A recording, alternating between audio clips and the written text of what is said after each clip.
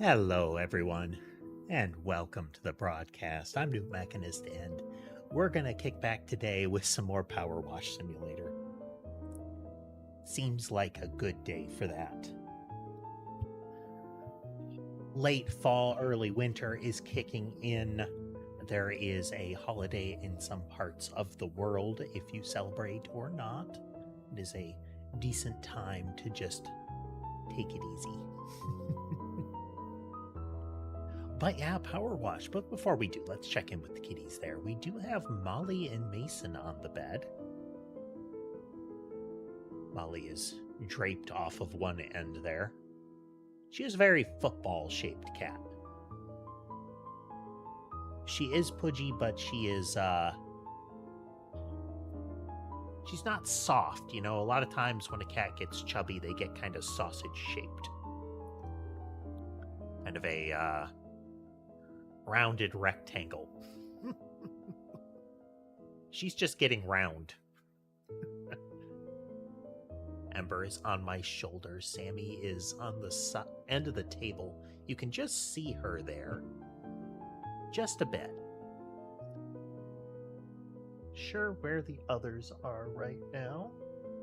I suspect Sky might be under the bed. But we'll see. We'll see. Oof. Rotate those limbs. I see Pope was with us already. Hey, Pope.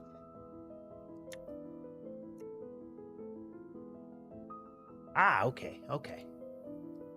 Yeah, we'd gotten kind of the deck or the stairway up already done on this before we called it.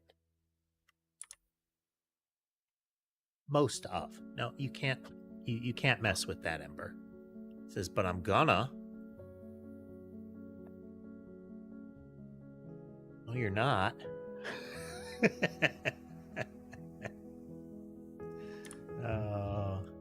Yeah, I hope everybody's having a good day so far.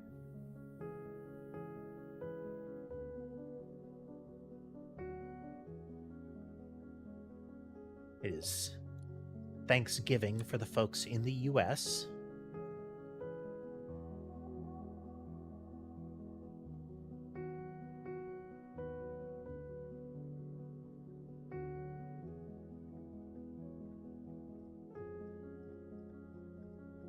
A holiday with a let's not think about it too hard mythology.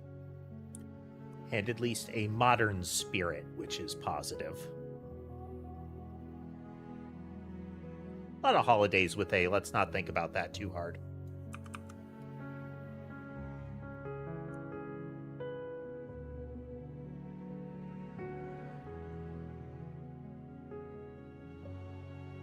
But at least in modern tradition, it is a kind of a let's come together and have a nice meal.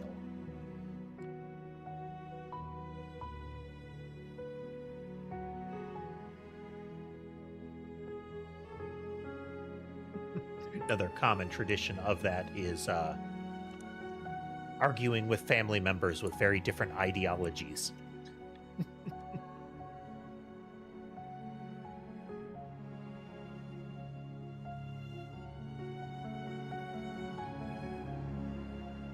To the extent where it's very common to have articles in the like that cover the idea of how to talk to your family about X on Thanksgiving. Or to avoid talking about or similar stuff. Which is simultaneously comical and sad.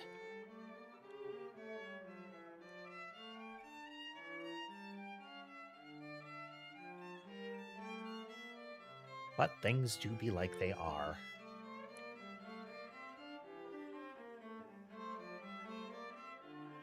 Very well treated lumber that they made this place out of.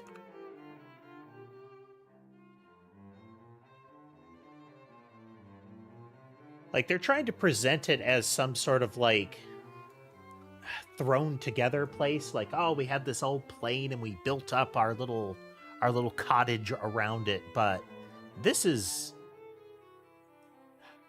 quality building material. Like, these are not just felled and polished up logs from trees or something. These were chosen.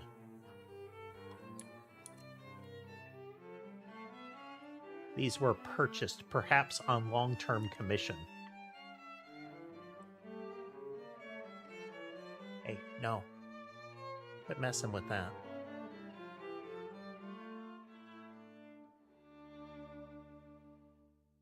One of the two things Ember will do if she feels she is not getting sufficient attention is that she will try to grab at the microphone.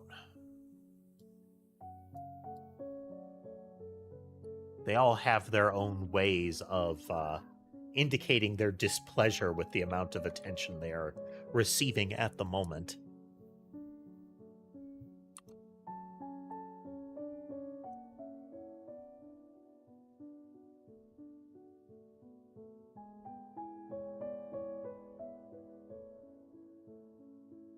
Game dev-wise, I'm still...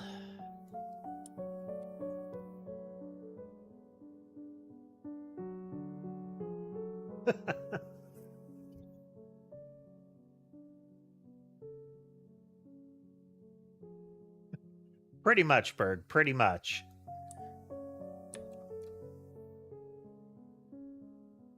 And welcome.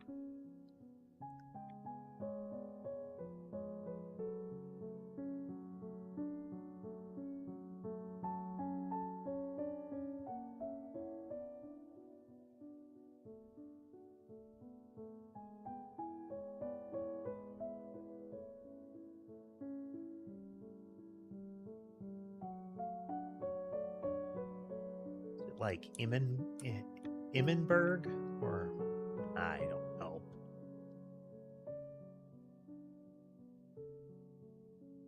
Anyhow, welcome.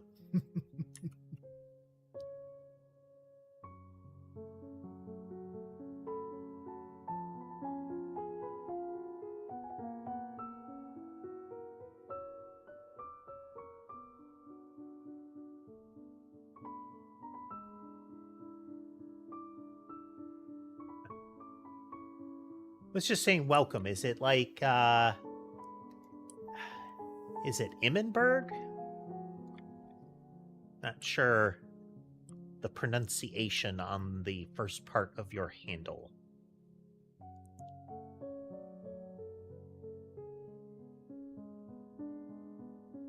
But welcome nonetheless.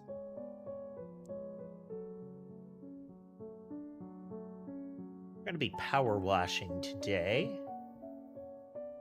Just an opportunity to relax until we run out of time, we run out of game, or the change in the weather makes me run out of internet.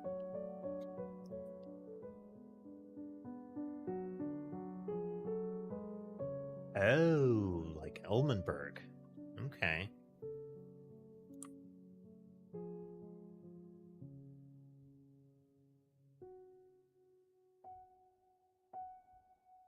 Well, I should turn on the game sound. The water is an important part of the experience.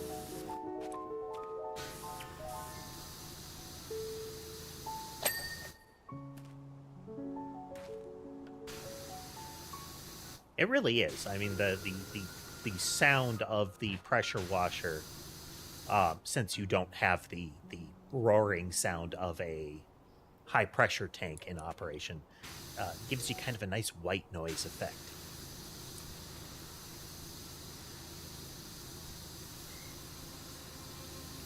If you've ever been in like an automated car wash, or like inside when windows are being washed in general, you can get that sort of effect. Similar to like ocean waves or rain.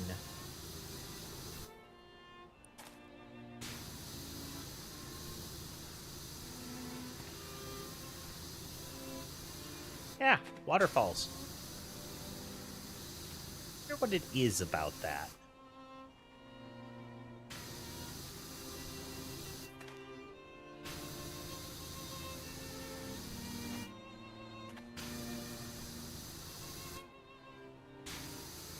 there a biological mechanic behind the fact that a lot of people find that, like,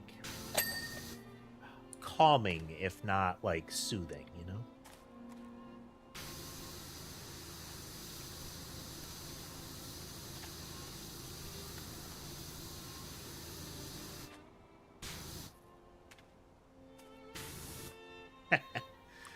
Subtle physics are something that I don't recall being in the first game. You can see the chair rocks with the impact of the water.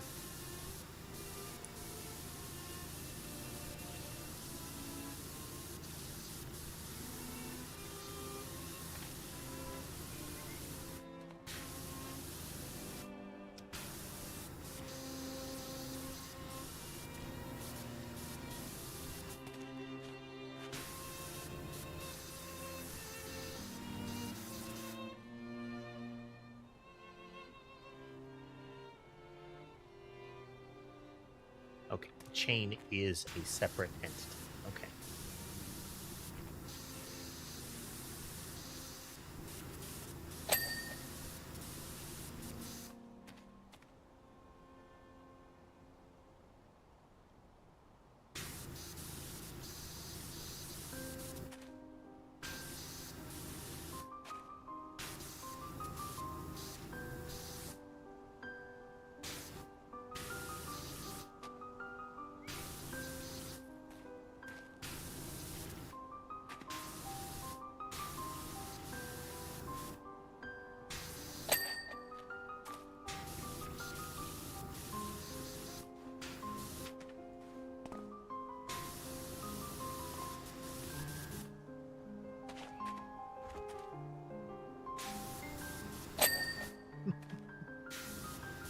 Oh, good times.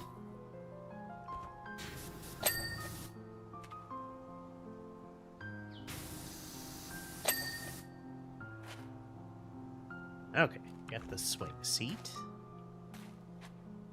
Hey, Schmuggums. Welcome. We're actually getting to have an earlier start today.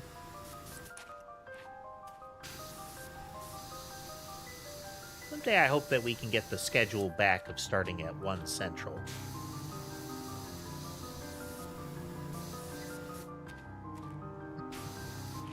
Well, thank you, Schmuggums. Thank you.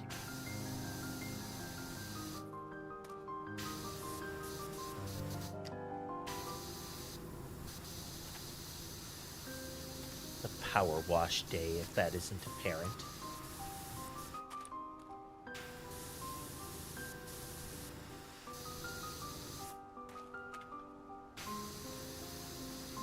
And it's a holiday over here in the U.S. So I figured I'd do something relaxing, and I was saying pretty much until I run out of time, game, or internet. Yep, Thanksgiving.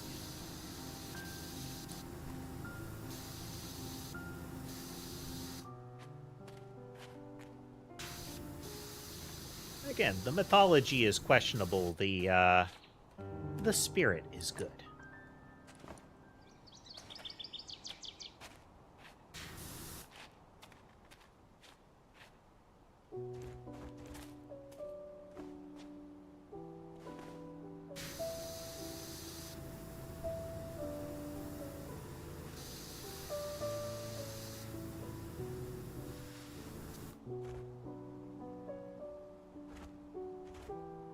Hey there, Ian.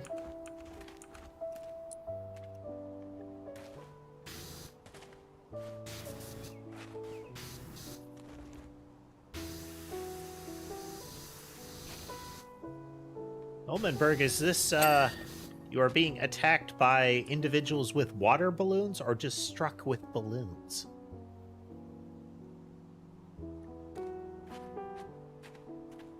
Ian, the day's going pretty well.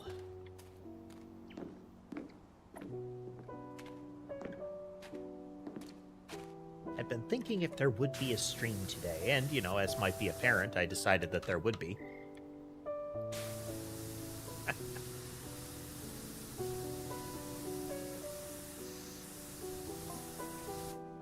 Join the geology team studying the merman's gems to find out what they were made from. Turns out they're made of a previously unknown mineral, which we now call... looks like pathacyst. Pathacyst. Pacifist. They're a hangover from the collision between Earth and another planet billions of years ago. It was obvious that they possessed incredible properties. Suddenly everything that happened made sense.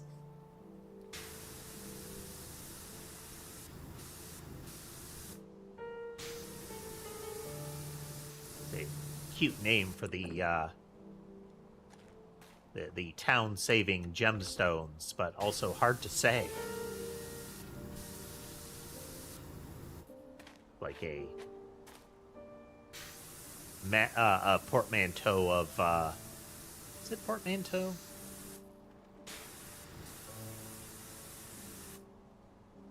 Of pacifist and amethyst.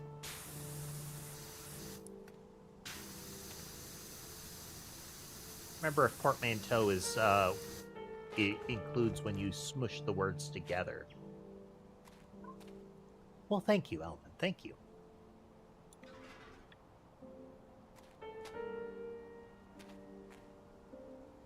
It was not a thing I had expected to be told when I started streaming. And it's been consistent enough that I have to assume that there's something to it.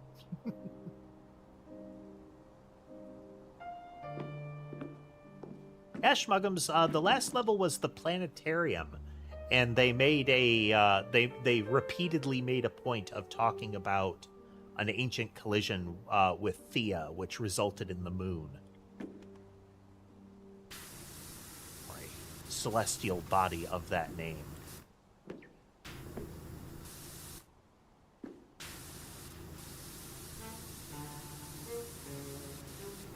So I assume that there is some element of that history that will become part of the averting of whatever the fresh calamity is.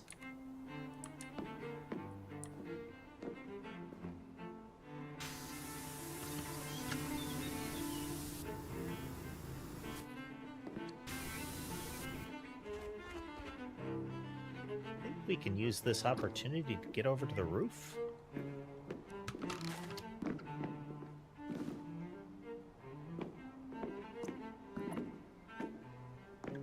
Little to the side to avoid the ladder.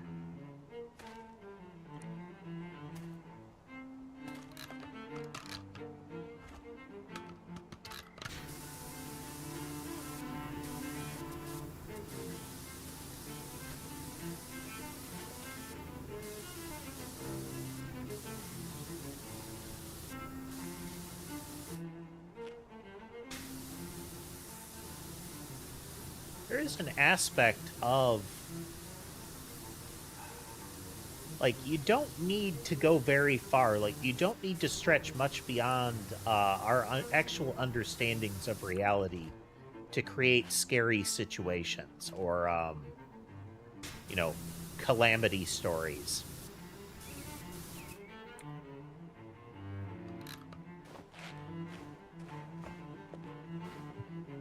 There are a lot of destructive natural phenomenon that have happened just in the generation of the world as we know it.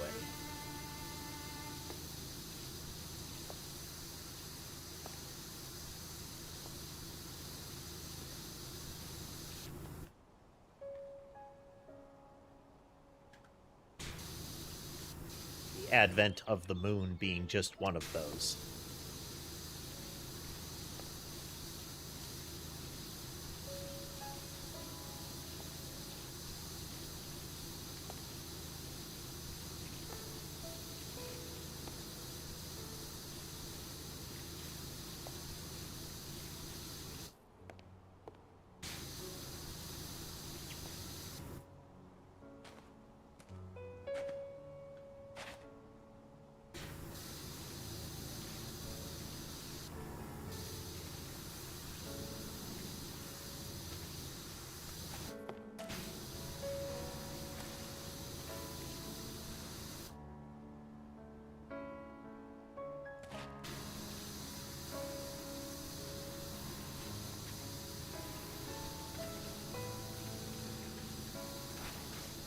Volcanoes, major fault lines.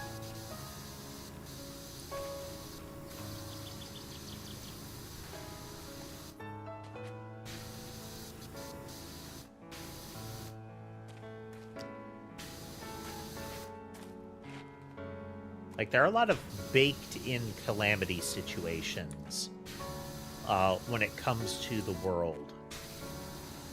You don't need to have some sort of interdimensional creature pulled through.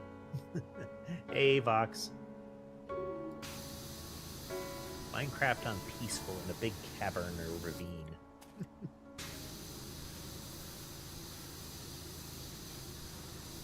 I always found,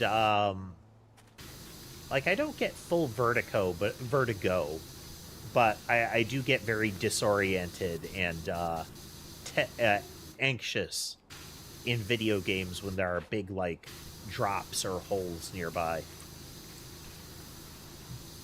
Mostly the anxiety effect.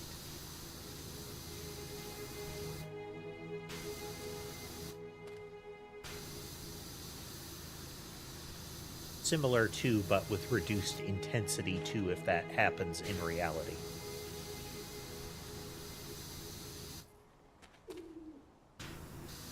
Like, you know, heights are fine as long as I'm not right on the edge.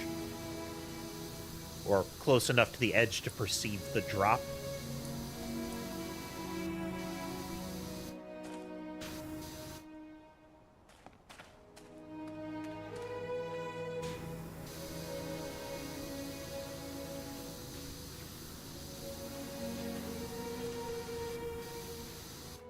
Driving in Idaho is a nightmare.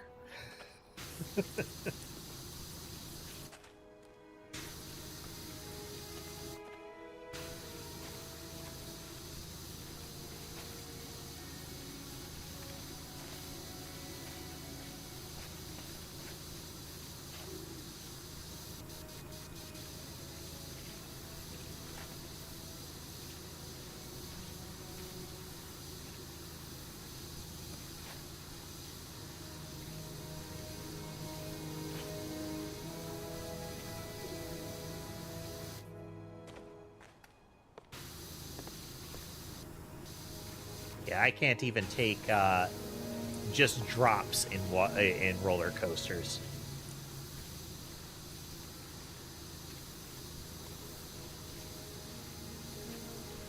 And a lot of it is the build-up to them.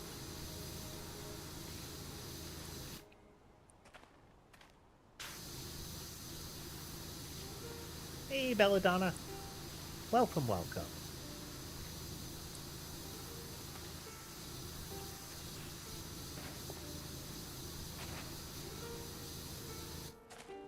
Welcome, everybody, to ideally what will be a great deal of PowerWash play.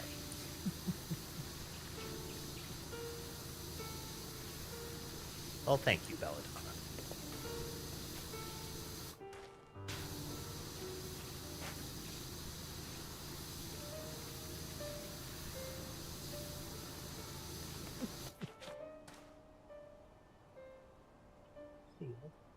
This is going to be very temporary because they're not going to stick around on this surface on this camera for long.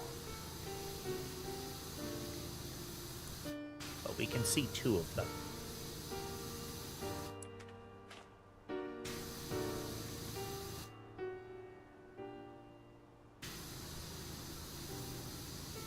It is Belladonna. It is a very... To reference what has become an entire genre, a very satisfying experience. PowerWash Simulator appeared during the surge in popularity of simulator games. It has really simple gameplay and a lot of nice quality of life things to it. Not the least of which is what I would call the ding sound. When you've cleaned something enough in a very simplified format, as we're seeing, you will get a nice chime effect. The object will light up and it will be fully cleaned, even if there's a little bit left. So these logs have some surface exposed on the front here that I won't be able to get from this angle, but you can see the little meter. Yeah, right now I'm using one of the highest end ones, but let me show you a moment. So this is... let's show the whole thing here.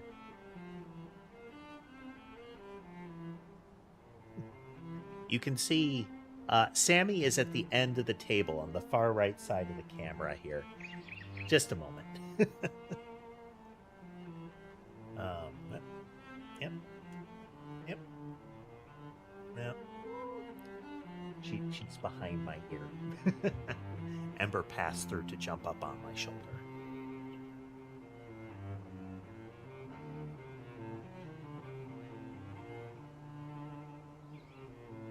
It's getting into late fall, into winter, so there's always the possibility that there are cats like up and left from this camera looking out a window.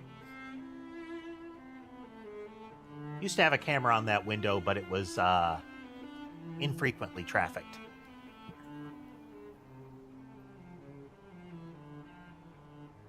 So, Belladonna, to your point, you start with the Prima Vista 1500 here, and the standard nozzles for it, and you can buy upgrades for them that add additional things like lengthening the wand, and there's a whole bunch of different versions that you can purchase and unlock here through the currency you get in the game, the money here. This one I'm using is really versatile, and it has the triple nozzle, which is real effective. This one has a lot more power at a point, but it's really awkward to use. Not that it's bad or that it's not effective, it's that it takes up a lot of the screen. This is a special one. It has these big disc cleaners that are for things like floors.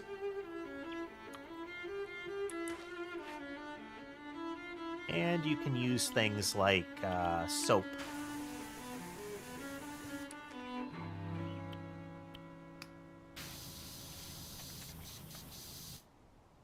Yeah, so like this one.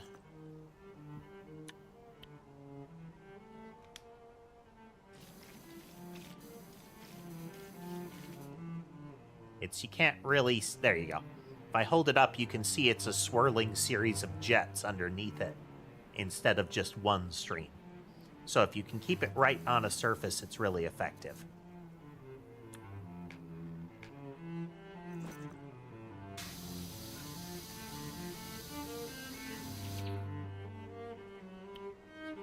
I have seen people use a tool like that floor one. Generally, they look a little bit more industrial than that, the ones I've seen. They're like floor waxers. But they operate in that same fashion, is that there will be kind of twirling jets underneath it to get a whole lot of pressurized water over the surface, instead of having to steadily sweep a jet over it.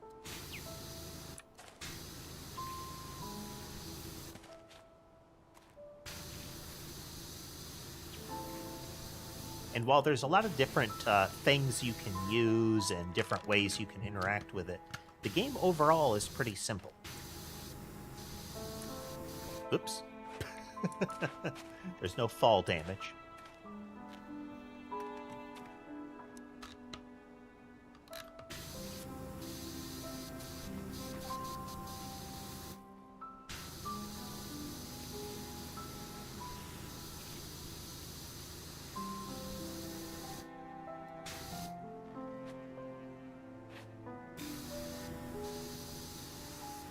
You can see there are a lot of things you can move around to make it so that you can climb up on things.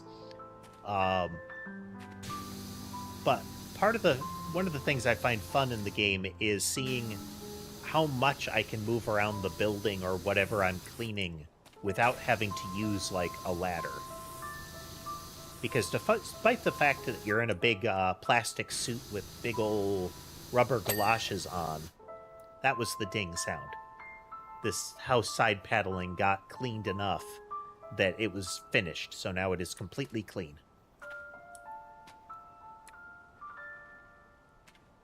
This is another quality of life tool. When I press a button here, the glowing pink spots are where there's still dirt.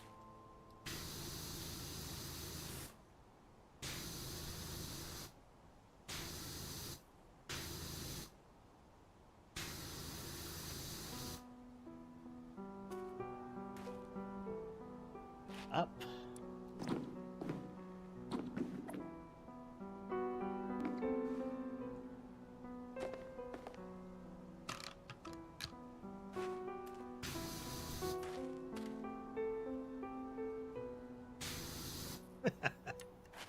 I don't know. One second here.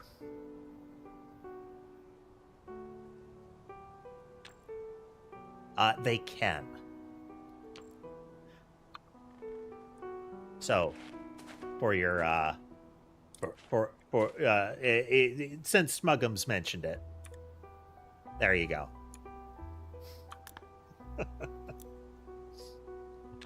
If you want to subject yourself to that, you can.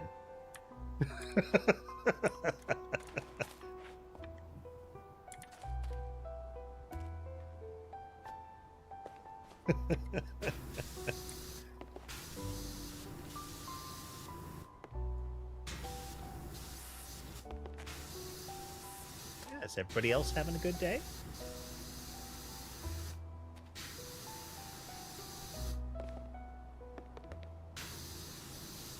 Everybody else had a good day? I know some folks joining at this time, still it's very late in the evening for them.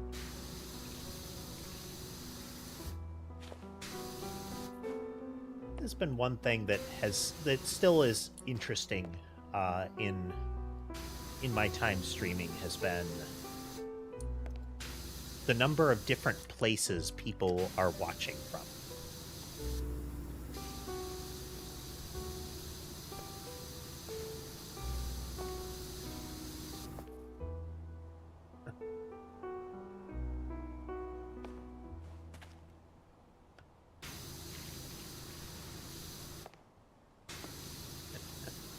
Hey there, human. For those curious, there are 3 streams going on, and while I don't have the chat on screen because, as a whole, people can't be trusted. But there are 3 streams going. There's 2 on YouTube and 1 on Twitch. So if I seem to be interacting with somebody you can't see, it is almost certainly that they're in another stream.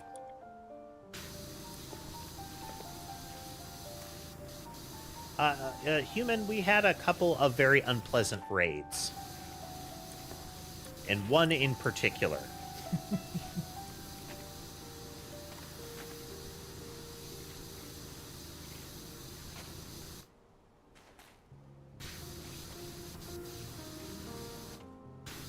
I generally don't have much by way of moderation support, and we had to scramble.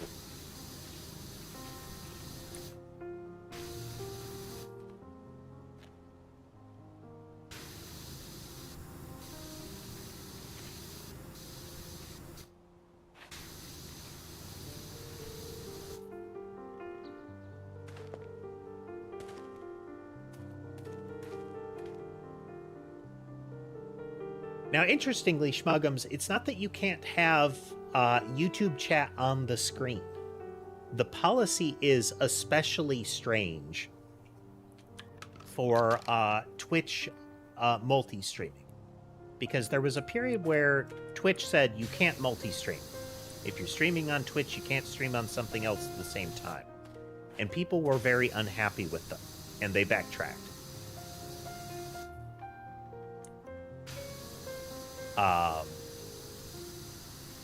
But in the policy that they listed, they describe it as in order to make sure that the Twitch folks have the same experience, and hello on the YouTube side, human. In order to make sure that the people on the Twitch side have as good an experience as the people in the other streams, you are not allowed to show combined chat. So it is perfectly allowed for you to show the Twitch chat and the YouTube chat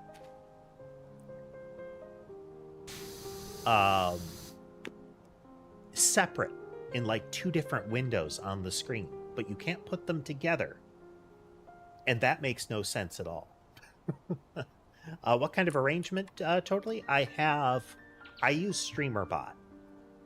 It is an additional program running that takes the chat from all of my streams, and I have another window showing it.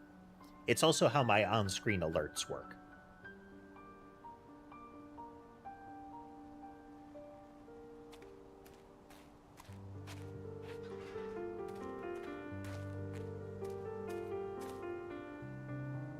Yeah,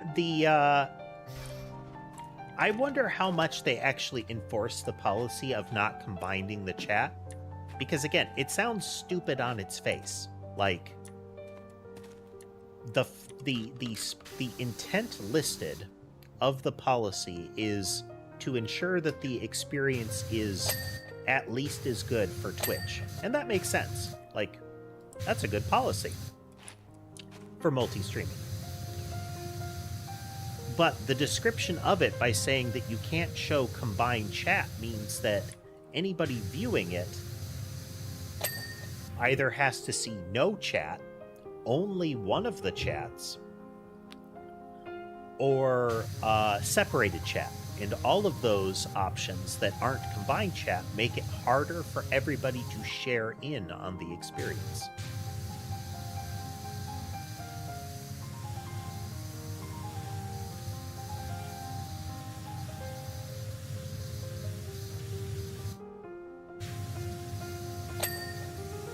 Now, what I'd really like is some sort of,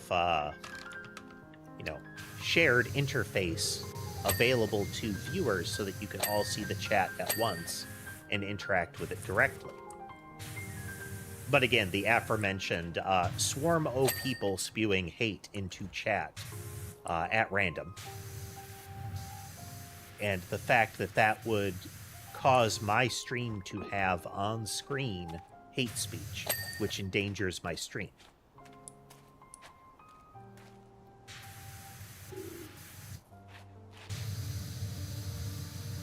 This is the 3-pronged head, which was really good in the first game and is even better in the second game here. It's not universally the one that you want to use. Green and yellow are still very reliable nozzles, but the Trident head is real good still.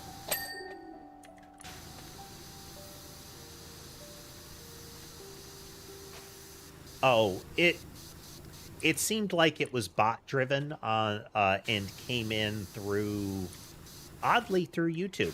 Normally they would come in through Twitch in that regard, but they came in through YouTube. At the time, they claimed they were that they were sent by Hassan Piker, which was a flagrant lie.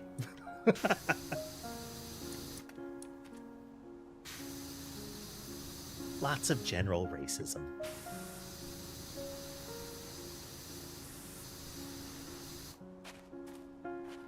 And with the clear intent of targeting somebody whose chat is on screen for that reason.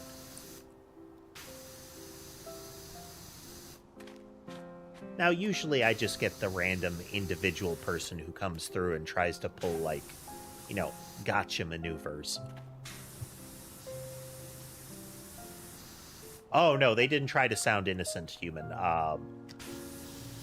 You had a couple of people in chat that would try to say things that would... They were meant to fluster the streamer, as in... They were trying to get you to get defensive or similar. But there were plenty of them that just came in swinging. Somehow Blake Thrust knew all this before anyone else and destabilized the volcano a few years back, trying to get the special gems. So this is why the laser jet. Now I suspect that big tech are moving in to succeed where he failed. If a one-man drill destabilized the entire volcano, imagine what a bigger operation would do. Controls are WASD. So basic controls, and then there's a toggle switch to let me do further movement. So it becomes edge of the camera movement as far as normal aiming, but I can still WASD around.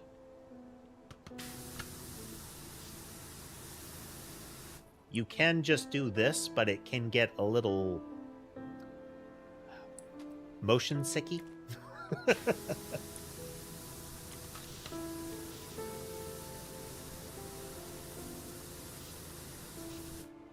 I don't know if this has VR support. One would expect that it would. Here, just a second. Let me take a look.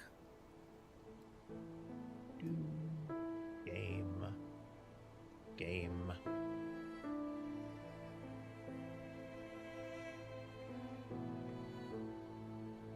Let's see, it does support gamepad. I do not see listed VR support, but gamepads as well.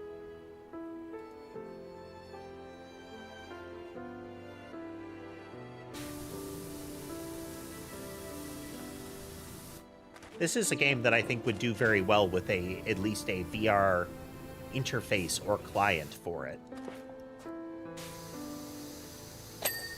Or at least it would be adaptable to that sort of interface without it altering the game experience much.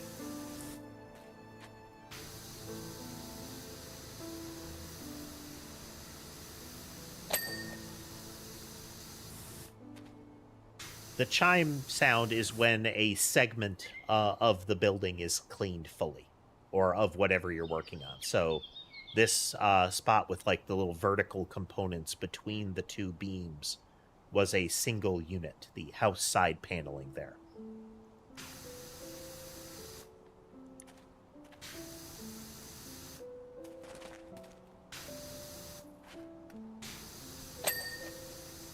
Or this corner post.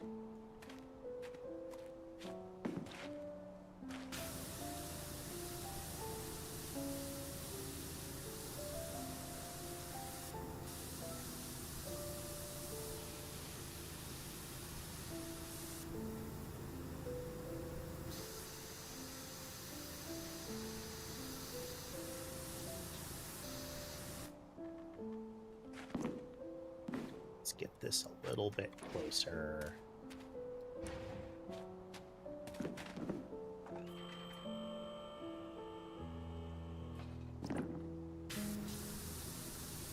The scissor lift is new to the second game. First game you had step stool, step ladder, and the long ladders that you could use, as well as the big scaffolds like that one back there.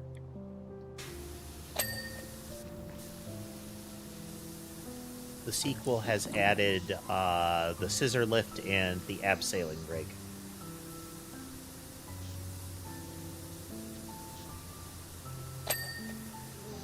As mentioning earlier, they're generally not necessary to complete a job, but they can be really handy.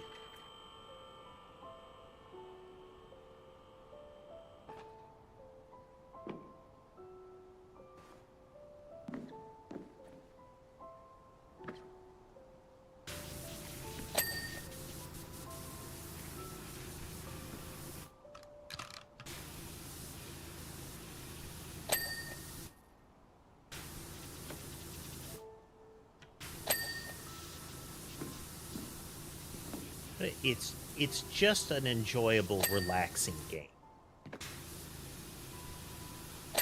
And counter to what you would expect, that part I was reading included reference to the storyline from the first game as well as how it is continuing in the second game.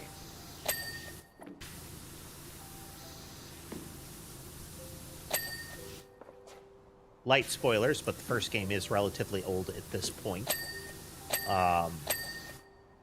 The first game has you, through the process of cleaning a lot of things, indirectly saving the town from a cataclysmic volcanic explosion, aided by time travelers.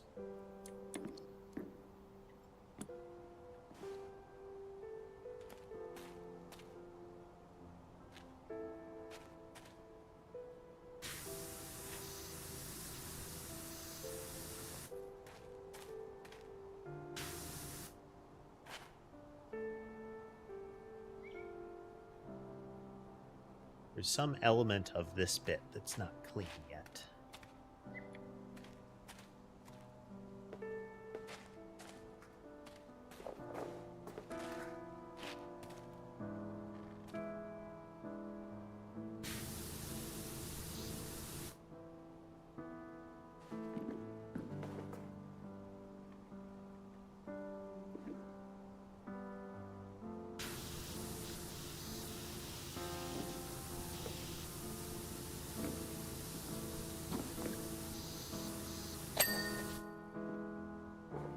There we go.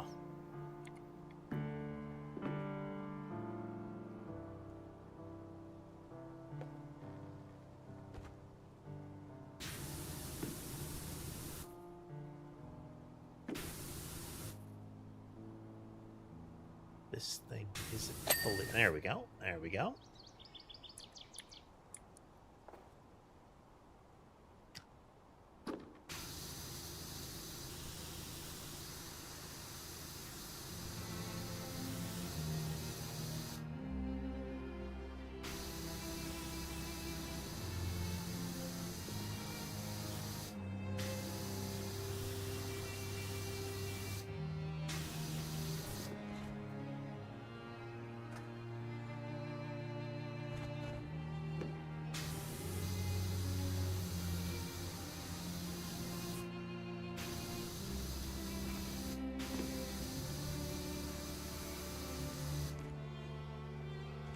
They don't do full physics in this, so you don't have to worry about, like, the dirt sluicing down.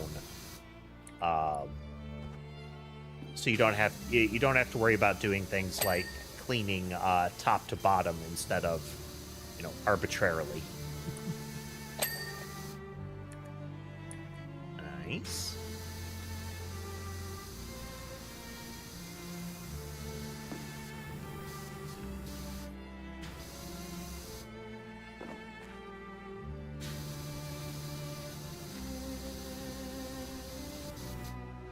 Hello, Sky.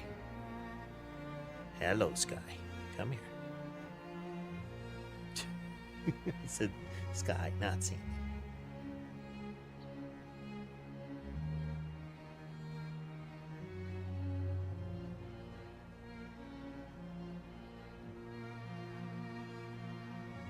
You'll be able to see a pair of them in a moment. Yeah. Sky and Sammy on the table.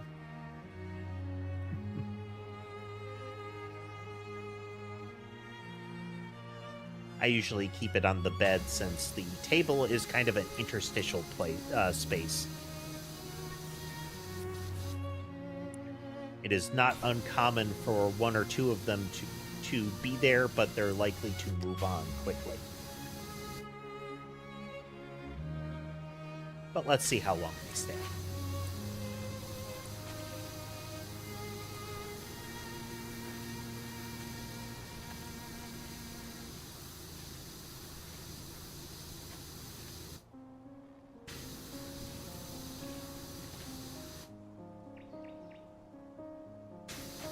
Going to need to put out food for them shortly. They have cleared the bowl.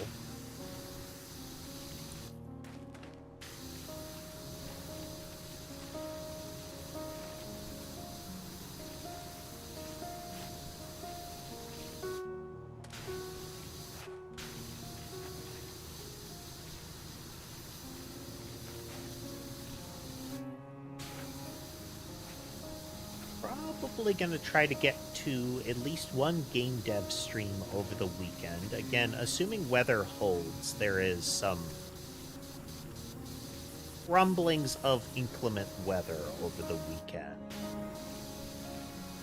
And the local ISP has, while they've been good about repairing it, there have been a whole lot of outages recently.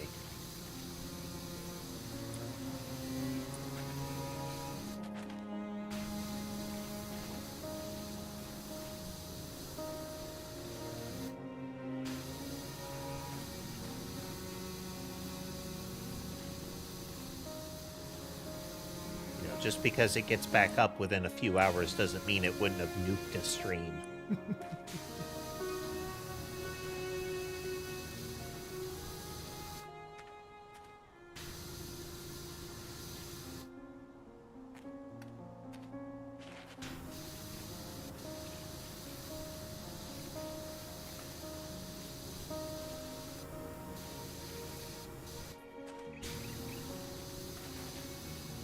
Like most of the dirt here is just moss. That is something that they changed from the first game.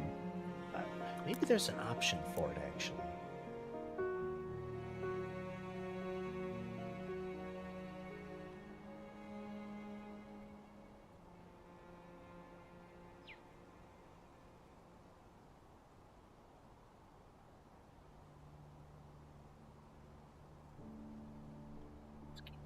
Let's try that a little higher, actually. Interesting. Just toggle, cycle through.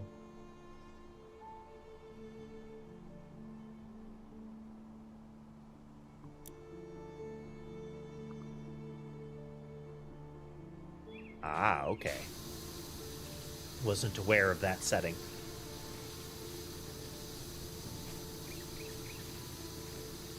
Make the filth pulse linger longer. Which is remarkably useful.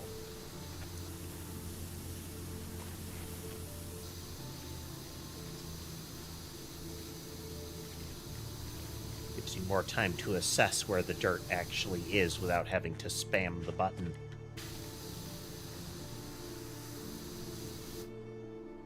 Well, as noted, the kitty's bailed on the table.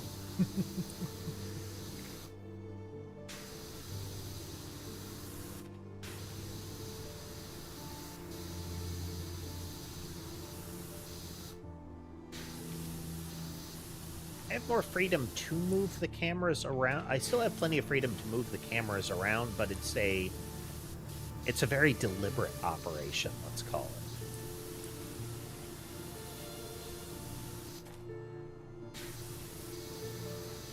Cabling must be run. So I try to pick areas that they are going to... While they're not going to necessarily stay there, they're going to pass through there.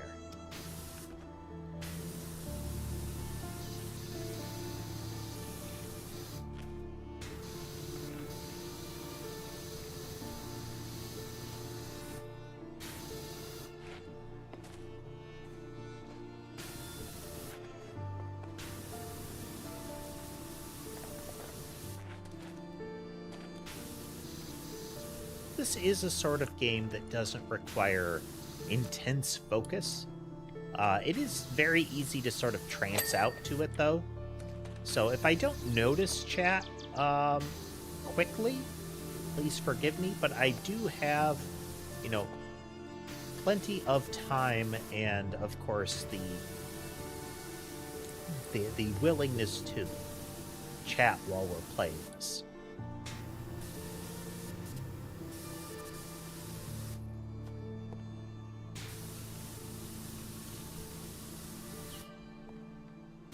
Not like these are Elden Ring boss fights or anything,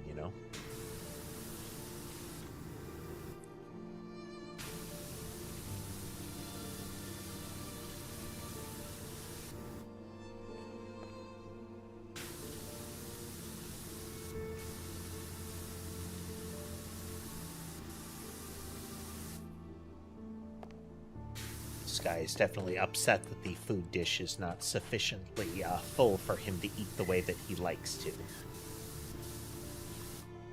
I know, bud. I have elevated food dishes, elevated shallow food dishes, which are, for most cats, really, really effective at making it easy for them to eat. But Sky has very long, droopy whiskers, so even with those, he prefers to eat by pulling the food out of the dish and away, and usually eating it like a couple of kibble at a time. Some of that, I think, is learned from some of my prior cats that he sort of mentored under, let's say.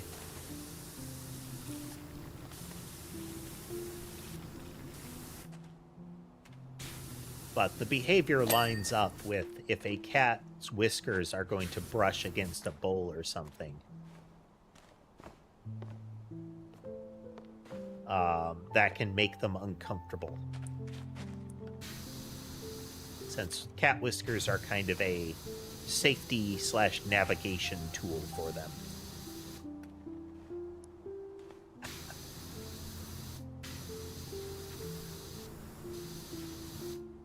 There was a period where the music on the stream, Elman, was chiptune style stuff, so kind of old style video game music. And then later there was more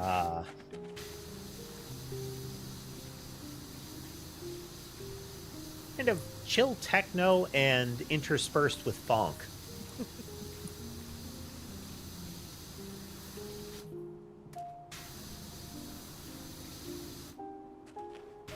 As might be apparent, we settled on something very different.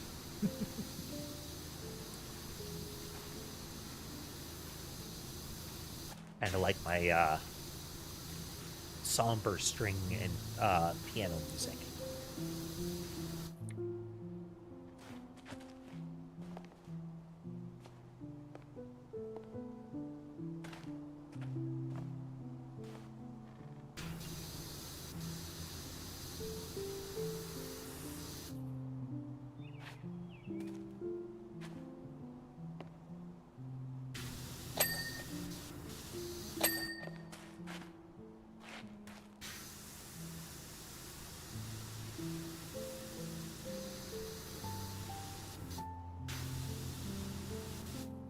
So some of those logs that were cleaned are likely because I got the other side of them when we were on the entry portion of the deck.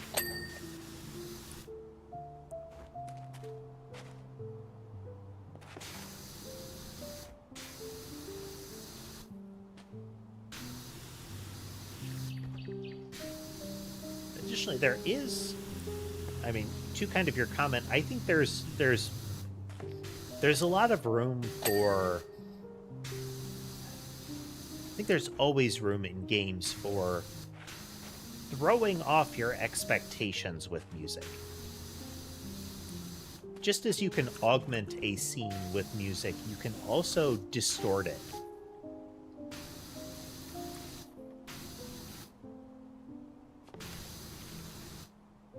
Whether by making it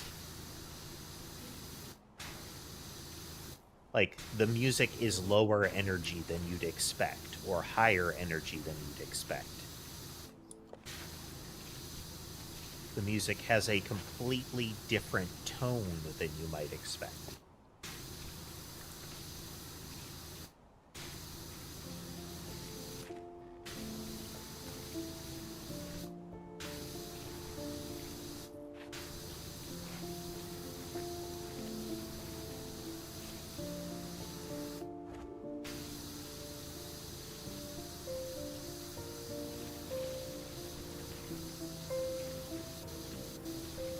Because sometimes you can use that to just to tell more of the story of what's going on. Like, even if it's an intense battle, if the music is sad, it usually implies something about the opponent or the relationship between the player / the player's avatar and the opponent.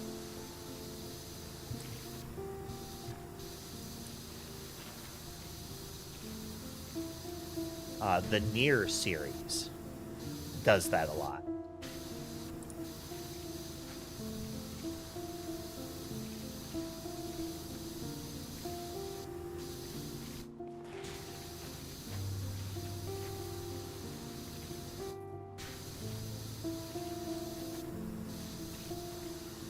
That way, you know, never underestimate the impact that the soundtrack can have on a game.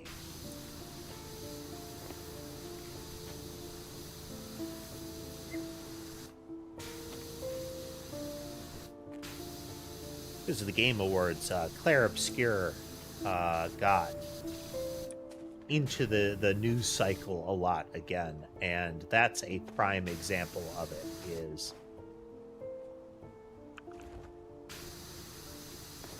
the music in that game was remarkably good.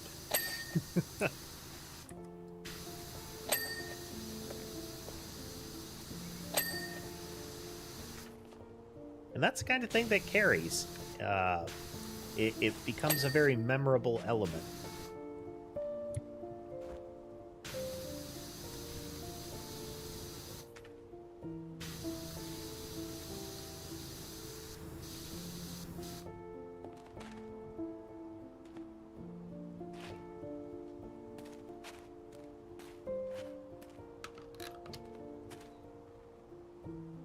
Switch to the... let's use some.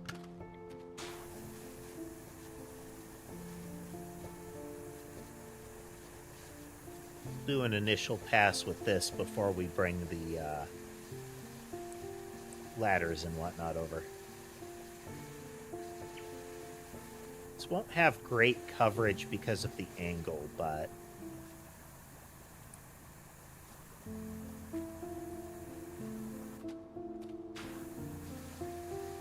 we'll get a lot of it out of the way. That, and it's fun to just use the soap now and again.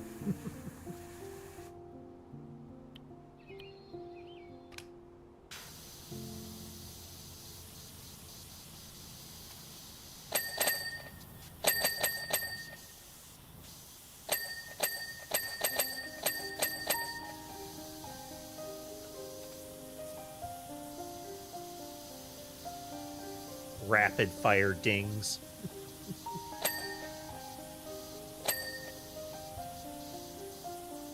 Okay, there's still a lot up there.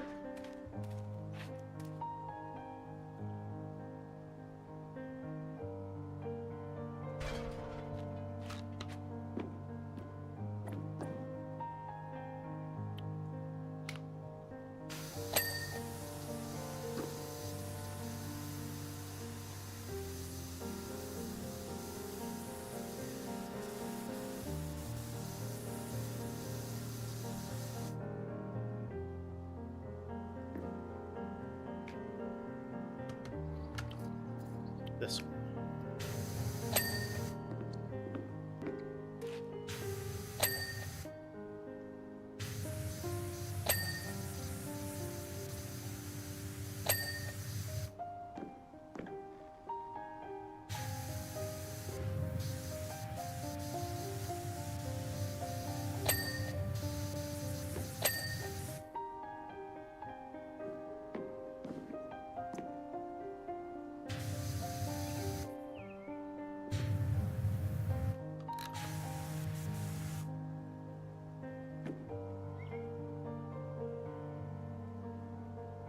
Okay.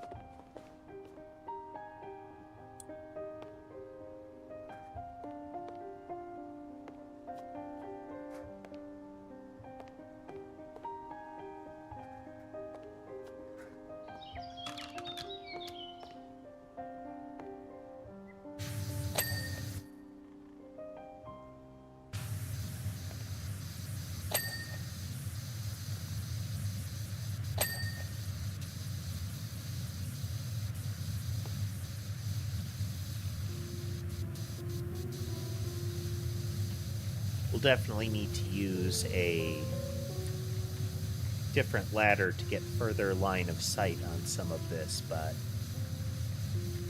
given the tight space here, we'll need to get in at this angle as well.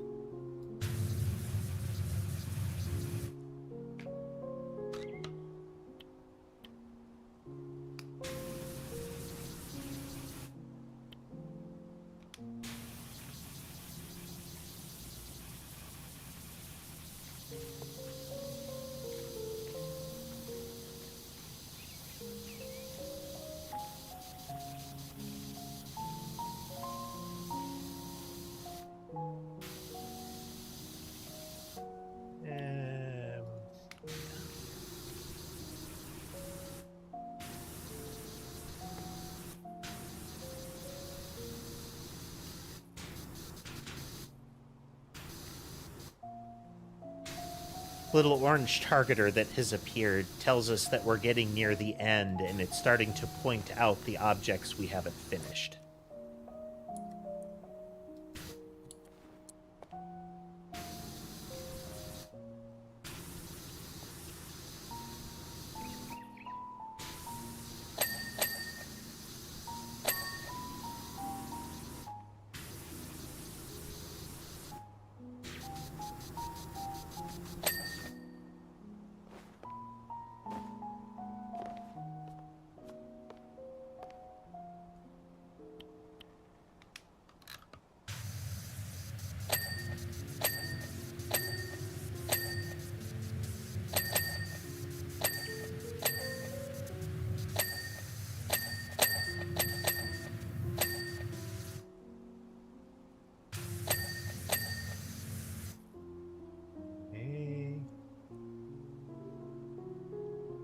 Still plenty to find.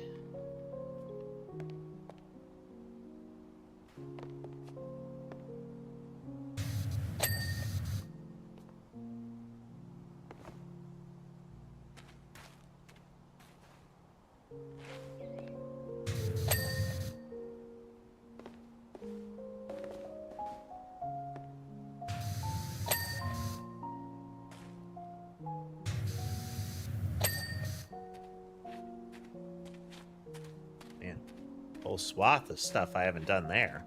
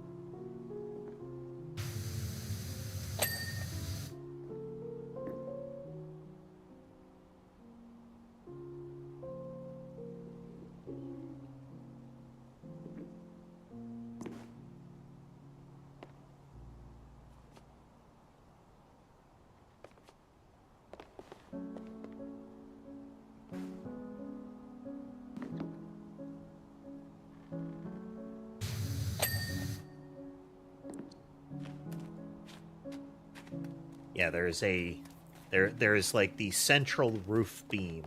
Yeah.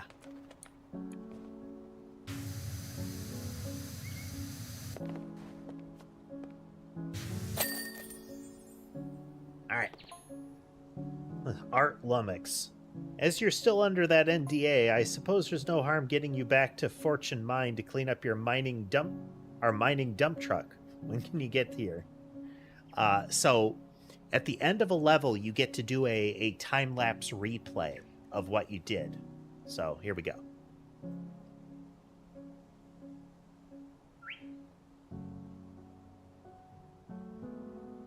You don't get the full animations, but you can see the water jets and where your character was generally standing when it happened.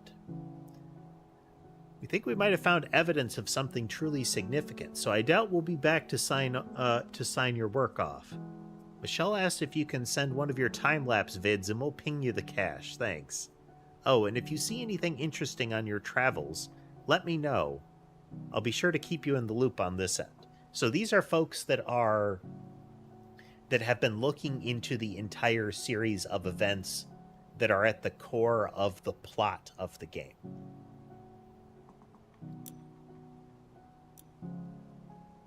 Thanks for taking this job on. I know it's not easy getting all the way out here. Despite the NDA, you're still technically trespassing. But in truth, the deluded Sponge Valley bigwigs behind this rig are all running around like dogs with tails for heads, so no one's going to notice you. I'm hoping you've got something proper to cut through this heavy-duty grime, though. Looks like we're packing up, and in its current state, this thing's going nowhere. I wonder if this mining operation is connected to the dialogue that was had during this, where they talked about how you had the one guy with the laser mounted on a personal jet that was trying to get these special crystals from the volcano, but that there's big companies coming in. So we have a big mining operation with NDAs and whatnot coming in.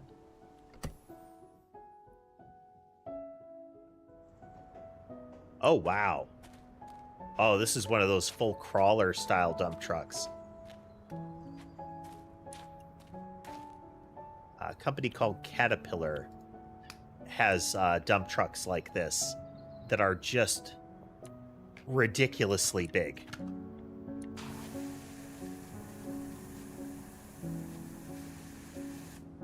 I suppose I should just test with the washer first.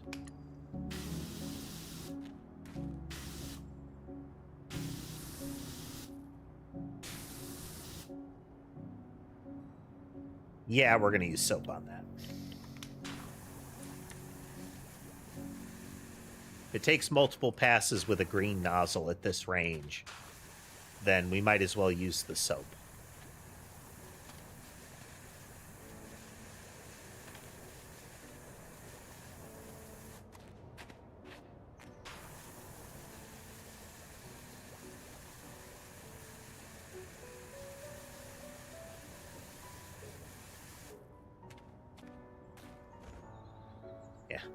Dirt's just caked onto it.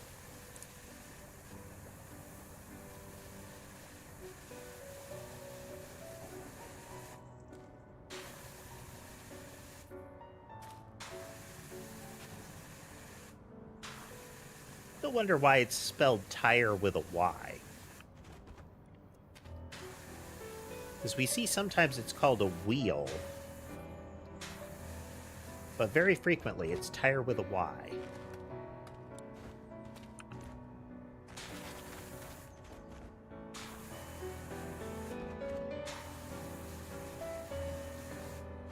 Anything that turns white when the soap hits it is stuff that still has dirt on it.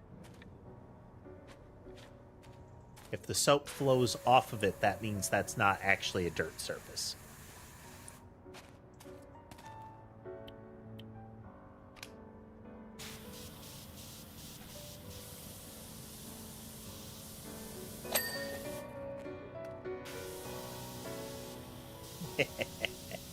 Tired. I'll tell you, this thing represents everything that's wrong with these Sponge Valley hotshots.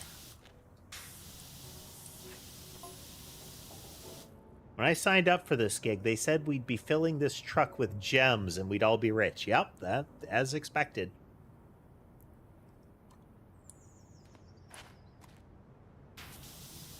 These are the guys coming in that are trying to get the special gems from inside the volcano. And we know that whoever stole the gem from the merman statue then stole it because the gem is valuable. But we also know that the gem is doing something to prevent the area from being geologically active.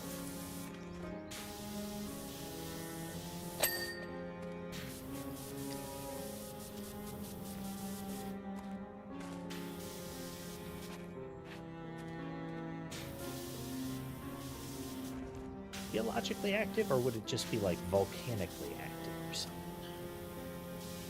I don't know.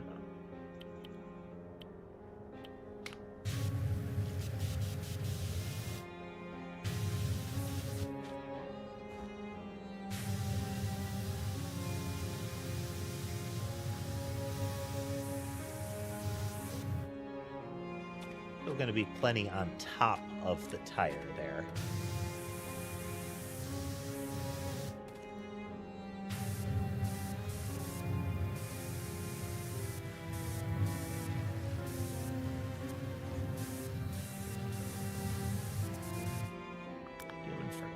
Yet. I do want to pick up the Urban X washer as well to go with this one for situations where it is just focused grime removal as opposed to wide area.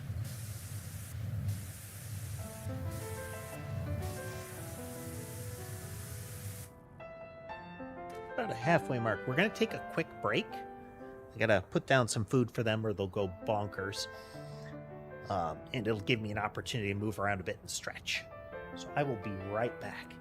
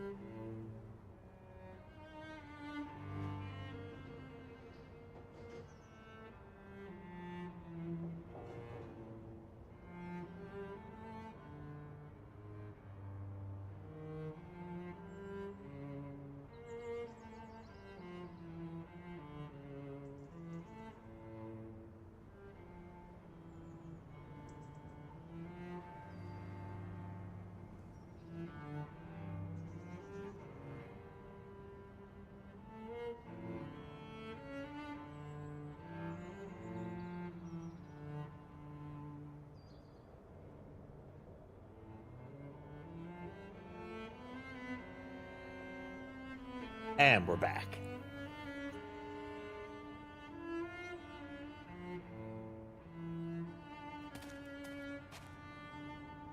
Let's see, we have Bubble and Squeak over here.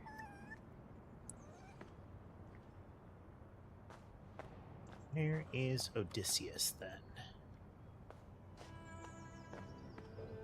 There's Odysseus.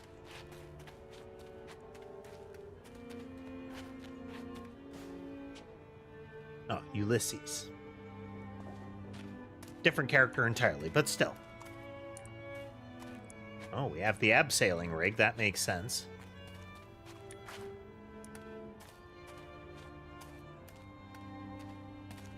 There's a big truck.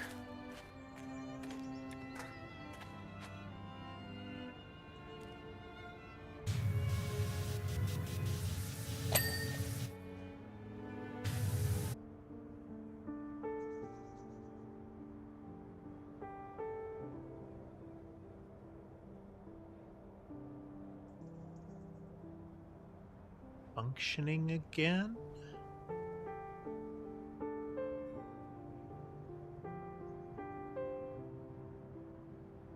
Maybe? Think so?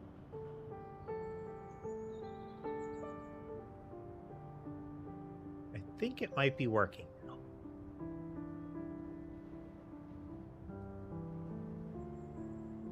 Checking all the stuff. Looks like we might be functional again. That hasn't happened in a bit.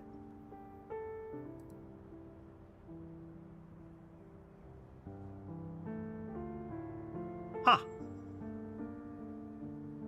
How irritating.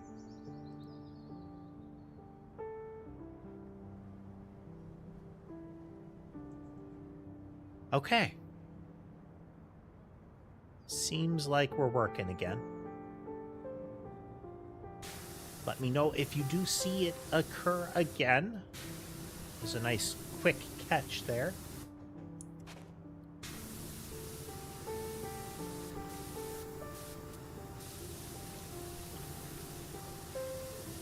But we should be back. And hopefully that's all the scuff for the day, you know?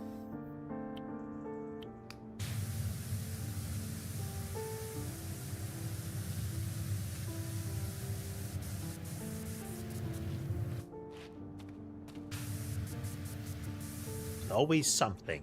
There's always something.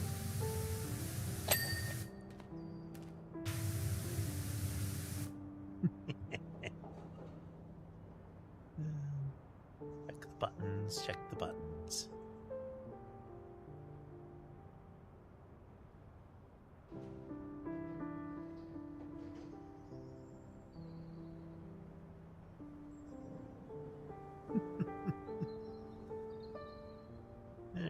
Alright. That button. Okay.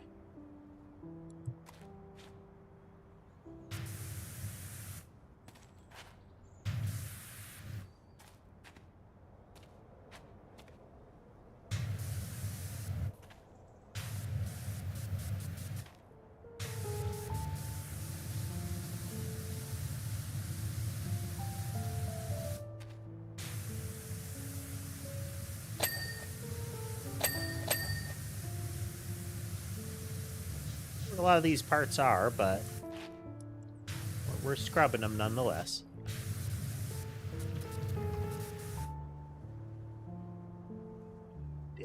Keep checking a lot of things when the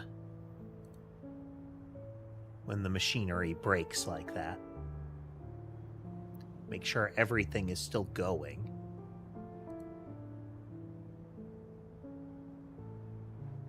Yeah, okay. Are getting some network loss.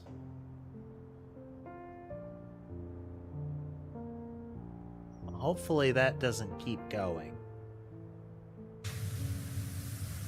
I did mention that the weather could start causing problems, so bear with me if it do.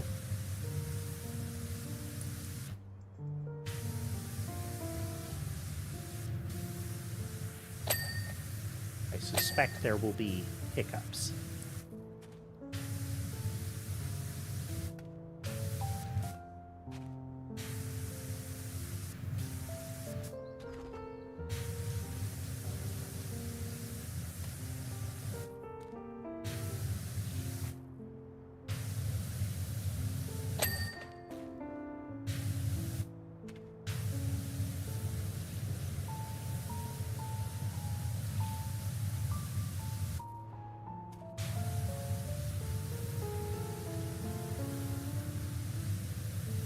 Yeah, so it looks like so far we have...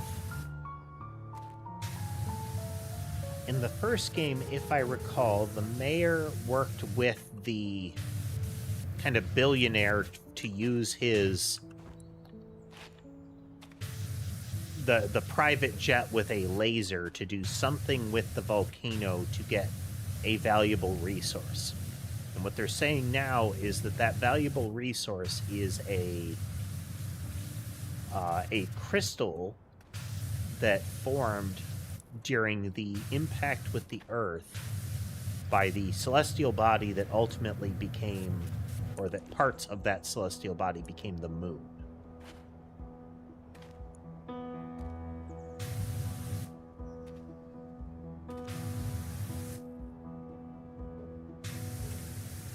This substance seems to have an impact on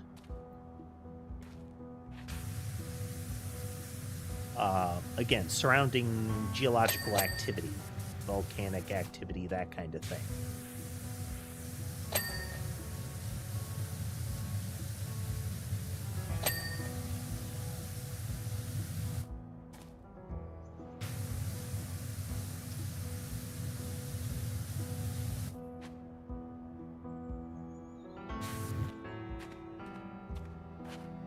Further up than we can't quite see.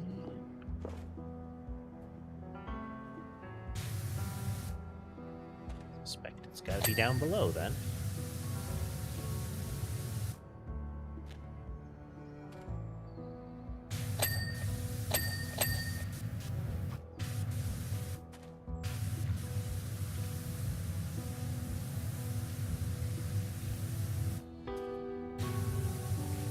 In addition to just having a nice chill stream on a holiday, one of our goals here today is to try to get as far through PowerWash 2 as we can. Because we do have a couple of other games on deck that I feel, well, that are also narratively driven, so I don't want to go back and forth.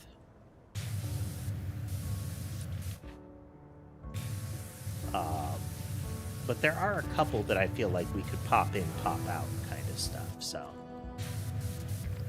But at least the initial ones on deck are very narrative driven, so we can't really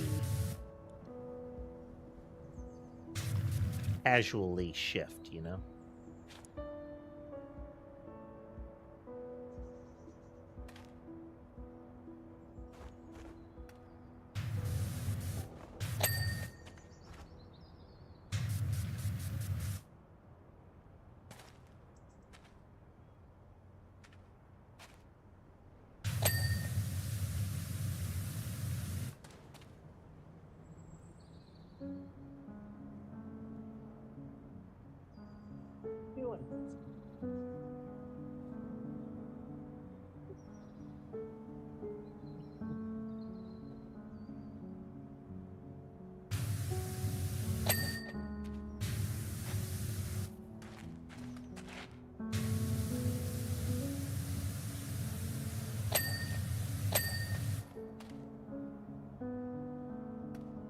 Plus side, there are a lot of little parts that they're giving us.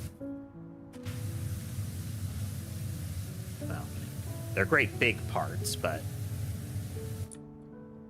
we are able to finish a lot of subcomponents.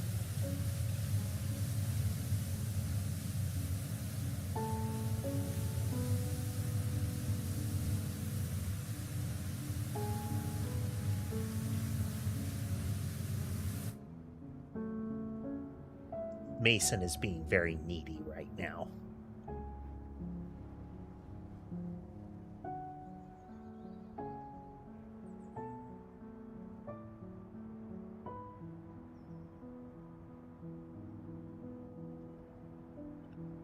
beverage.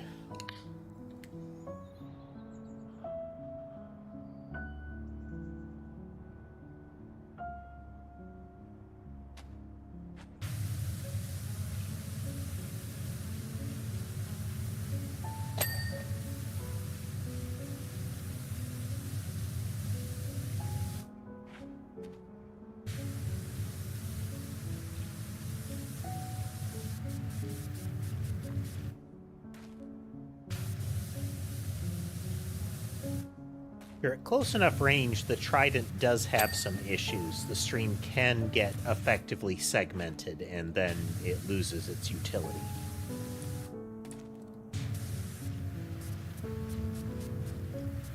Since at that point you have 3, like, off-center, wide red nozzles, but...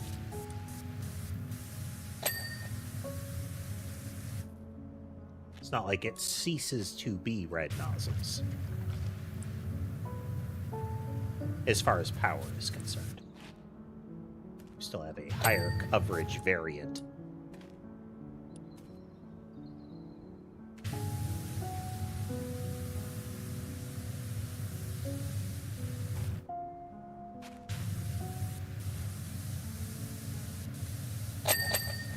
Oh, wow.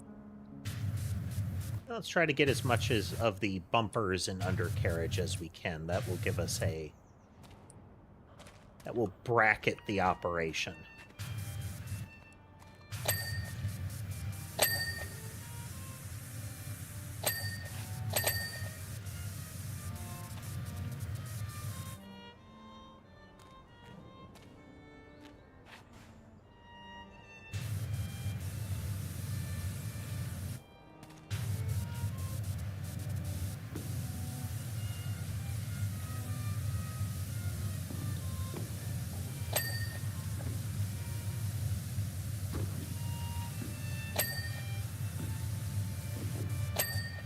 At least personally, I find it useful to have, like, to define the edges of the job and work from there.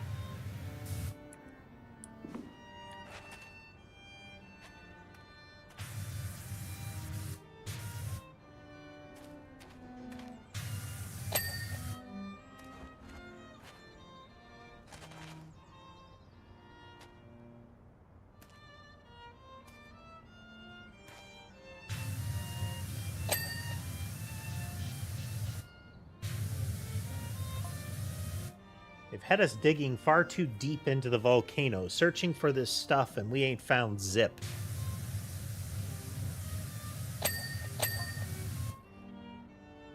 Truck's still completely empty, and now they're calling the whole thing off. Or they got what they wanted, stole it, and are bailing out so that they don't have to actually do a payout.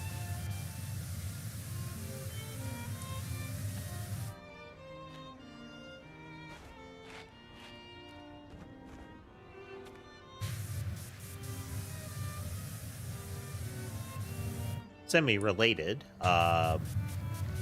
apparently the legal drama surrounding the companies behind Subnautica 2 continues, with constant and fresh accusations all around.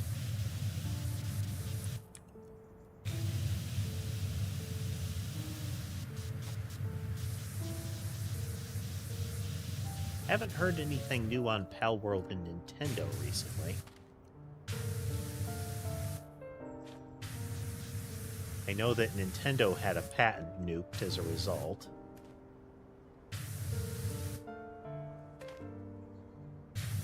But I haven't heard anything since that.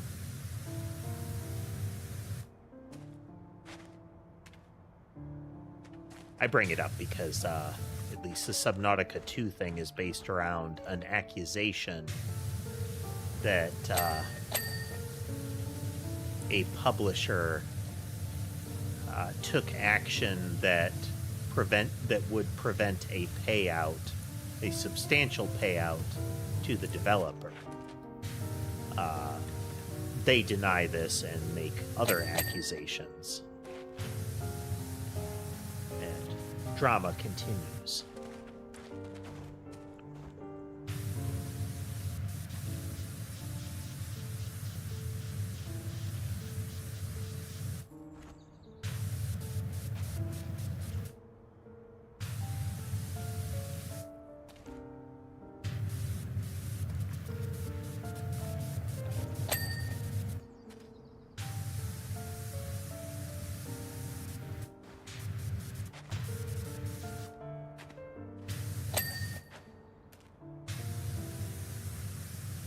Sometimes hopping up and down like that can let you clean things without having to kind of squeeze a ladder or a step stool in.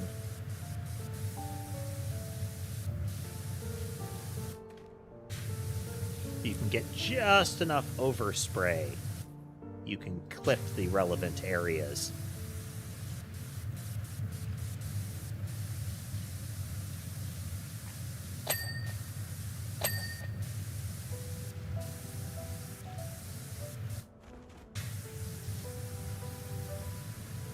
Yeah, there are trucks like this in reality. Big old, just gigantic vehicles.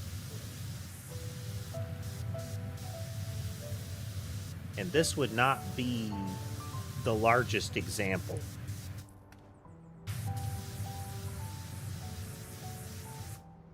But this is definitely referencing one of the gigantic ones that Caterpillar makes.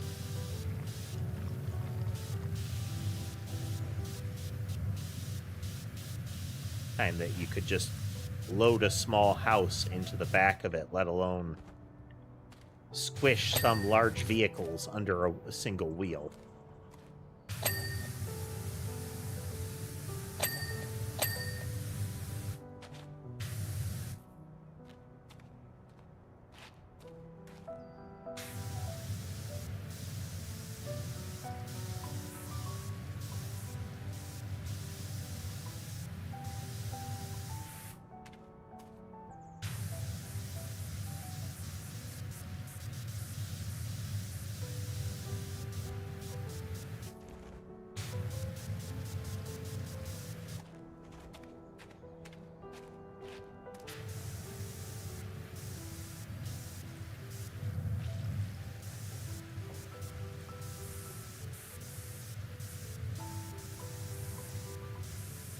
I wonder if they're going to explain why they have decided to use that it is big tech has sent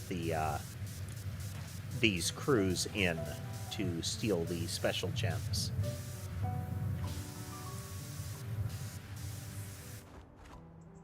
Like, is there some sort of like electronics related reason, or is it a conveniently recognizable boogeyman, you know?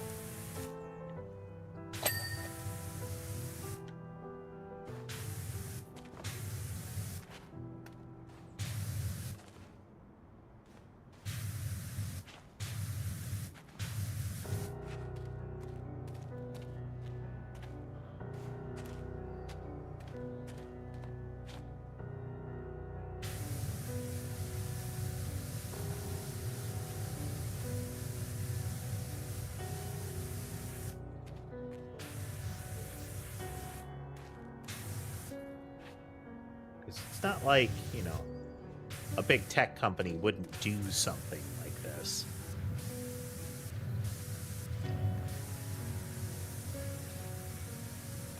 More narratively, is there a reason that they in particular are doing something like this?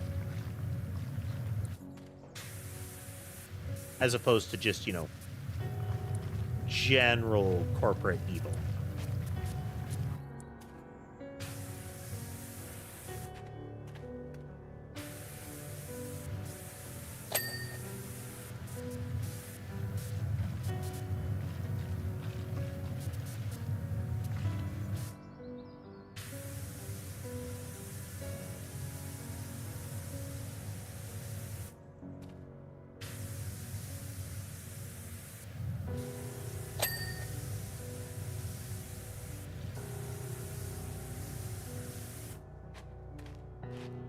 I feel like general corporate evil could be a nice, like, 90s cartoon villain.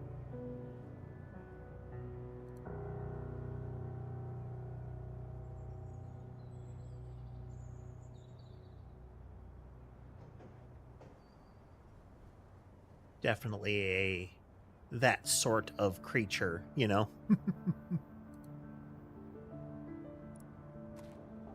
Double wheel. Let's use soap on this.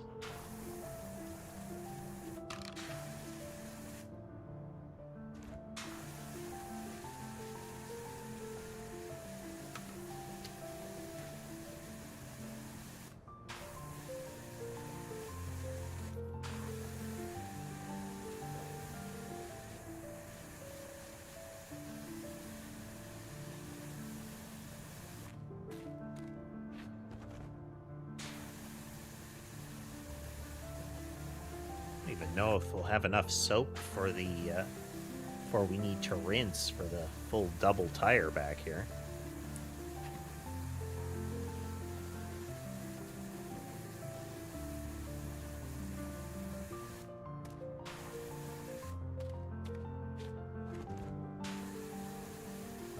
In the first game, soap was a limited commodity. I think you would have to buy more soap. Which, for anybody familiar with scarcity gaming as far as like potions and whatnot, it is very hard to justify that kind of thing because you're always thinking, well, will I have enough? You know, what if I run out?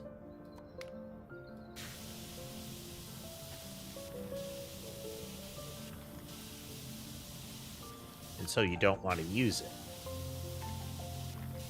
So even if it would make an individual circumstance much easier to deal with, you have this hesitance to do it.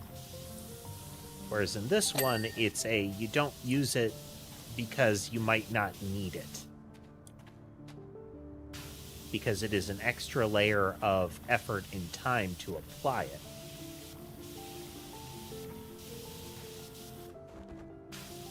You know, could I complete the clean of this object without the soap in similar or faster time?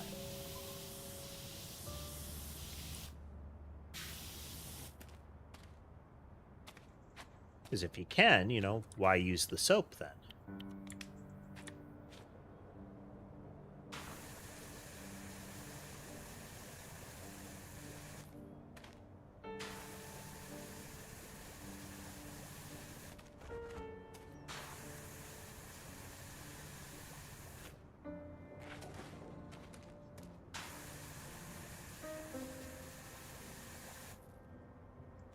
This case, there's enough ground to cover with the tires that I figure it merits it.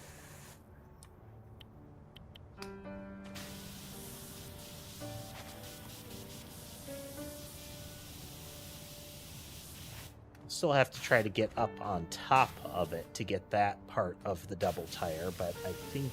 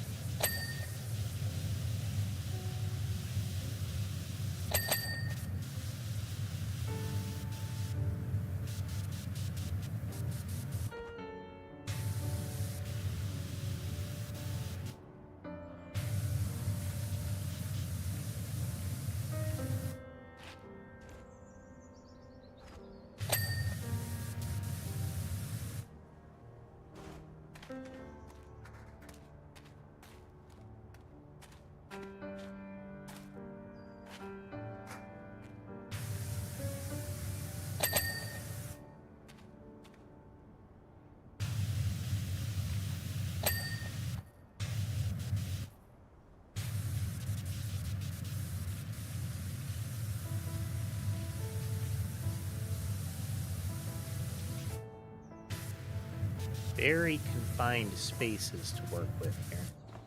One thing that got everyone spooked, though, whenever we've dug lately, everything's come back real dirty. I only sent this thing into the mine yesterday, and look at the sight of it already.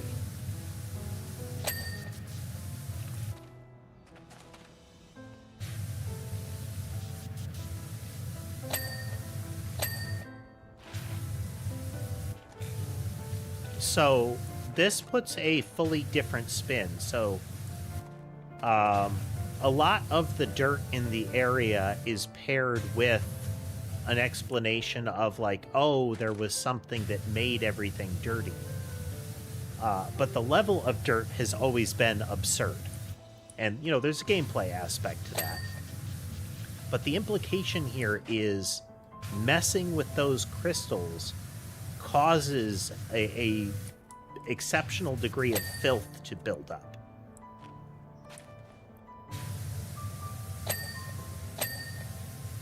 And they have removed one of them, and they're digging for others.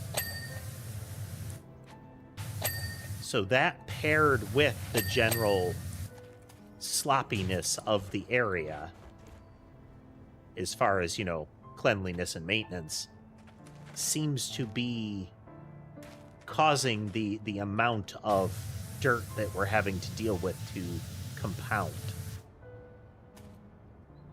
Interesting.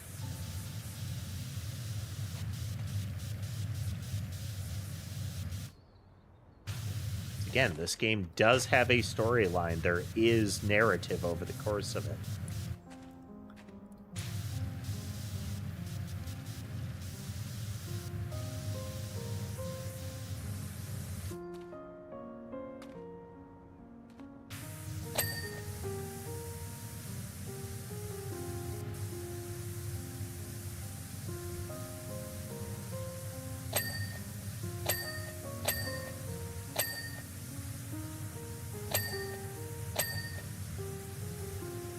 The interesting things of vehicles like this is the logistics of getting them anywhere, because they are so big and heavy you can't use a regular road.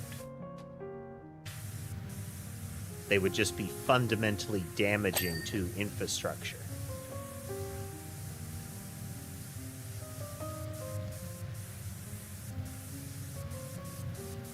You have to come up with, if I recall, these kind of vehicles are disassembled and moved. Like, you get them to a site that needs a vehicle like this, you put it together, and then once you're done with it, you have to take it apart and move it out.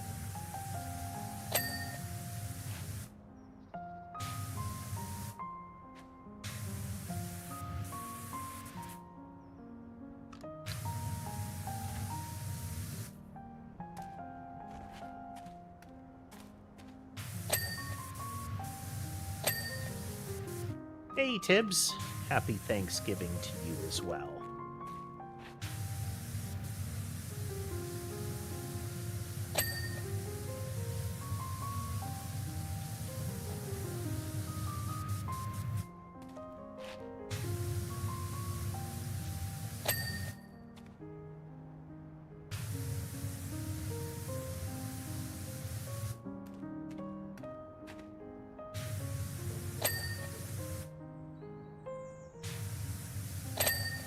Seeing how much of PowerWash 2 we can complete today.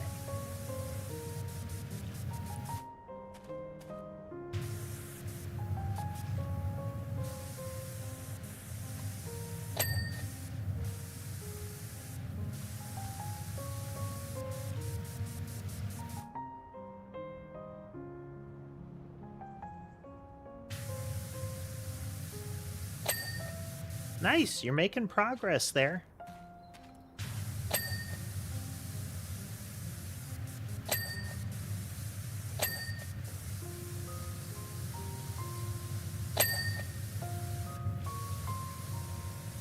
There's just so much learn as you go that goes into that kind of project.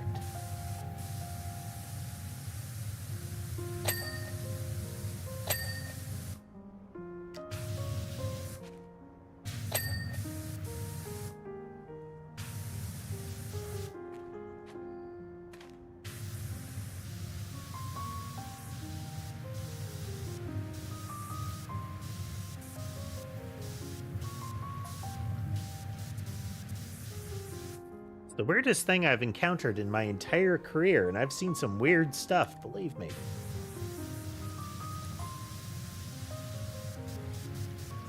For example, I was once down a mine in Canada and found water that was over 2 billion years old.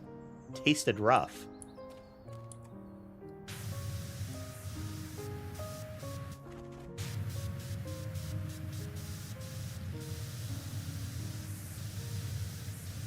the level of weird minerals that you could get in a deep mine and having an ancient body of water sitting stagnant down there would be imposing.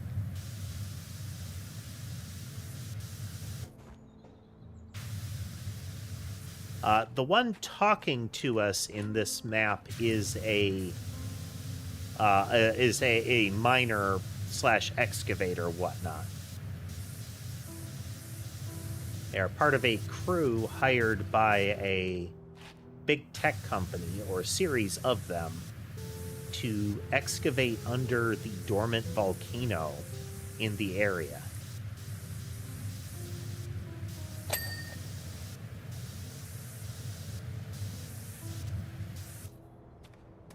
With part of the implication being that this particular operation specializes in, like, deep drilling and mining.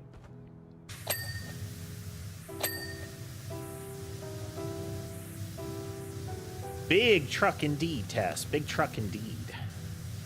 I was saying, this isn't to the scale of the biggest ones I'm aware of, but this is the sort of vehicle that you can't drive it to the site. It has to be, like, dismantled, transported in pieces, and then put together on site for use. Because it would encompass a multi-lane road by itself. And again, there are bigger ones than this. Just absurdly large vehicles.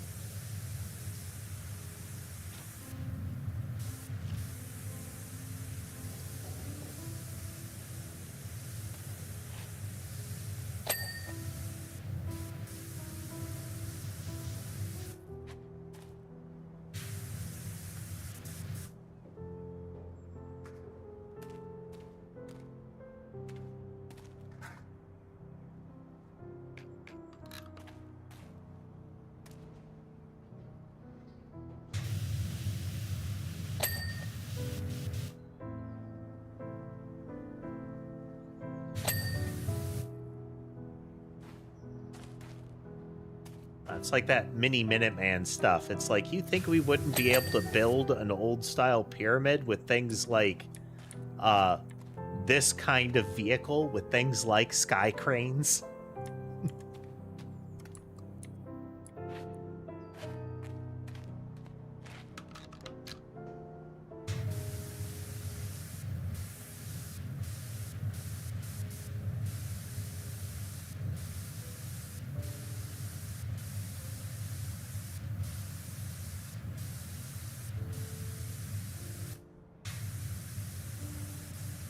But if you missed it, Tass, they've been explaining more stuff about the narrative here.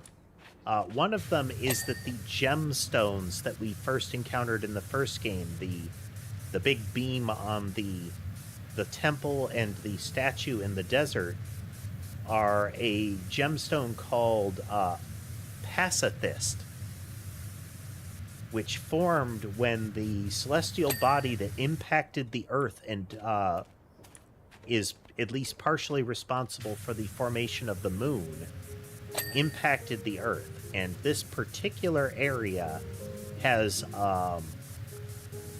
a concentration, or at least this volcano is over a non-trivial amount of the material that is still within the, like, mantle.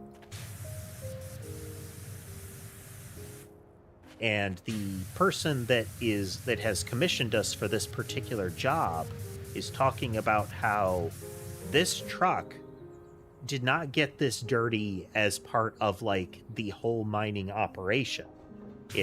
This is from one trip into the tunnels. Just drove in and drove out. Hey, Wishy, the mayor's just visited the fun fair and it's utter carnage. We're going to need your help with my dad's fun house if you're free. So part of the implication is that the mining... so the mining is a whole series of companies, whereas in the first game, it was just one guy and his private jet with laser mounted on it trying to get these crystals.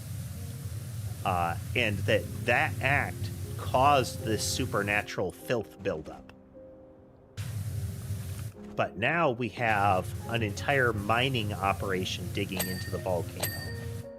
And that seems to be making it worse. And we can presume the mayor is once again involved. But that might just be a misdirection, you know?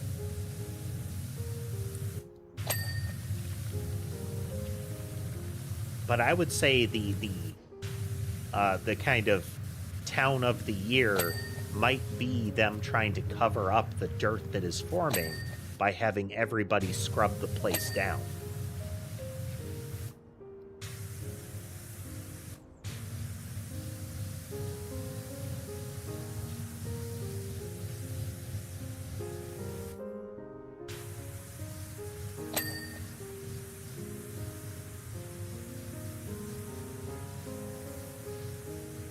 Once again, unexpectedly involved plotline for a game where the core gameplay is power washing arbitrary things.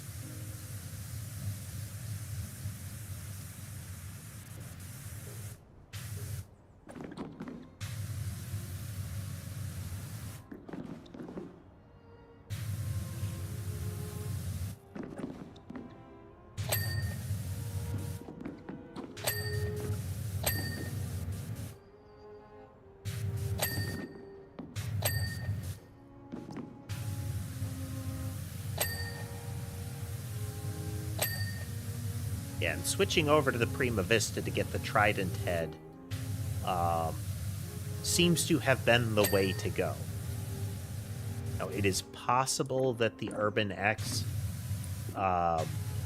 triple or quadruple rotating head could accomplish similar, but this is just so reliable as far as the coverage that you get out of this kind of operation.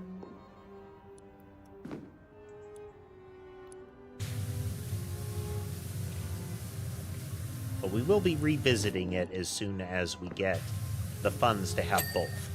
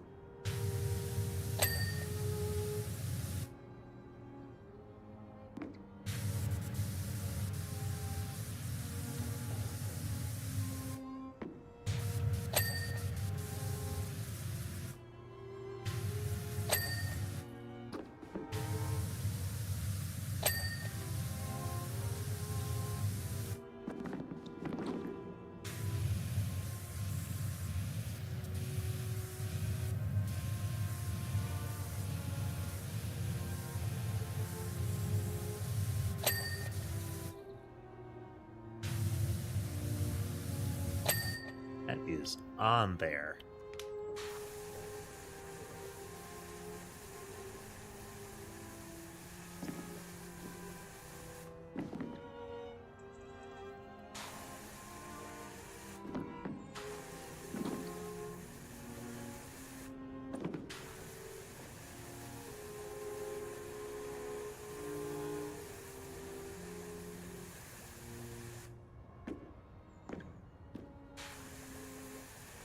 Deploying the soap, might as well deploy it liberally.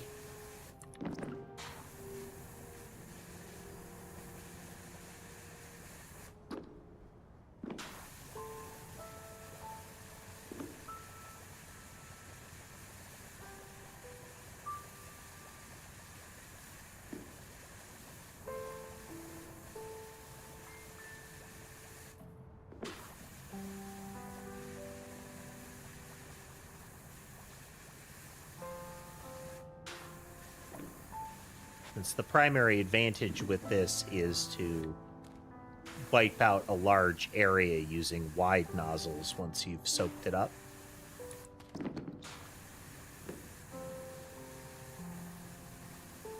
Have to maximize the amount of stuff that you just get to rinse off.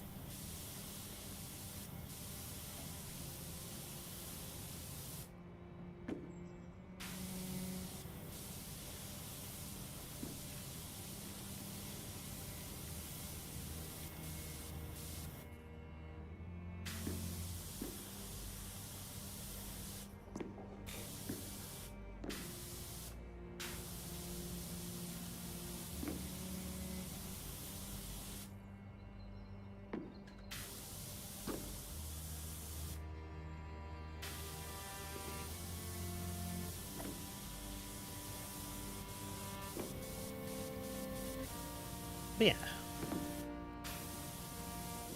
like that we are getting into the main storyline now, or at least more heavily into the main storyline.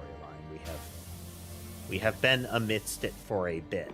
Like, one of the first houses starts the ball rolling.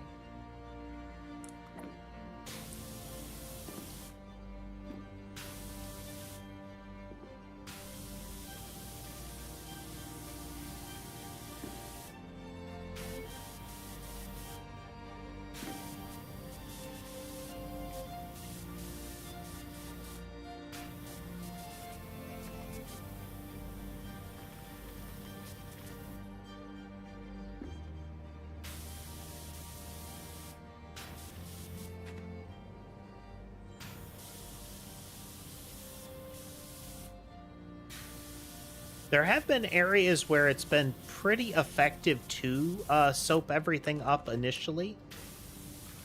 Or at least, segment by segment, do a soap pass and then a general pass.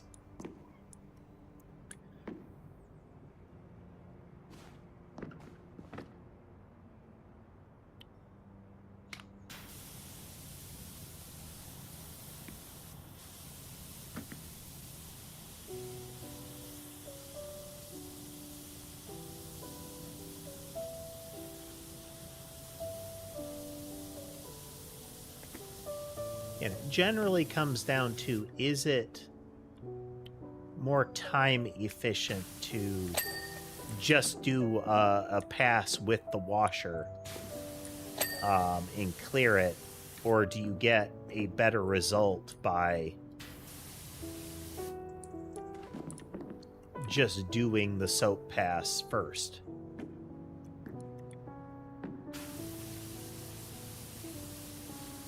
Since there are definitely some surfaces and some levels of muck that have taken a pretty substantial amount of extra time to clear with even a narrow nozzle.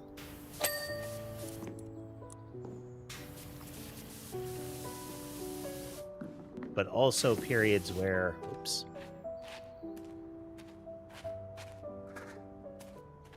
soaping everything up ends up, like, multiplying the time that it takes.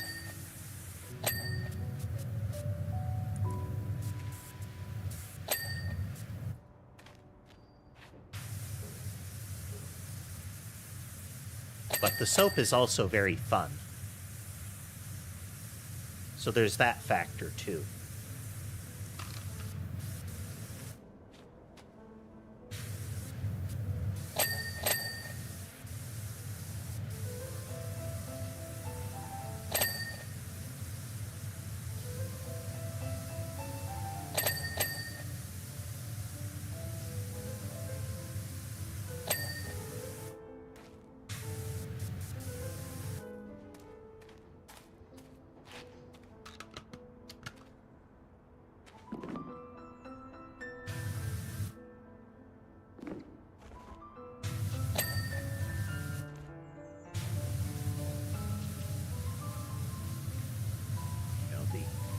Marge Simpson meme. I just think they're neat.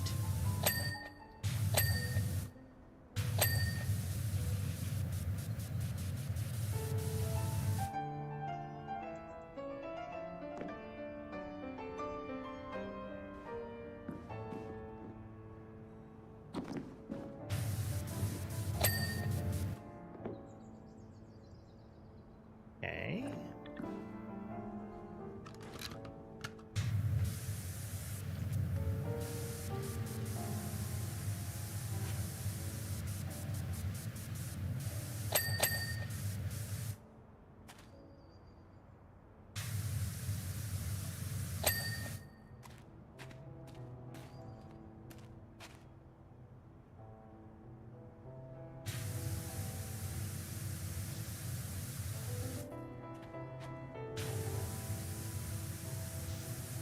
There is a lot of accuracy in the South Park Simpsons did it joke.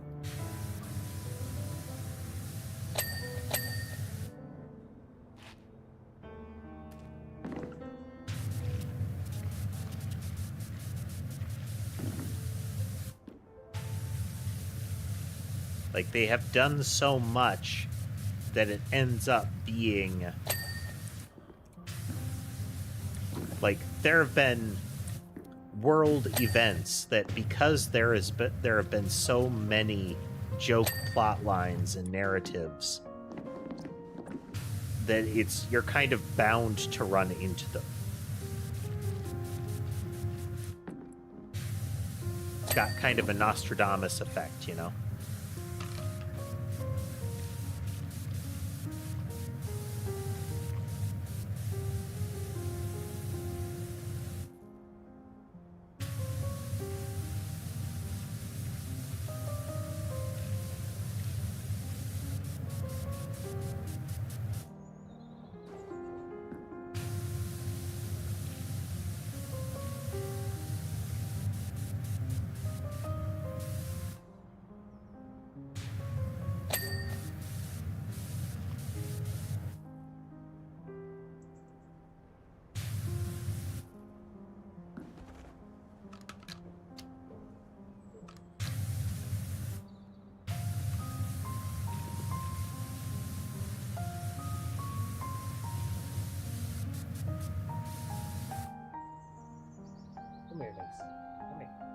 Come here.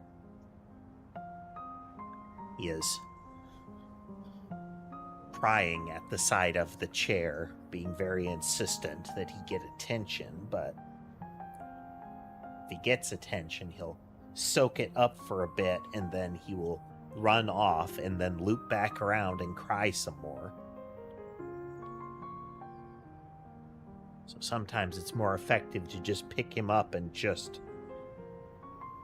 pile attention on him, so that he can't strafe. That right.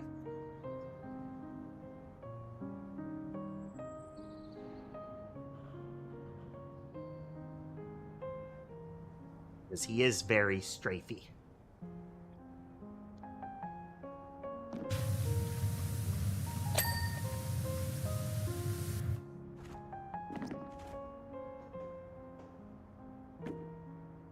Ooh. Oh, okay. You see that? This is the stuff that they said there was a gigantic vehicle that went by the gas station, and we never saw it.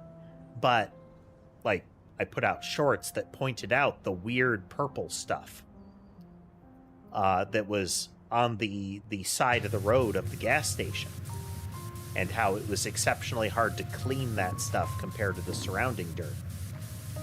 I think that's the special crystal residue.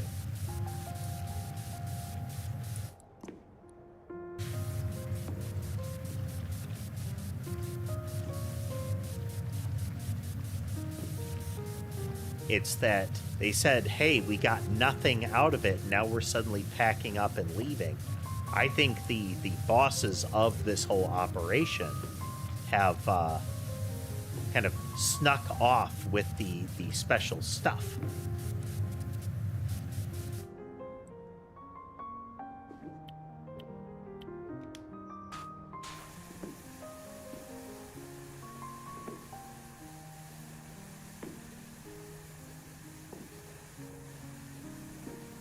We don't know why they want these things. It could just be the very mundane, they're exceptionally valuable because of their rarity.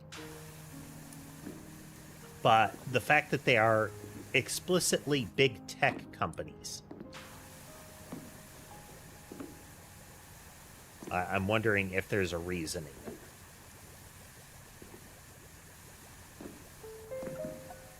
We'll have to wait and see, I guess.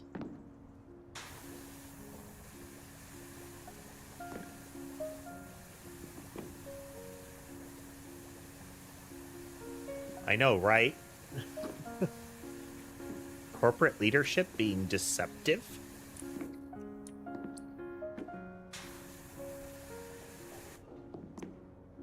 Scandalous.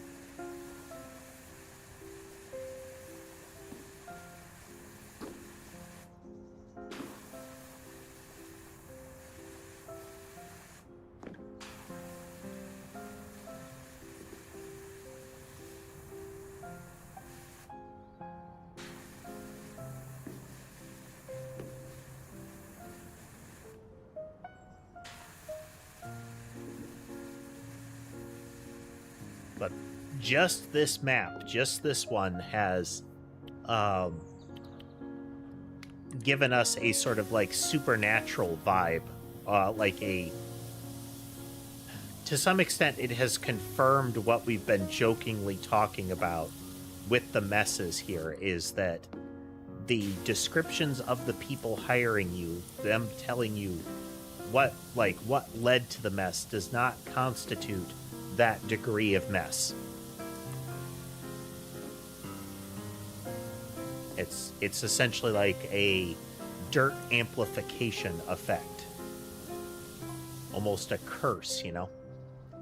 I've just met up with an old volcanologist buddy, Calvin, passing through here. Says he knows you. He also says that seismic readings in the area are off the charts, even beyond the levels recorded when Rushless blew. But nothing's happening. Where's all that energy going? Ooh, are the tech CEOs stealing special energy crystals in order to power grossly inefficient AI data centers?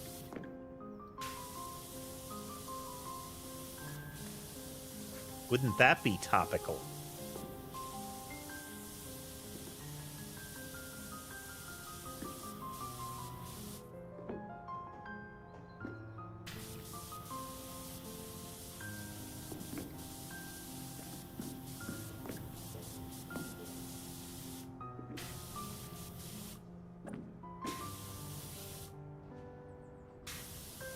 Yeah. It's a swipe with the basic thing doesn't get rid of the residue of that crystal.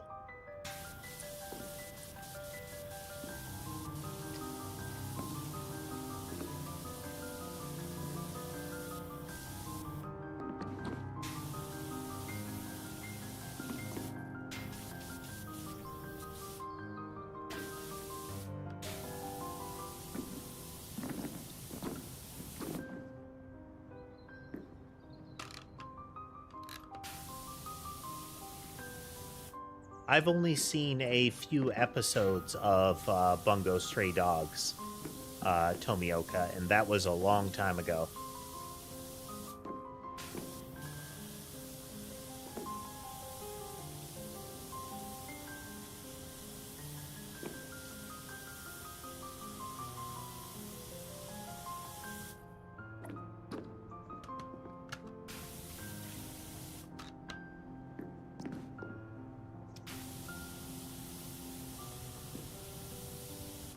Whoops.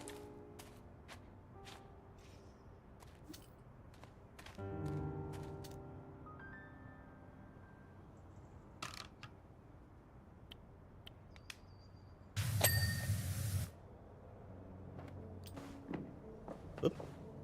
Fine.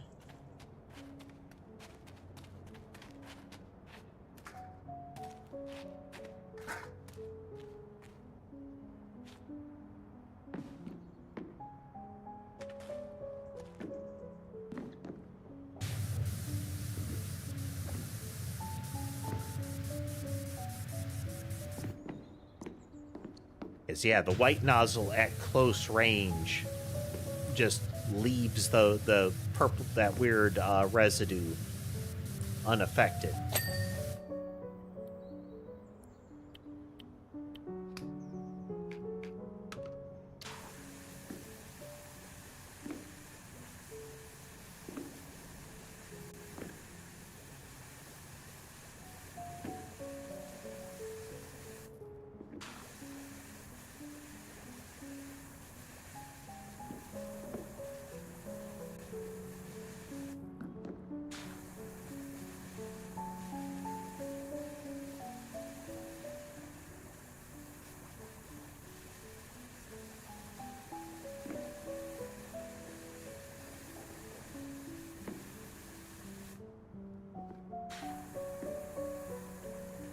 Soap.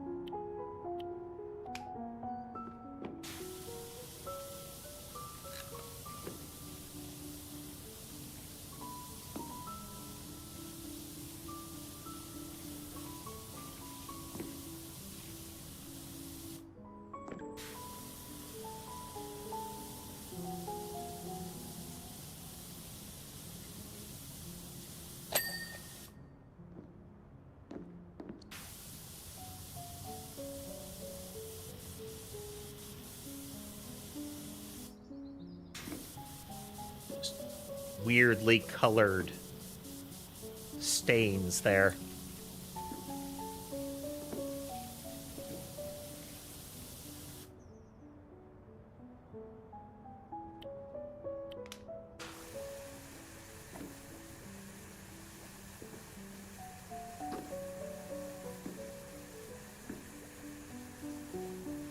The way they say, I wonder where all that energy is going, though, makes me wonder if we're going to get some sort of, like, dirt-based kaiju battle. Which I would be down for.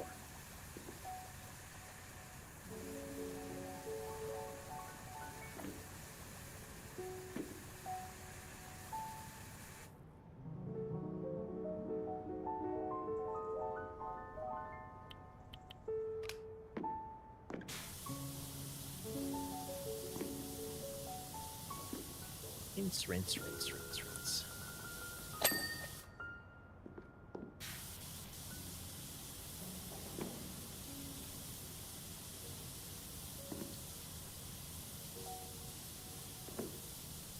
No, we get the giant merperson statue to rise up and do battle.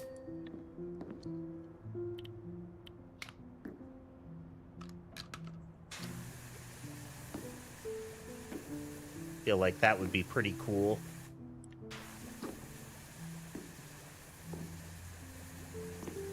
And once again, I would not be shocked, given the nature of this game, for us to have something like that. Ooh, even better if for through some means we got supersized.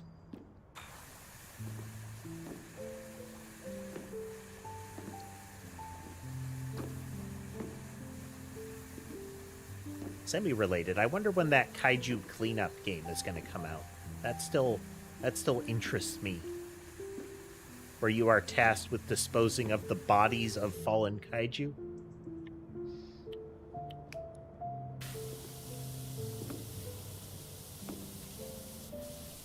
It has some potential.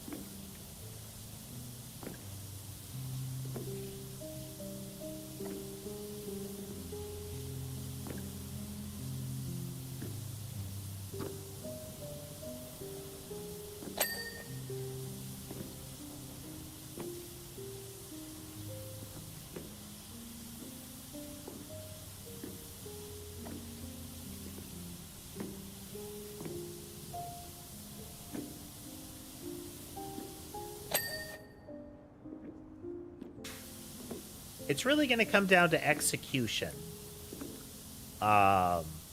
If they avoid the mistakes of things like viscera cleanup, then it could be a lot of fun.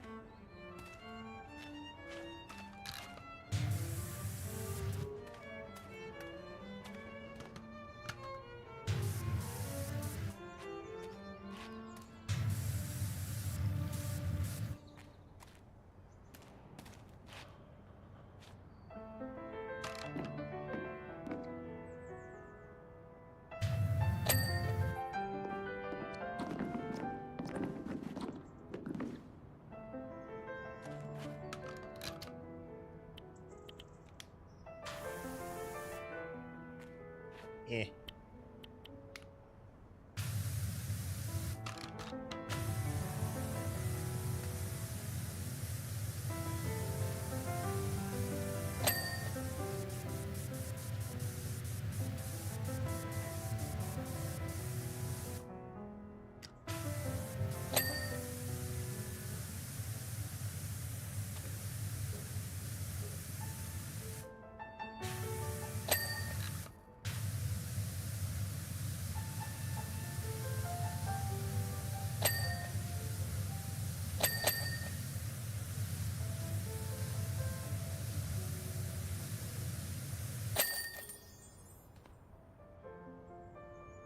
There we go. But yeah, part of what interests me about the kaiju game is the number of, like, specialized tools and the fact that it is full, like, carcass disassembly.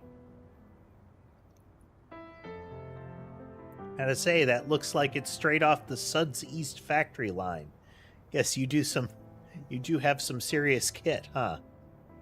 No word from the bosses on what to do with the thing, so I guess I'll be driving it back to the hire firm then. Might even be able to pocket the deposit.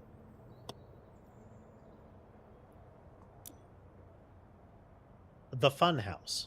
Wingerloof Carnival, Muckingham Recreation Ground, Muckingham. So as part of his tour of the county, County Mayor Jeff Jefferson XIII stopped by our fun fair last night. To know what kind of reception he was expecting upon his return to Muckingham, but I doubt it was that. More red mist than red carpet, I'd say. Someone needed to forewarn him that people around here have long memories.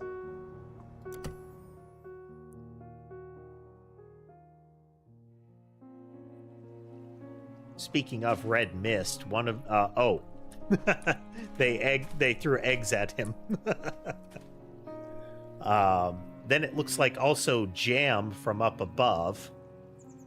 Yeah, they weren't happy. One of the books I'm reading had a line that was something like, when a claymore hit somebody, it was something like, it was like a sack of red paint being hit by a shotgun.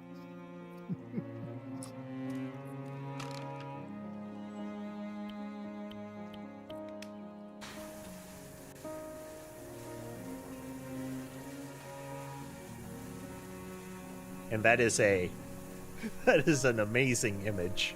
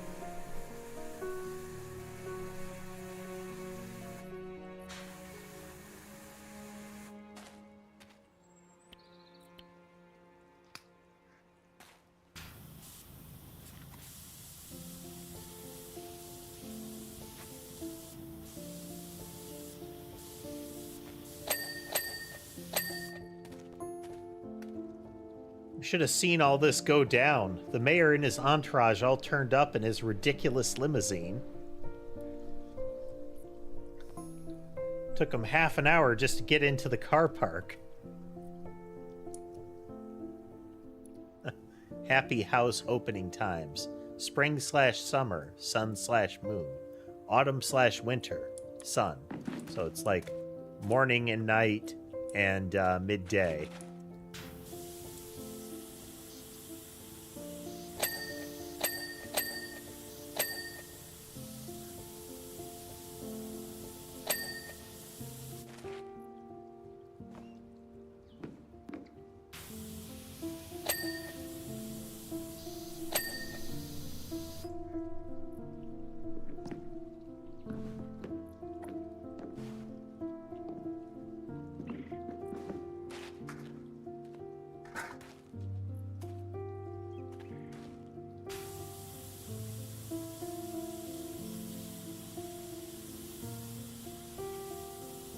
The soap was entirely unnecessary for this surface, but it was neat.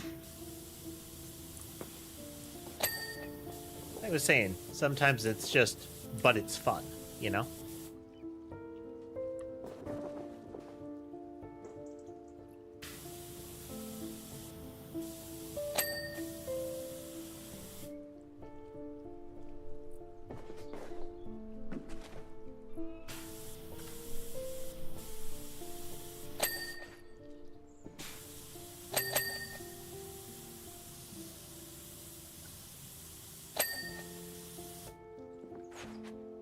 Nice.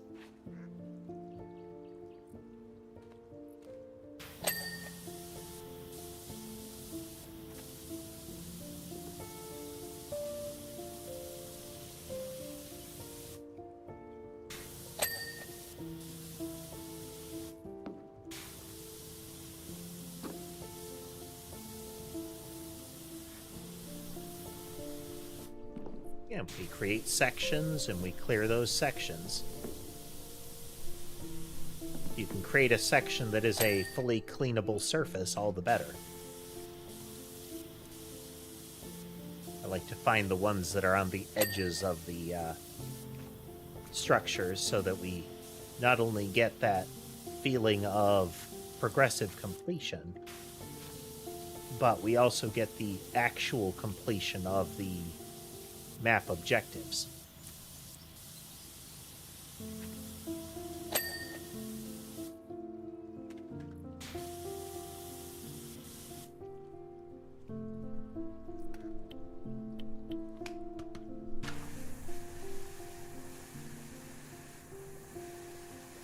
That one's largely resisting the spray because I was using the widest nozzle at a decent distance, but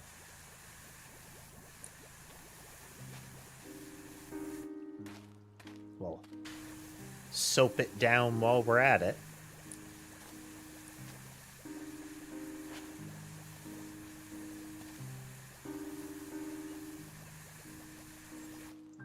And this was not just, you know, they threw fruit at him. This feels like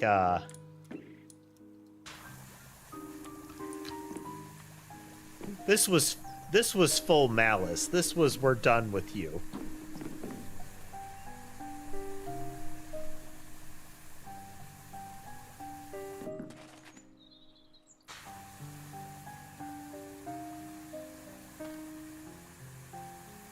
Yeah, it's that we're not going to use actual firearms or lethal weaponry because we don't want to get in legal trouble, but you're going to feel this egg when it hits you. There will be ramifications from this tomato impact.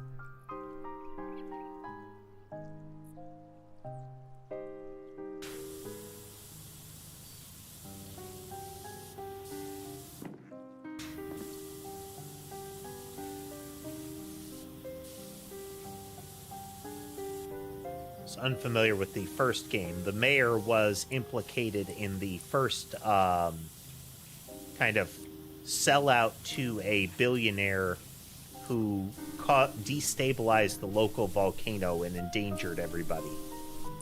The mayor was trying to flee town during this.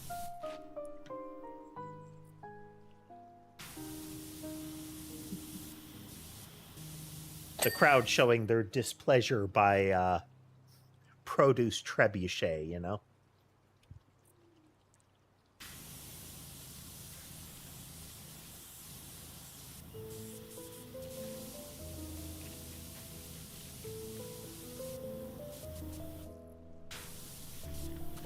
You know, it started with tomatoes and rotten fruit, maybe some lettuce, and then the potatoes started flying and they had to take cover.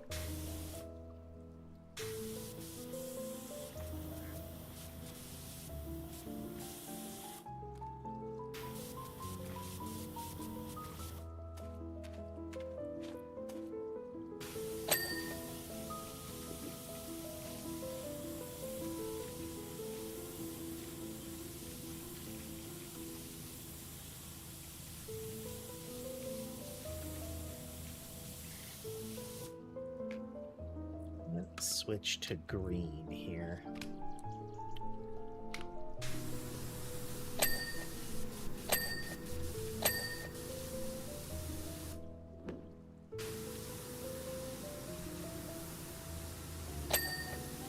You don't actually get a lot of, like, funhouse things in carnivals like this anymore.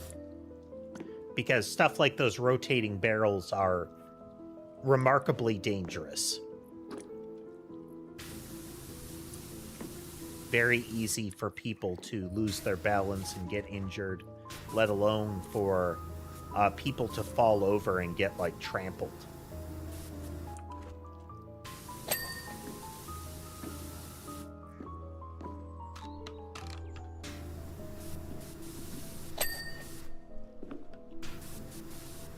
And waivers can only cover you legally so far.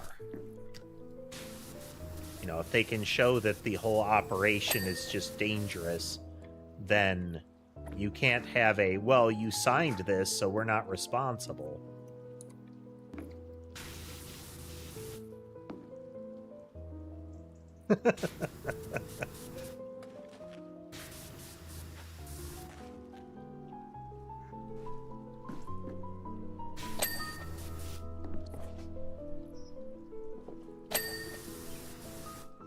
That's the sort of back in my day scenario that gave us playgrounds made out of cast iron, like actual like steel and concrete, if not asphalt. You know, if you fell off that swing, you were getting broken bones.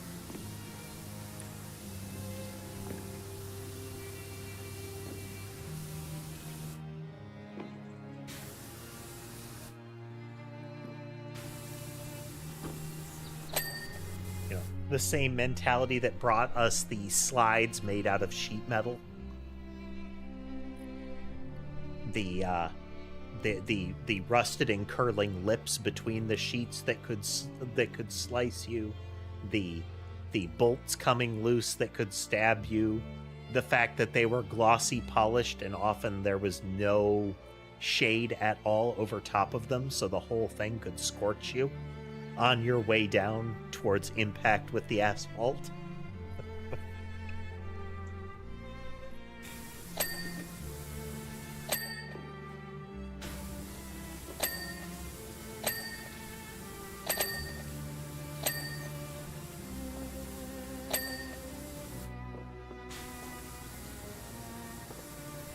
It's the sort of scenario where people would say, well, it builds character, having never been in a circumstance where they would go to, let alone use, a park like that.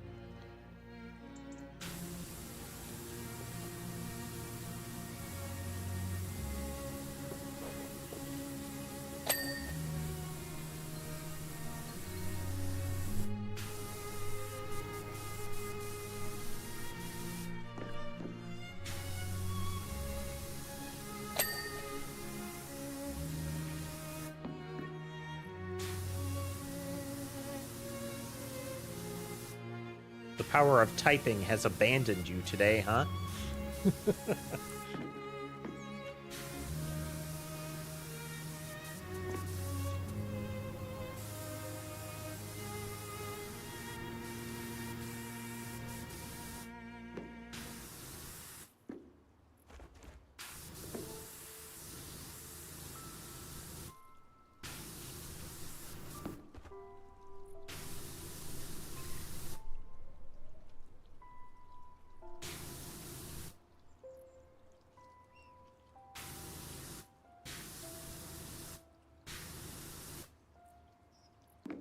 Yes, it builds characters, the kind of thing said by people who want you to suffer so you're getting used to it.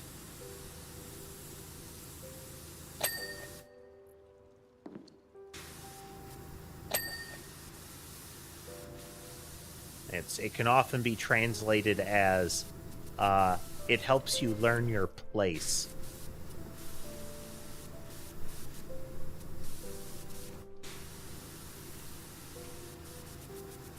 often said in the same tone as life's not fair, you know?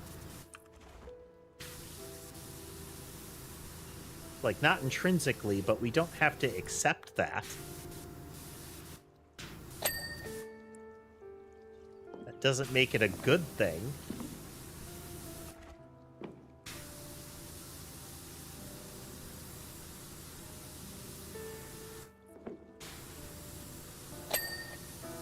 And thus the change of playgrounds to things like shredded tire surfaces, shade, and soft plastic with rounded corners.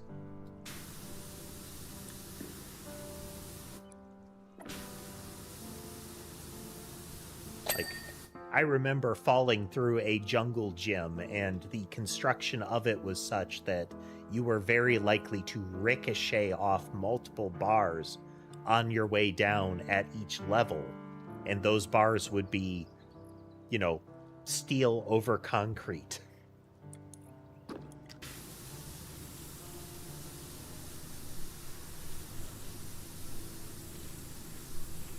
Like, just because it was that way when you were young doesn't mean we should inflict that on children.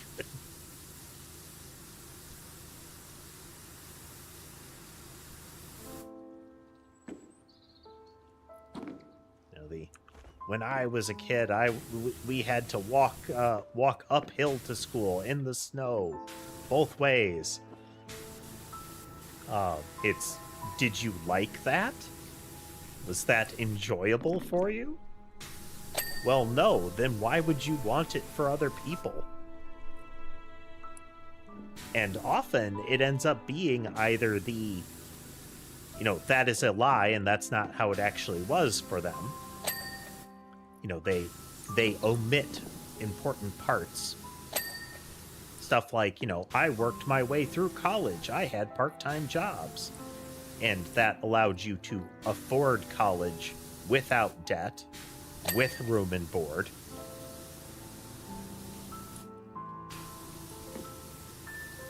You know, in an environment where that degree had a great deal more value than it does now. But that part gets left out.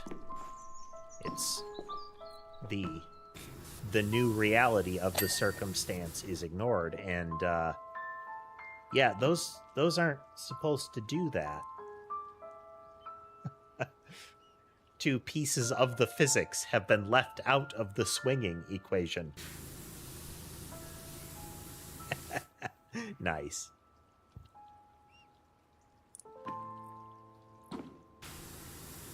Yeah, student loan forgiveness has a degree of malice to it as well. Where it's, well, I had to pay off my loan. Why shouldn't they have to pay off their loan? Ever thought of doing an audiobook? I wouldn't say that I have a range of voices. But that said, I have never really set out to do or learn that sort of thing.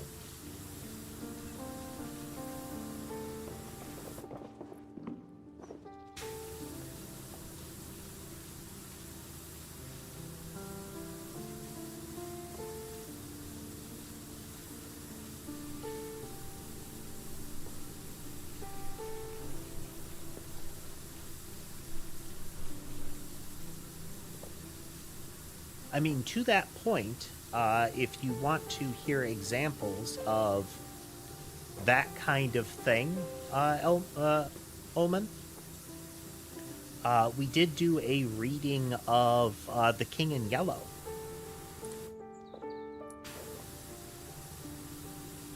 The VOD should still be on YouTube.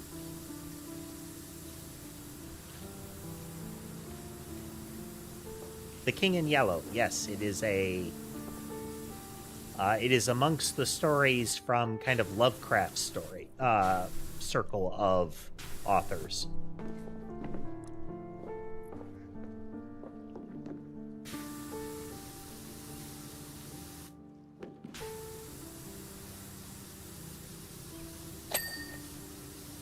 both a combination of alternate history and unreliable narrator.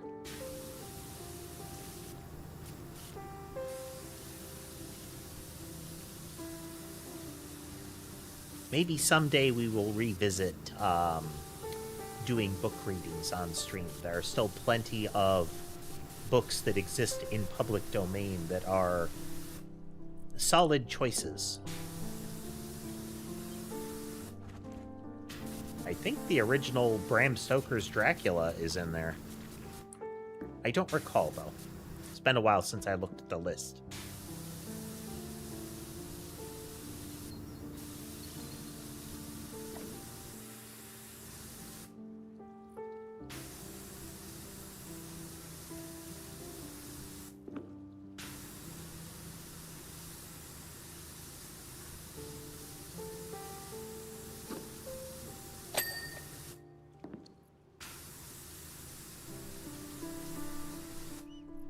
I know for some of the early Phoenix Wright games, I tried to use voices, but because we popped between games frequently, I kept forgetting which voice I used for which characters, and that paired with it's much more straining on the vocal cords.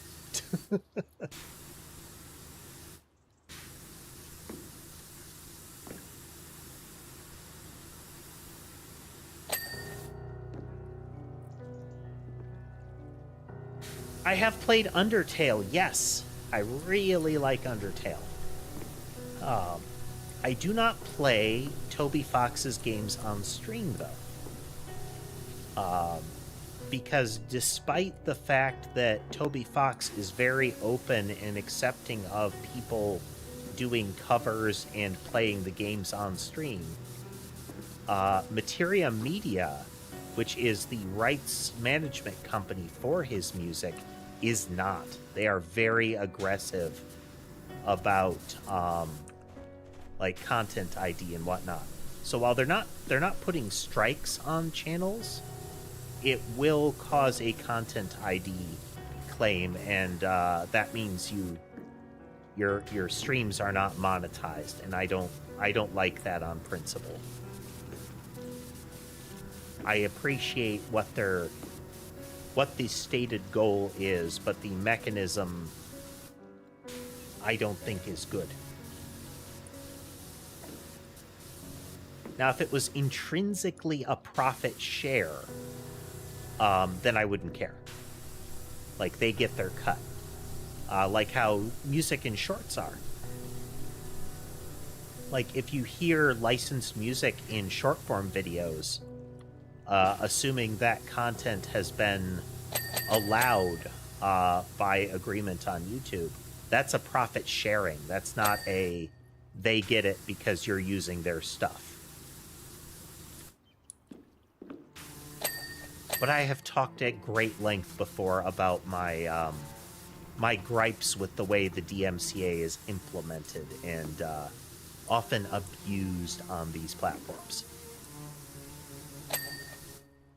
Apparently the mayor was in a bad mood already after a duck and a goat blocked his way out of Pumpton. A duck and a goat.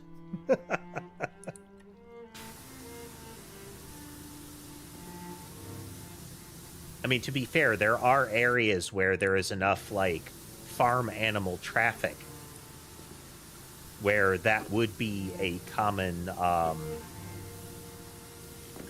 traffic obstruction, with an expectation from the local residency that, no, we're not going to move the animal any faster, and you're not going to hurt it, you know?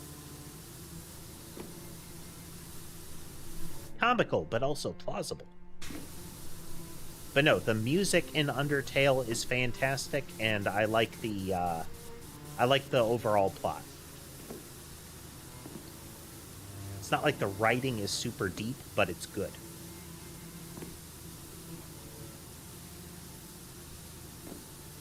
And I've mentioned it before, but that's also why I will not do a genocide run of it.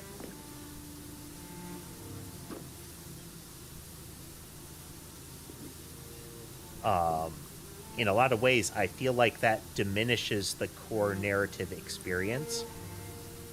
I think Genocide Run mechanically and thematically is actually done very well.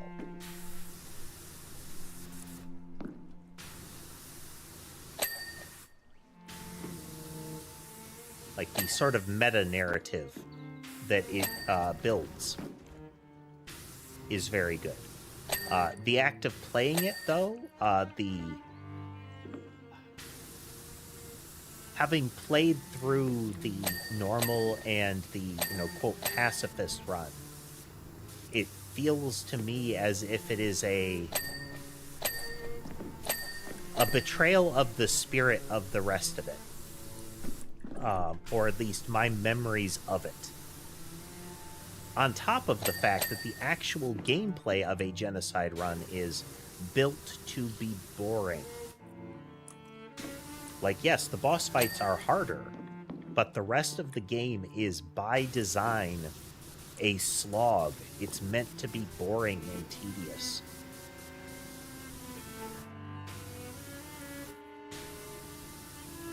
On top of the fact that the actual plot of the game is excised when you do that. Like a vast majority of the storytelling is actively removed. Again, on purpose. It is part of the mechanical kind of meta-narrative that goes into it. Which on top of that, I feel is a shame that one of the most famous things about Undertale as far as pop culture is Megalovania. The Sans Genocide Run theme music. Music that you only hear during the Genocide Run. Again, ultimately, not the game.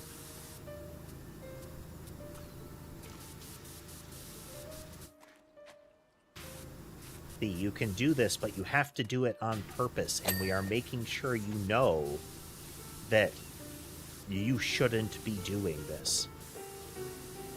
That you are making a bad choice. And to some extent, you are a bad person for doing so. Not like, actually socially. But it's... Even though this is a video game, you have chosen mass murder.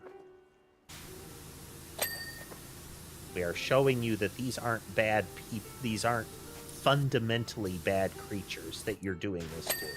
And you are hunting them down.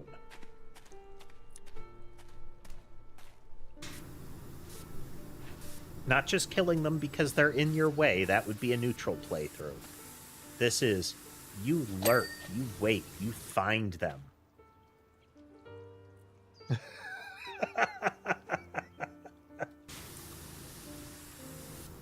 Hey, Dodds.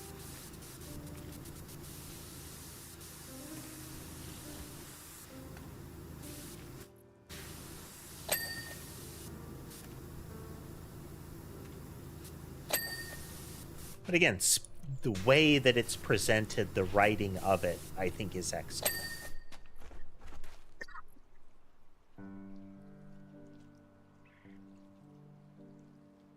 Hack cough.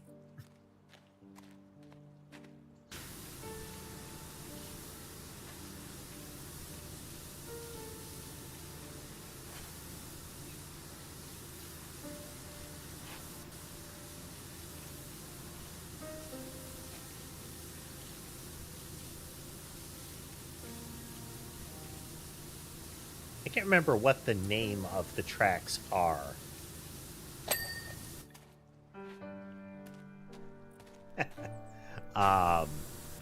But there's several musical themes in Undertale that always get to me.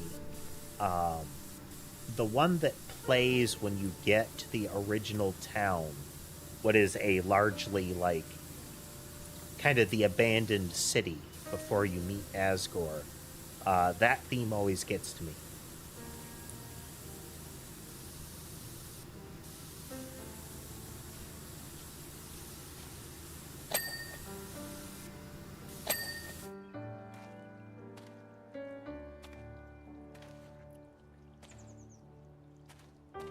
Yeah, Asgore's theme in two parts. There is the...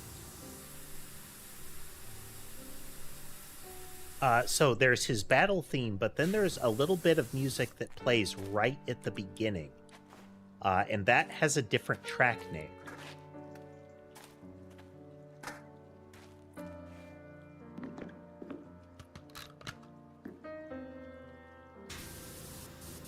And the one at the beginning is memorable for me because of the special mechanic.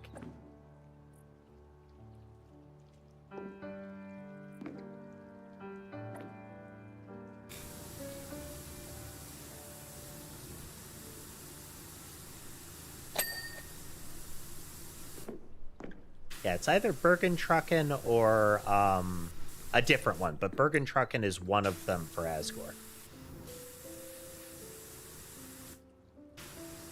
But it's the one at the opening when he destroys the mercy button.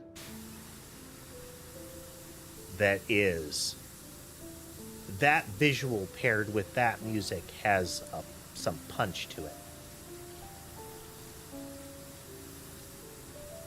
Live Alive is one that I always think of playing, Tass. I've just never gotten around to it, but it seems like one that has some interest to it.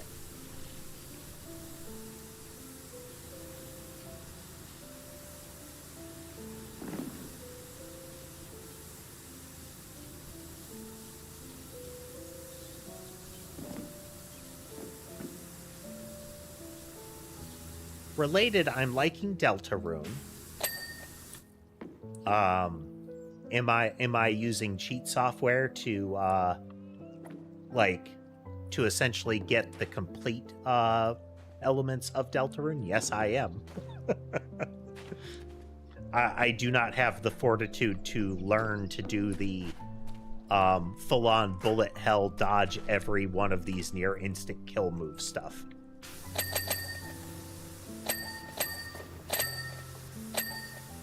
But the narrative in Deltarune is sticking for me so far. I'm liking it.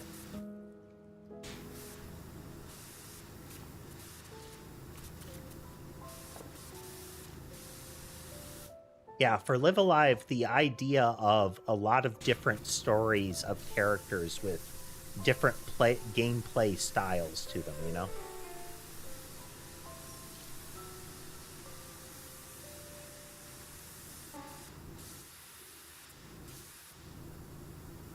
That is a good reminder with Deltarune, is that game is still fresh enough that I would like to actively avoid spoilers as well, though.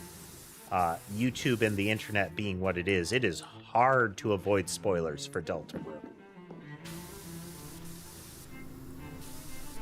People are quite insistent about, like, thumbnails that are massive spoilers.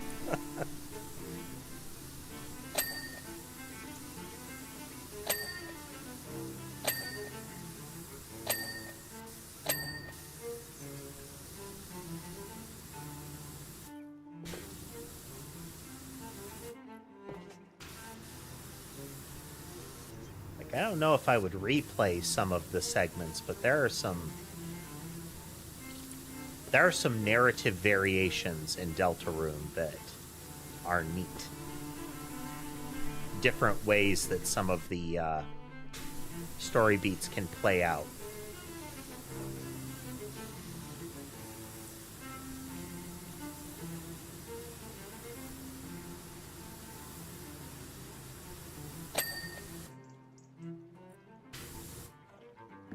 And a great deal less certainty of, like, am I doing a good thing or a bad thing in a lot of the cases?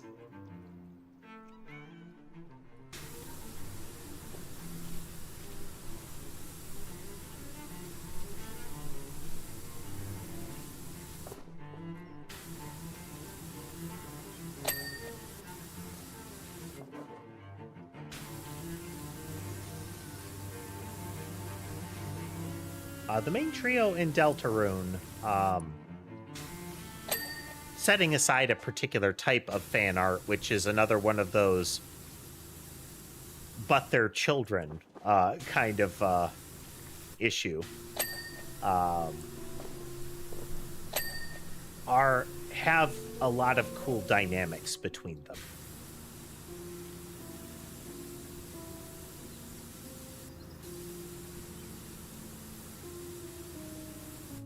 And their individual stories feel good as far as exploring them.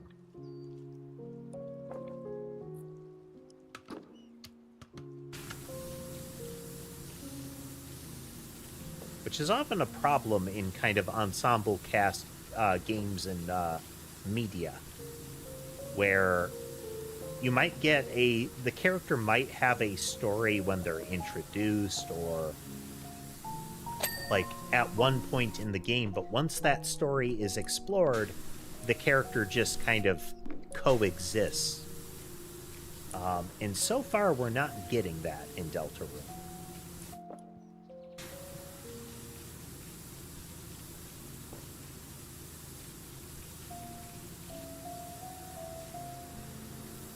Even characters that you'd think are side characters, you know?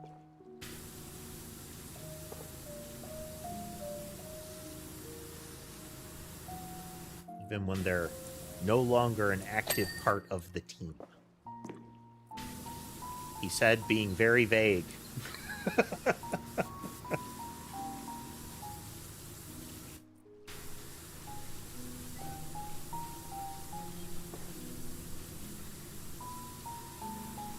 I play a game, Final Fantasy XIV, which has a lot of narrative beats to it, and some of them are excellent, and you want to talk about it in that way, especially amongst the community, because there is a strong group of people that are, hey, no spoilers.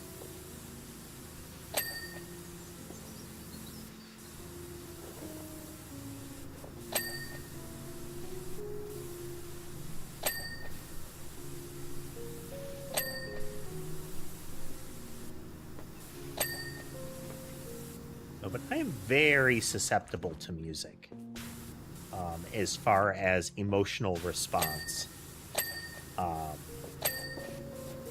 So, like, in terms of Final Fantasy XIV, Answers always gets to me. It has a lot of different forms, but in general. Deltarune I mentioned, or I'm sorry, Undertale I mentioned.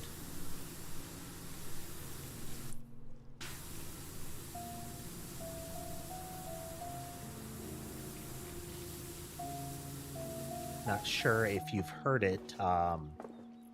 So, Iron Mouse did a song, I think it's Music Box of the Soul or something like that. So that one by itself is really good. But there is a cover of it, Music Box of Fate, there we go, that was done by her friends. And that is devastating to listen to.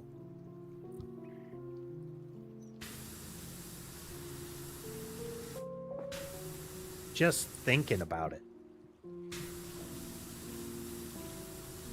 And I don't mean the version where she is listening to it and it's just destroying her.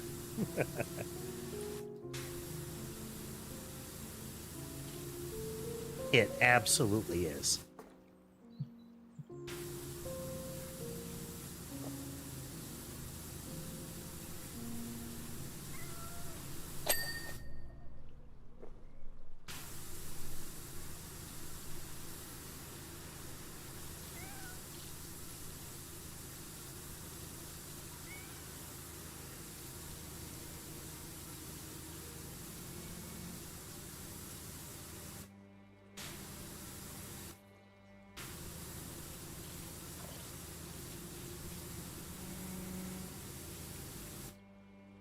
Here. That is because Ulysses is right over top of us. That said, Molly is on my lap / up my chest here.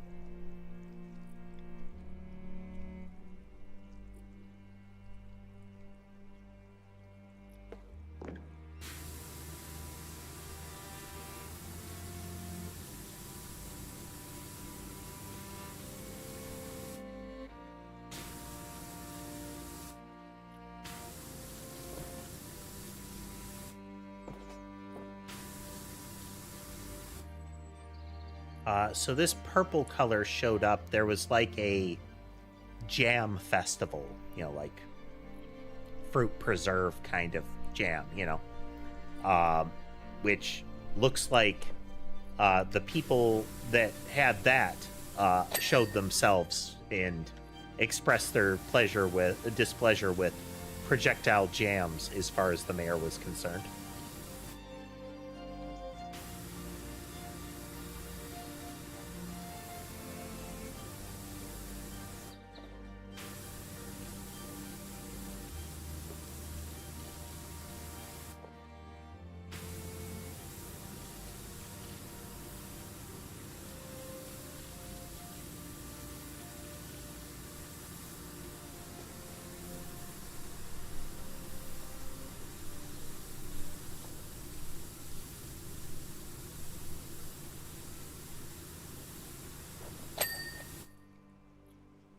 A very late 80s into 90s decor here.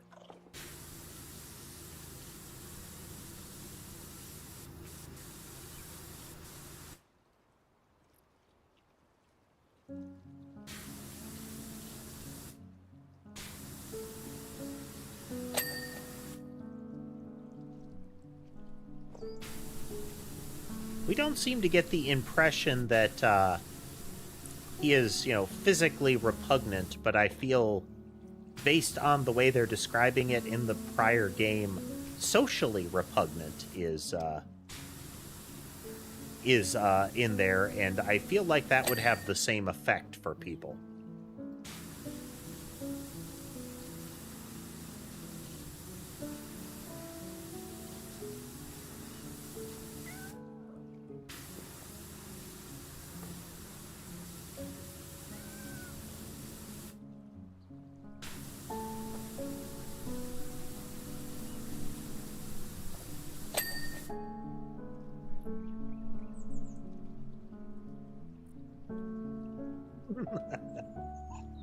What?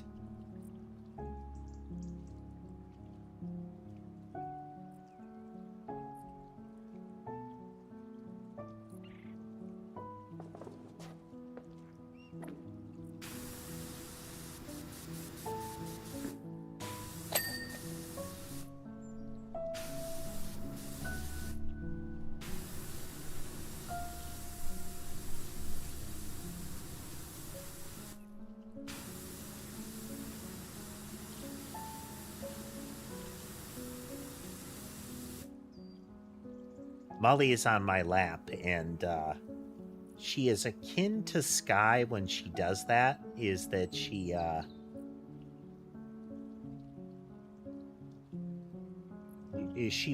wants to be given a great deal of attention when she does. But we do have the cats in, like, the cats in-game perched throughout the area, it would seem. Hey there, Arya. Welcome.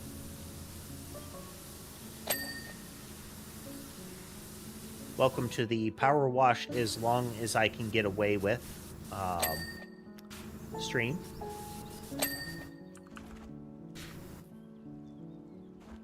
No, you can't chew my power cables. Hello, Sherbet. Let's devote both hands to kitty cats right now. Hey.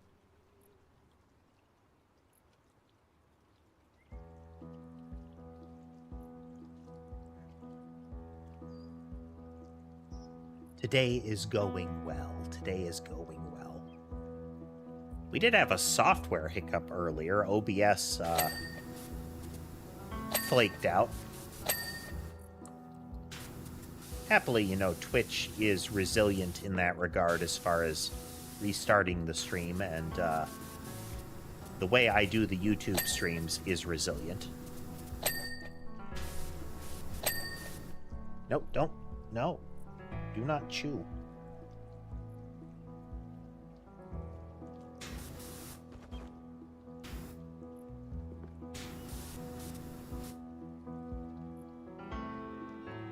Molly is trying to gnaw charging cables.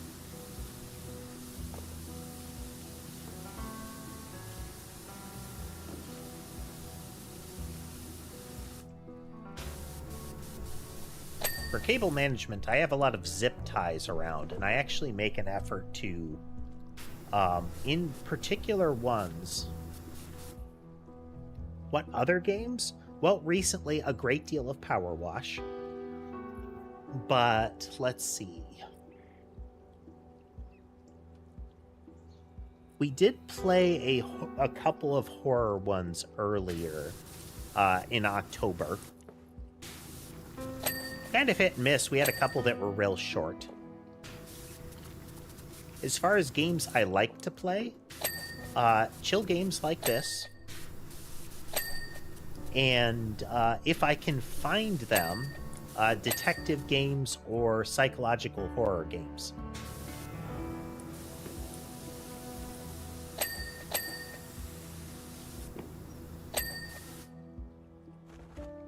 Yep, Don't Look Outside was a good one.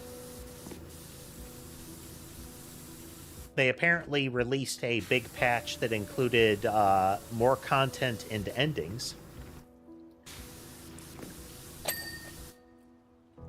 And in classic fashion, YouTube thumbnails spoiled some of it for me. But we did see one of the precursors, and I think one of the new endings involves getting that guy to relinquish the grotesque JRPG game and completing it, and it seems like that guy might show himself again for a new ending.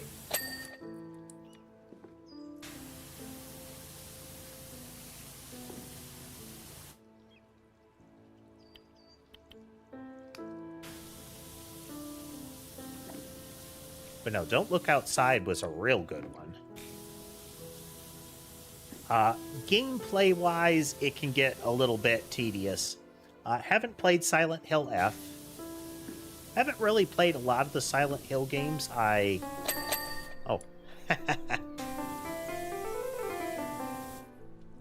Neat. I like the concept of them. But again, gameplay-wise, they don't always thrill me.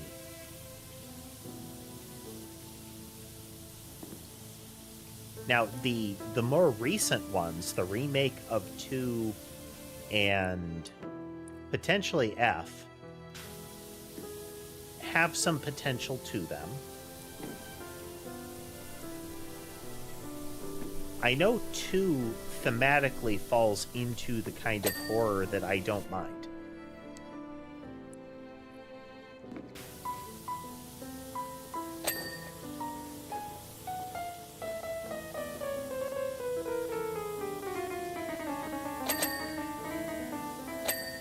Very discordant.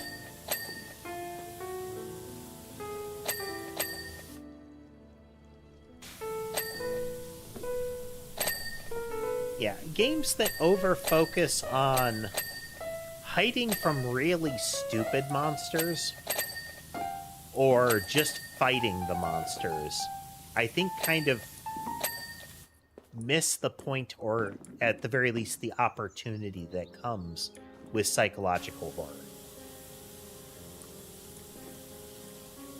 Let alone with actually making it feel like it is a horror scenario. There are plenty of games that profess to be horror games, but end up just being combat games. With gross monsters, you know?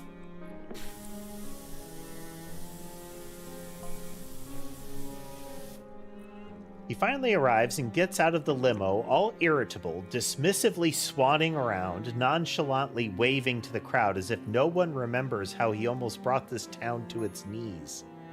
Well, that got folks' backs up.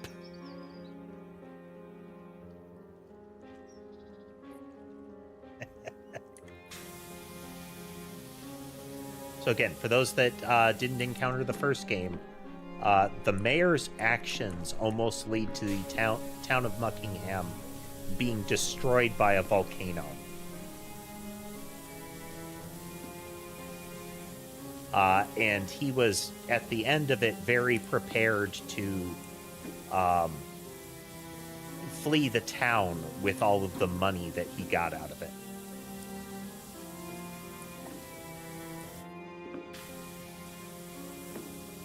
Yep, that volcano, if I recall, would have been a cataclysm if it had gone off. Which is not actually terribly fictional. A big enough volcanic eruption is a big deal globally.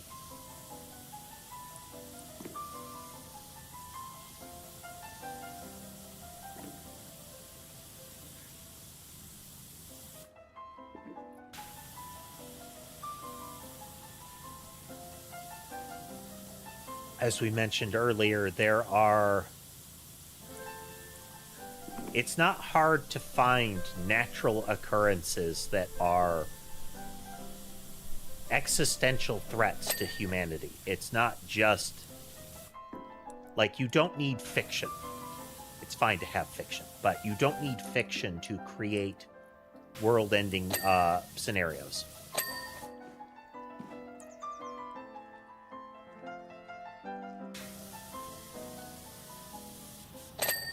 This VTuber was by Animashit Studio. In particular, an artist named Dende and a rigger named Inkcheck.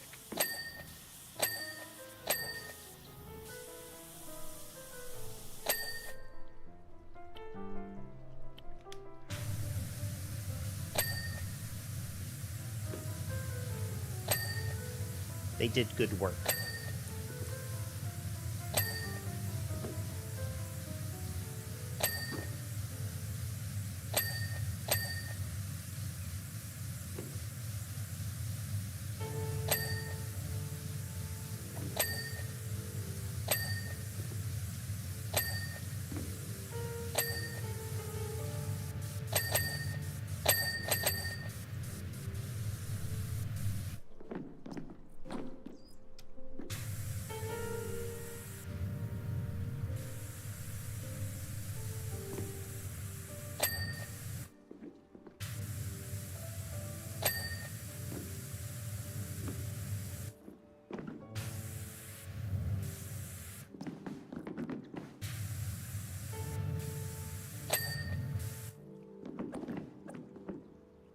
Yep. There are thematic elements of the avatar and the stream that have built up over time as far as the lifespan. Stream information like chat, I don't use. Mentioned it earlier, but we've had some really hostile people come through the stream, and it's damaging to the channels if there are VODs of the behavior of such people. So we don't include that. My channels are listed above me.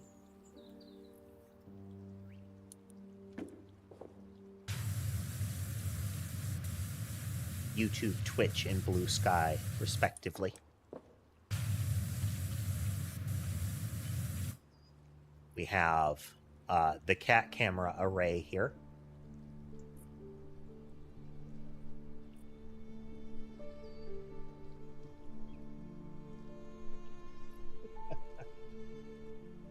And then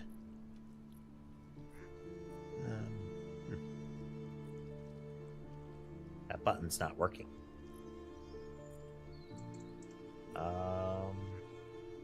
It's not an ideal representation, but then the rest of the background.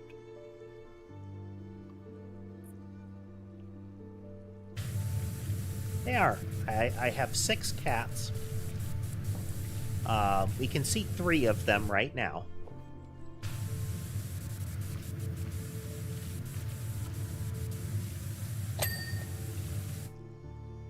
Tass, in one of my other very few moderators, was there for the biggest hate raid event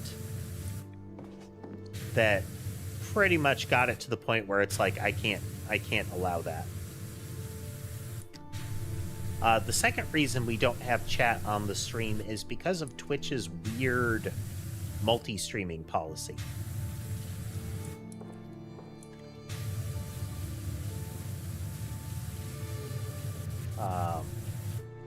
They don't enforce it consistently, and it's much less of an issue than people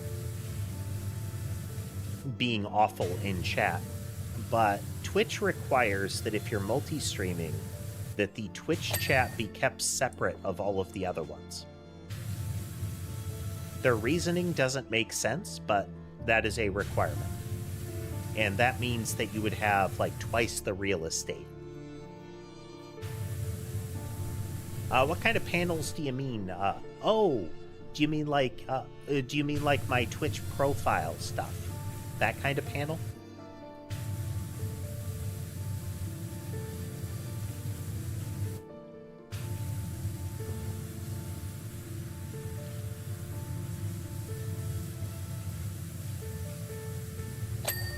I used to have those panels set up, but I haven't put them back since Twitch started allowing multi-streaming again.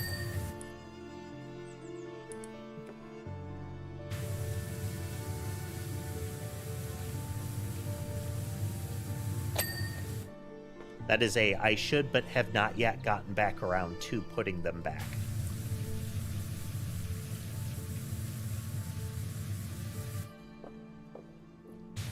For a while, so I stream on multiple platforms at once. And there was a period where Twitch said you can't do that anymore. So I pulled a lot of the content off of Twitch because it was effectively out of date. I couldn't stream there with any regularity anymore. But like I said, I just haven't gotten back around to putting it there.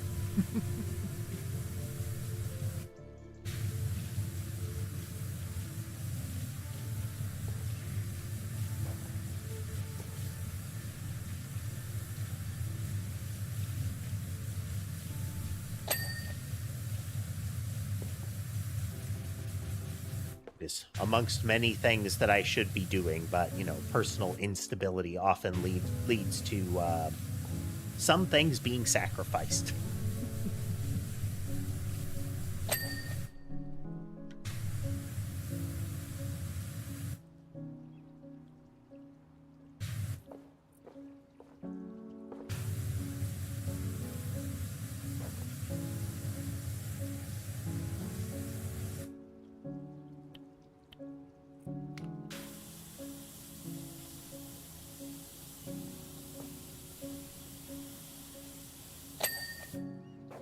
Let's use some soap.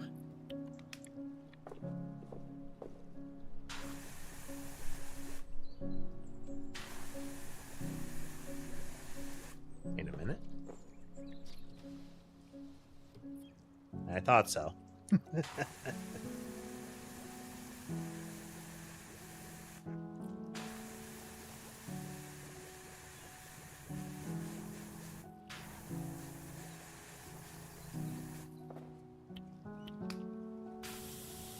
I thought I saw a prompt about a sliding door.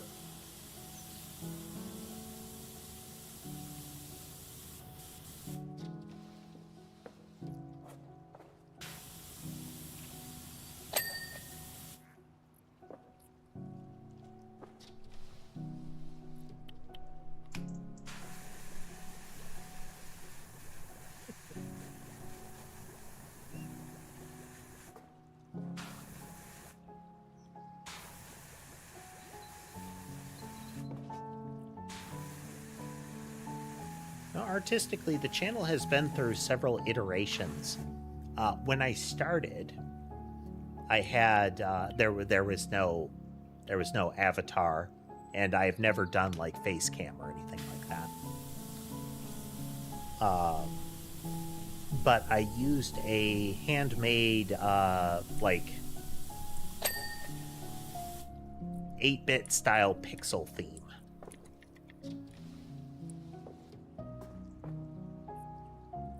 And then a friend of mine, Task, kind of put me onto the idea of VTubing.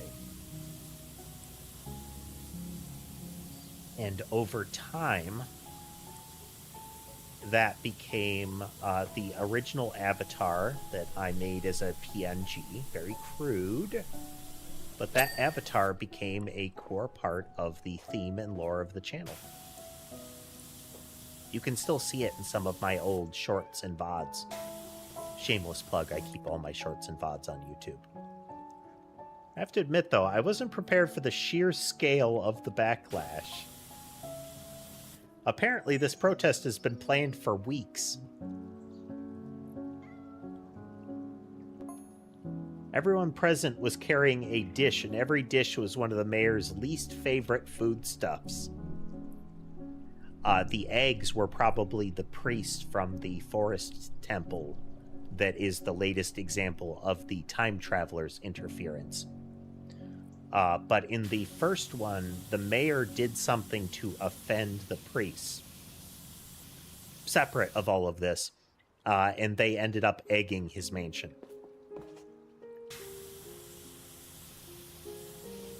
And we can see that eggs were used in the expression of displeasure against the mayor.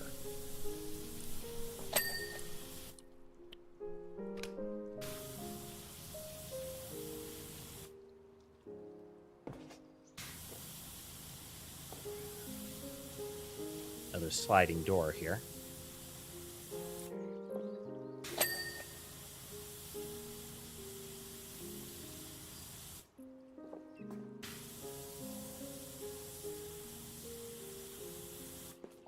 Our clear boundaries here.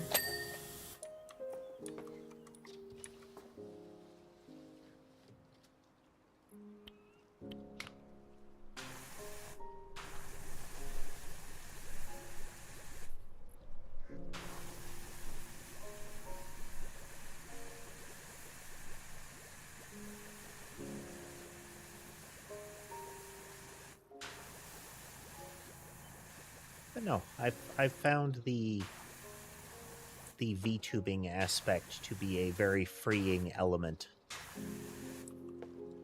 since I am otherwise a very private individual and I don't like being on camera.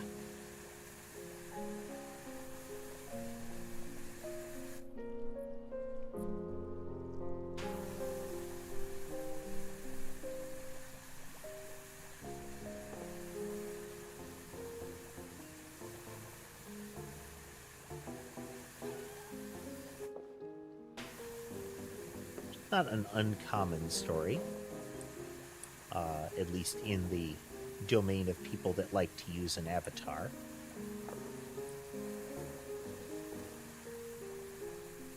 But that's not universal. Some people just like to use an avatar.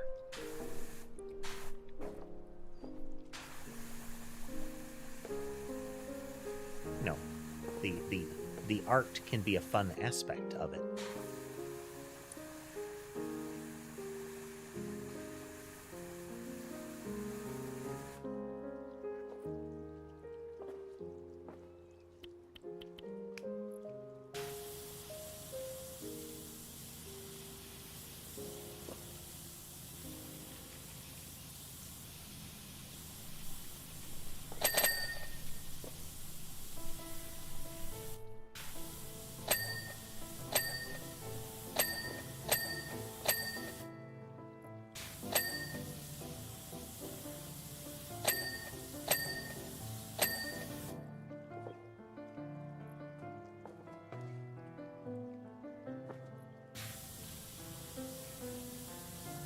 The art that we can see in this place, the color choices and whatnot, reminds me of some of the first anime that became, that entered mainstream distribution in the US.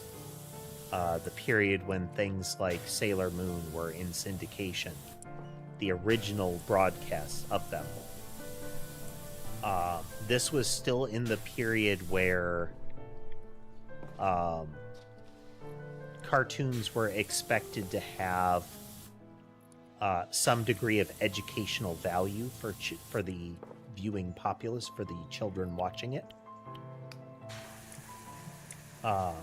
So you would often have little like educational blurbs either by the network distributing it, like put in commercial breaks kind of stuff, or they would be baked into the show.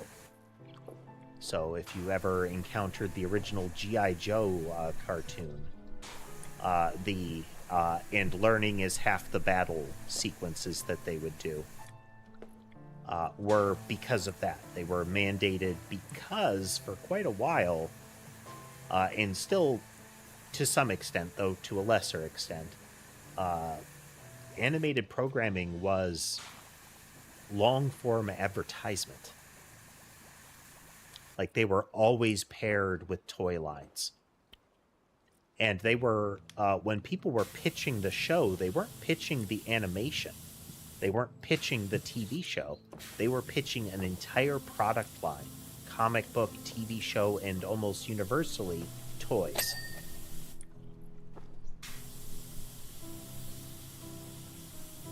And that kind of mentality is how we get things like Macross, which does not exist in certain parts of the world. Not because it's like, you know, nobody wants it, but because the licensing is different. In some areas of Europe, and I think in the US, you can't see a particular set of anime because the rights to those anime and their worldwide distribution rights were sold pretty much in their entirety to a company that bought a whole bunch of them and like mushed them together.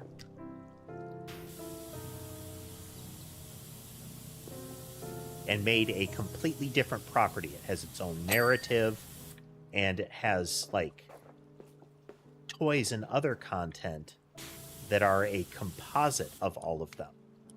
And they actually are pretty aggressive about keeping those rights. So even when companies are trying to kind of rewrite or distribute those more widely again, like better translations, that kind of thing, they push against it and say, well, if you do that, then you have to, if you want to publish it here, you have to do it kind of referencing our changes to the content.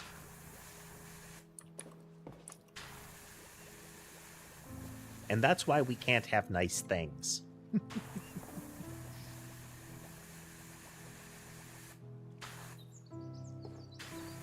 But no, so to my original point before I derailed myself, Sailor Moon actually, in the US release of it, the initial publication of it, had sequences that were full on, like, educational sequences for middle schoolers.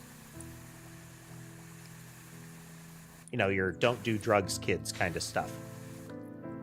And they were absolutely shoehorned in. They would use scenes from the anime. They would repurpose them. They would put new dialogue over them. And they would they were bordered, like the edges of it. They would cut the scene a little bit, and the edges around it were very like late 80s into 90s stuff.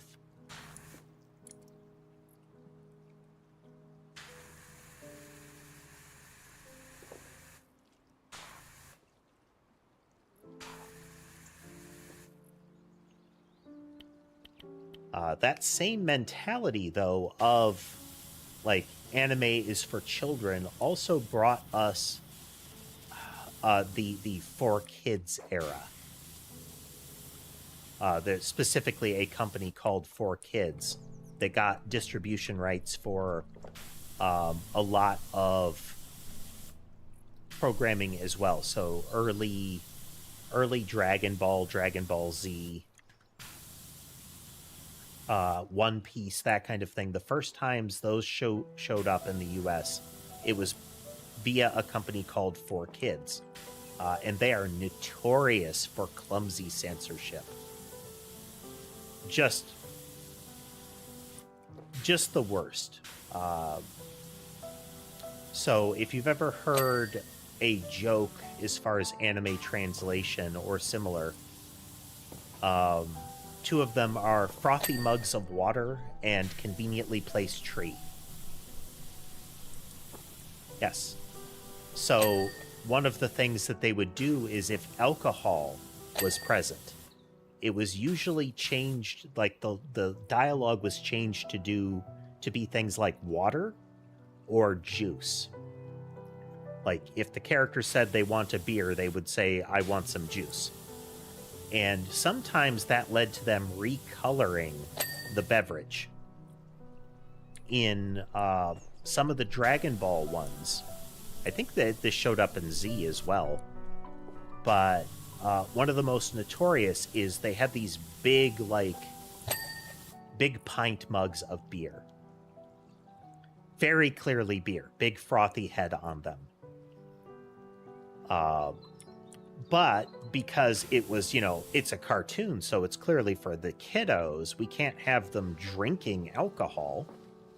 So they recolored it. Like, they very crudely, over top of the animation cell, put like a blue sticker. Like it jitters on the frame. It is just kind of daubed over it. And they just put like cyan blue. But they didn't do anything about the head on it. So it was a big, obvious beer mug full of frothy water.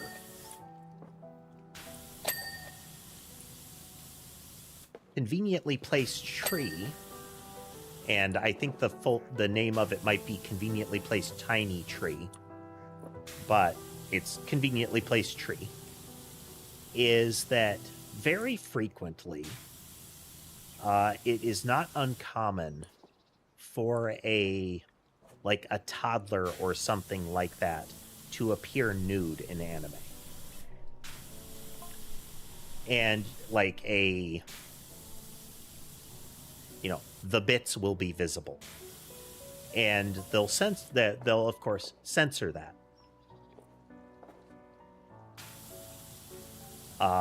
But conveniently placed tree. Oh, 1 second. As soon as the first egg went flying, it all kicked off. To escape the barrage, the mayor fled into my funhouse of all places. The crowd followed him in. But convenient tiny tree is that there were scenes where that would happen. So you had what amounted to a young child, no clothing. But to block out the naughty bits, they would crudely superimpose a tiny tree, kind of blocking line of sight. Again, the tree was added after the fact and didn't follow the rest of the camera movement or anything.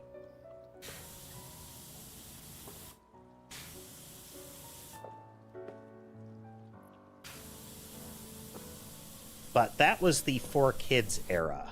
Another notorious bit was that all of the guns in One Piece, and there are a lot of guns in One Piece, the naval soldiers and a lot of side characters would pull guns. And in one of the early plot beats, a villain takes a hostage and holds a gun to his head and threatens to shoot them unless the good guys give up. The gun is replaced with a full Looney Tunes boxing glove on a accordion-like scissor mechanism on top of a basic gun trigger.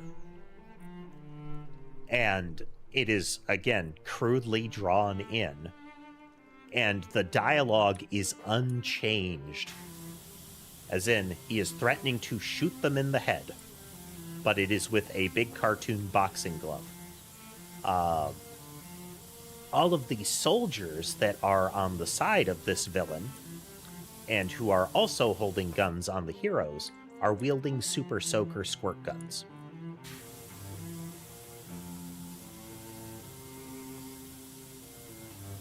that apparently fire water bullets because they still do open fire in the narrative, and characters react as if they are bullets, and the environment reacts as if they are bullets.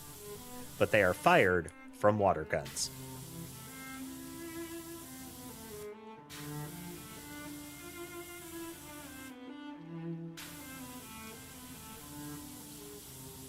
So it was a very infantilizing era for anime in the US.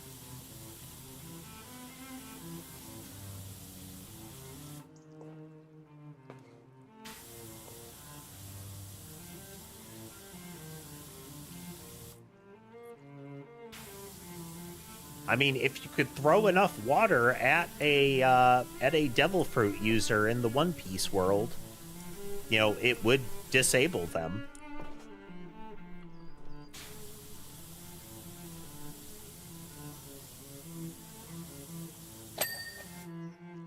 But you'd probably need more water than you could put out with a old school pump super soaker.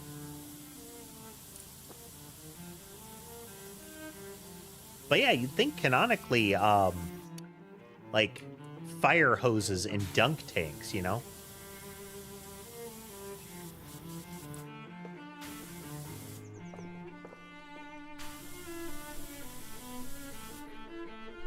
Like, you don't put them in cuffs, you submerge them in a dunk tank.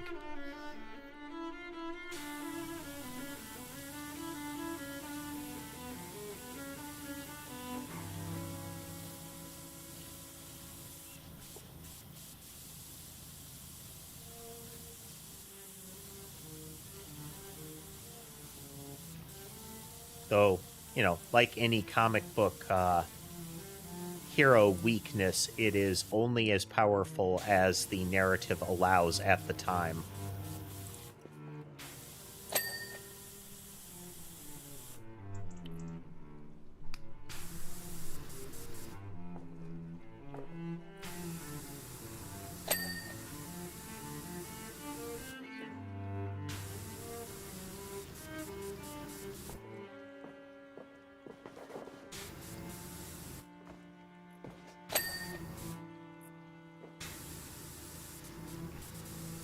That is still something that I find relatively or pretty annoying about a lot of it's often in like battle anime and similar stories, but breaking your own rules is bad. You know, if you establish this is how a power works, then you have to keep that true.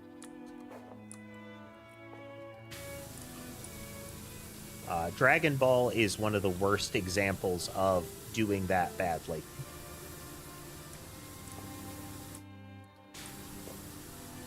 They constantly break their own rules.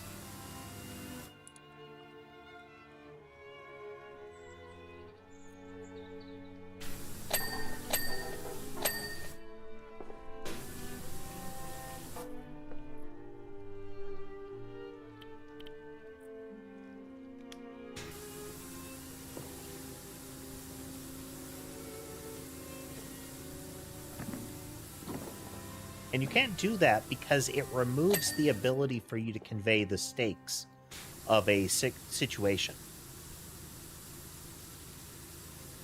Like, we can't tell how much of a threat this opponent is. We can't tell how dangerous the circumstance is, because at any point you might just declare that it is different this time.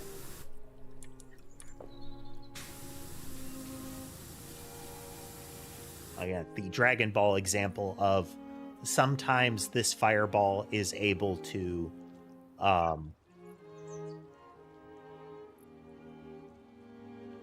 is able to blow up an entire continent. Sometimes this character can destroy a planet. Sometimes they can't. Sometimes this move is completely unblockable. Sometimes you can deflect it with your pinky.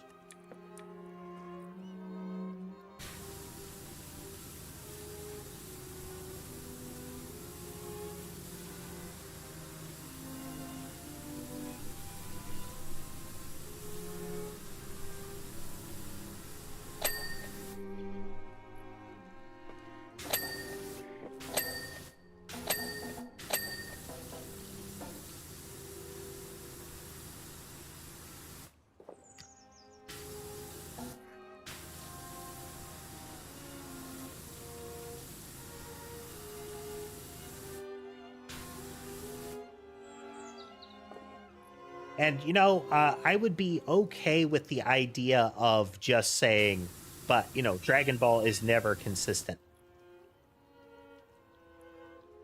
And, we just accept that.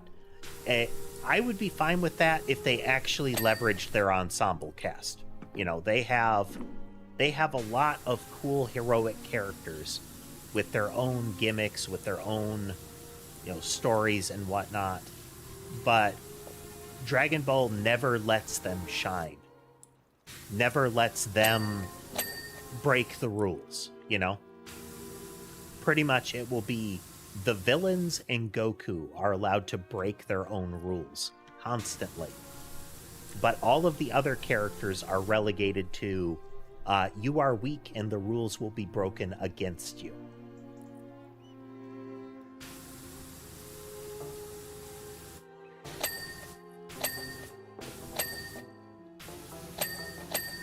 Everybody rips on Yamcha, but, Yamcha demonstrated that he was learning to use, key powers at the beginning of Z, early in Z, and demonstrated abilities that we hadn't actually seen others use. But they immediately wipe him out, and he never gets treated seriously after that.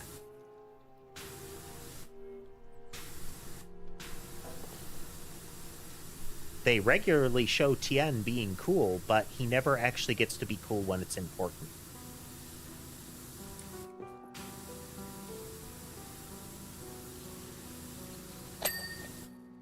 And despite the fact that Krillin is actually presented as one of the strongest human beings in existence,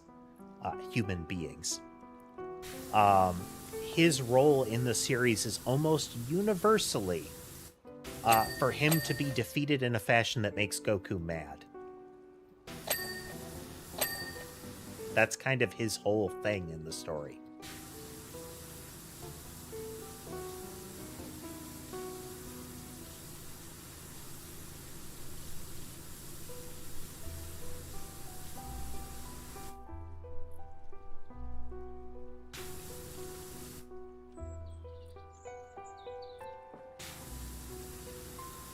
And that's the thing, Dods. Breaking a rule is actually okay narratively, but there has to be an impact to doing it. When a character breaks an established rule, it should be shocking. It should be something that is actually unexpected and is trouble for the characters involved. That is actually a really common element in, kung fu stories.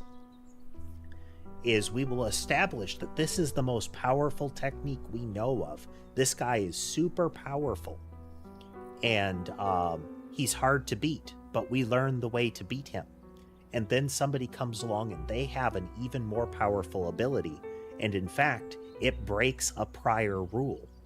But it's that ability breaks the rule, not that the rule doesn't exist for the things before it.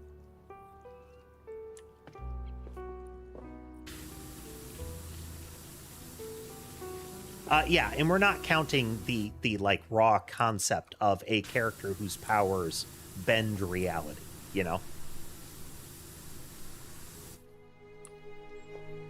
We're not talking rules of gravity or rules of reality. It's that these are, if you say that there are characters that can do this, and this character's limitation is X, he can bend reality, but not if the thing is shaped like a teacup and is colored red.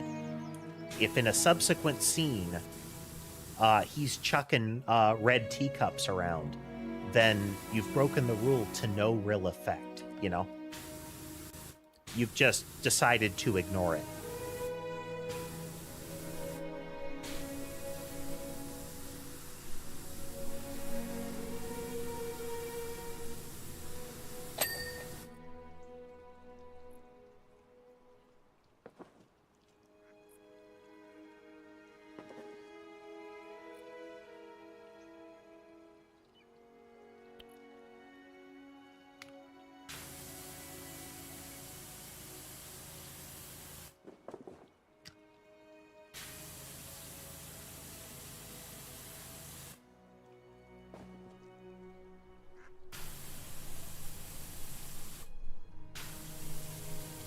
Another way to put it is, if your narrative sounds like a couple of kids playing with action figures in a sandbox and trying to one-up each other, then you're probably doing power escalation wrong.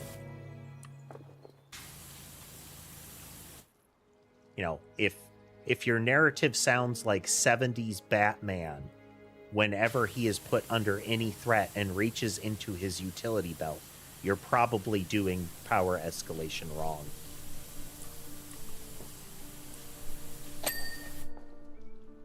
Good thing I brought my bat shark repellent, or else this would actually be a threat to me.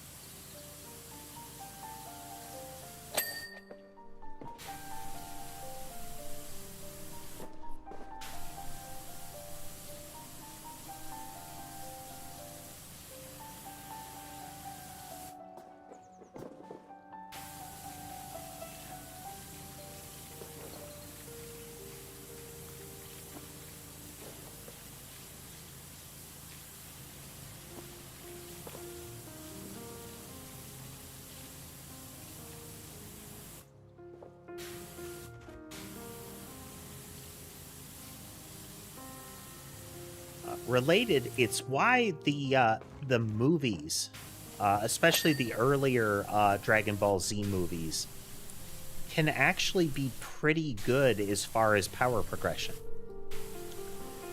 because they are written outside of the style of the anime. Characters retain abilities that they have always had, and those abilities are punchy, you know?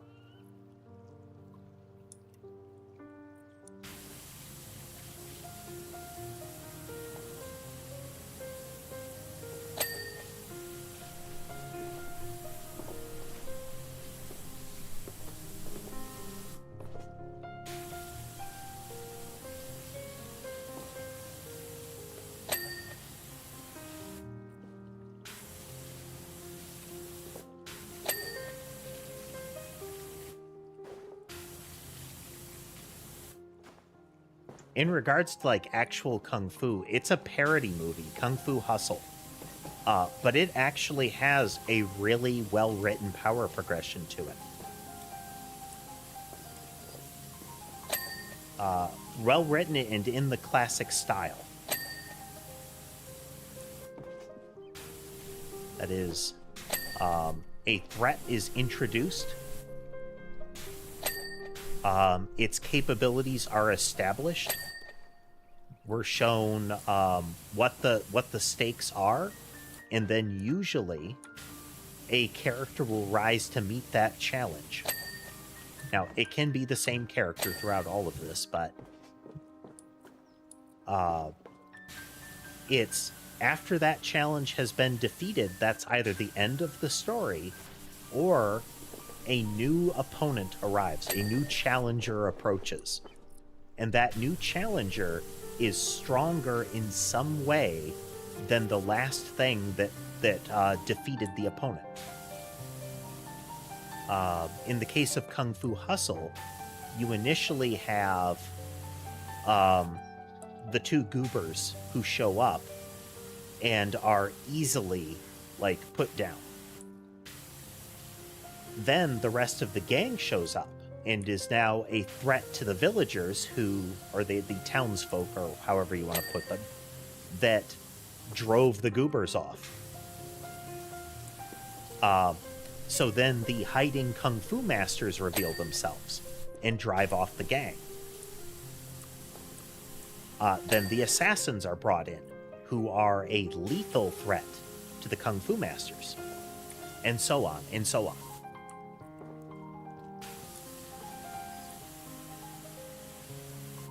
And this continues until effectively the writer wants to stop.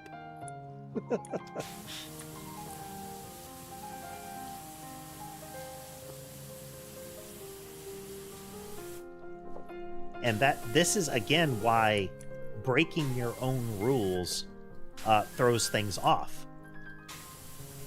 Because if you don't establish what the character is capable of, then they can't rise to meet a challenge. They just suddenly can beat the challenge because you said so.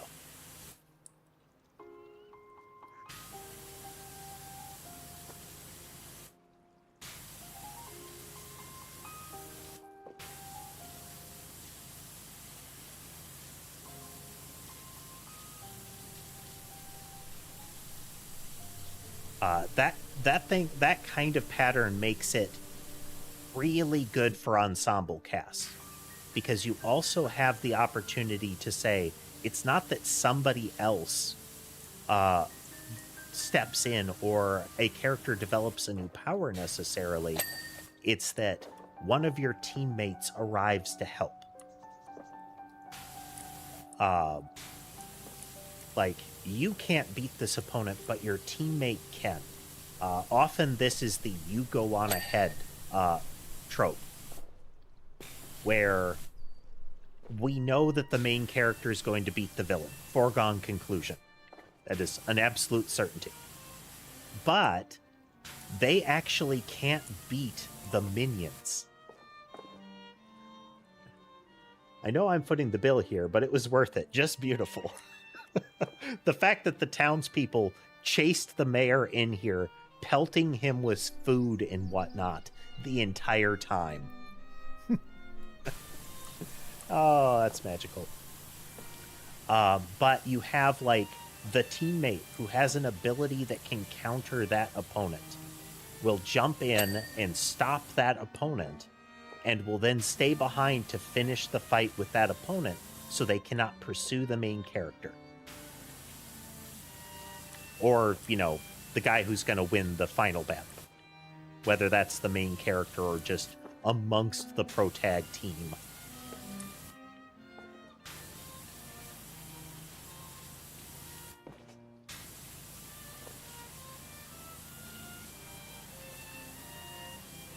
But, you know, rules, stakes, and escalation.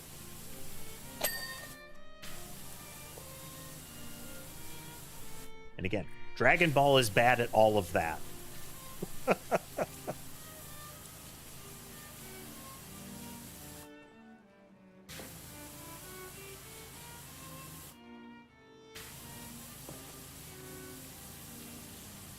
They frequently remove stakes by essentially saying, like, oh, we'll just use the Dragon Balls, and we'll constantly ignore the restrictions that we've put on them when it's narratively convenient. Or we'll just, you know, make new ones that don't have those restrictions, or, you know, repeat as necessary. So stakes are greatly diminished. Rules change constantly. They're like, we introduced Goku learning the Kaioken. We established that even using it at all is a strain on him. And we are given information that he is more capable with it than normal. So he can overuse it. He can strain himself with, like, ×2. There is a period where he uses, like, ×5. And that is massively debilitating. But later, and again, the whole point of the Kaioken, the rules as specified, is that it is a power multiplier on the person, but it uses up a proportional amount of energy. As in, if you activate ×5, you're not just casting the ×5 buff on yourself. You are using your life force 5 times faster. It's the burning bright candle concept. Later on, Kaioken is just something Goku shouts in order to get a red aura. That is, it doesn't do what it was supposed that they said it does anymore. It's just an ability that they use as a callback to say, well, he has this and it makes him stronger. That's it. That's what it does now. The Turtle Power Wave, the Kamehameha, when it's initially introduced, is an all or nothing move. That is you throw everything you've got. You channel all of your power out almost entirely. And that is all you can do. We don't get an indication that they have learned to temper it. That they can throw it now and not use up everything. Just some. It's just that they start throwing them like they're bullets from a handgun. It's like, I can just spam these things now. Don't worry about it. But that's all of your power. That's what it do. That's why it's strong. What are some other ones? Now, we can see that kind of thing done correctly, though. So I've recently started rewatching it, but a good example is Yu Yu Hakusho. One, they get the ensemble cast thing done right, in that each character has their abilities, and they're strong in their own right. Tess is a fan of Bleach. They do this well, too.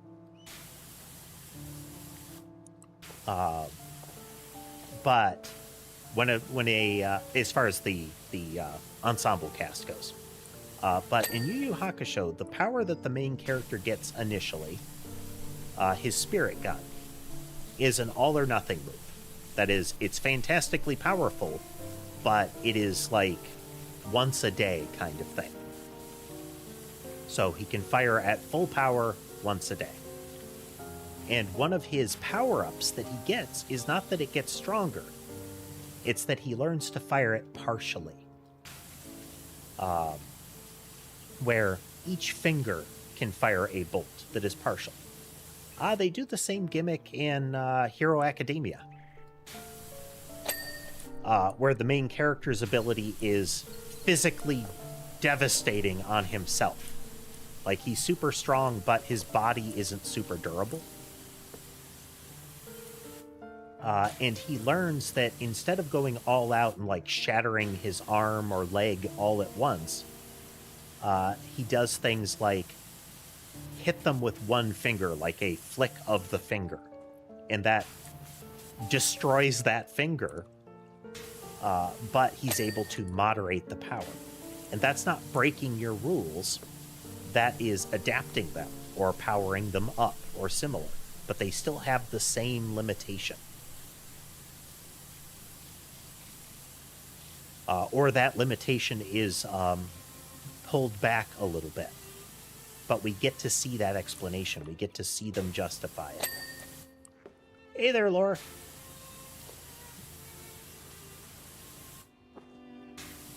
We're talking about fictional power escalation.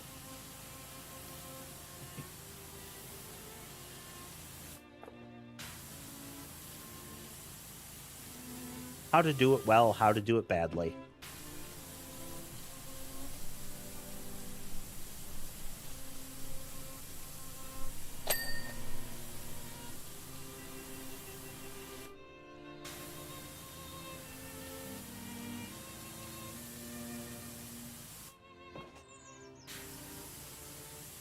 It's that if you do that kind of thing well in your story, then you make the victories and the stakes matter.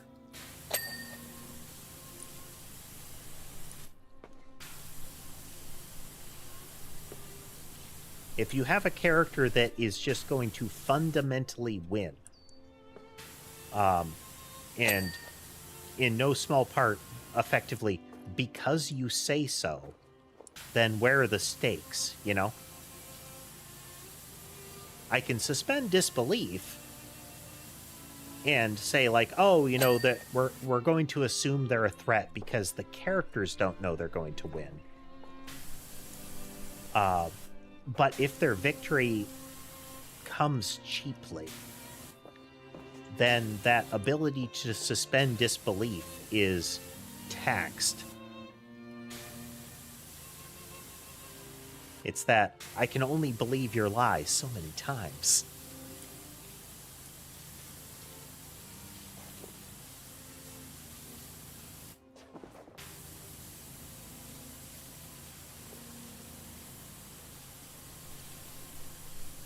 Now, the ensemble cast, you go on ahead, can easily be used poorly as well. Inuyasha, the original Inuyasha, is terrible at this because they will introduce a character that has a very strong ability. In fact, they effectively have an almost unbeatable ability. And now, instead of introducing opponents that character can't fight plausibly, we get introduced to opponents whose abilities are... there is almost universally the thing that thwarts that character included. It's not just that this character is present and they can't face this opponent, it's... or this is the opponent and this character can't face them for this reason, whether it's they're not present or they have an ability that counters it. I'm trying to remember what his name was. But there is the monk, the lecherous monk tropey character in Inuyasha, whose ability is that he effectively has a black hole that he can deploy in his hand. It sucks things up. And it works on almost everything. But because it worked on almost everything, they had to introduce a way to stop him from being the solution to everything. And so we get introduced to the villain's poisonous bugs. And those poisonous bugs almost literally show themselves as soon as the monk steps forward to use his solve the problem button. Like, oh, nope, poisonous bugs are here, you can't do it.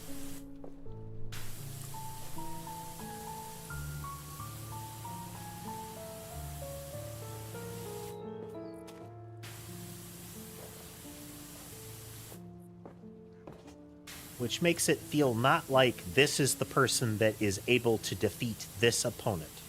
Like, this opponent can't be beaten by any of the other people present, it has to be this guy. He has the skill set. It's, this guy could beat any opponent if the contrivance doesn't appear to stop them.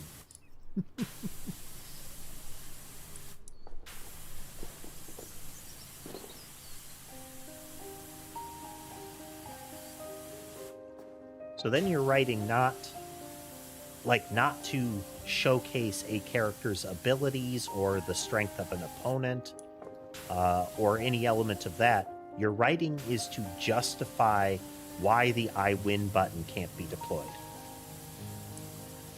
Now, sometimes they don't even write to justify it. That is the Power Rangers problem. Power Rangers and similar, team of people or superhero that has a I win move. Your Ultramans, your Power Rangers, your Voltron. Why do we not form Blazing Sword immediately? Because it's a one-shot kill. Like, it just work. And you start to have like, oh, well, we can't because, or because we want the rest of the battle to happen kind of stuff.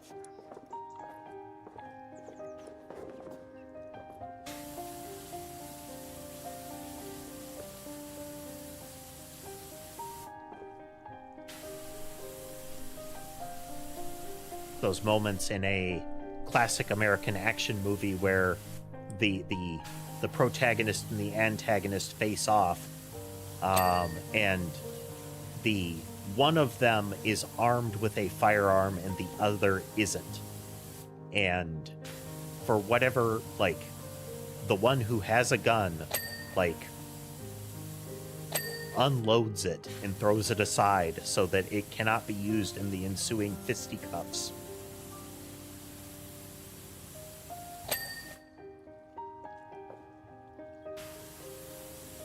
Like, why did you do that? So the fight can happen.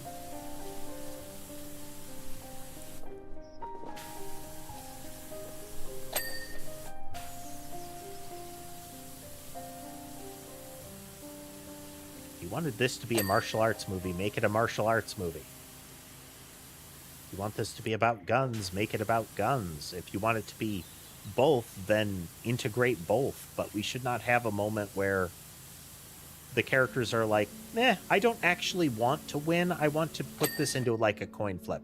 Let's go.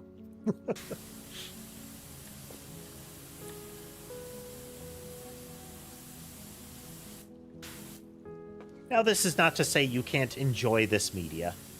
Dragon Ball is popular. It is popular for a reason. People like to watch it.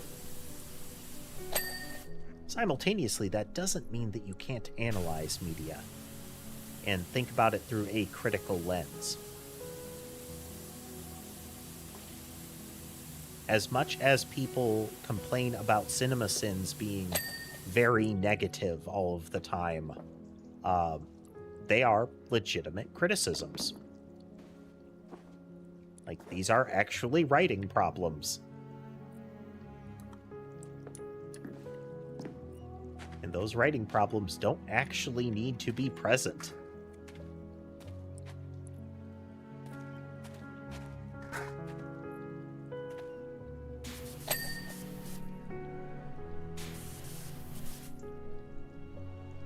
Yeah, there we go. Okay.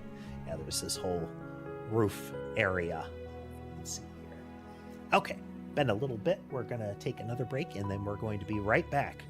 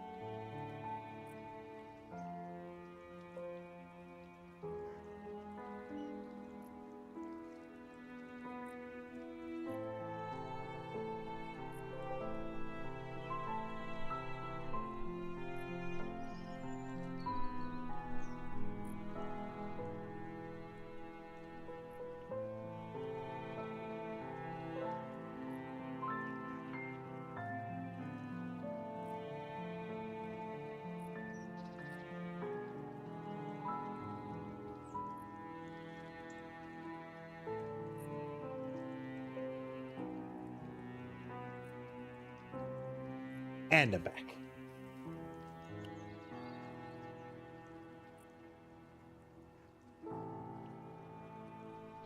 Now, it's possible, continuing the prior, there are circumstances where things like CinemaSins are reaching, and I definitely agree that over time they did and have been. Things definitely started going downhill when you can tell the original guy wasn't doing it anymore.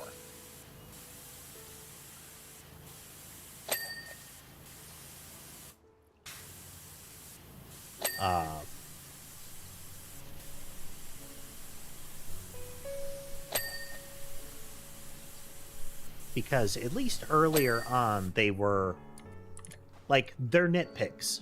But nitpick does not mean wrong, you know?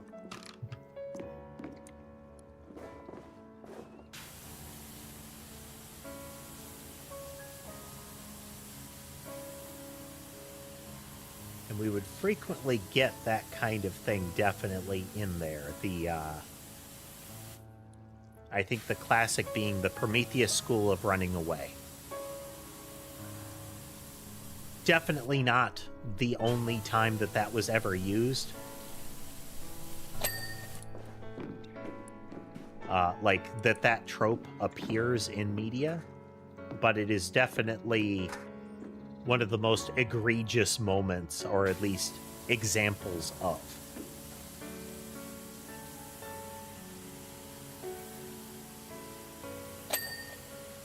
Now, in a similar vein, there is nothing wrong with the channel that definitely came out of the complaints about CinemaSins being, like, the only voice. The idea that there's this channel that is highly critical, but they don't talk about the positives. I can't remember what they're called, but it's the everything great about as opposed to everything bad about. And it's like, that same concept has merit too. That is the what did you like about it and why. And as far as, like, actually learning something from it, it's that and why. Why is that bad in this circumstance?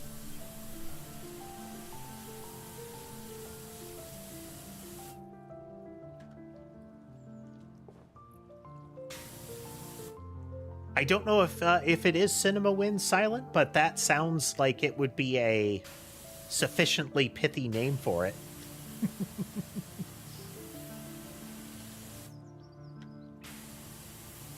I mean, looping way back around, like Tess mentioned,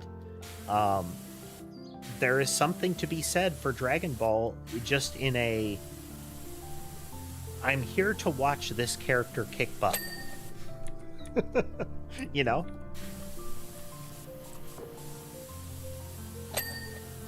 Like, we know we're not going to be shocked by this narrative. Nobody is shocked by the idea at this point that Goku is actually going to win. We're watching it because of that.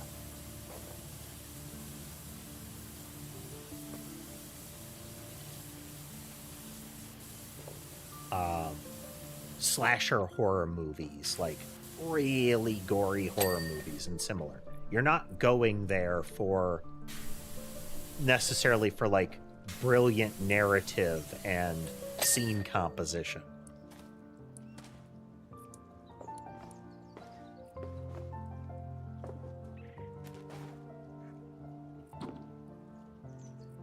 Balcony, doorway, and one of the barrier walls. Okay.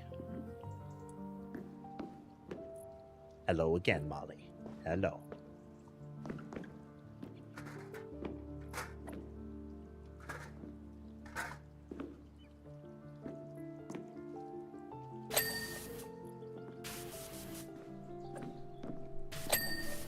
What's another one that does pretty well? Overly Sarcastic Productions. Oh, wow, there's a whole lot left. Balcony, doorway.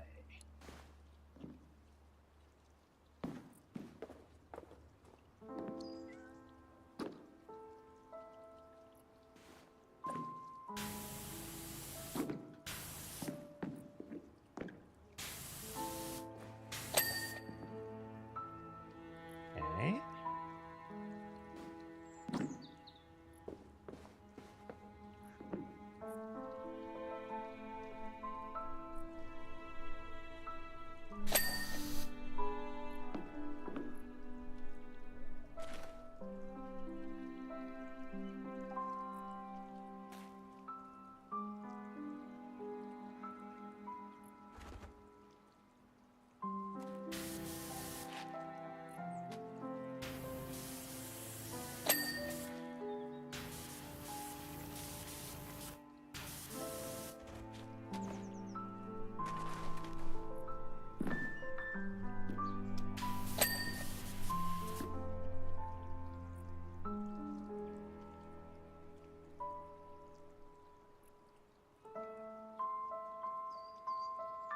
Hello, AFK. Here's our next target.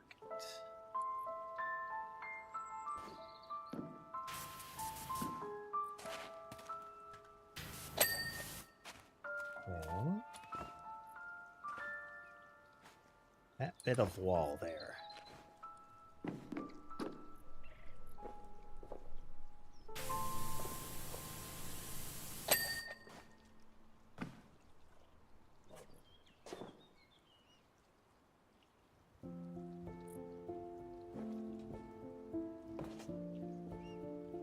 What is this trick you speak of, Silent Knight?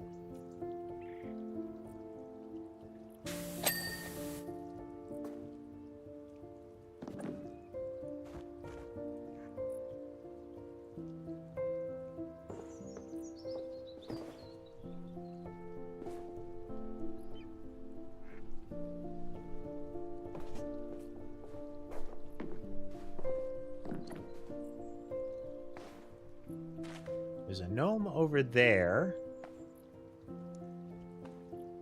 There's got to be a grabbable gnome in the area.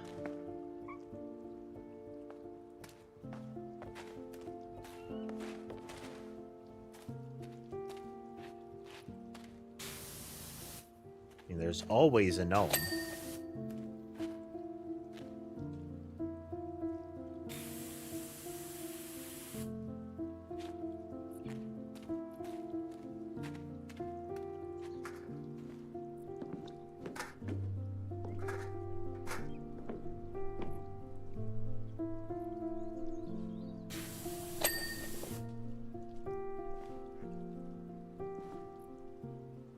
Where this gnome is unclear.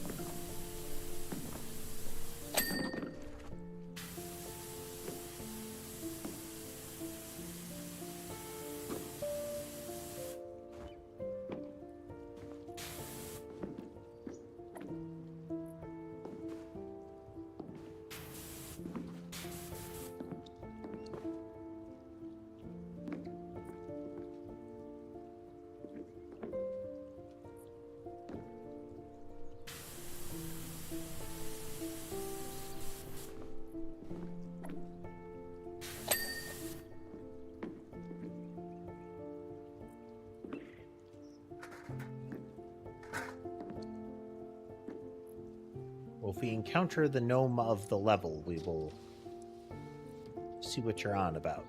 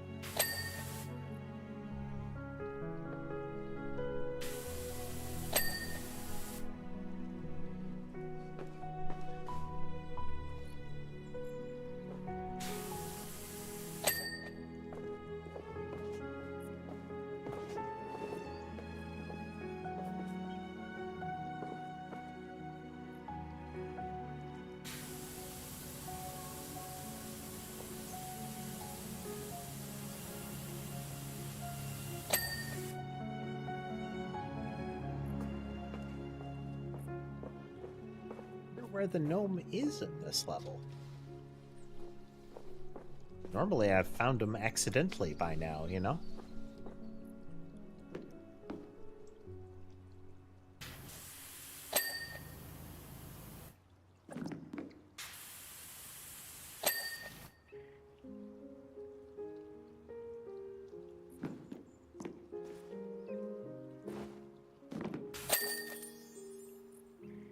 Oh, we'll see on a subsequent level.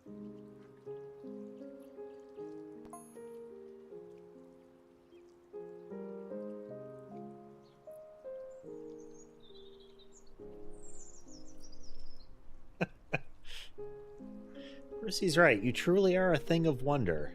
Let's be honest. That's probably Muckingham's chances of the Town of the Year grand prize out the window, but I don't think anyone around here has any regrets.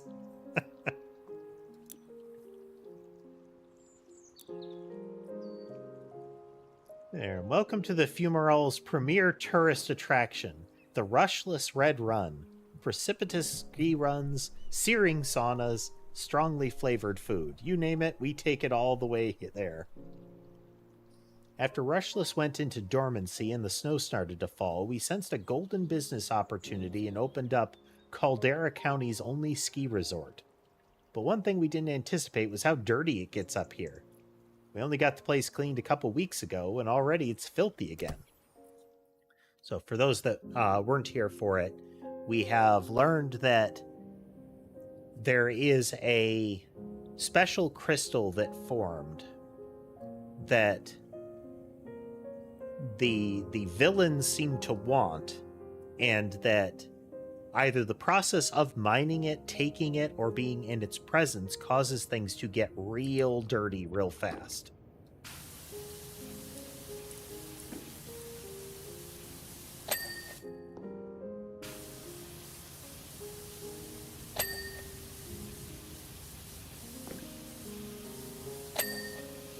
The implication being that it's not just the, again, the filthy circumstances of the town, but that there's like a multiplier at work here.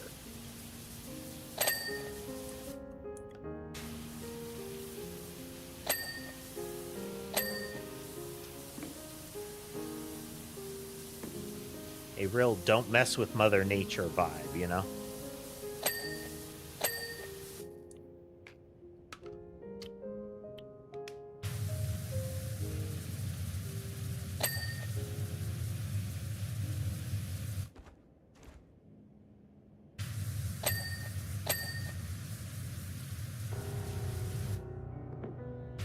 Was the old line in the commercials, it's not nice to fool Mother Nature?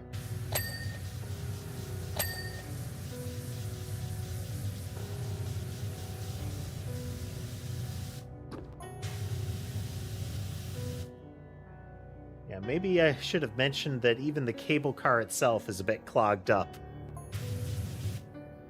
You may have to wash the entire gondola to free the sensors before you can get out to do the rest.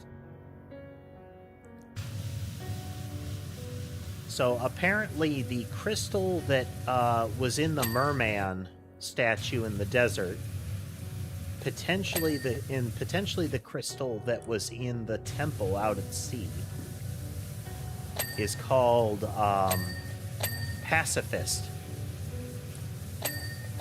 Or pacifist, I should say.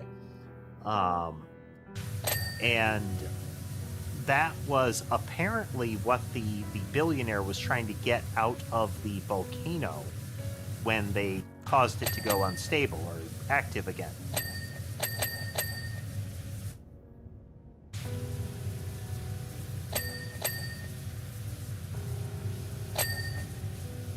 So it seems that messing with that stuff is part of what makes things unstable, but also we had mentioned that a mining vehicle that was sent into the volcano in an attempt to extract this stuff came out fantastically dirty for how long it was in there.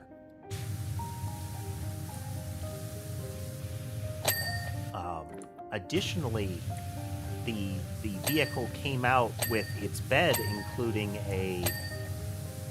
a particular stain that we saw at the gas station where they mentioned that that vehicle had moved through.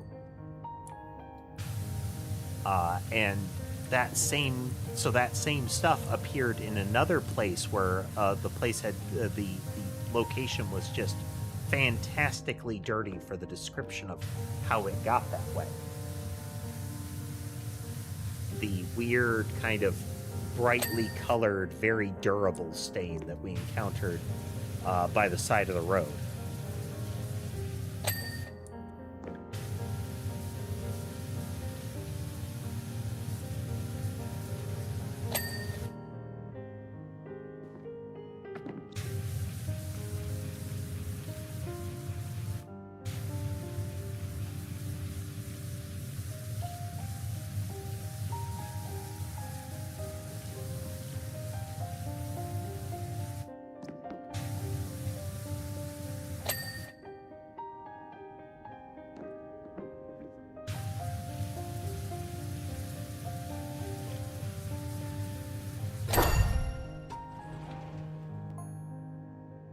Ah, bingo, out you pop.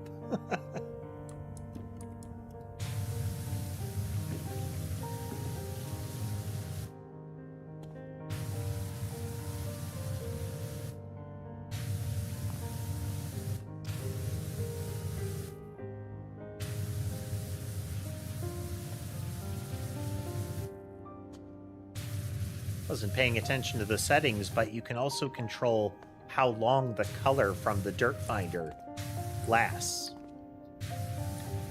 So I increased it to 2 seconds instead of 1. And it makes a little bit of a difference. I think you can set it out to like quite a decent amount of time, but I don't think we need that.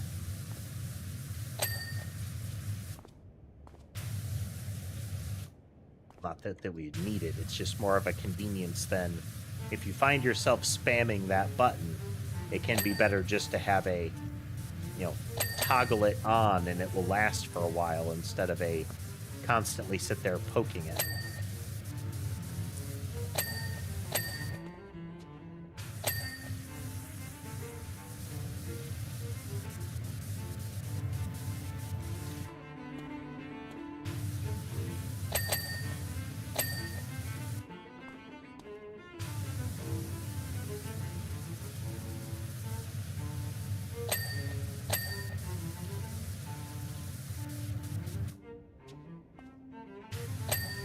I like the way that they mechanically are segmenting some of the levels, like, how you had to, with the pop-up bathroom, how you had to clean the exterior in a couple of different phases. So it was clean it when it is concealed as if it were a bench, clean it when the bench pops up, then when the doors open, you go inside and clean it. Changing the core of what you're doing? No, but it's a neat touch.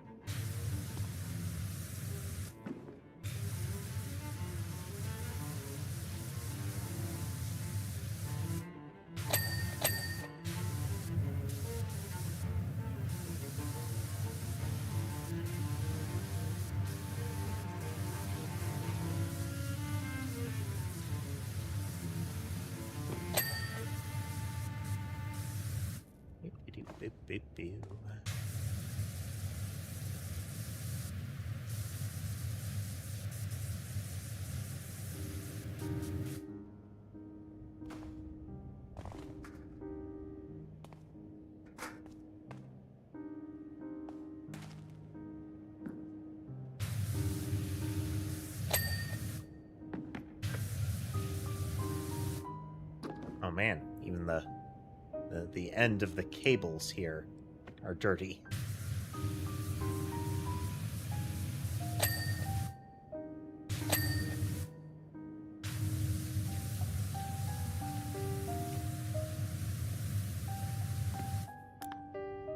On our funds. Get that one. We're going to need something like 1800 or so to get this one fully kitted.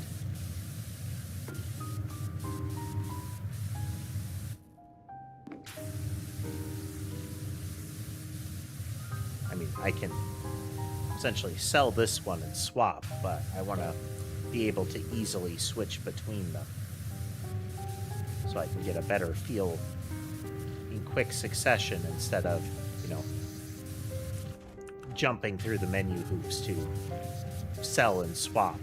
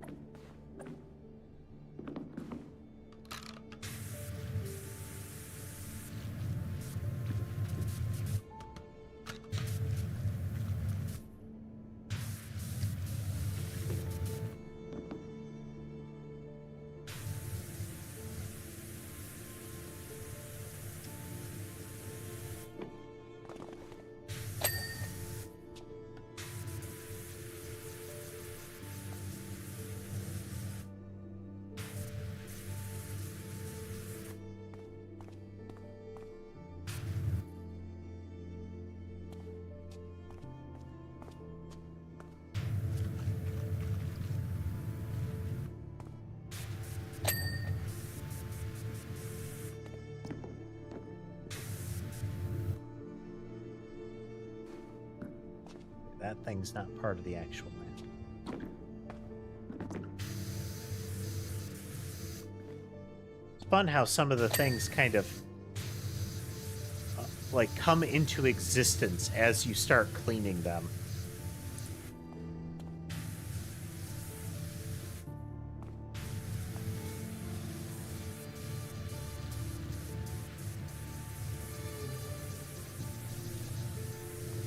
Like, it's not until you have started the scrubbing process that you can see that there's more than just a single surface in there.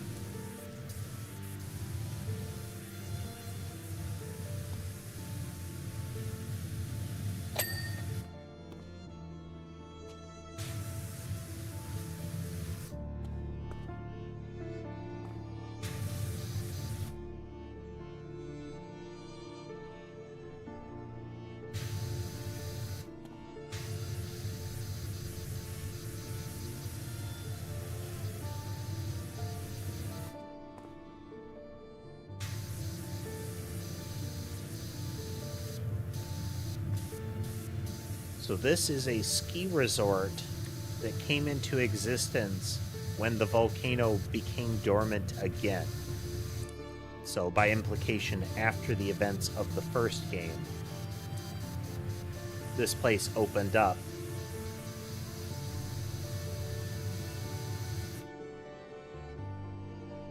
Bit of that it's free real estate vibe, you know?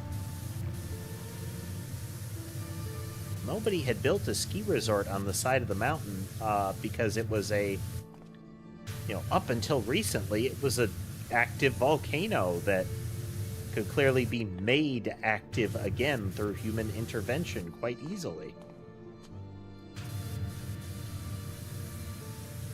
And in that, we saw a business opportunity.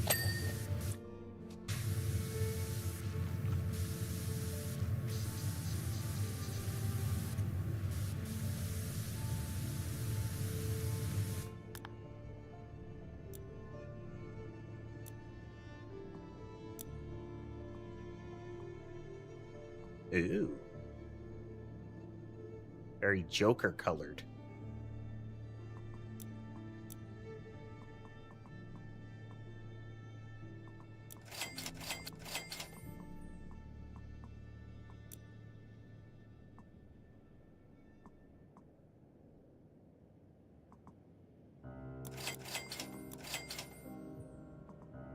like purple. Oh, festive.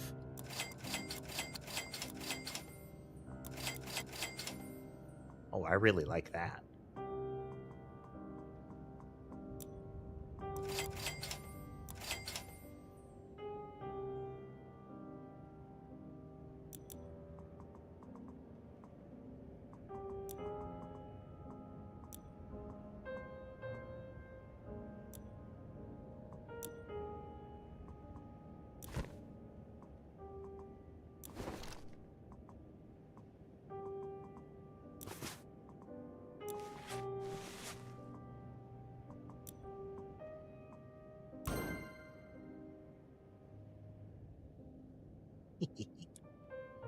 I like purple.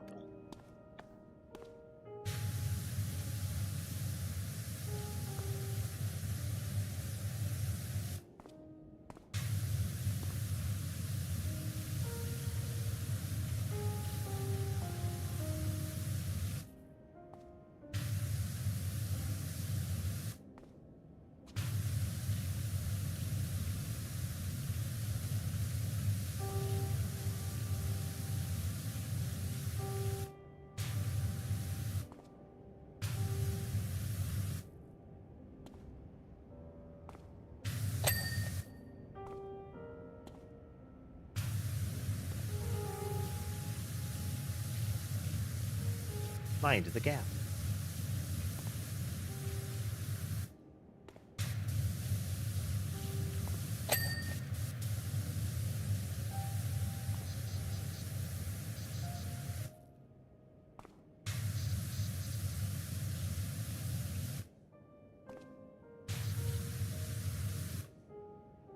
Let's do a quick check on...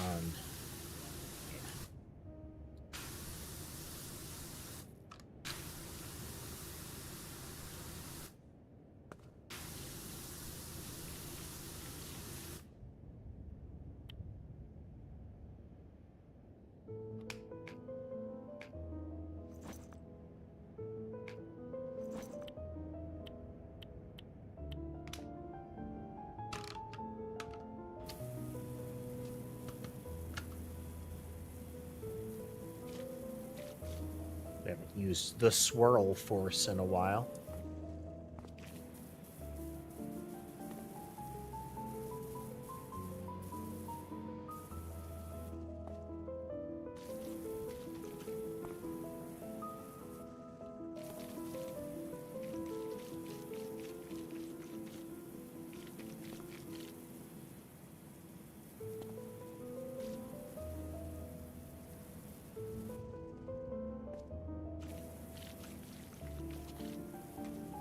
This one's one of those neat additions, but it falls away as you get stronger washers, since this is not an attachment for the other washers. It is a washer by itself.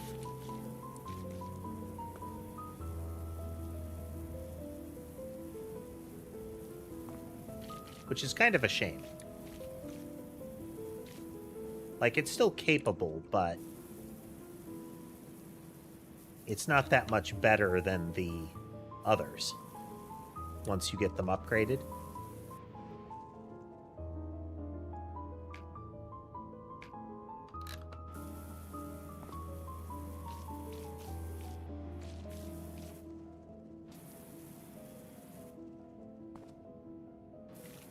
The others don't have as much trouble working around edges.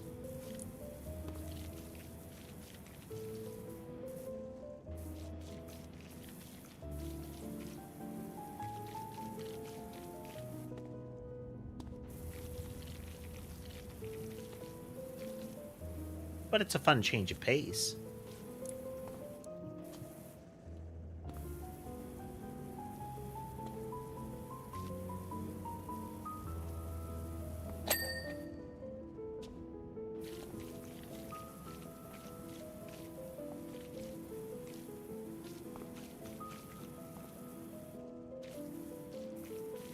Which, imposing limitations on yourself in games can be fun.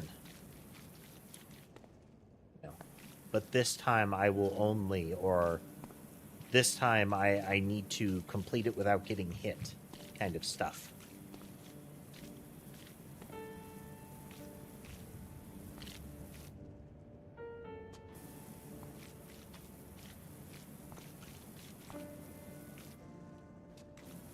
Those can be neat.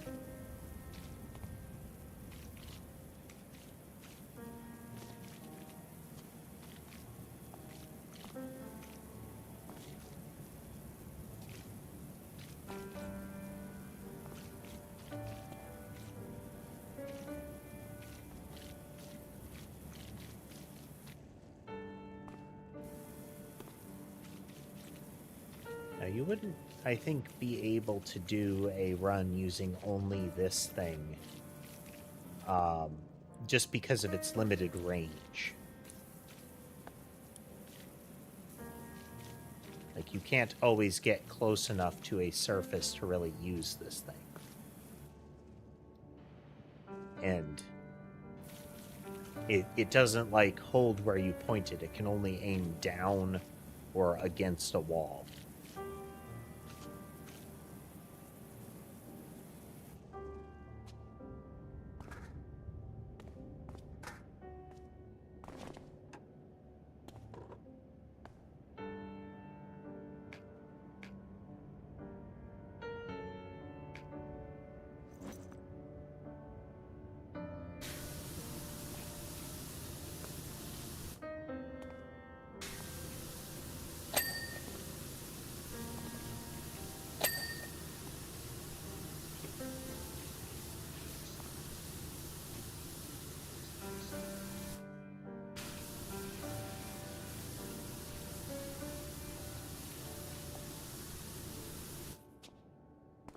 Didn't realize until I had swept along the edge. That is glass.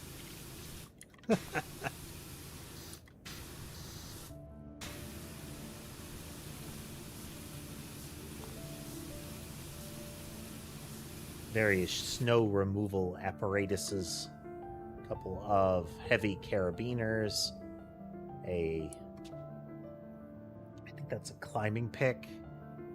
And some firewood.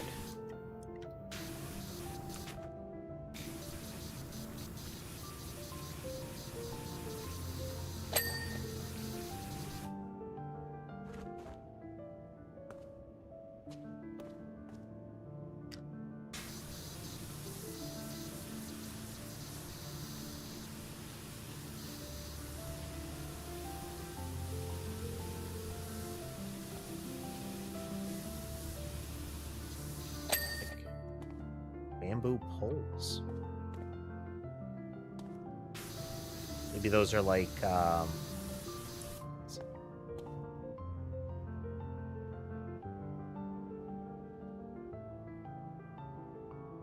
would say maybe are these meant to be like markers for as you're skiing down a slope, you know, to denote a course? Unclear.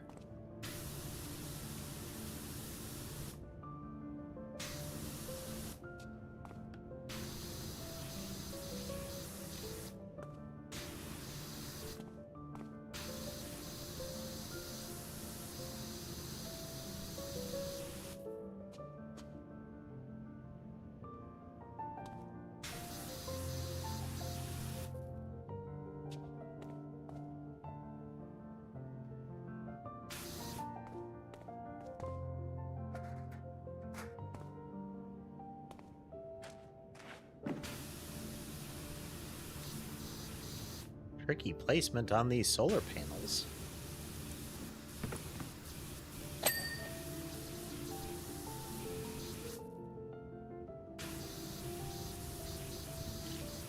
Not that they won't work at all from there, just that configuration strikes me as a we'll take what we can get style configuration.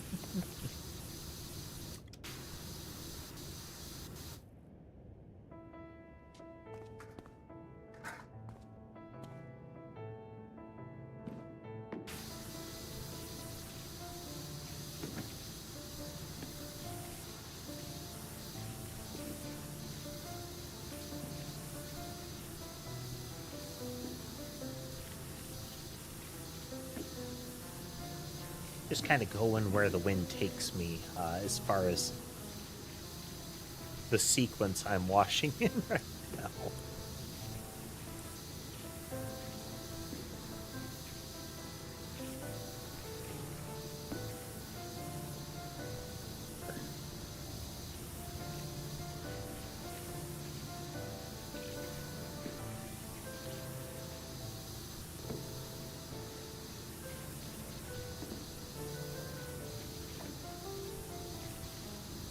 Well, we know one of the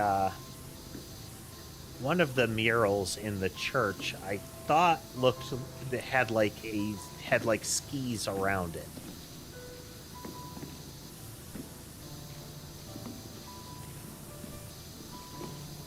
Maybe we'll have to revisit that level and take some screenshots of all the murals and try to guess which ones they were.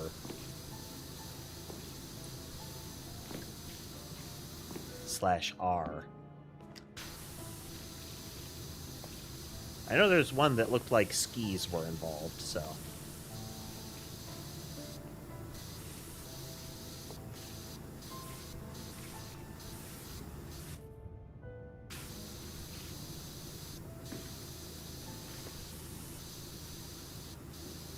Get this, yeah, they have a lot of glass in this place.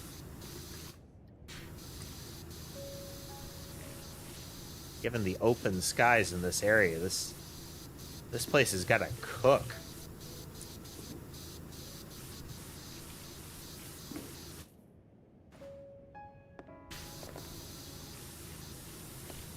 Which, if you're insulated well enough, you could defray a lot of those costs, but I wonder how much insulation you can do with curved glass like this. Maybe it's real thick. But normally, the insulated windows will have, like, air gap between layers of glass.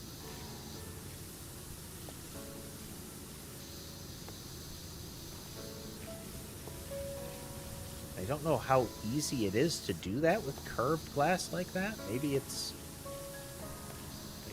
just that it would be very expensive because you'd have to have 100% custom plates on top of having to do it sandwiched like that. I suspect just big rectangular flat windows would be expensive at this scale.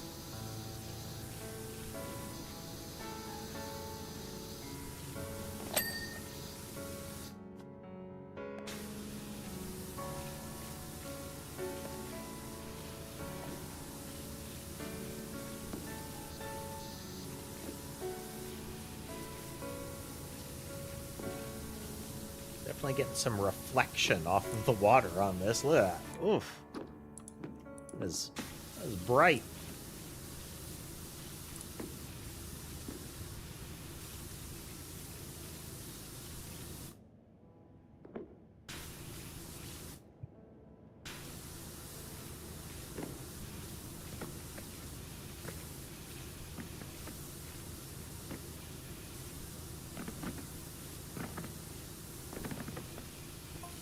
Gloria Conklin.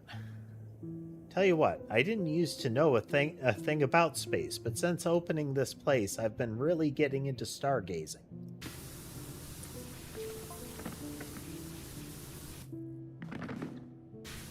Down in Fumarole, we can only ever see 6 or 7 stars max, but up here we can see hundreds of them. They're literally everywhere. Light pollution's a thing.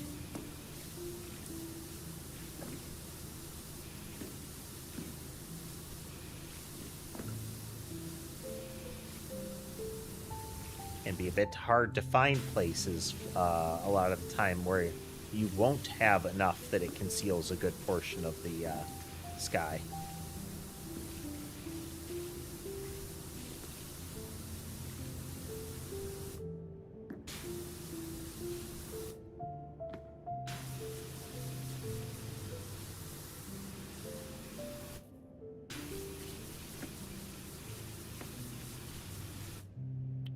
Let's use some soap, just for fun.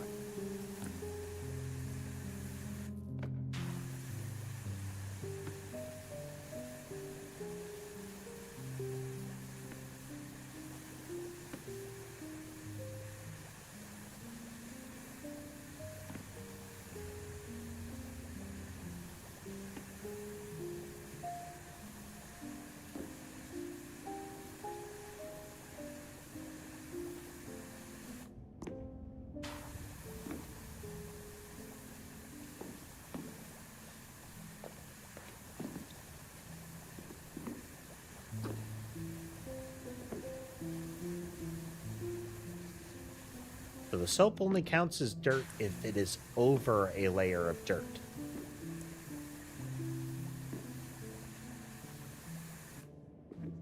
So you can still see the pink through the soap.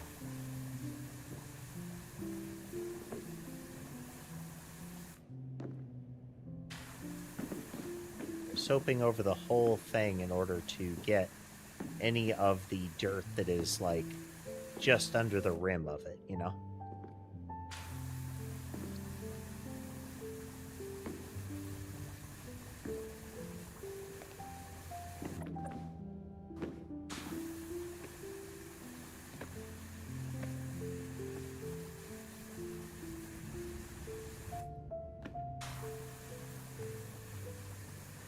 Probably run out of soap very shortly.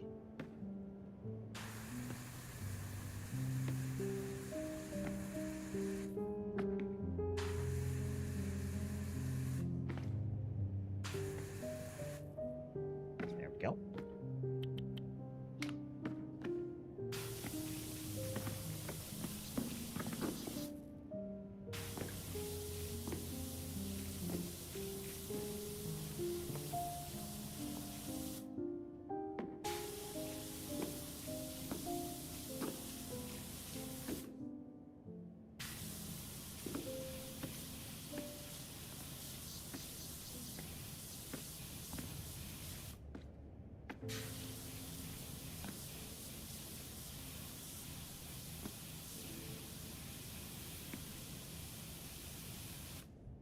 That's nice.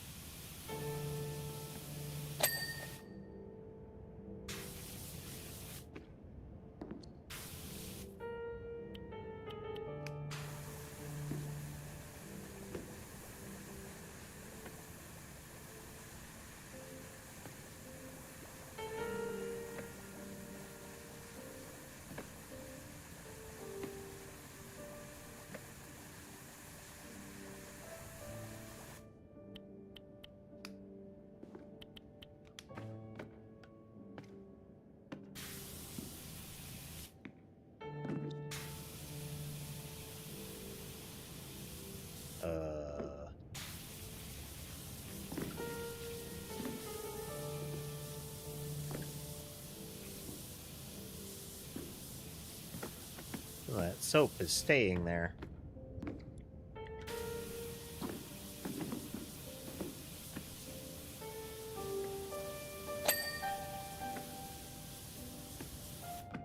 Like it's on the underside of it, too.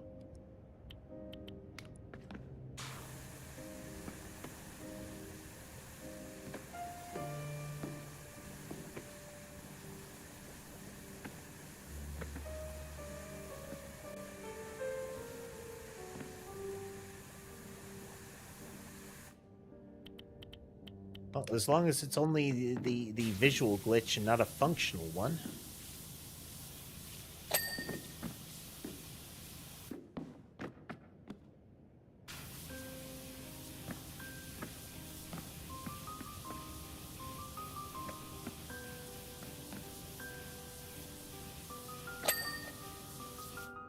Let's up that timer.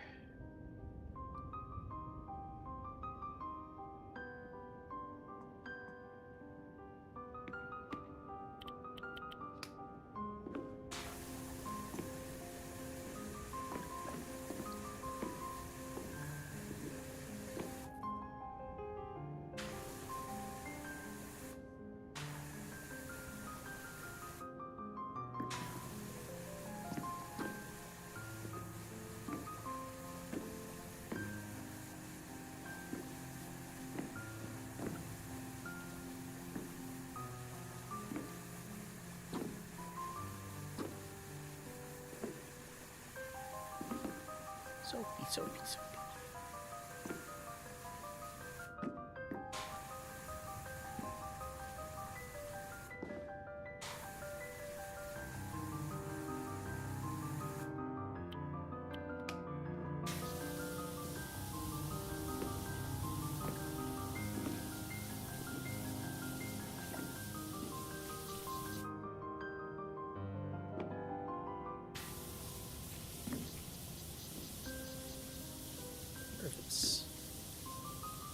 I suspect we'll be going inside, but maybe there's just a layer underneath it.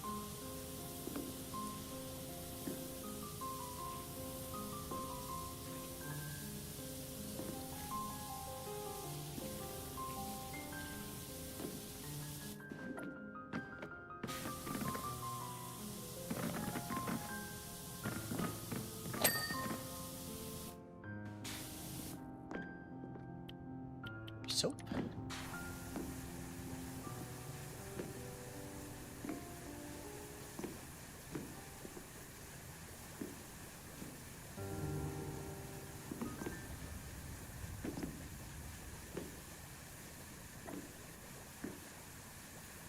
Now and then you can hear the squeak of your boots as you're moving.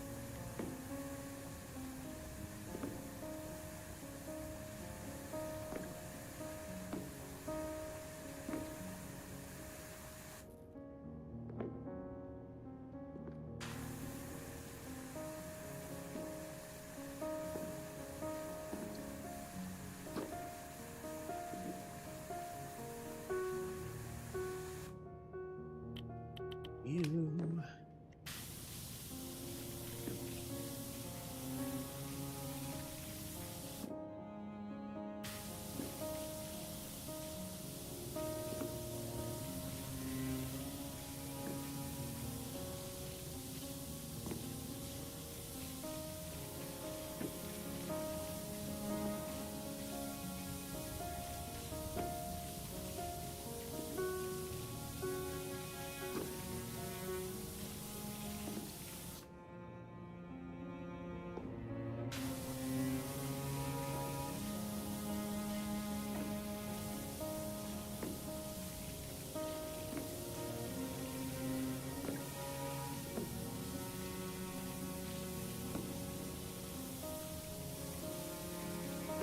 Oh yeah, extending the duration of the dirt finder is useful.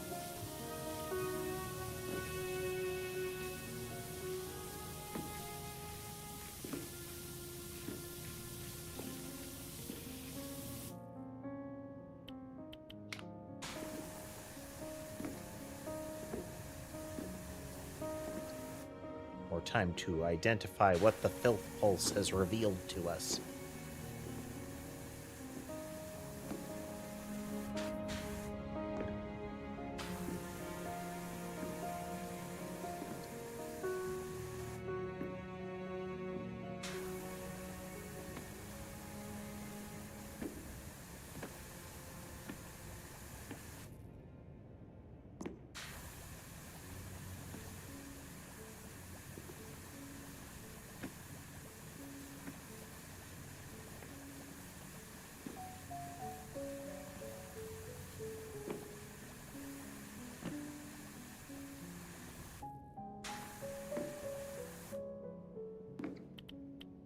Rinse.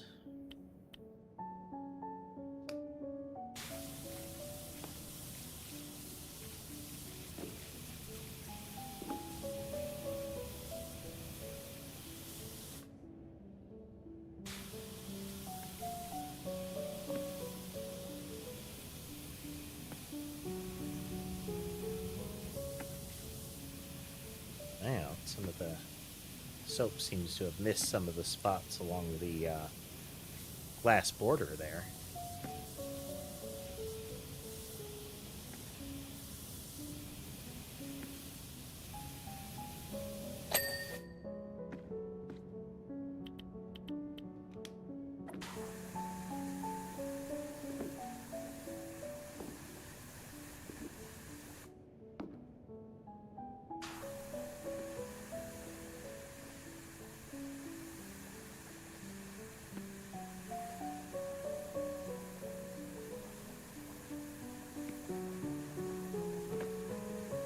On the plus side, even if it's only missed because of, like, we missed the soapy part, or sluicing the soap off, then it'll come off easily enough.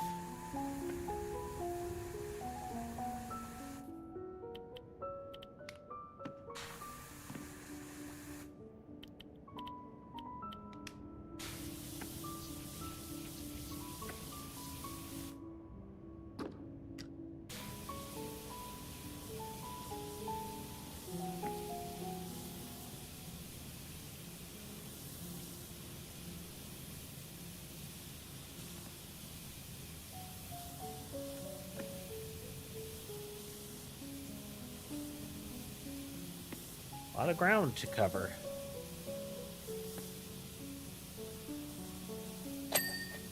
Continues to be kind of hard to tell how much game there is left.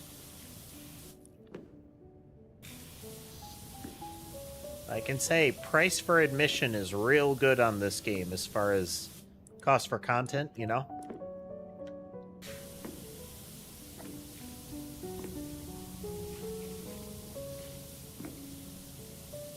It's not even counting things like you can play it in co-op mode, you know?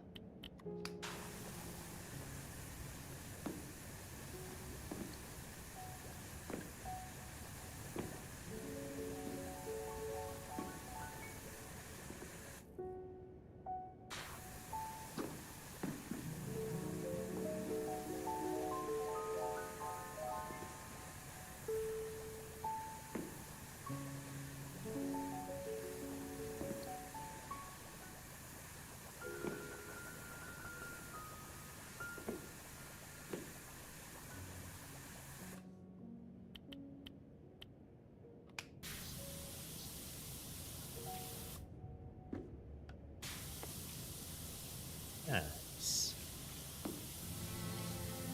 Give us another region in a moment here.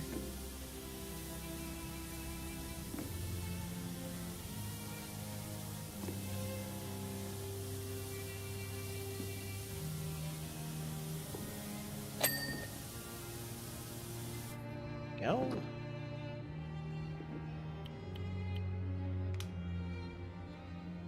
Let's run kind of down the middle here.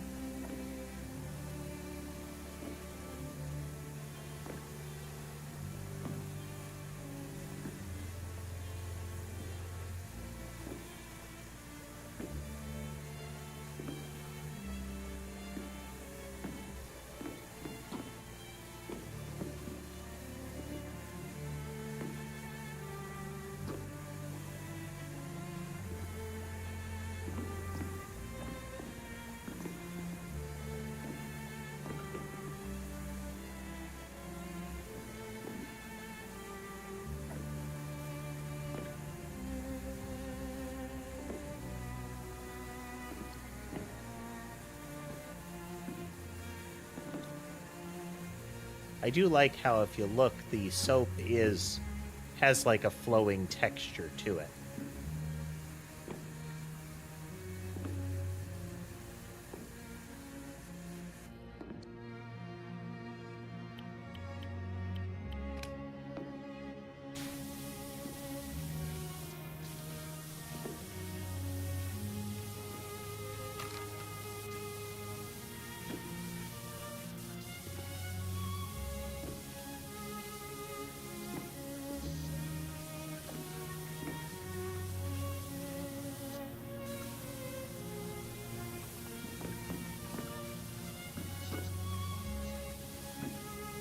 Doing this reminds me how a channel called Sellsword Arts on YouTube does.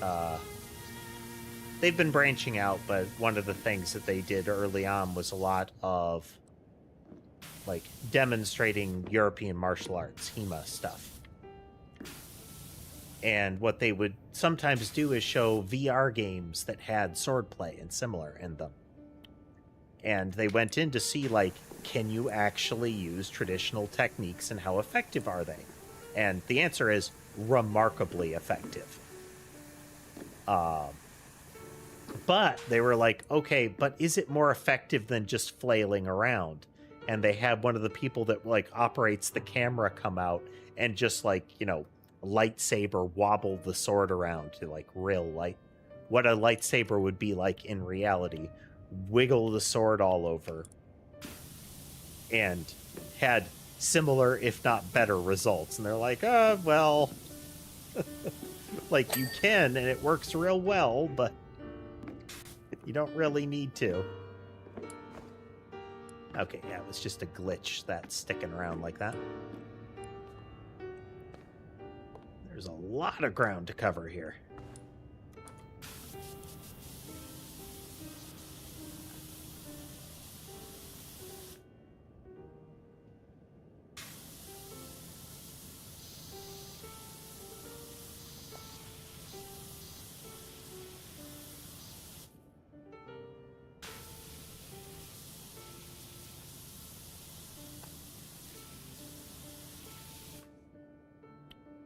Let's continue our pattern.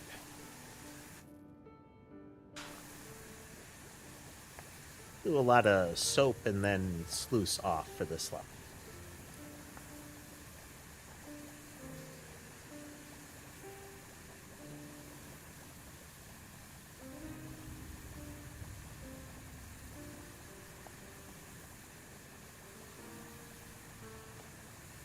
Sometimes it's more time than just rinsing, especially when we have access to kind of the super nozzles, but again, the soap is kind of fun.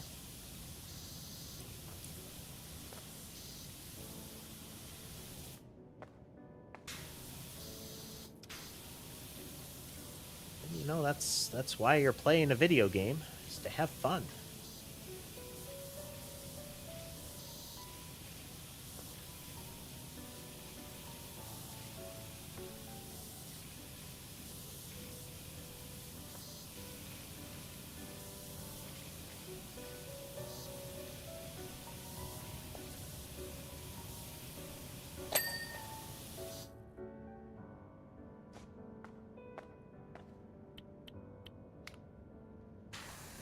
And so we shall.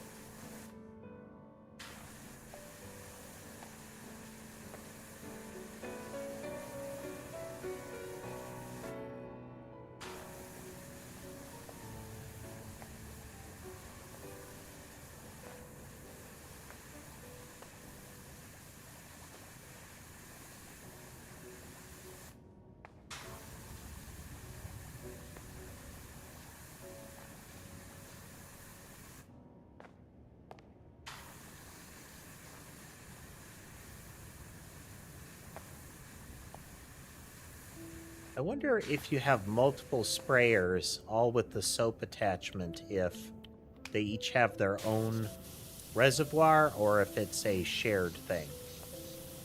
Again, is it amount of soap surface that exists in the world, period? Because that does seem to be the constraint, is how much soap exists in the world.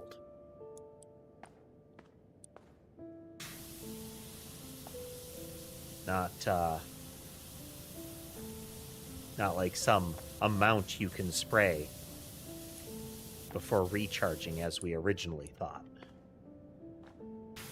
As I originally hypothesized.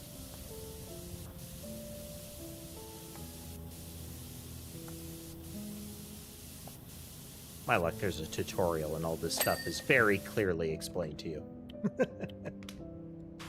Or some sort of, like, in-game guidebook.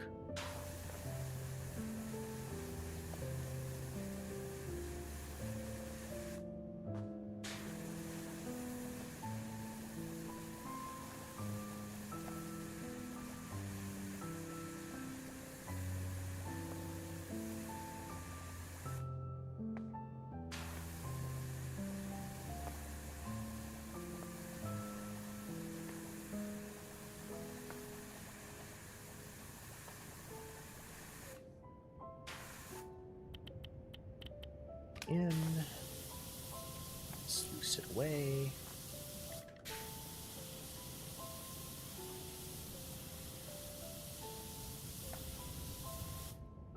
It's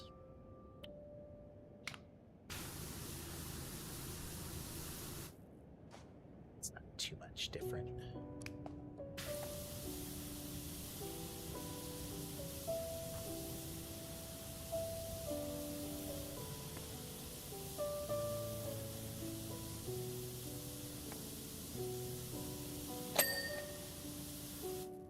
Rinsed.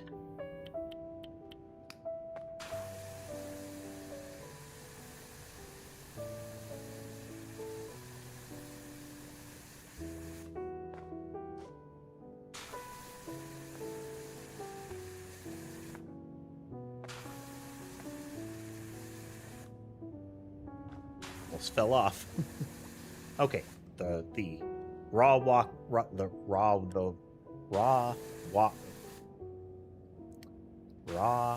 rock wall is not a cleaning surface.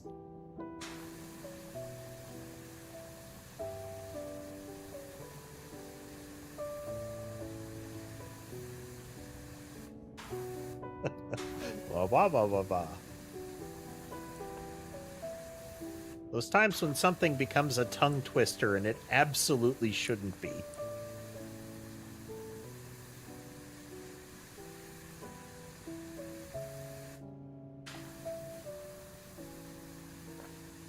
You know, words, how do kind of scenario.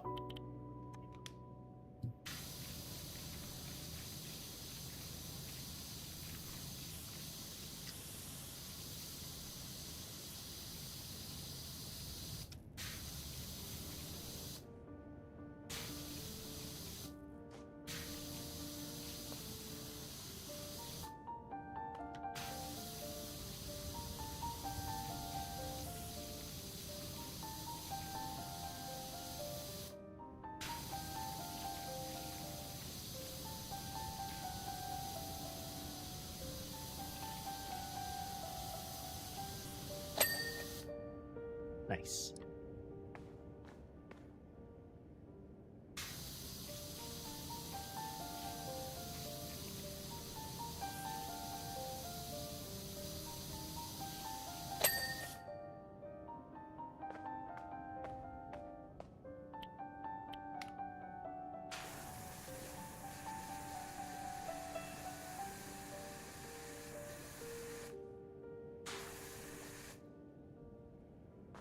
You know, as I'm doing this, I'm still reminded of those, like, really obvious junk gadget kind of advertisements that show up on YouTube. They're the modern equivalent of "isn't there a better way" style advertisement, where a person demonstrates their complete inability to think through what they're doing. You know, I have so many dirty dishes, but I can't seem to get them clean, and they're like wailing on them with a ball peen hammer. If only there was a better way. And then they'll show some convoluted doodad that, yes, it can accomplish it, but so could a sponge for the stain that they had. You know, there's just like half of an uneaten sandwich on the plate. But made even worse is a lot of the ads that have generic, "isn't this satisfying to look at" kind of video footage. So just like how we're doing the slow sweep here, clears things, you'll see a lot of like squeegee window washing in that kind of thing, because it has that like cleaning off the pattern kind of vibe that you get out of this. I mean, one, I find them intellectually insulting. It's very infantilizing that they think so little of you. One moment. Also, at night, you have these lovely swirling colors wafting about. It's absolutely gorgeous. I had no idea that was even a thing. But additionally, it's that people will like AI slop is going to increasingly be a thing in advertisement. But it's also recognize that people were doing that garbage before, and are now just being that much lazier about it. And it's the being lazier about it that I think is the real problem in that vector. Because the advertisement was already garbage. It's now they can't even put in the effort to actually manually make the garbage. What's your Godot question, Laura? See if I can help you find an answer.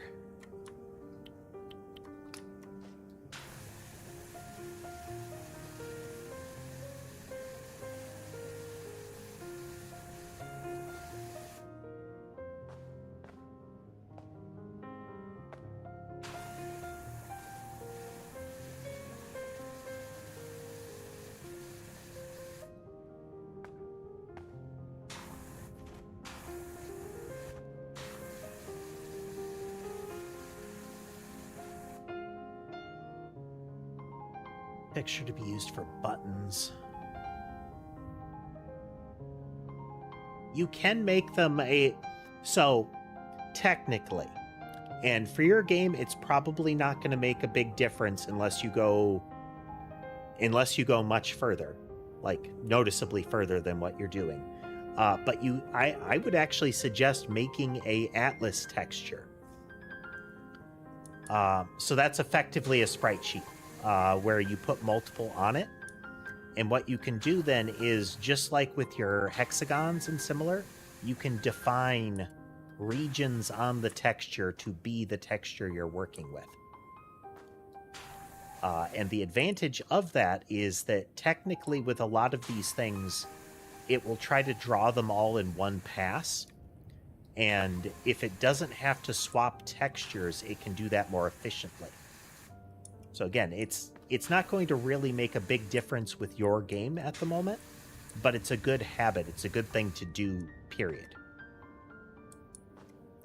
So like you could have all of your buttons on one texture.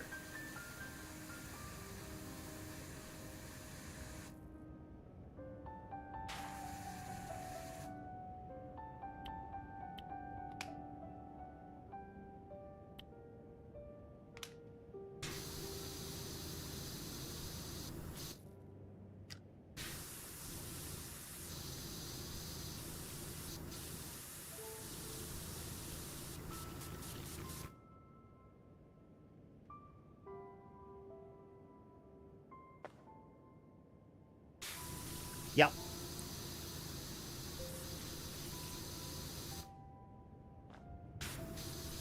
I'm simultaneously wanting to do that for performance, but also I want to try to come up with a way to programmatically stitch them together and identify where in the texture to use them. But to some extent, that's making more work for myself than I have to, but it's not going to stop me from doing it. But yeah, just making a big sheet of them and then identifying which parts go where can actually allow you to use the same thing multiple times. That single texture is loaded only once, and then the various objects reference that same texture, but at different places inside of it.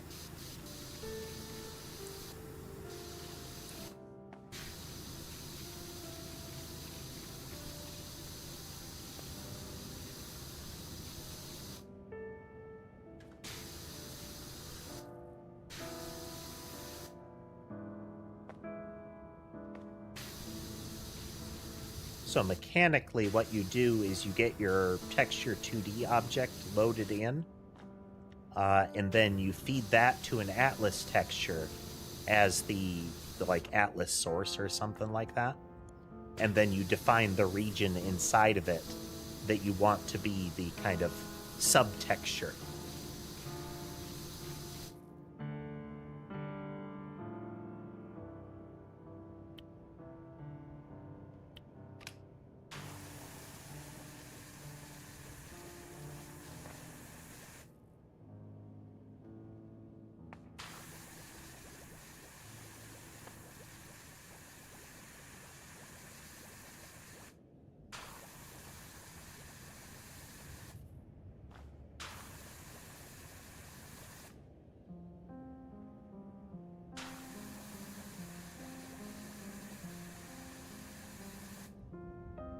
Now, you might actually be able to get away with just, depending on how you want it to be presented when it is selected, you might be able to get away with just 4 buttons lore and then apply like a color modulation to it when it is selected.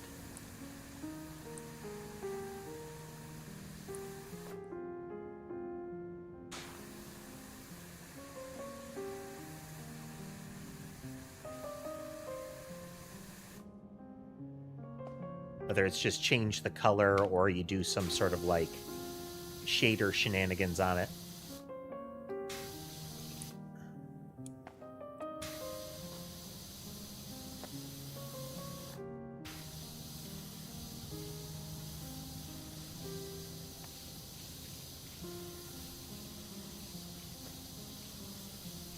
Shaders are a whole other layer of adventure, but it's a good thing to learn. Since there's such a lot you can do with them.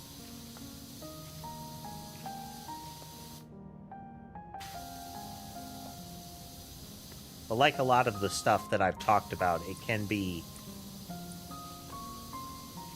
end up being complexity for the sake of complexity unless it's but I intend to set out to learn to do that kind of scenario.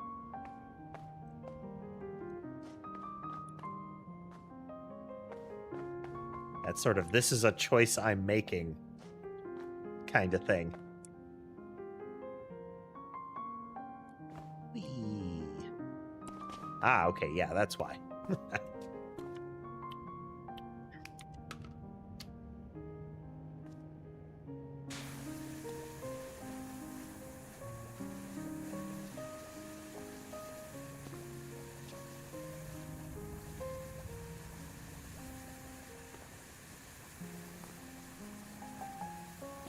Yeah, I think effectively what was happening is that the soap effect had leaked through and covered the dirt below, or just the dirt finder showed the dirt below as well as the dirt above.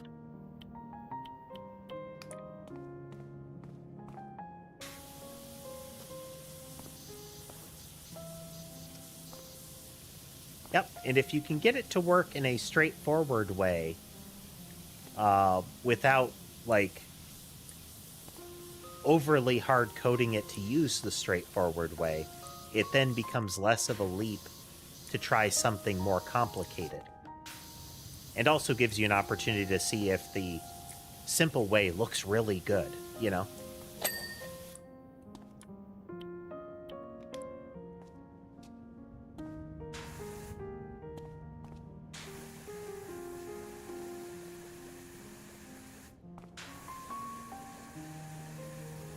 This is exactly what I wanted and is thus good enough.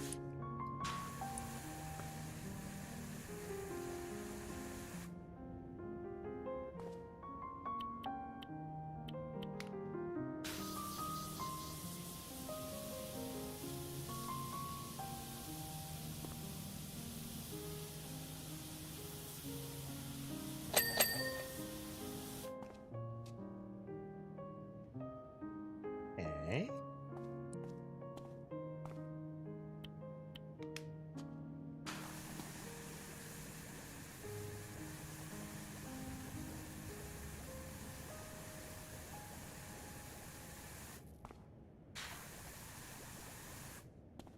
They're quite deliberately making the choice to use the soap and rinse kind of pattern for everything.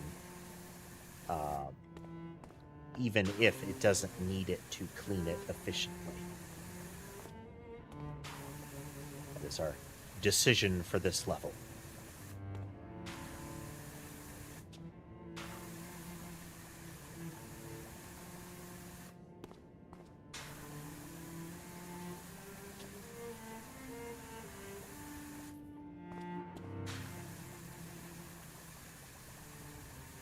Because again, the soap effect is neat.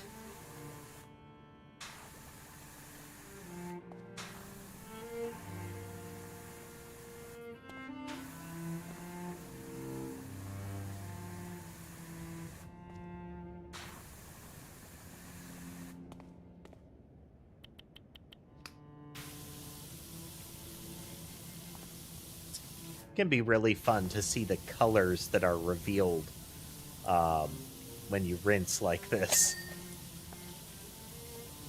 Goes from being sludgy black to foamy white to vibrantly colored.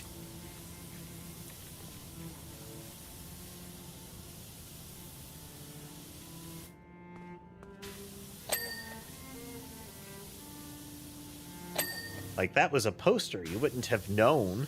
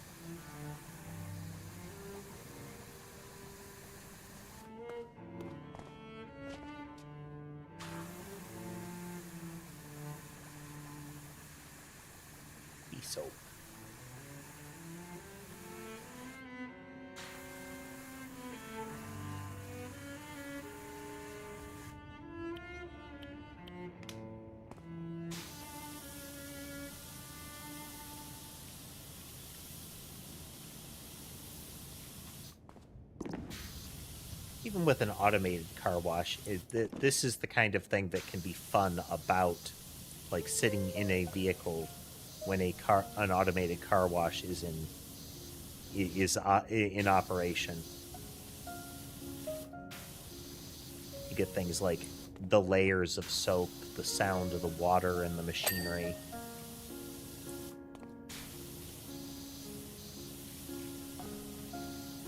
It's just neat.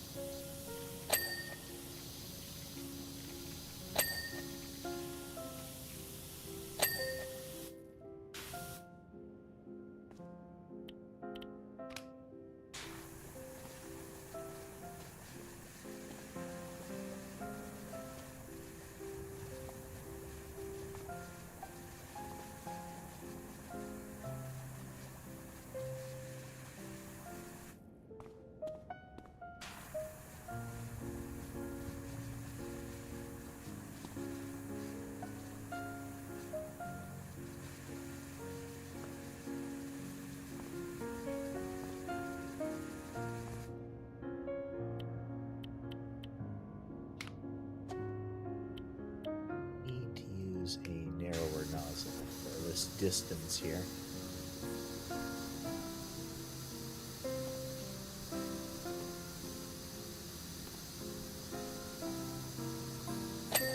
Let's not forget the moon up there, spinning away like a top. Beautiful.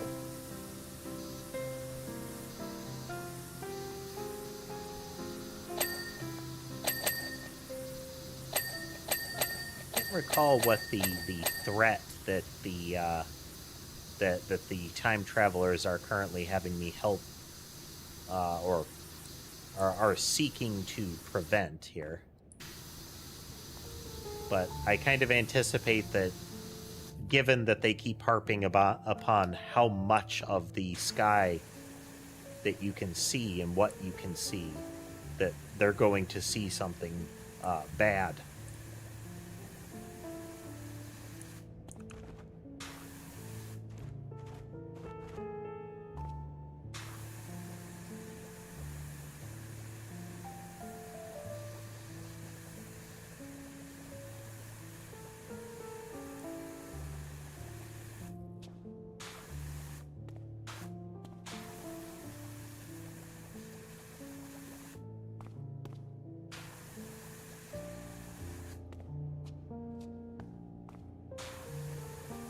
Chekhov's natural disaster kind of thing, you know?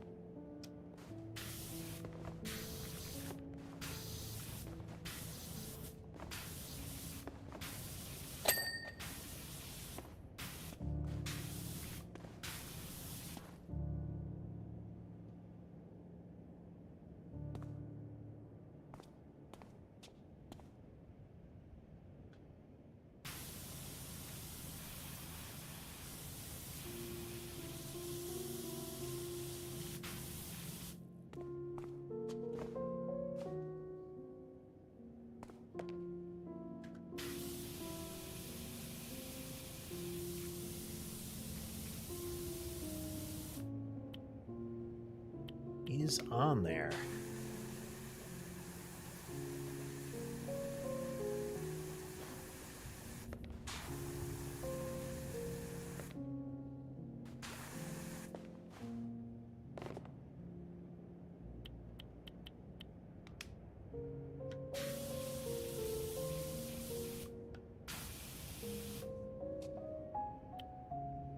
really on there.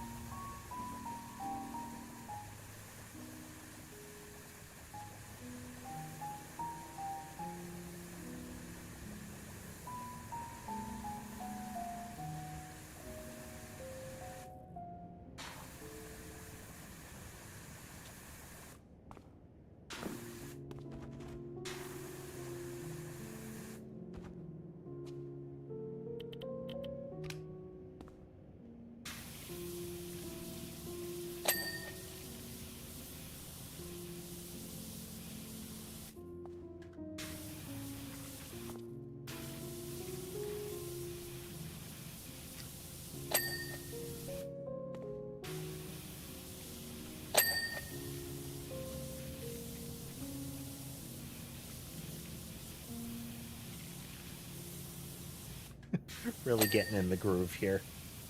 So sorry if I get real quiet.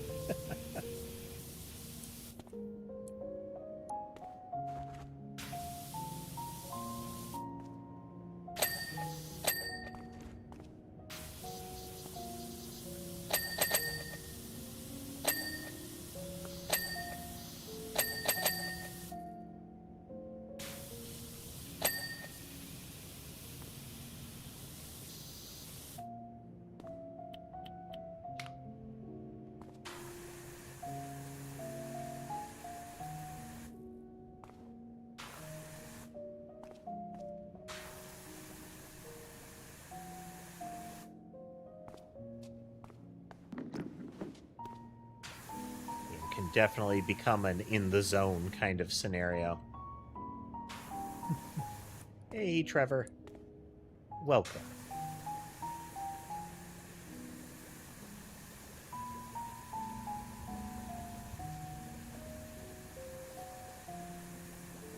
Playing cleaning game.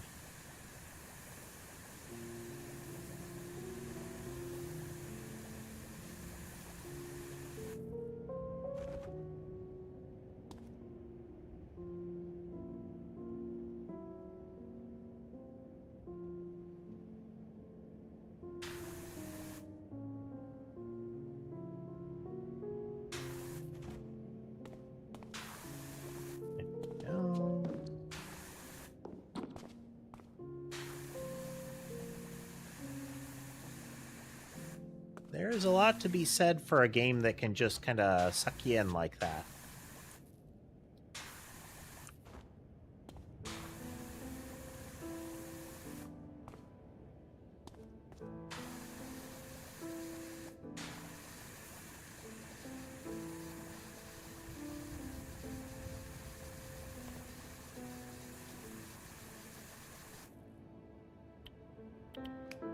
Less of that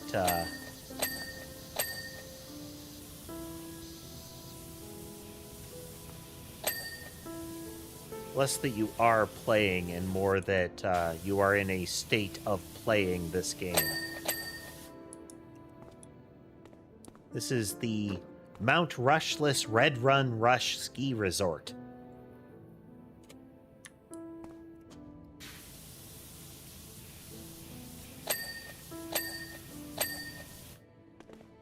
Similar to, but legally distinct from Mount Rushmore.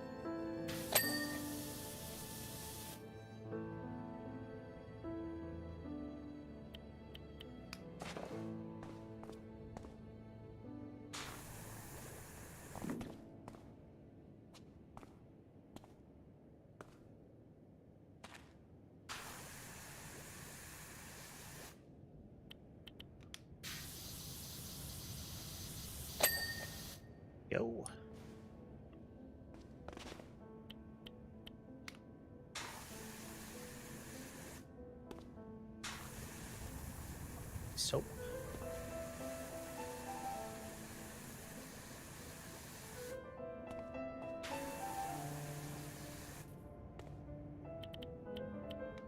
Rinse soap.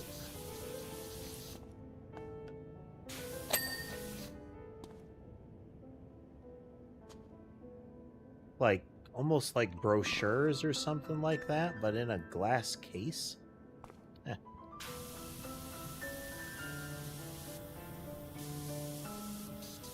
Dunno.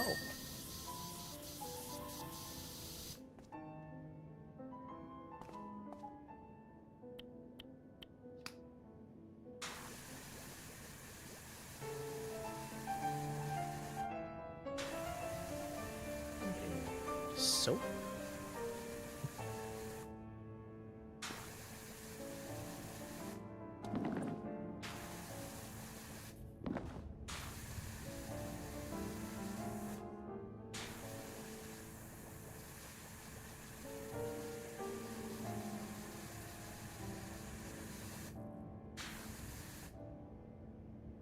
You know, I really doubt we can, but intrusive thoughts. Okay.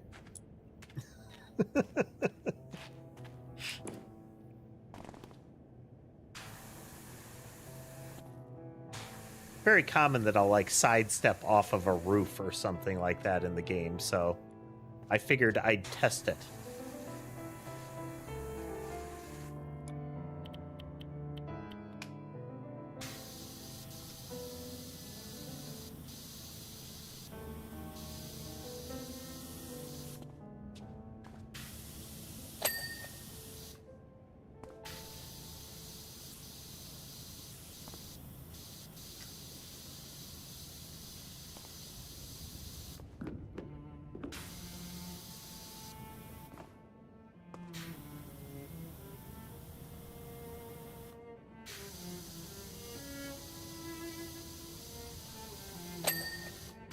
Nice.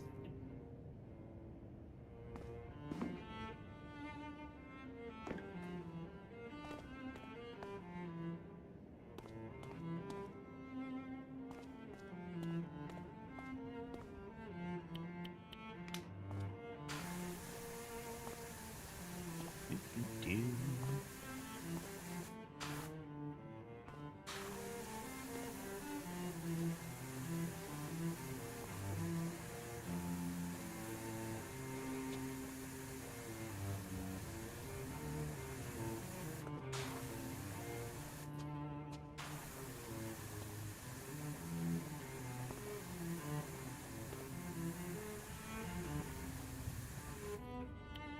I wonder if we'll see signs of that mineral up here, or if we're just seeing the side effects of it with the dirt buildup.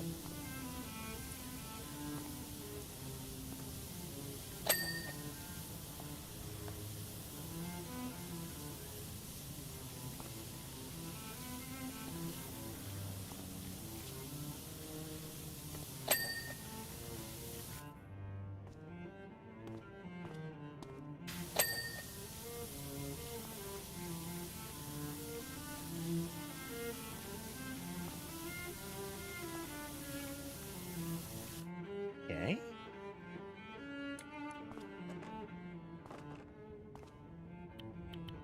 Soap.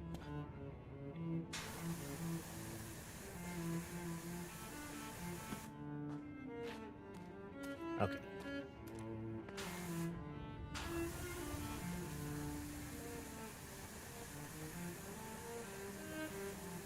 Soap, soap, soap, soap, soap. There we are.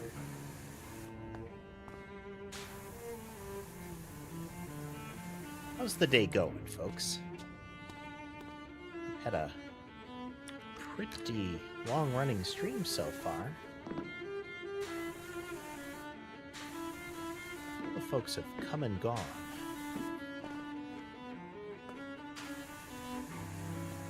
So has this been a holiday for you? Has it?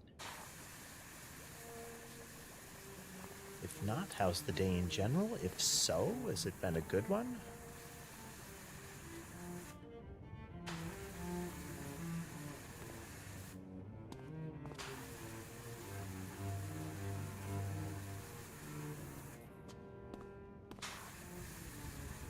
you celebrate Thanksgiving? Is it, you know, for your immediate circle? Is it a time of togetherness or a time of dealing with that one crazy aunt on Facebook?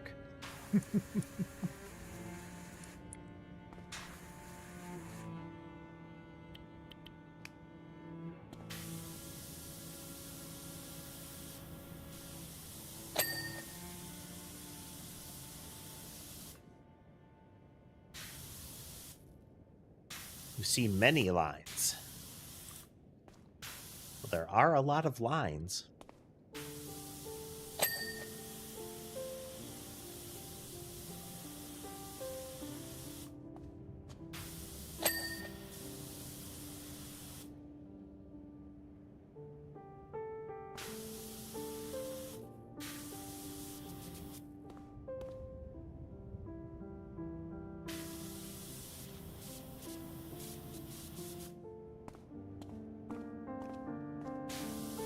Those moments when you realize you haven't been moving a limb in quite a while, and then you do, and you pay for it.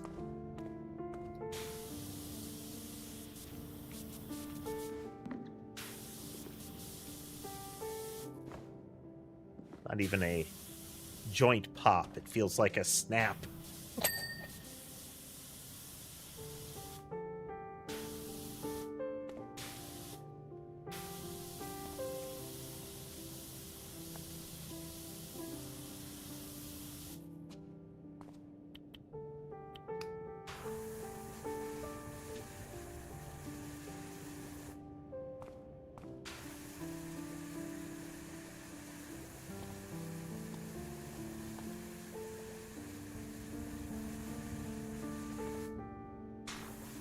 An aging Thanos, where instead of snapping his fingers, it's more of the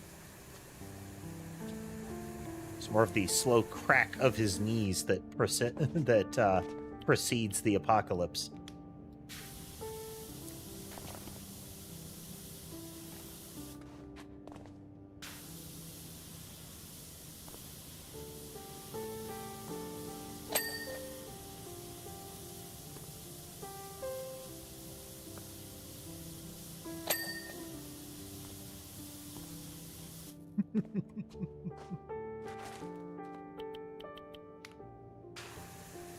I know it was all very dramatic and whatnot, but Thanos continues to be one of the silliest villains as far as the evil plot, you know? I'll arbitrarily remove half of the people in the galaxy, and that will balance everything.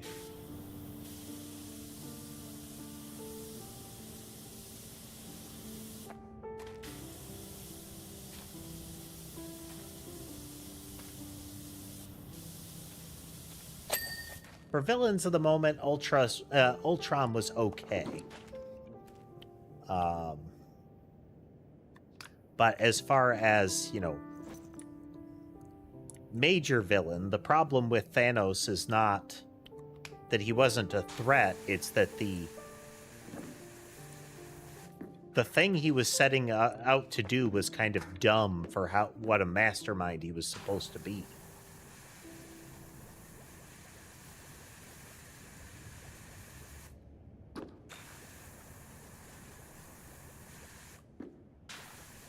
The equivalent of, all these people doing evil because of money, so I'm going to burn all of the money, and that will make the world a better place.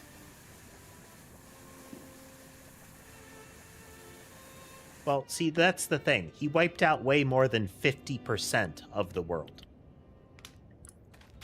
The classic, how many of those 50% were pilots on active ships, surgeons treating somebody in a hospital, the drivers of buses? For every one person sitting safely in a chair in their home,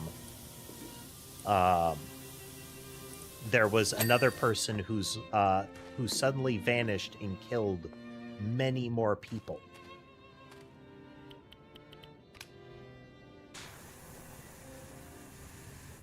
Which would have immediately thrown off the whole idea of everything is in balance now.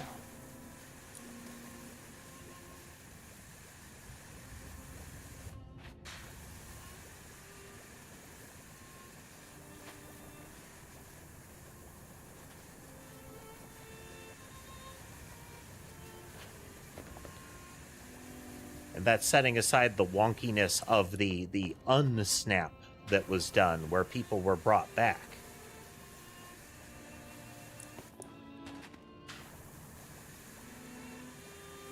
Yet, how many people were snatched out of planes, out of cars in motion?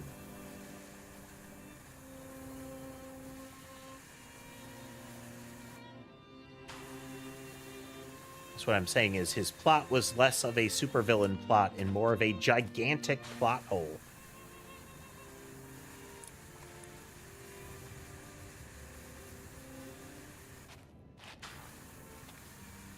Which is meh.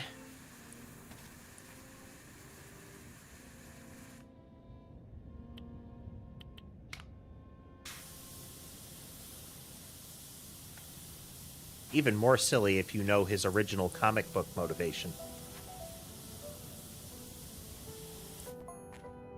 Oh, the previous mayor. Dirt Finder, the country tour is exceeding all expectations, and consequently, my modest limousine requires your immediate attention. That is a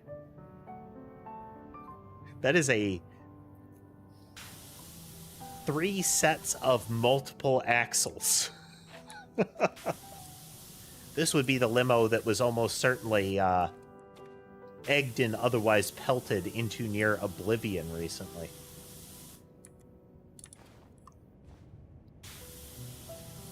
Oh, okay, here's a gnome.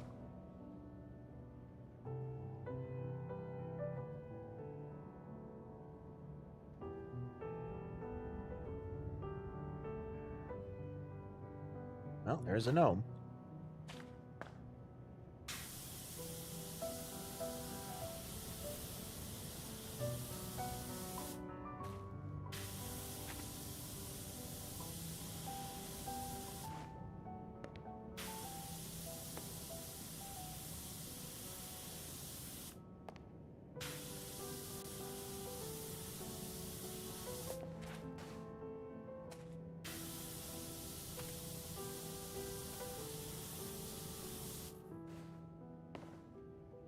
Oh yeah, it's right here. Gnome.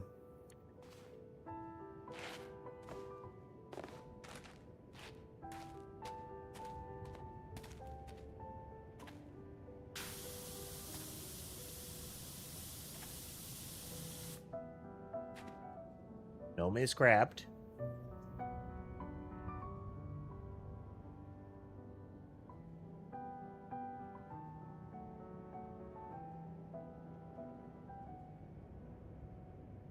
Ah.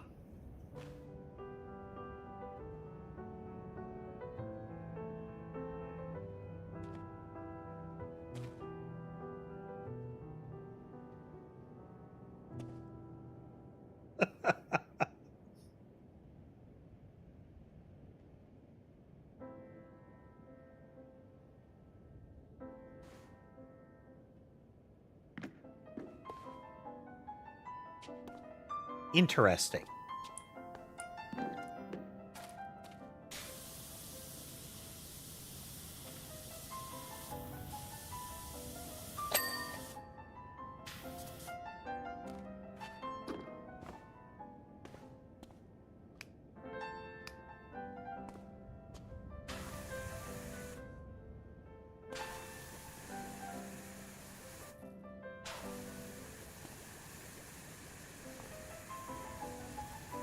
What the origins of Tada are.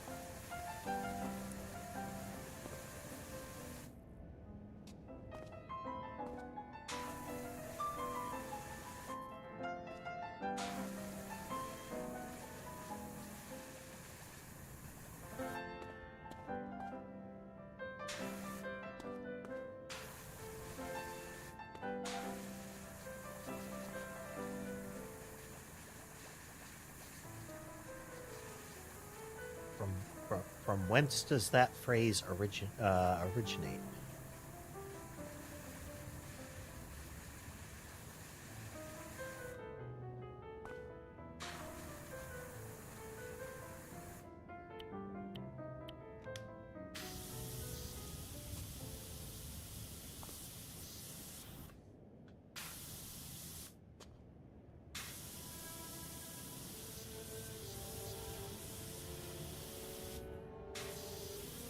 Saw a fun video from an artist recently. It's not a new video, but I saw it recently, where they would draw creatures as they were described in their source media.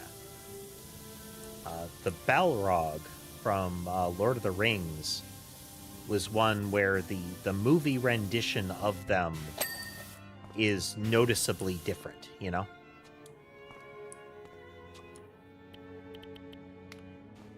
The movie rendition being very much a somewhat generic demon monster,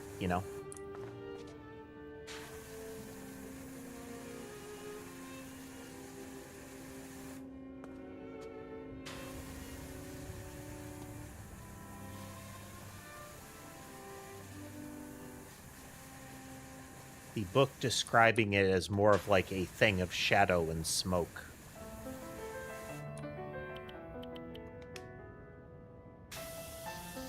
Less of a horrible, tangible monster, and more of a uncertain thing. Still evil and whatnot, but... or at least an active danger. But definitely not, fire monster from the deep.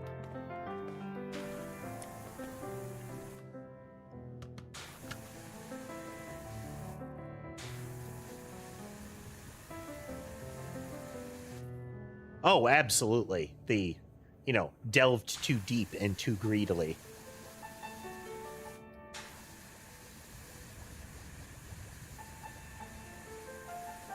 There were a lot of creatures that just were in Lord of the Rings. Another condemnation of the Silmarillion, but...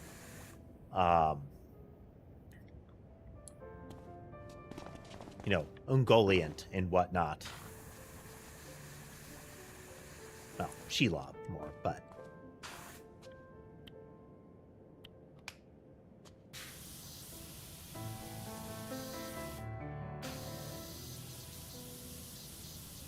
akin to Tom Bombadil and the like. They are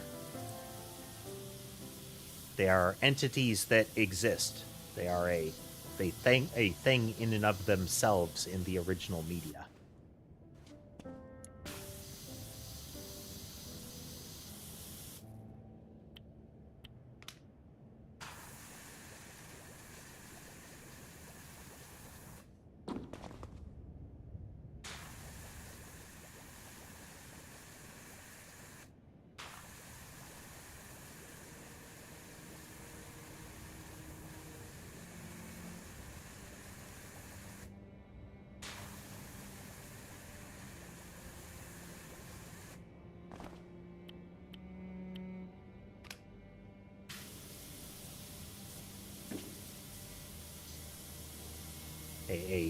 A very solid corruption manifest kind of monster in the books, as again opposed to fire demon thing with whip.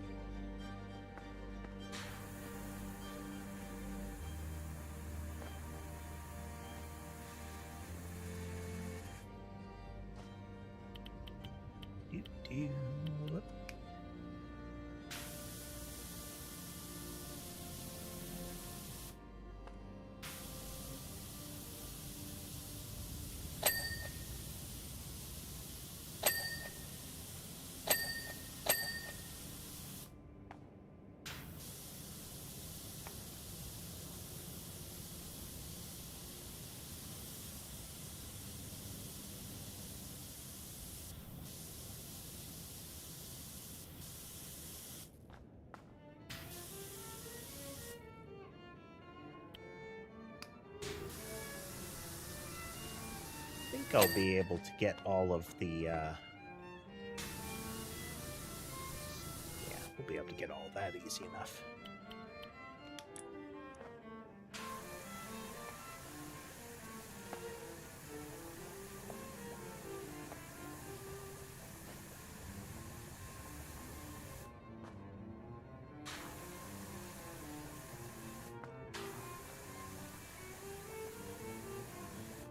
Again, we don't need to soap, but we have chosen to soap.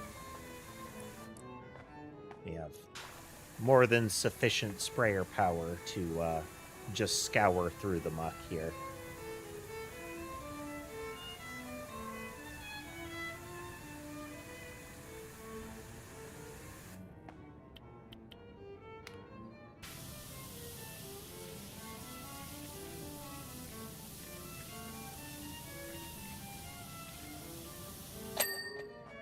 There's a rug there. It's concealed. Sauna entrance.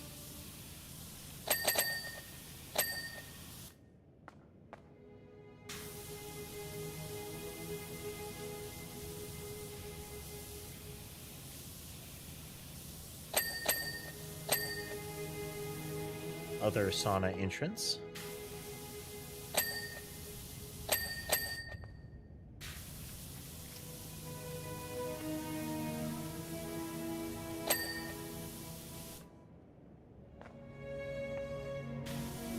Actually, if you were to have two like that, they would be, you know, sex demarcated.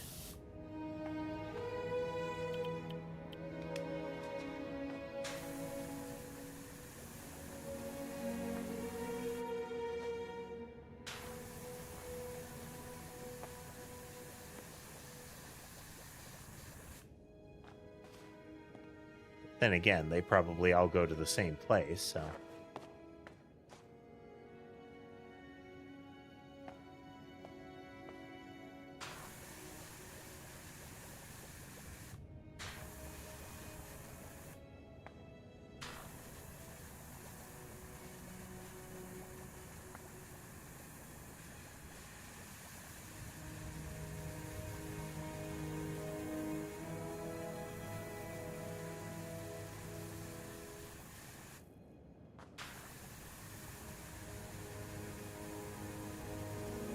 Getting at is, it seems like we have extraneous doors.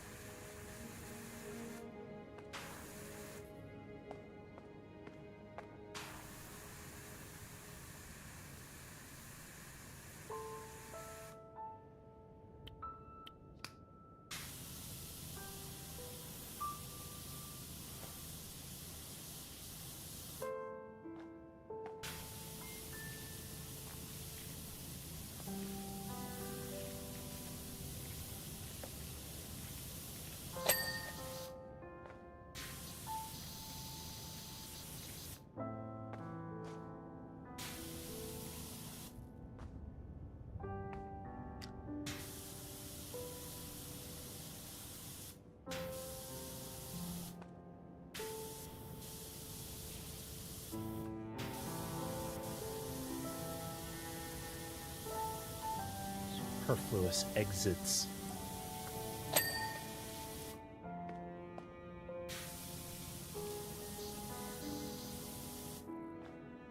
Superfluous exits feels like one of those phrases that would be good in the Darkest Dungeon narrator voice. Superfluous exits.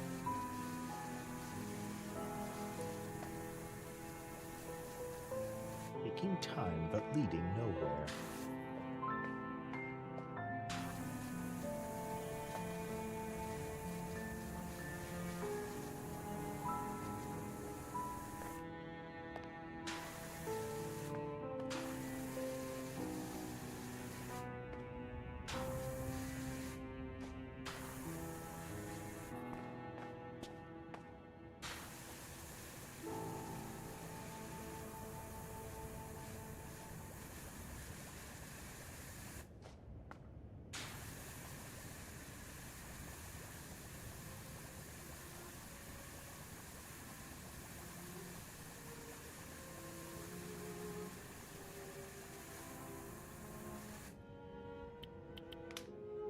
And we rinse.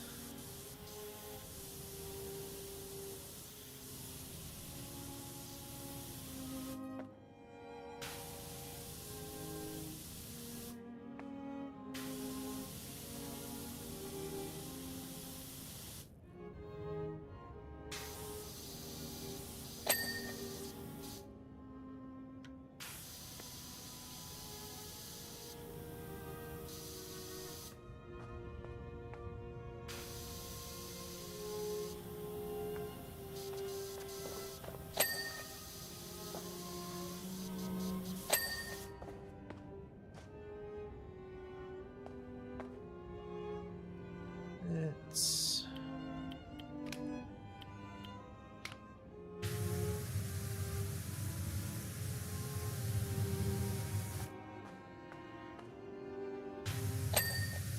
there we go.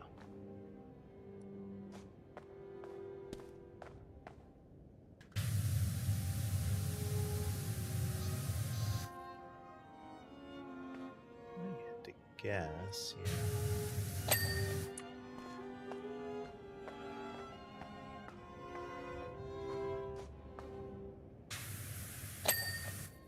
There we go.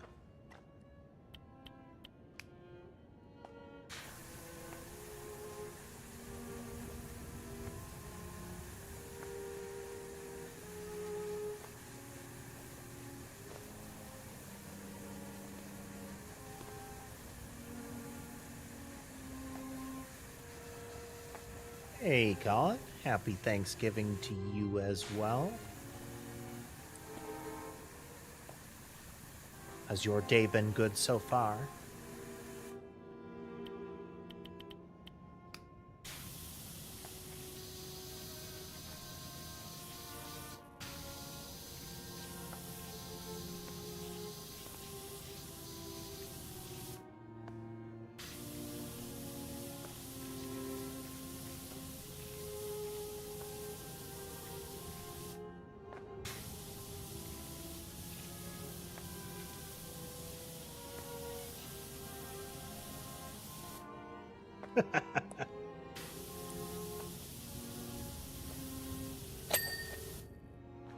Nice.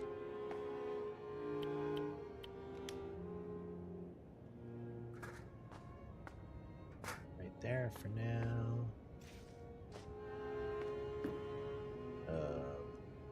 Odd place to need the abseil, but okay.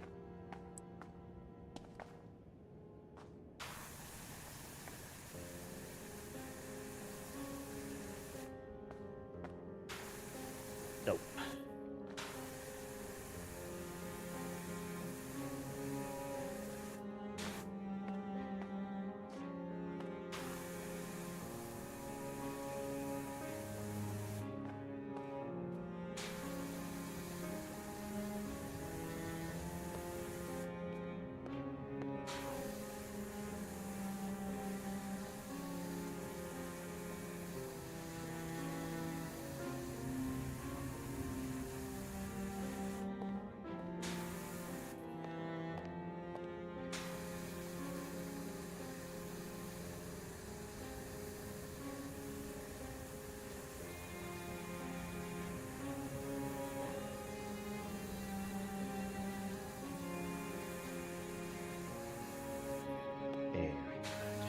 Very good.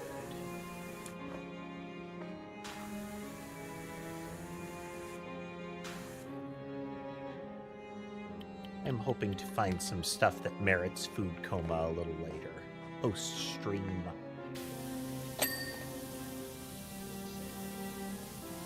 I suspect there will be ample opportunity, but later.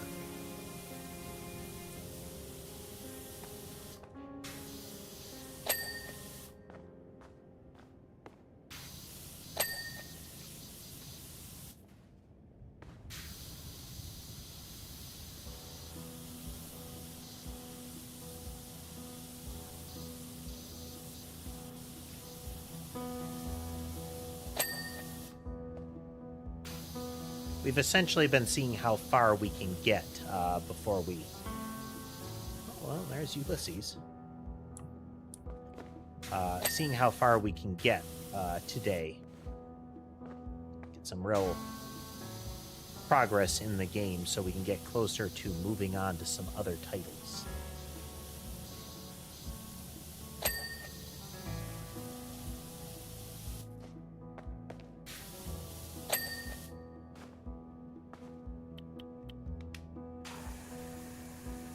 I want to get to Amanda the Adventurer.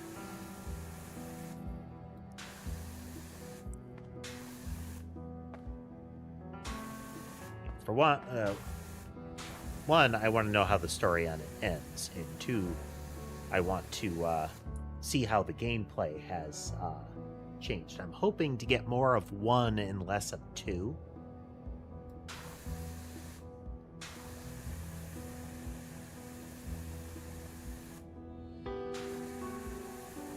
To be fair, now that I think about it, they had a very similar vibe as far as the quality of the gameplay. So, I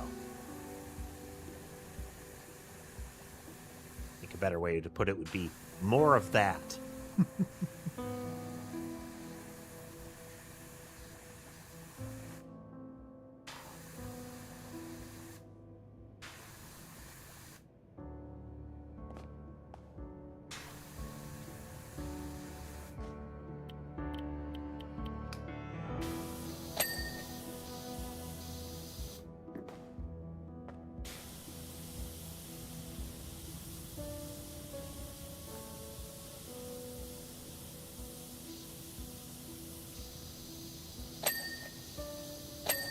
Ember has come to sit with me. So mobility is reduced. The salesman. Not familiar with that one.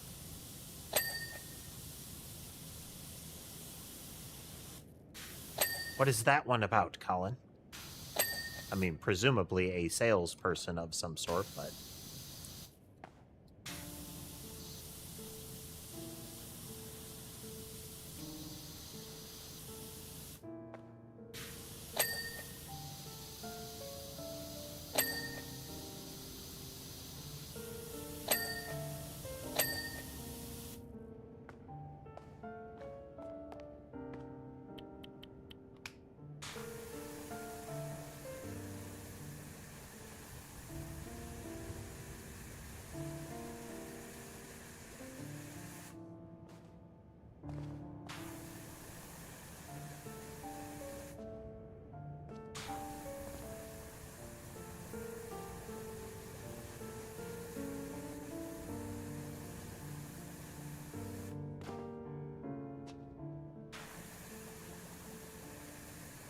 Only in terms of sales potentially related, there is a title that is, I believe it's your multiplayer avoid the monsters kind of survival horror. But it is set in a big warehouse store where the employees are all monstrous and you're trying to avoid them. Based on the appearance of it, it is heavily inspired or derived directly from the SCP bit, the Infinite IKEA.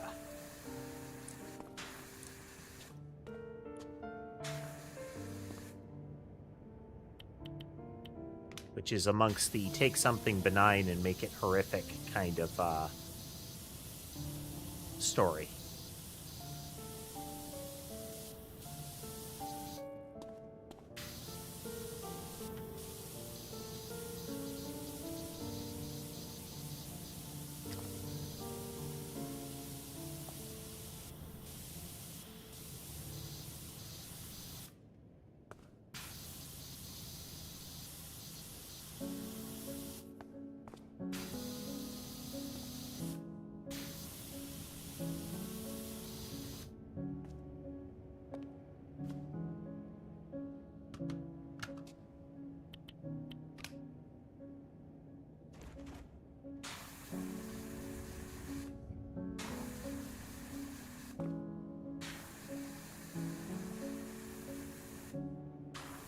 Get into the tight spaces.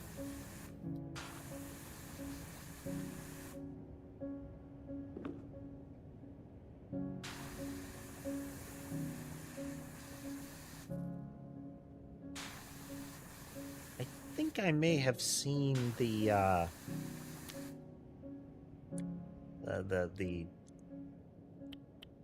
think I may have seen that listed on Steam, but I don't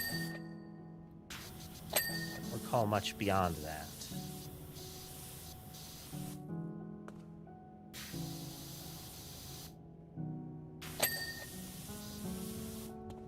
It did remind me of another SCP creature, though,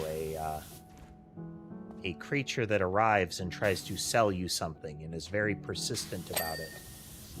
And all of the things, it's not even monkey's paw, they're just bad outright, no matter what they sound like.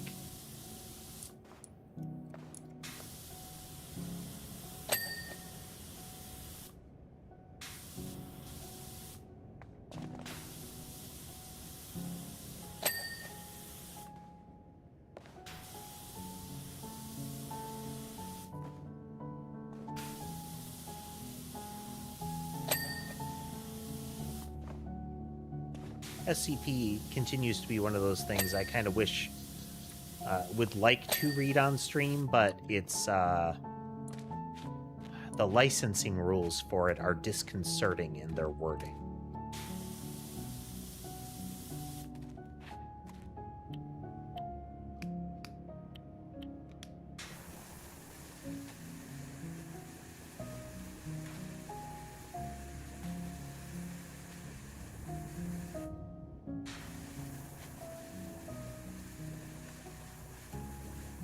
I'm pretty confident what they mean it to say is if you write SCP stuff, then it becomes part of SCP and under, you know, under our license kind of thing.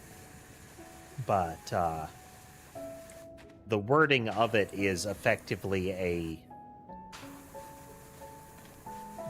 an infectious transfer of intellectual property, and I don't like that.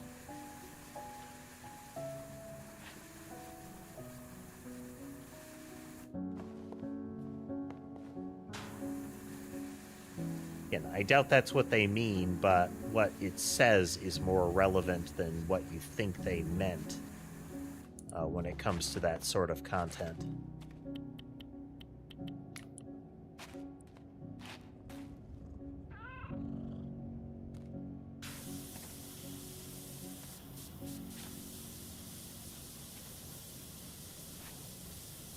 It's less famous, but I suspect there has to be a listing somewhere of games in which you can pet the cat, much like there is a running listing / posting of games in which you can pet a dog.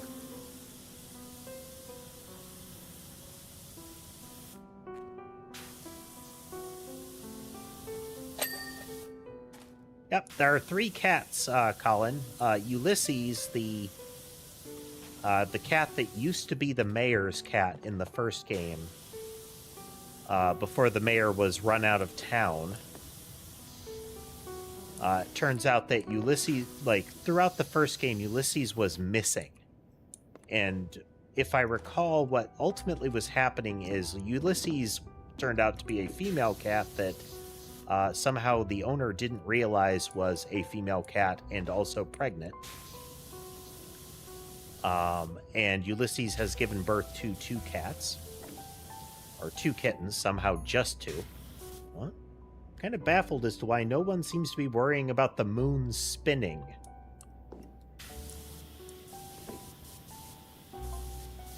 Technically, it's not affecting anything down here yet, but it hasn't started doing that for no reason.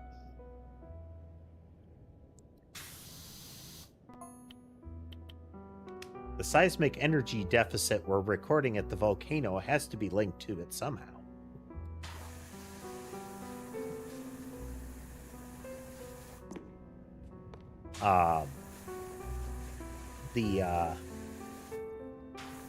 But so the two children of Ulysses are Bubble and Squeak, and they are always on the map as well.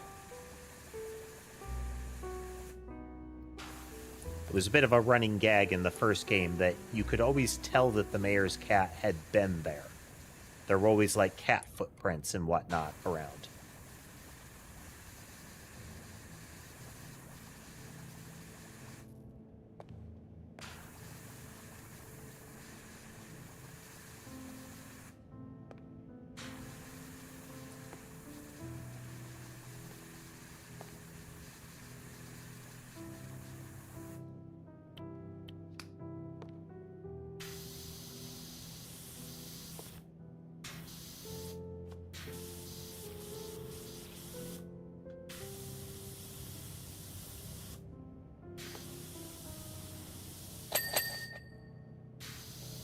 Yeah, the cats are always around. Sometimes they're close enough that you can hear them meowing.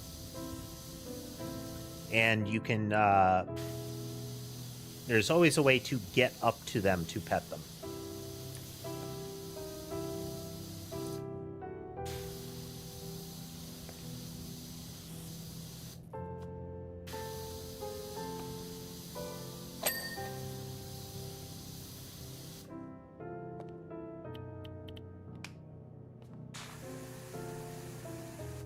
Be getting there.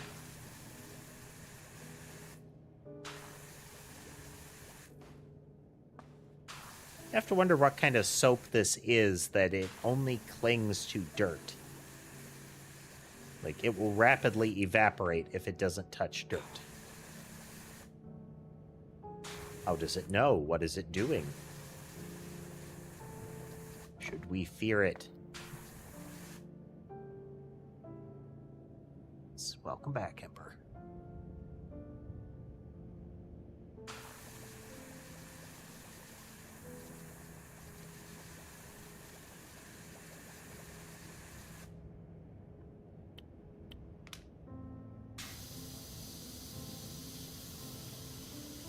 If this were a Lovecraft story, the preceding questions would always be followed by a yes to that question, Trevor. It would always be a, what is this mysterious thing? Could it hurt us? And how much should we hate it as a result?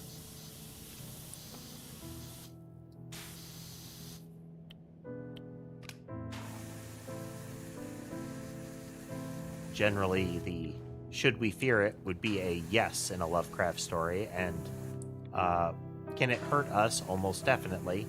And should we hate it? Absolutely. Because that's just kind of the person he was.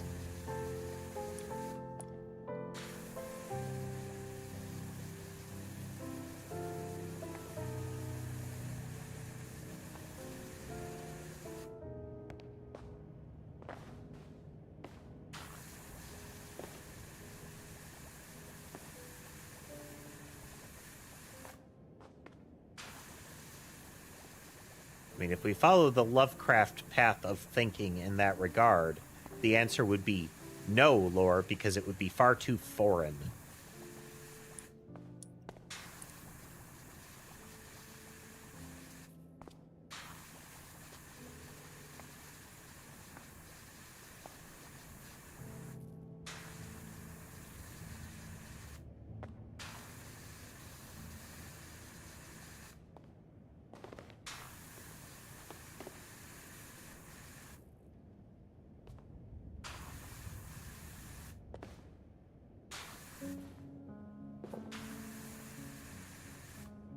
Decadent heathen spices.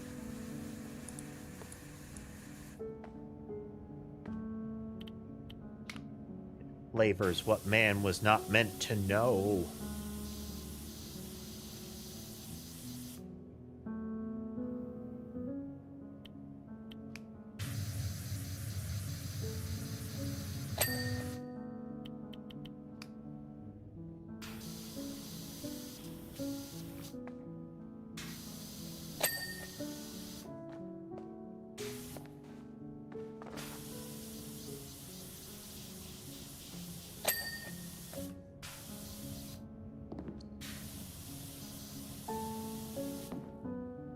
So the apple in the Garden of Eden, obvious metaphor. But additionally, dick move. Like, here are all these things that you could have. All of this is yours. I made all of this almost expressly for you to have in every way. Except for this. This is awesome and you can't have it. I'm going to put it right here very prominently. But once again, it's amazing, but not for you. Ever. Not for you.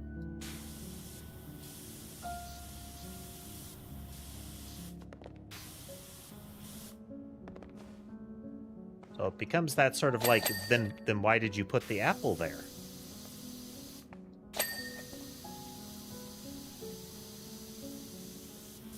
Feels like despite your protestations, you really wanted them to eat that apple.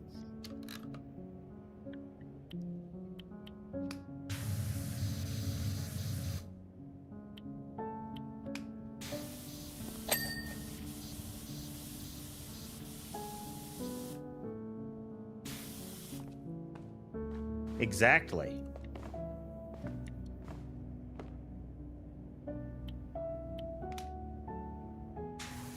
Like, oh man, where am I going to put this big bag of drugs? It sure would be a shame if somebody were to come along and steal my bag of drugs.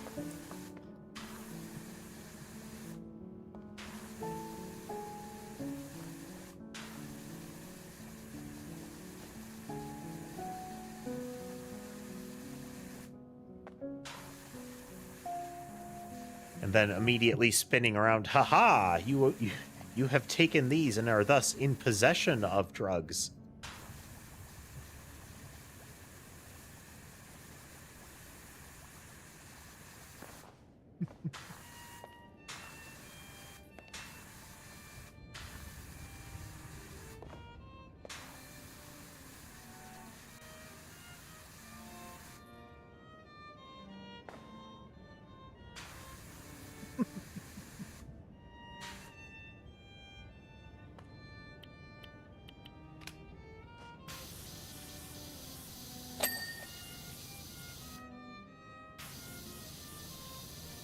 It's the sort of backpack that demands that it be branded Lisa Frank, you know?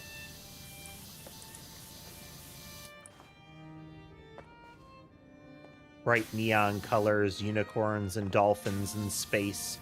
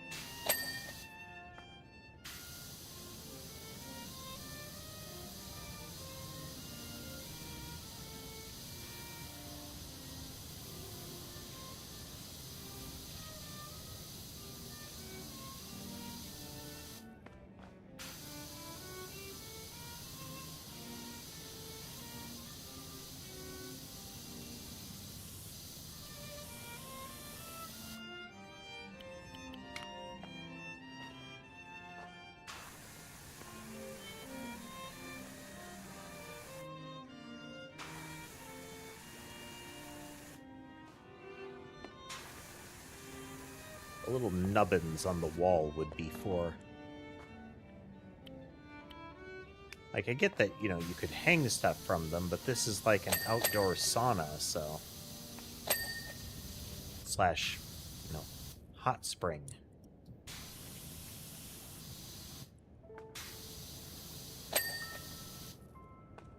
They are inconsistently angled.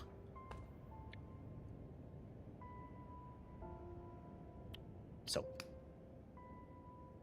Oof.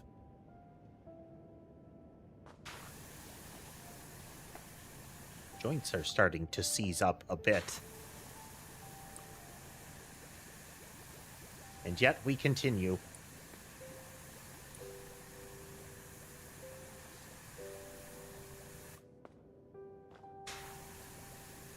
I mean, so far my full experience with the Game Awards, in general, not necessarily this year, but in general, is that it's kind of dumb.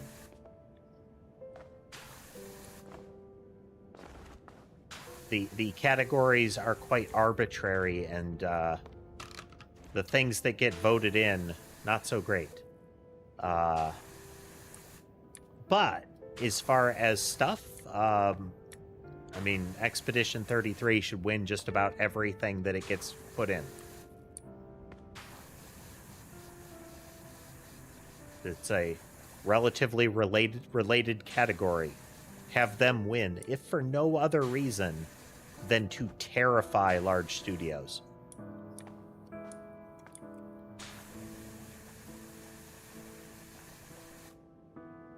Very much a get your act together kind of thing. As far as, like, why I don't like things like the Game Awards, again, they're arbitrary and often end up being just another vector for companies to pay for a weird sort of advertising.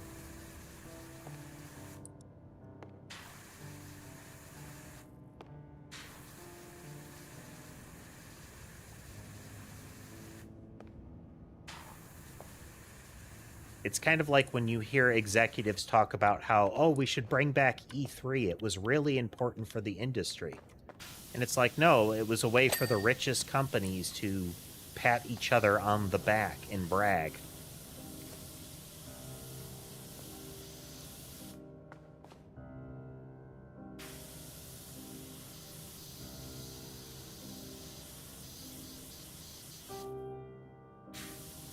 I would much rather just see,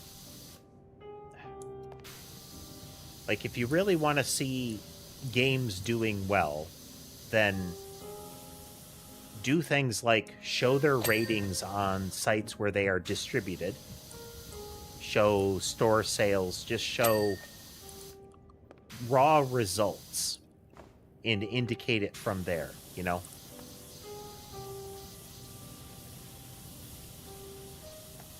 Because any voting operation like this, one, is tainted by recency bias. The coolest recent game wins, and that isn't defeated by cutoff dates. It just means that the most recent hot item within the time frame that you specify is going to get big results.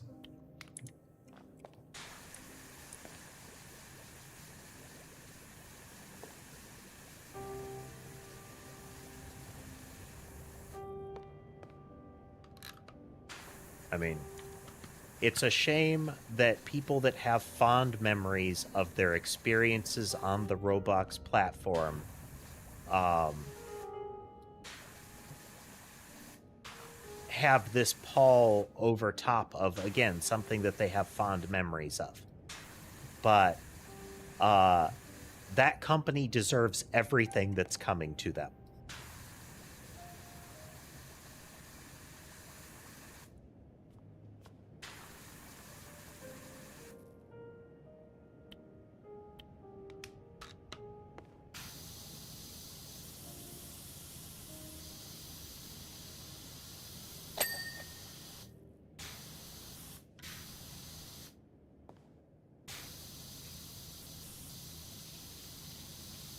Hopefully the third parties that were ethical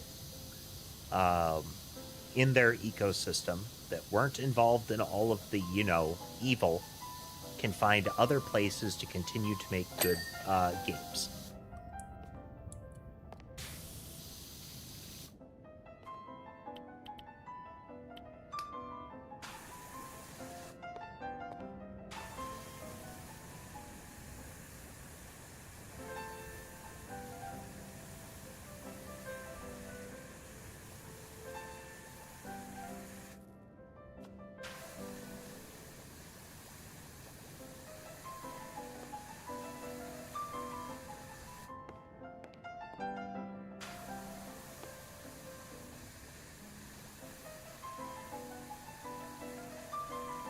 They are still suing them. Nintendo is still suing Palworld folks. Last I saw, they had Nintendo had one of their U.S. patents rejected, but the whole lawsuit is still on, unless something within the last week or so has changed.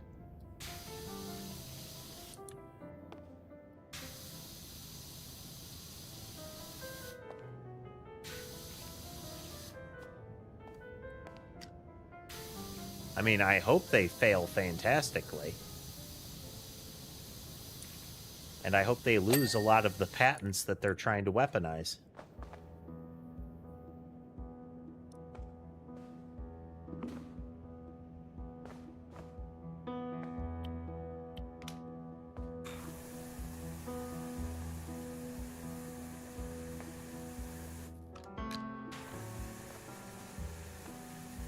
I think,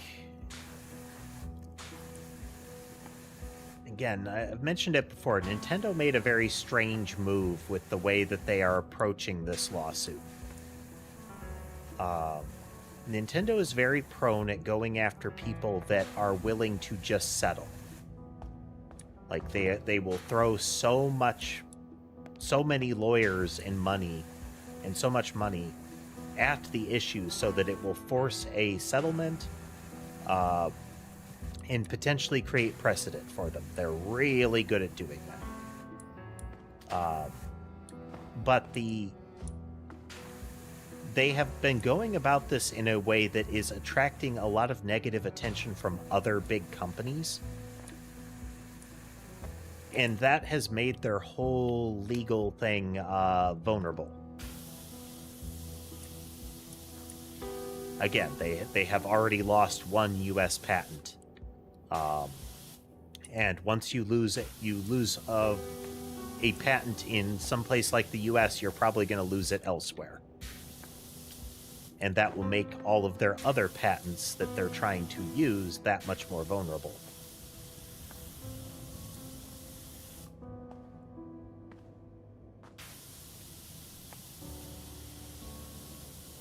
As for corporate acquisitions, it goes in and out of kind of fashion for big game companies to acquire other ones.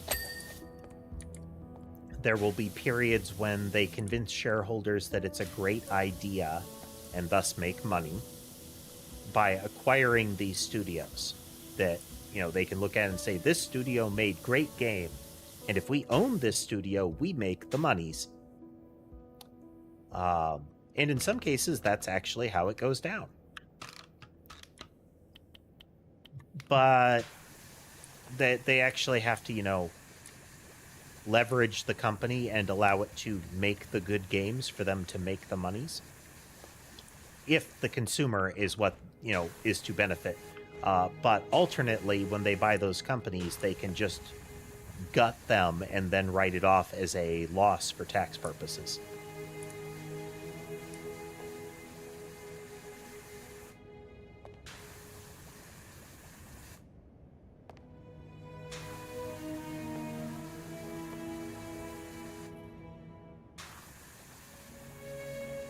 I can't remember which company did it recently, but there was a major company that essentially bought up rights to a bunch of,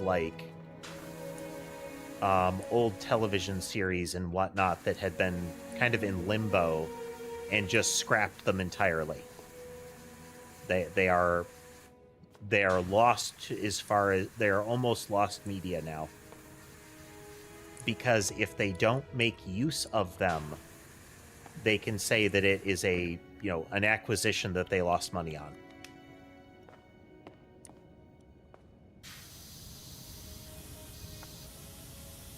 It was like TV show related. I wouldn't be surprised if Tencent is, tangentially involved.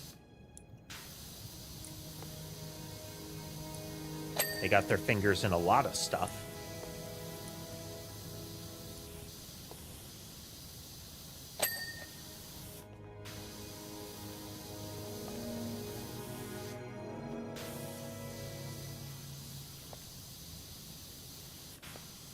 No, we need a patent system that actually works and a copyright system that actually works.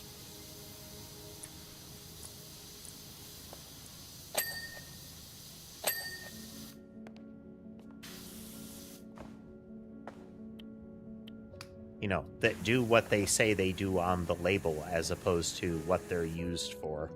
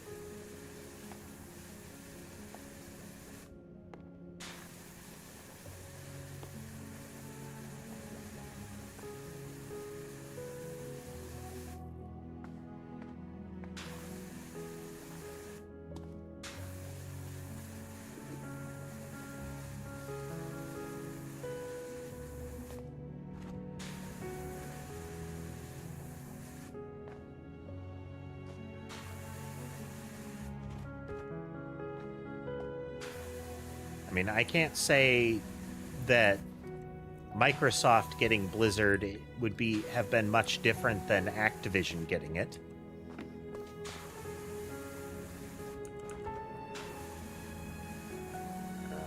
I would say, at least with some degree of confidence, that they can't have done worse.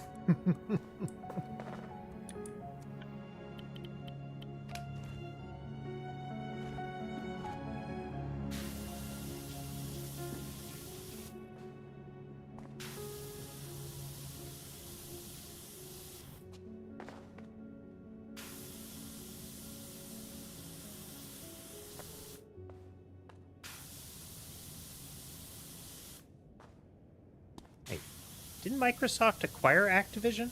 Or did that fall through?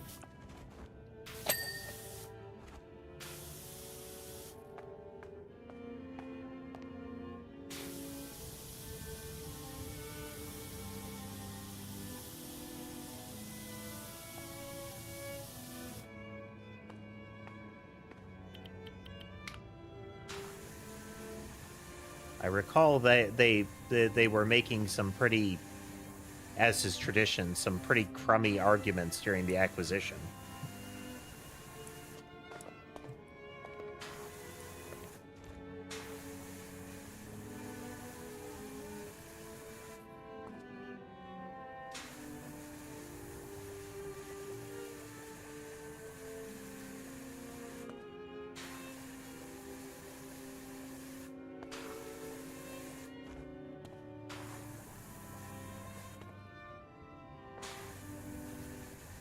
Because it was stuff like, wouldn't it be a problem for the industry if, Microsoft and Xbox and similar had a grip on games like Call of Duty, which are big fixtures within the industry? And there was a lot of, no, we would never do anything bad. It'd be good for the industry.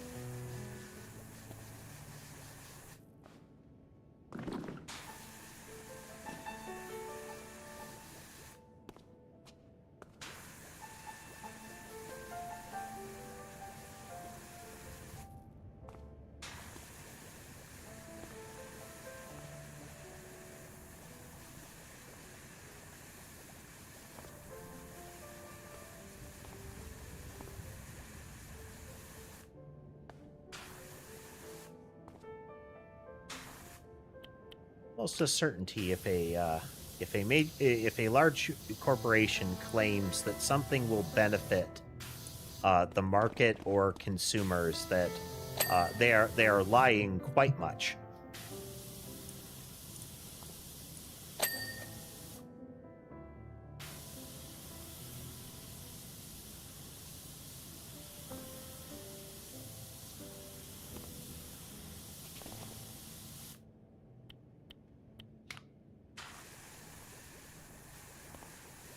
It kind of falls into the category of the saying, I can tell they're lying because their lips are moving kind of thing.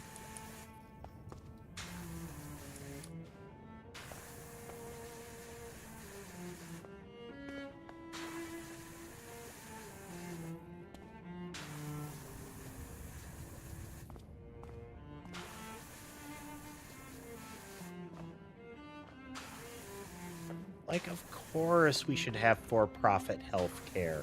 The competition in the market will make it better.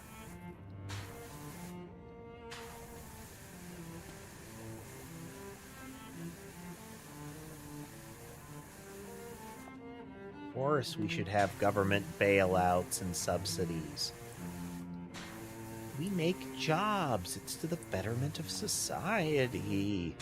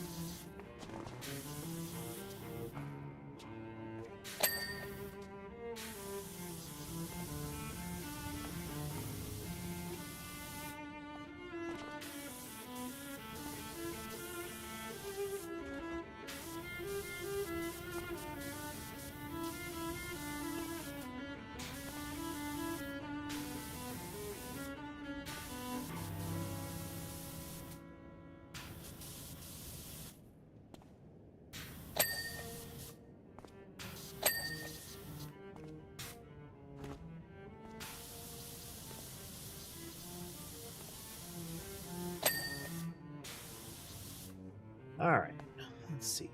Oh, there we go. A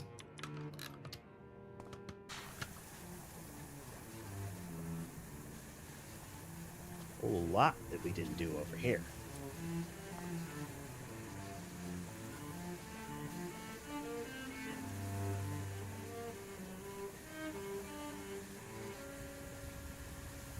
I suspect that there's going to be a whole lot of little things that we've missed as well, but, you know, we'll get there.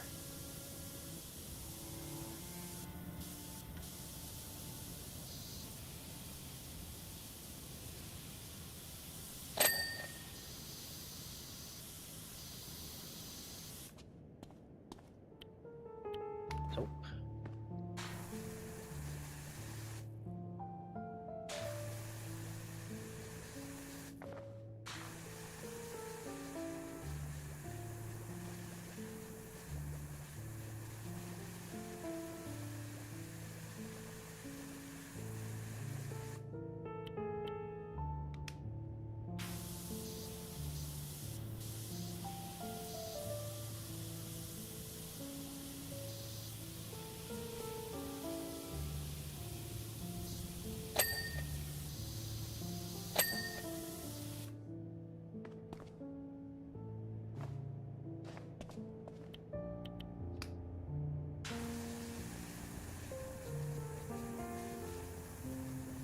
thing I do hope that we get out of games like Clair Obscur is not this weird overcorrection that we're seeing out of the RPG space, where we have a whole bunch of people, you know, thumping their chests saying, you know, see, we need more turn-based RPGs.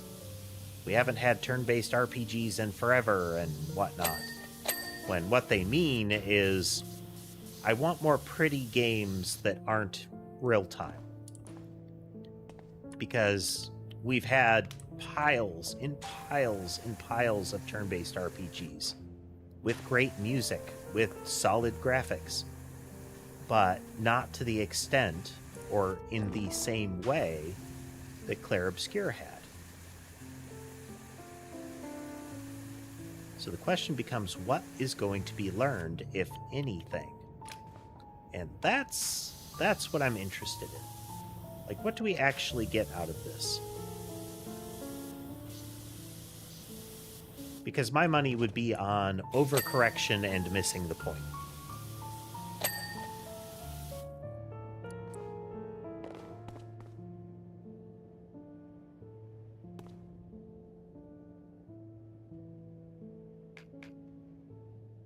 I mean, that's almost universally a safe bet for anything when it comes to the entertainment industry, but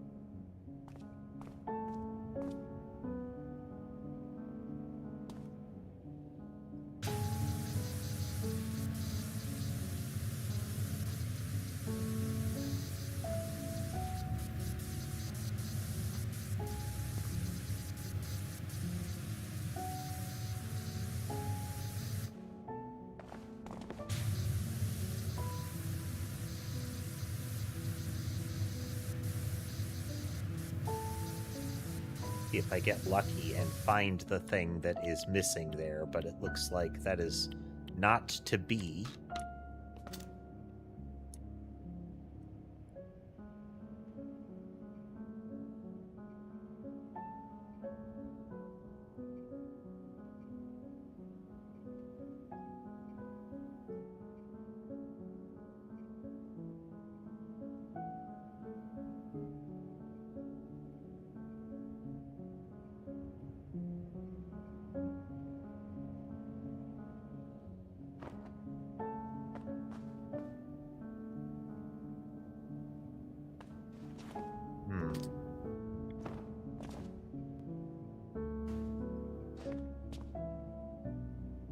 All right, let's hit some other ones while we consider.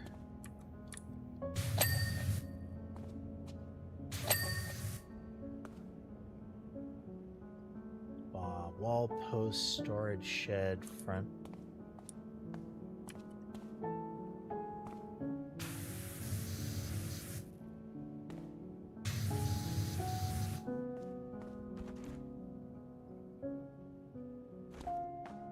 Oh, wow.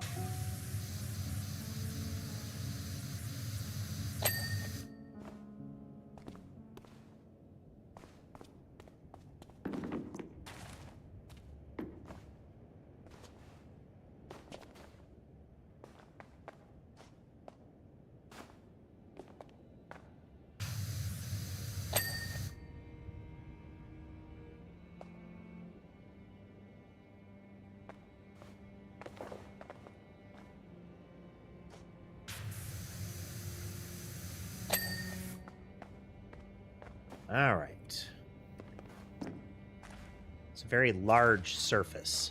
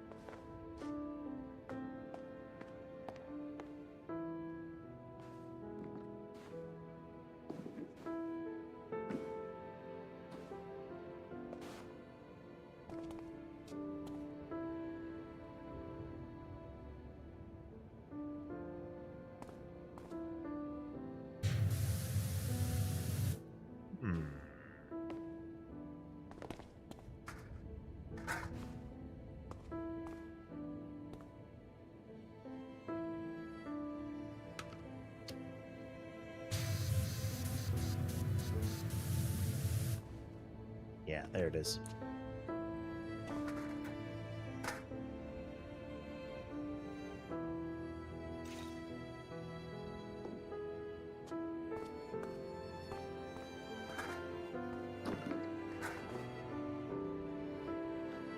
Right there.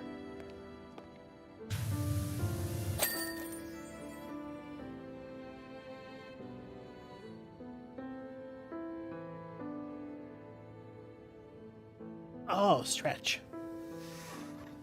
Ah.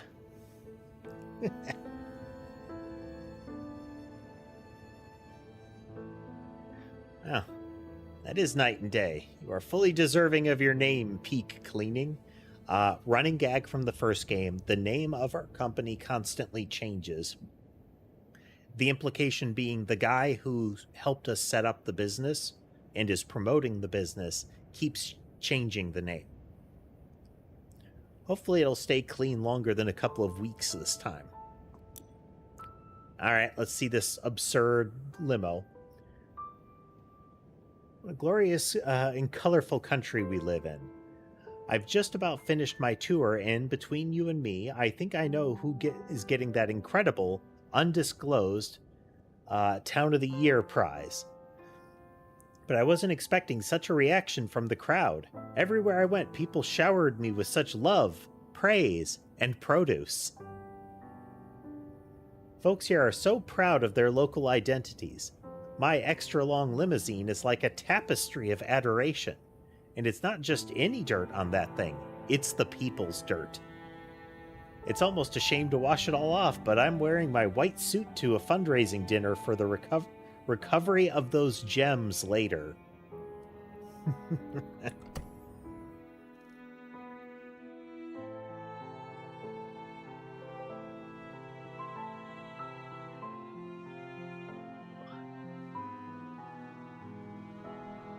It has a helicopter pad on its back.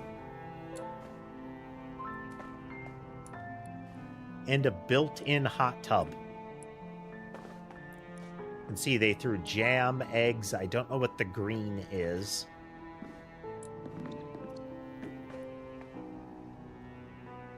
But yeah. 3 sets of 3 axles. A stretch limo. Oh. I feel like we should do the same thing we did last time. Let's check real quick. We might have enough.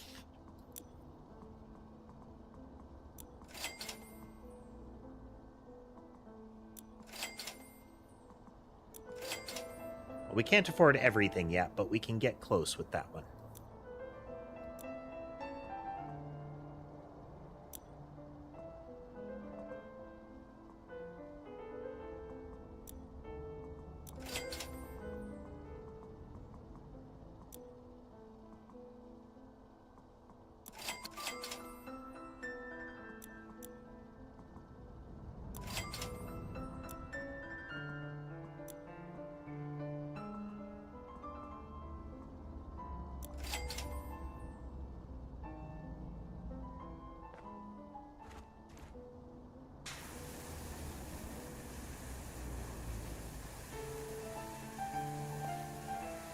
So the gems he was referring to were the pacifist gems from the merman statue that the loss of seems to have started causing more problems. In this case, the moon seems to be spinning now. The murals in the hidden chamber of the church, I believe, are implying that the moon is going to explode or crash if this issue isn't figured out and fixed.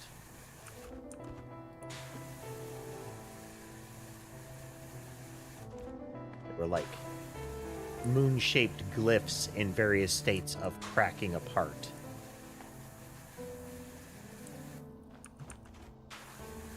I'm guessing the relationship being that the moon is, in at least this fiction, fully fragments of a prior celestial body, Thea, that is the thing that crashed into Earth and caused the moon to form, and that the tampering with the crystals that form in the chunks of that world is, I guess, making the moon mad? I don't know. But we'll find out. Matter of time. Ah, this thing is so gaudy.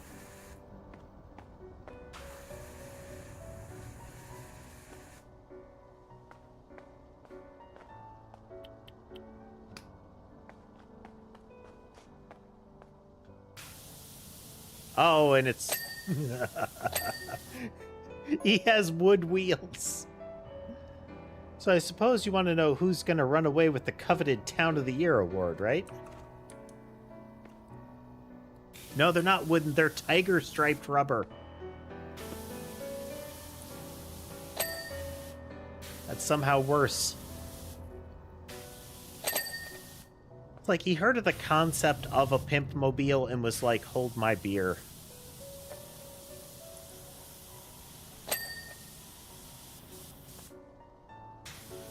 It just keeps getting worse the longer you look at it, you know?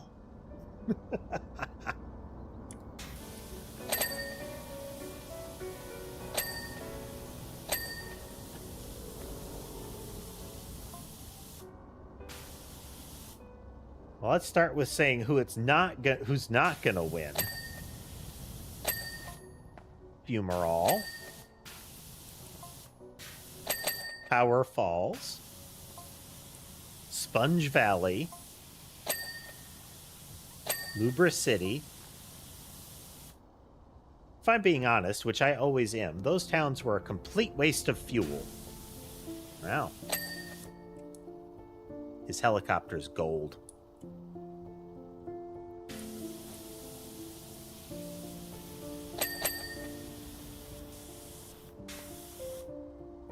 It's just an ugly yellow.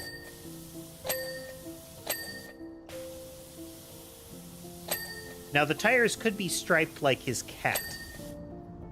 He had a lot of stuff that was very, like, emphatic about his cat. So out of who's left, let's start with Pumpkin. Lots of people out to see me there, so big plus for that. Also great food. But a maniacal duck and goat blew it for them. The duck and goat, slowed his motorcade down. Plus, the farm switching up, such a petty response to being denied the water they need to run a viable business. Pathetic, so it's a big no for Pumpkin.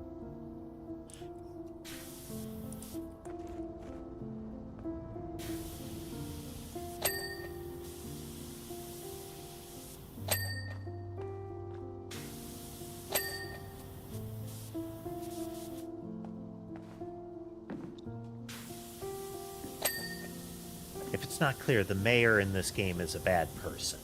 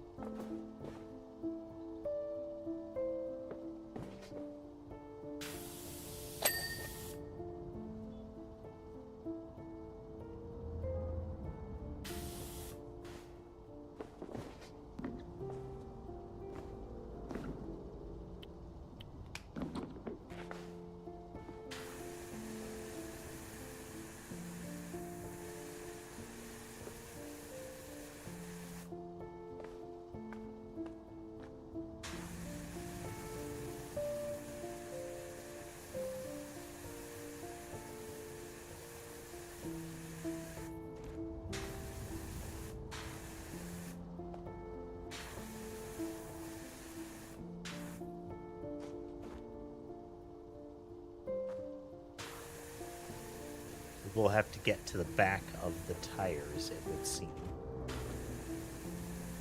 Hey there, Zorro.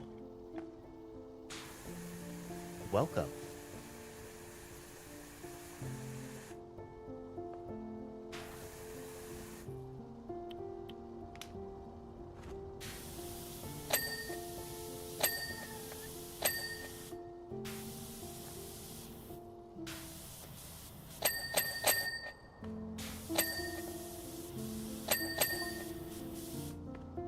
Next up, I guess, is that fancy pants detergento.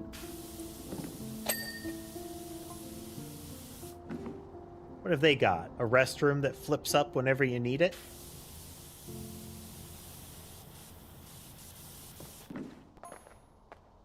Actually, they're in with a shout.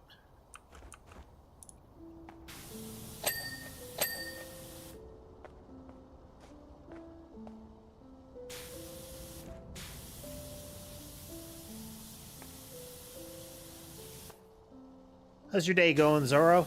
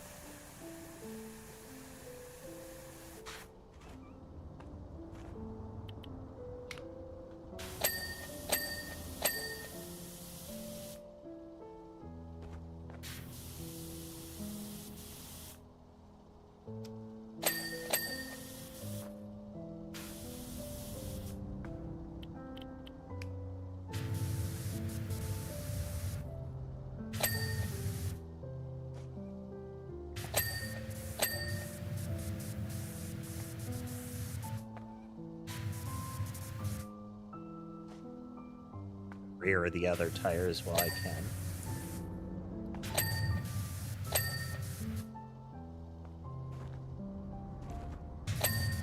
There we go.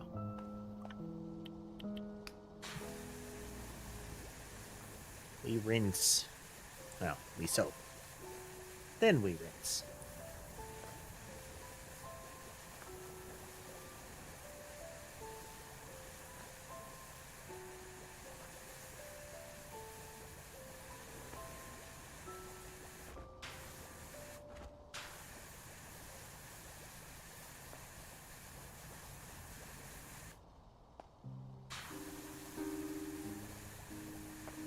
Helicopter gonna be a hassle of all of its own.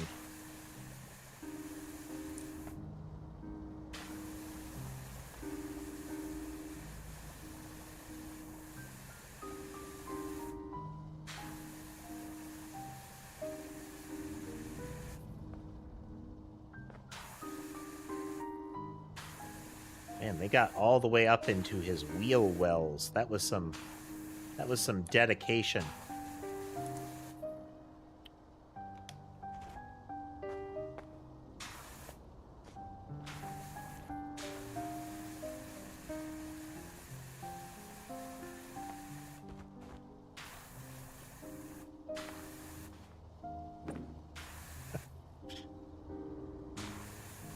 Really is just the ugliest car.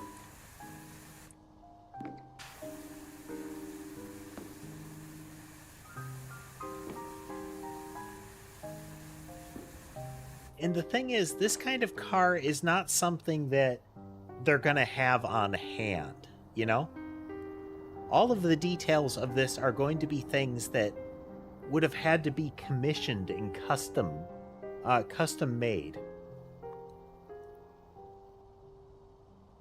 So there were like blueprints and design documents. Like there were flipboards in a conference room that they showed him this, and he made suggestions to move it in a direction that resulted in this. This was willful. This was premeditated. And I believe the charges should be amplified accordingly.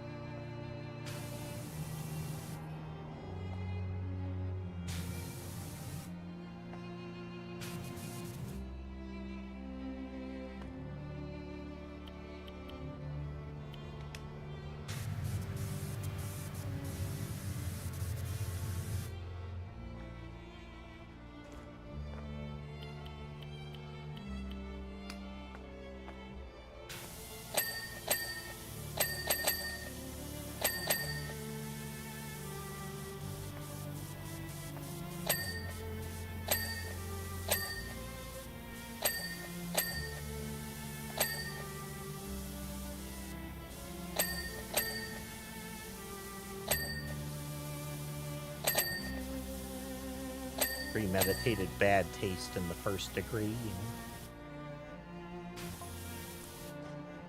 Let's move on to Bucketon. Never known such treachery in poor art, especially that hippie theater. In fact, I've got a cease and desist out on that place, so it is a no for Bucketon too.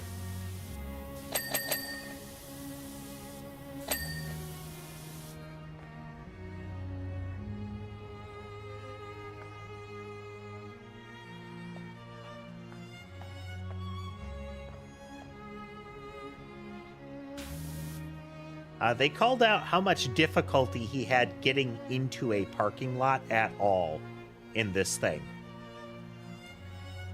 You have to imagine the turns are just enormous.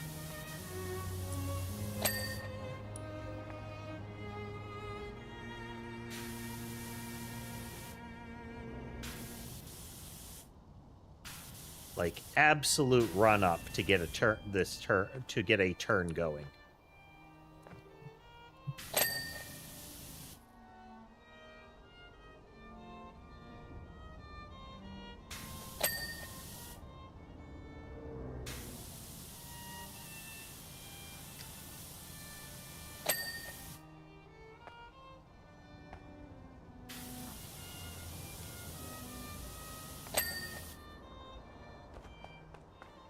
Get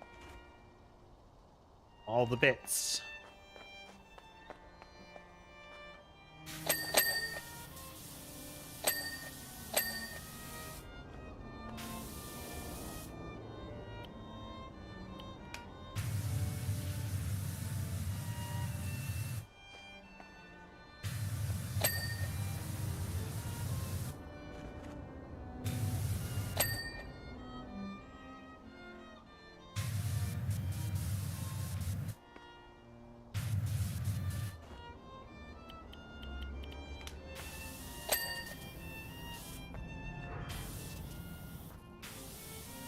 And a vehicle that comes standard in the agreement with, like, an embezzlement charge. Because, you know, how else did you get this?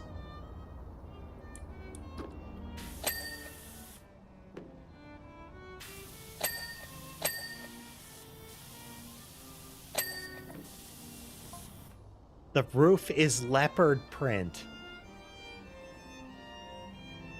He really did. He really did. He saw a cartoonish stereotype of a pimp wagon and was like, yeah, I can do better. Suds East. I didn't see what he didn't like about those.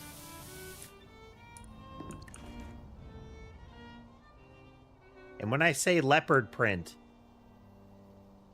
this looks like it's fur almost. Like, this looks like a fabric.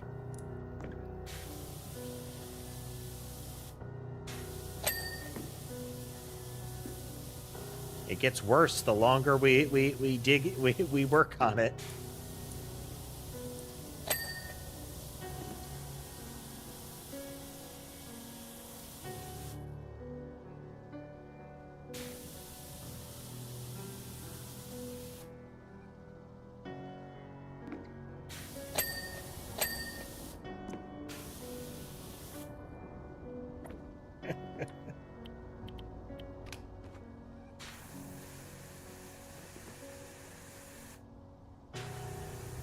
I expect during the conference meetings where he spec'd it out with them, he was probably enraged. He probably threw things when they brought up the possibility of faux leopard skin roof.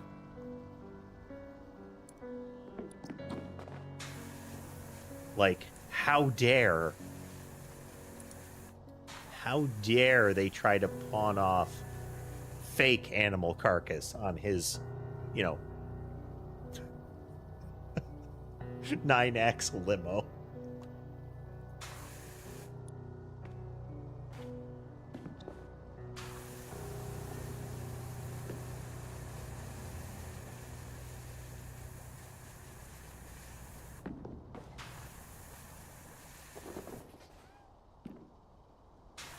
This is a Middle Eastern royalty vanity project of a vehicle. This is what if we took the line and made it into a car?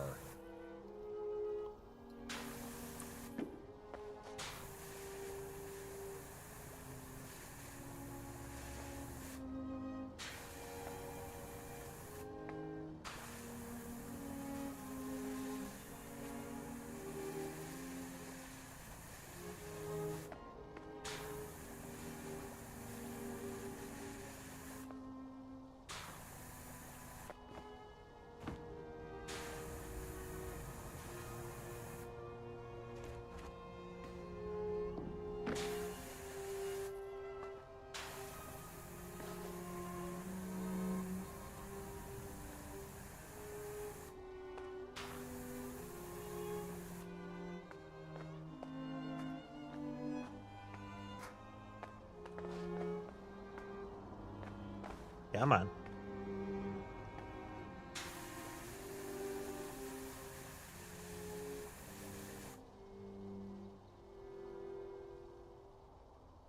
There's bubbles that the pet the cat clip happens here.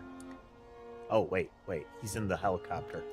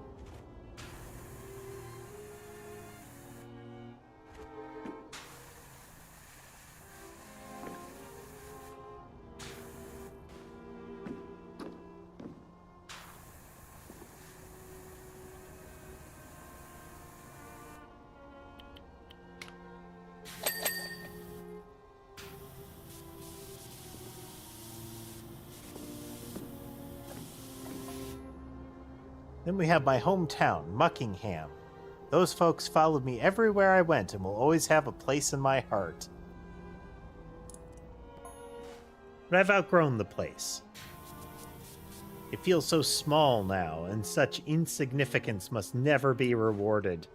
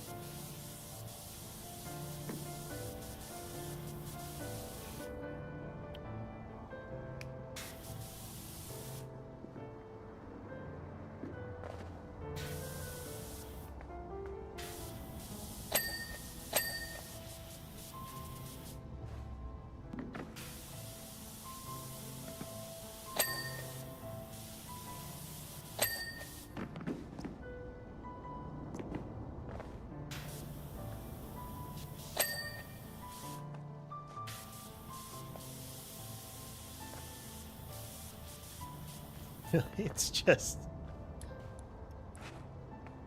like, how can we make this as bad as possible? Like, the engineers came out...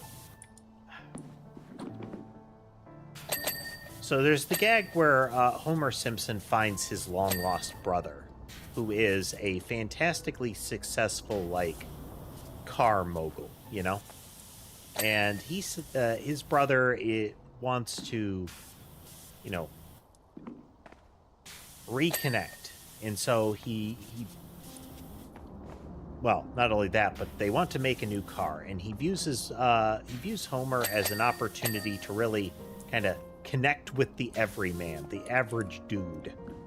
So he has Homer fully build, supersede everything the engineers say. And the thing he comes up with is this bizarre abomination. And that's the vibe that I get here.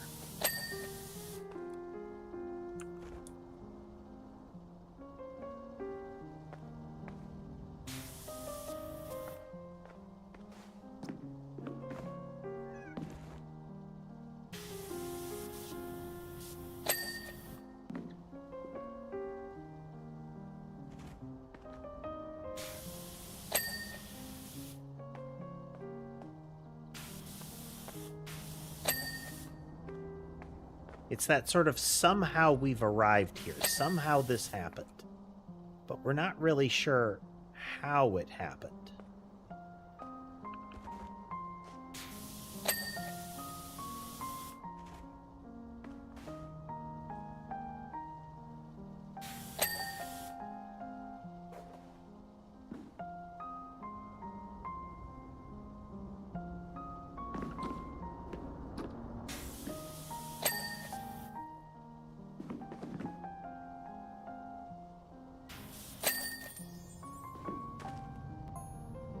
In anticipation of the mayor's visit, we're reopening our historic shopping mall in Sparkleton.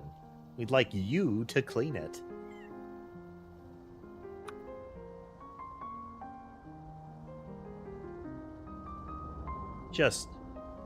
It's just awful.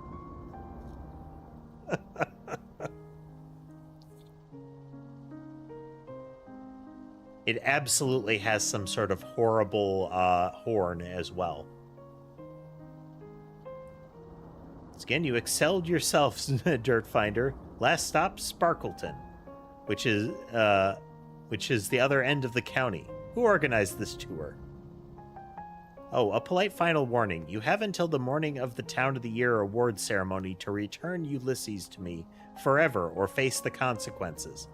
I have highly lucrative marketing opportunities that will be forfeited by his absence. That cat wearing that hat. Simple as that.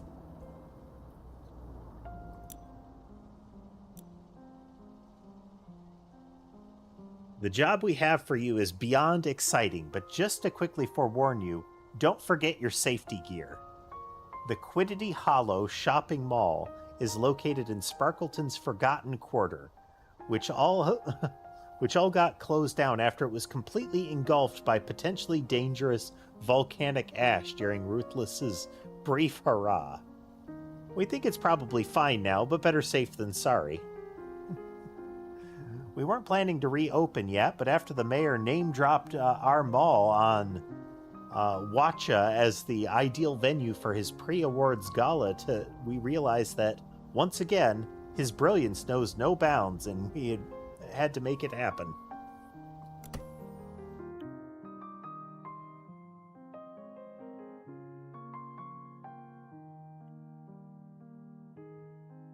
Oh, creak.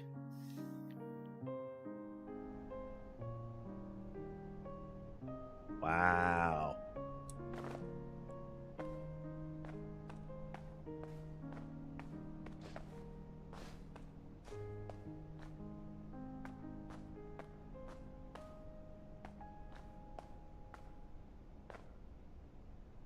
Well.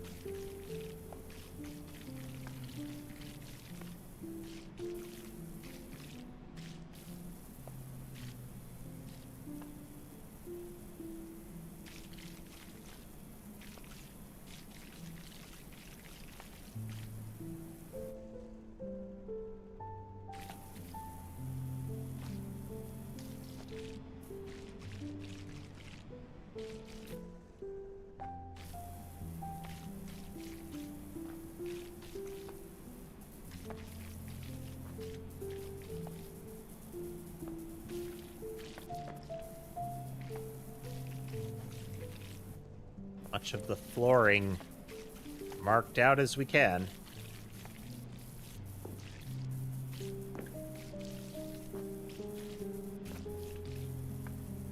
A better idea of what we're actually dealing with here.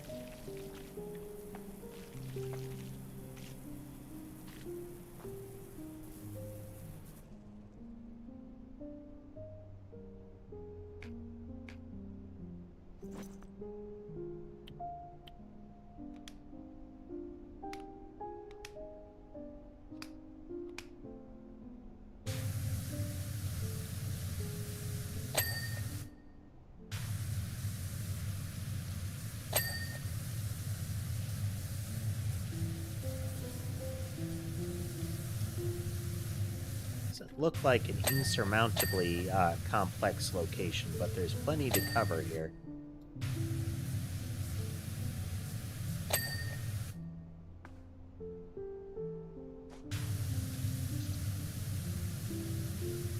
Bit by bit, piece by piece.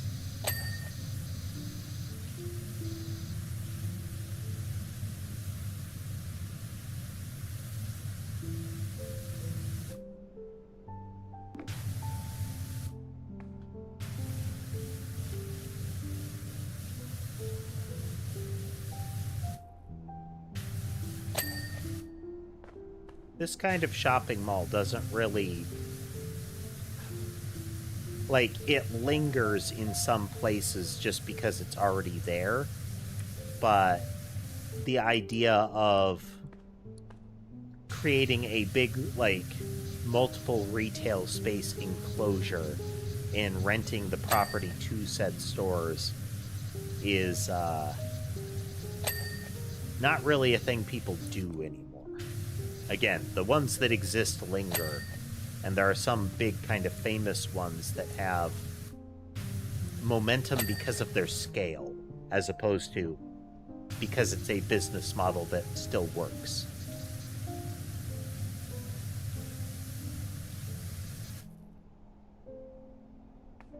So a lot of these things were the retail equivalent of, you know, build a subdivision as cheaply as possible, mark up the price, and sell it to a bunch of people, and then run.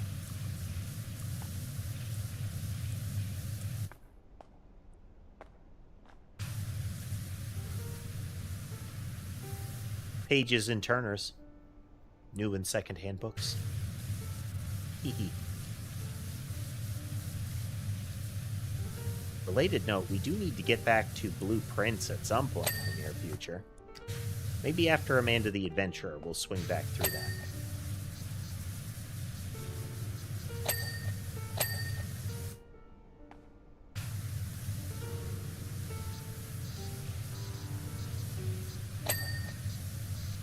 See if I remember anything about it before committing to it, though, you know?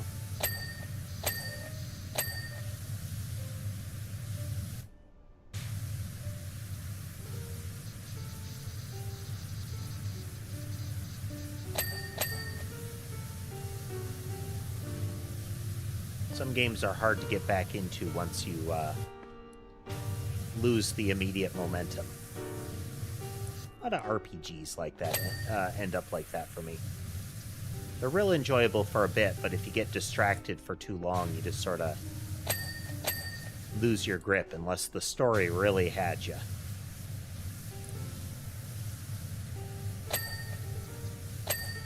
Some of that's because of the distraction, some of it because the story had you at the time, but it loses its grip once you're away from it for a bit.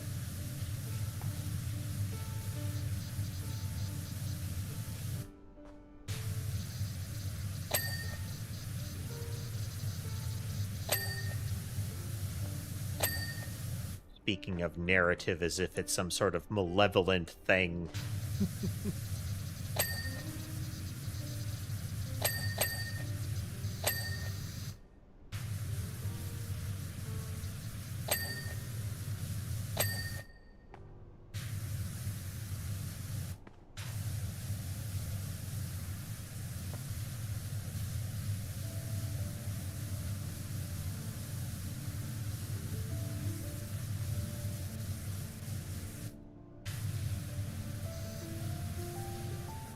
Him's toolbox.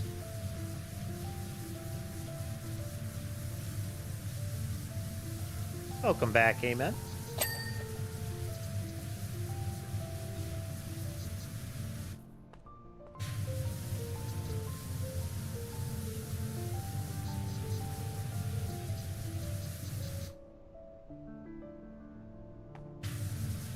Continuing our marathon session of PowerWash here.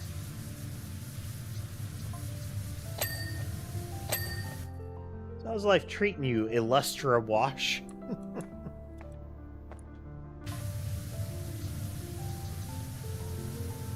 How's the day been treating you, Amen? You've seen a real uptick in work since the mayor announced his masterstroke, haven't you? You must be booked up for weeks with everyone on the glow up. Just fantastic.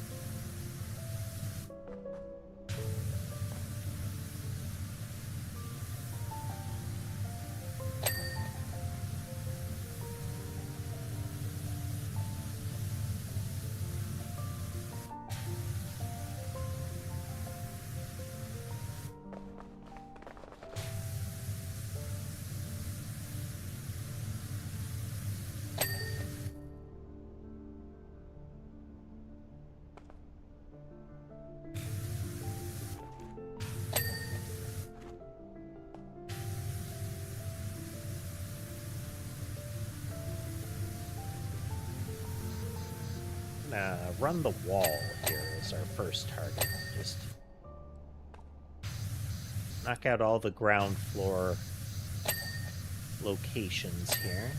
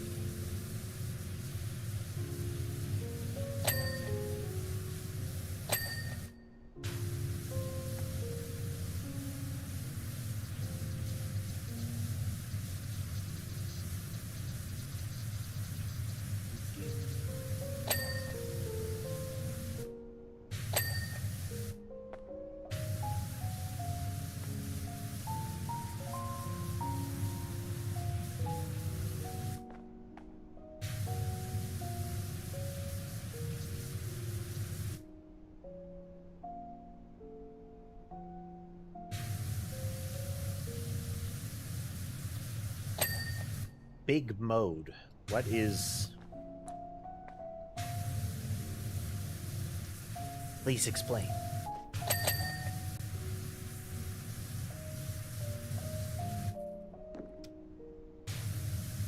Have you perhaps overindulged in food? Oh.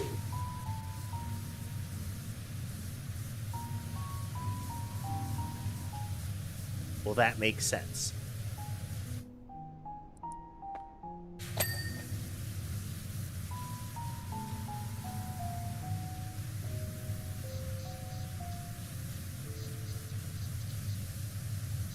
Trying to parse that for a moment. What could they possibly mean?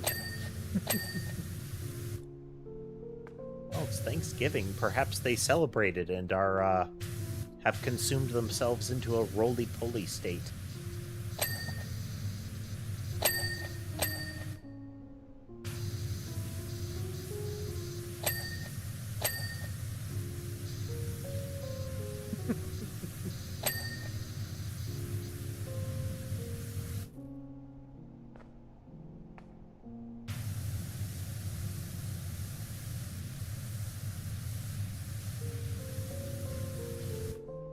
Gnome in the cafe there.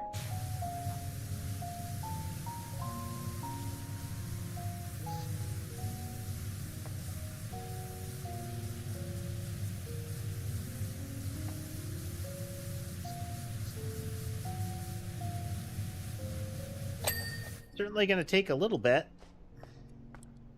A lot of ground to cover.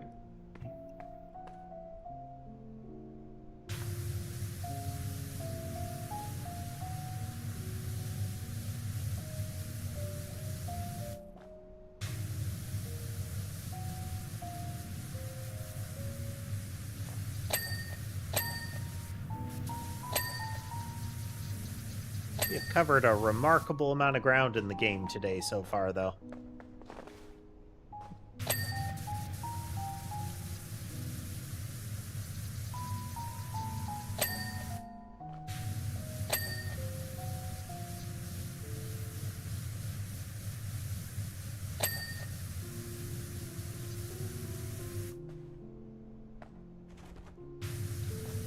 Well, given the toolkit that we have, like this nozzle with this washer, I don't really ever need soap.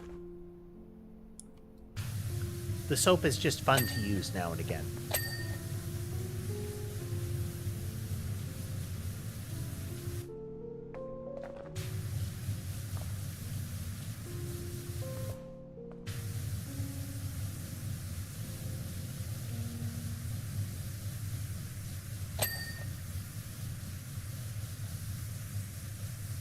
Like, this nozzle or its sibling is enough to do pretty much everything.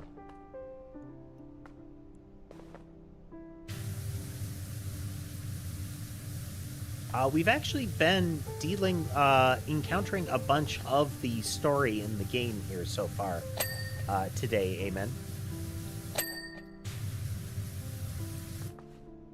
We are waiting to find out exactly how the crystallized energy that formed in the Earth at the time that the moon was formed by an impact with another celestial body, how that ties into the volcano and its current activity, let alone the odd behavior of the moon, and how it will ultimately be stopped, indirectly or directly, due to our actions.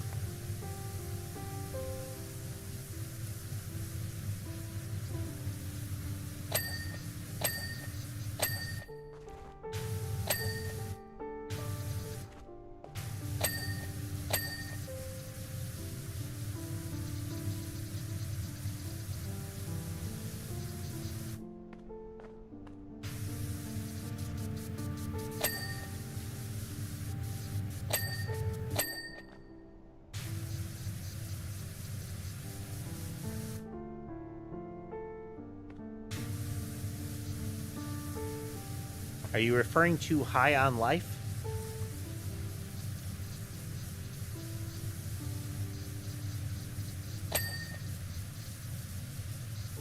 That was an amusing little game. We played that one on stream.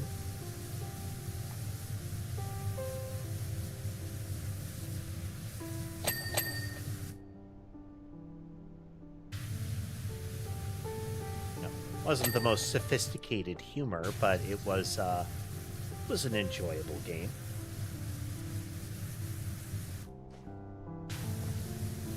Had lots of stuff to do and lots of things to explore on the way through it. And I do kind of like the goofy improv humor that we get out of the Rick and Morty crew.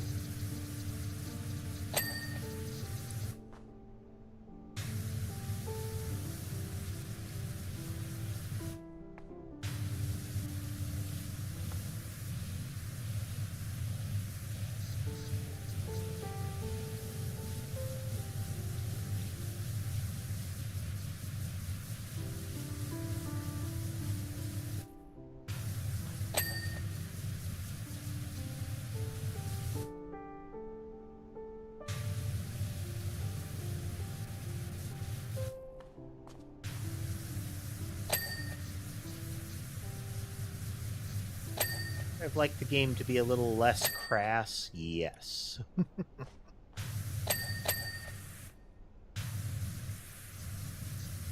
That kind of humor is not off the table, just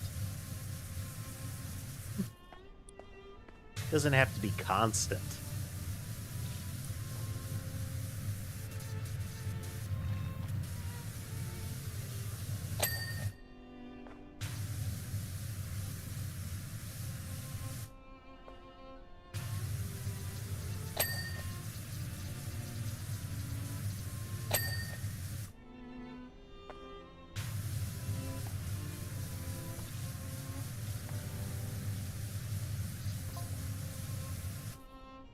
Incredible how much difference one man has made, sweeping in and giving the whole county a proper shakedown.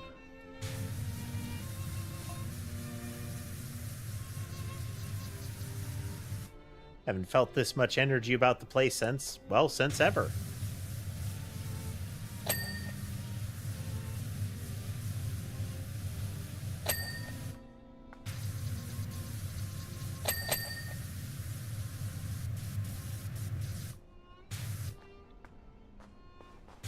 Yeah, my guess is that this whole town of the year is a distraction from whoever was messing with the pacifist gems. Since we know that was something that the mayor was involved in last time, and we know additional big companies have arrived and seem to have run off with the gems.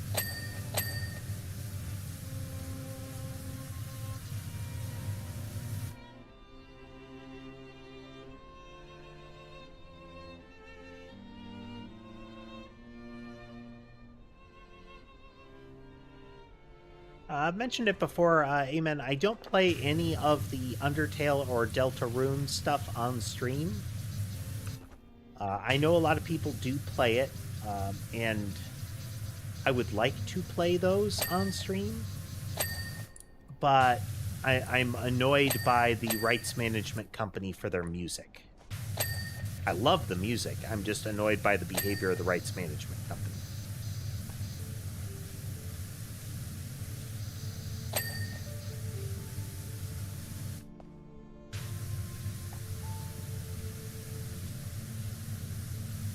And I don't want to replace the music while I'm playing like Undertale or Deltarune, because that's at least half the enjoyment for me.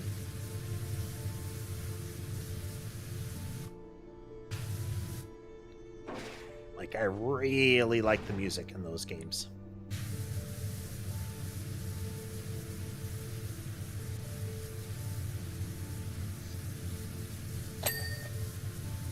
Silksong, Hollow Knight, I've played those. They're not necessarily my kind of game.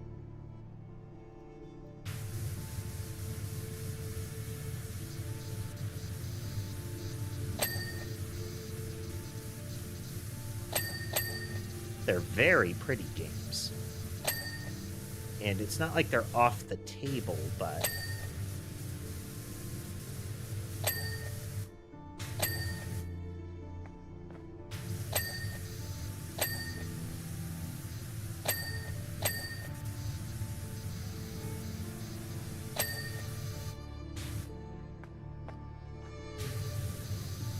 this to finish, then we've got Amanda the Adventure, and then I want to figure out something more from there. Really like to find a detective game, but not too heavy. Failing that, there are some more like cleanup titles, like Goblin Cleanup or perhaps other things. We'll see. We've got this game to finish and another game on deck.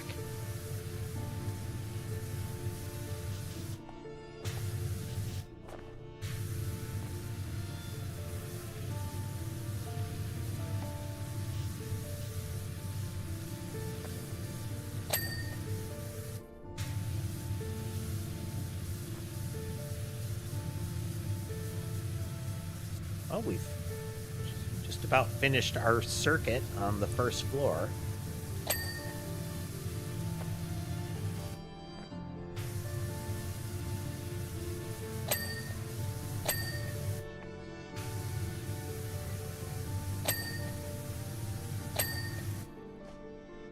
Nice. Let's put the ladder here so that it's not blocking the floor.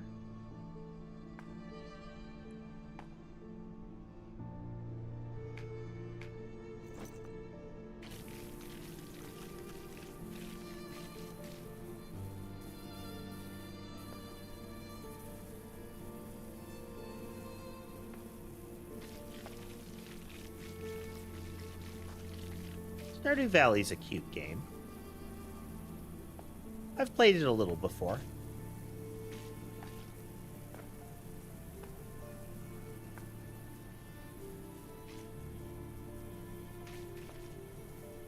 But like a lot of, like, sim titles, I don't know.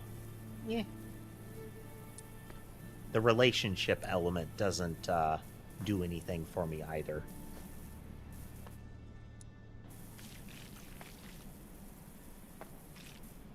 Which, I know, you can ignore it, but still.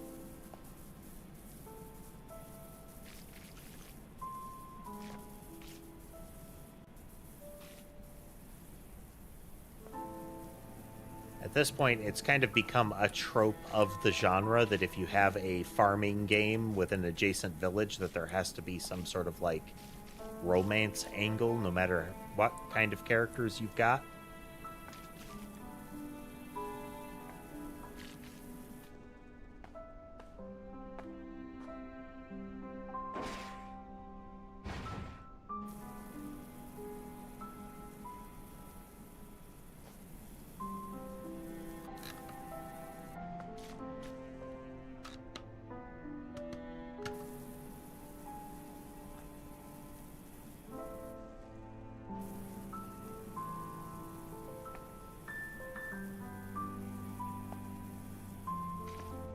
Rocky McGee, Dirt Finder. If you can get to the old freeway on the double, I'll be tempted to pay you double. No promises.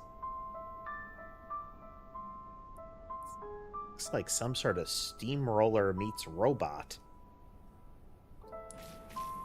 Oh, I wonder if that's the weird beetle machine. Superliminal.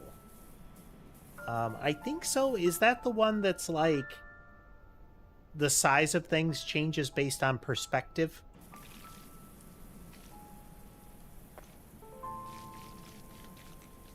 Or am I thinking something else?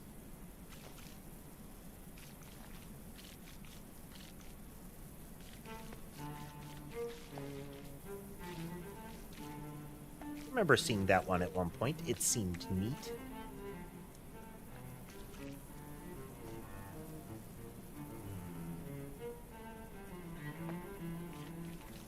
Been a while since we've done a puzzly game.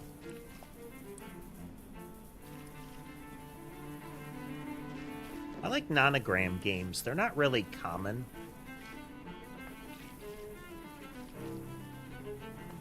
There's one that I started on stream, but we haven't looped back to in a while.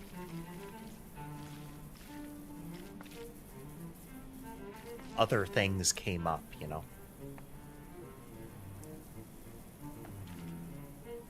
But I like those. The streams end up being largely me muttering numbers, though.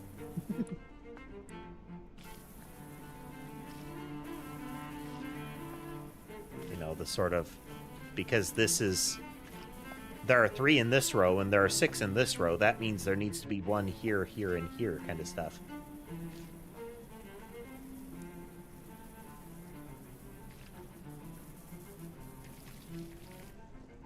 Portal 2 was a lot of fun back in the day. Portal in general is a neat game.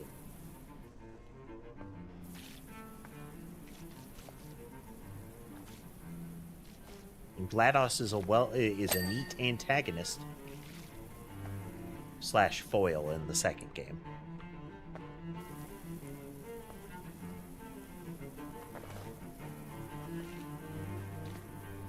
I wish I could find another game like Murder by Numbers. That was a lot of fun.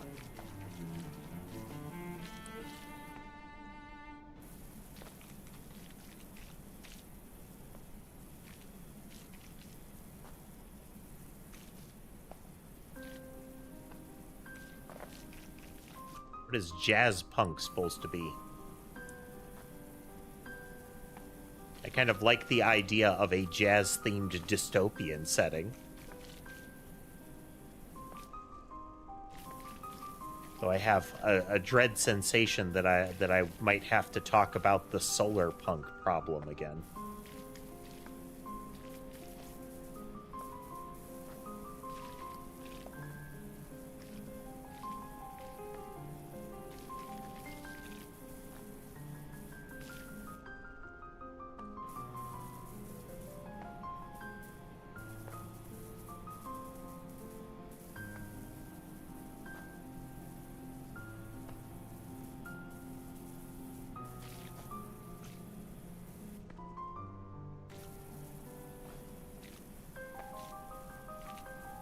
Getting a remarkable amount of use out of the floor washer in this one.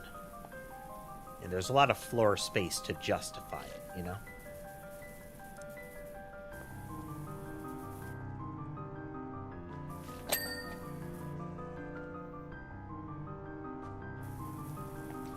We haven't gotten back to Hitman either.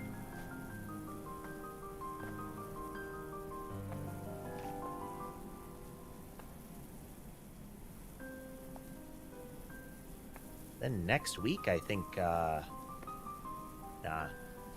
more than next week. We got Wilds patches coming. I've seen a bit of There Is No Game. That could be interesting.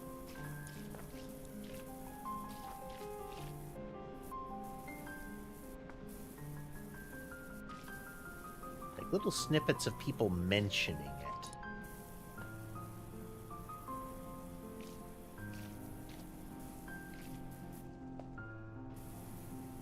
There was one that was recommended. I was told to really get the experience that I can't, like, look at anything about it. But it was like, thank goodness you're here, or something like that.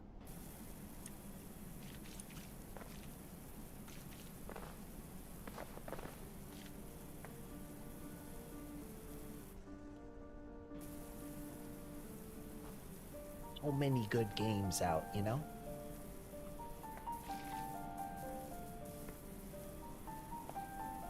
This is another reason that, circling way back around, that Game Awards annoy me, is that it becomes a competition to be on, like, the big list, when there are lots and lots of games that are out there that are great in their own way, but it's like they all have to compete with each other to get a special hat.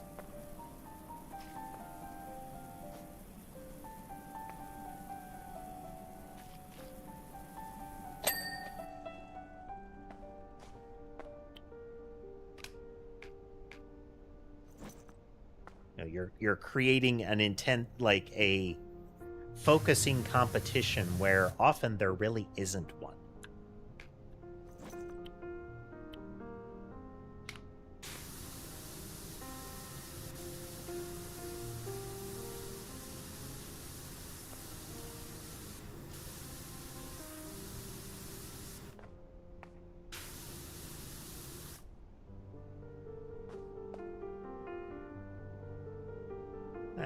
I wonder if that bird is associated with the bird that was on his limo.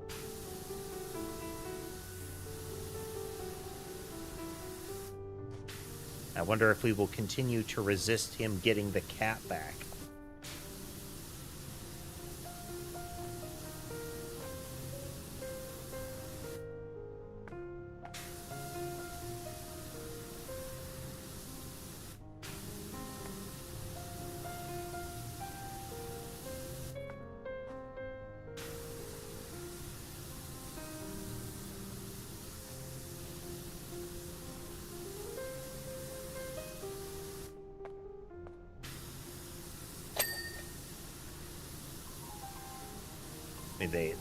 They mentioned that it's like, oh, well, since there was no transfer of ownership, it'd be a hard fight. And it's, yeah, but the local town hates that guy, and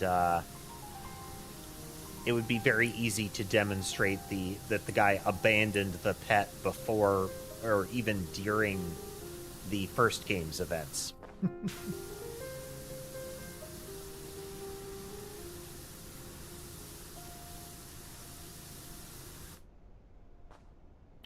I think this merits soap, really. Yeah, it doesn't need soap. I could use the trident, but there's just so much to cover in this basin here.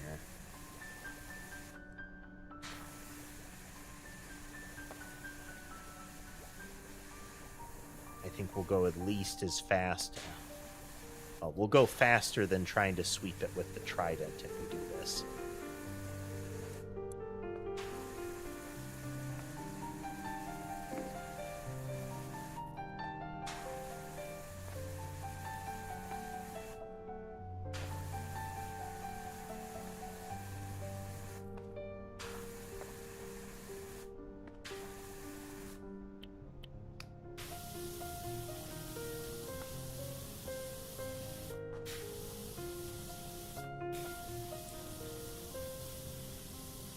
Oh yeah, it was worth soaping that. We'll cover a lot more ground.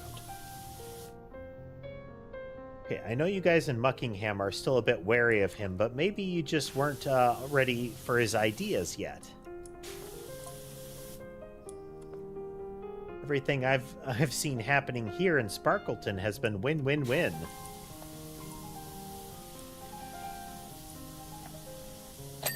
Yeah, so this is going to be the center of whatever disaster the mayor causes next.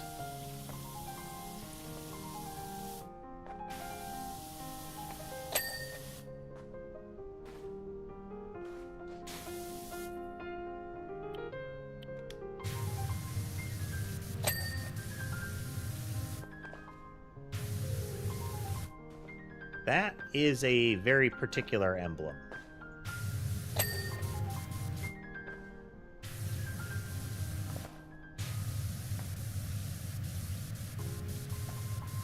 Shouldn't I be resting? Probably, Elman.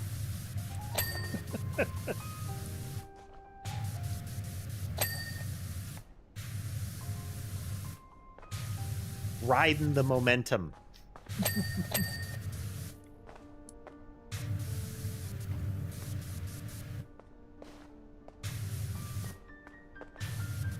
I suspect my shoulders will collect their due at some point today.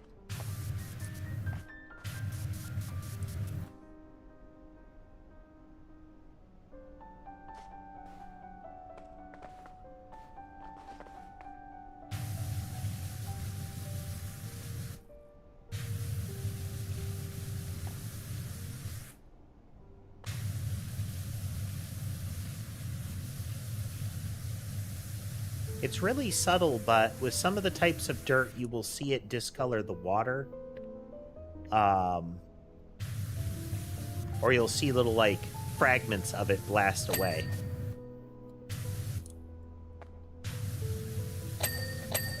That is generally the idea, Elman.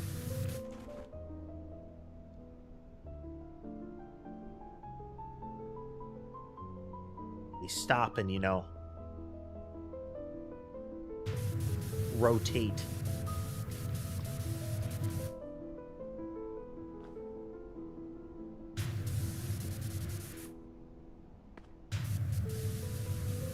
Let's see. I have an account. It is newtmechanist on Blue Sky as well, which is a less toxic Twitter. Low bar to be a less toxic Twitter, but you know.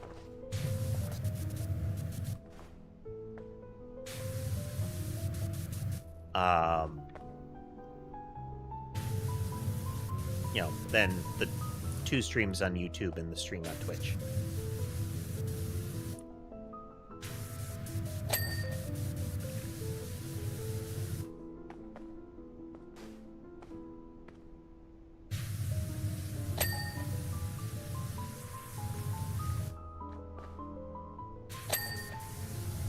As for people in the streams, there's a couple of people on Twitch.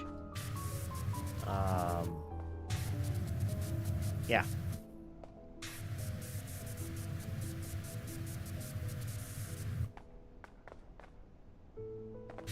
A little owl-looking thing, I guess.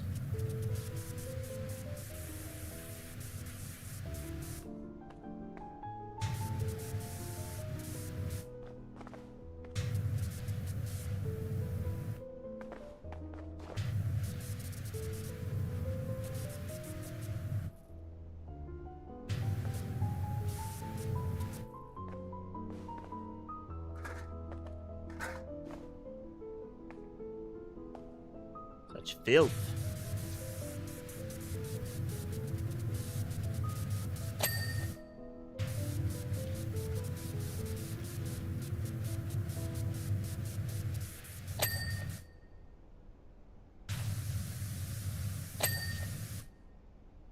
Okay.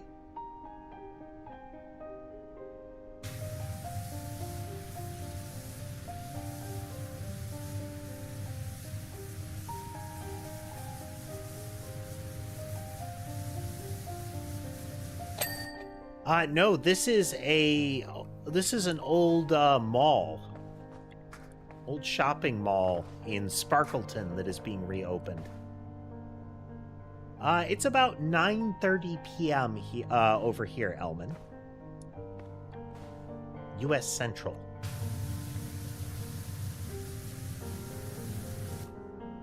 So the mayor was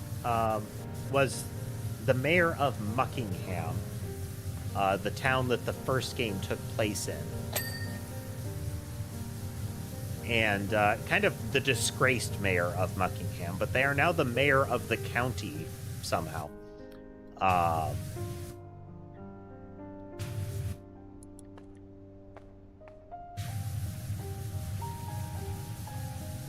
And they're still really acting like primary antagonists, so we'll see.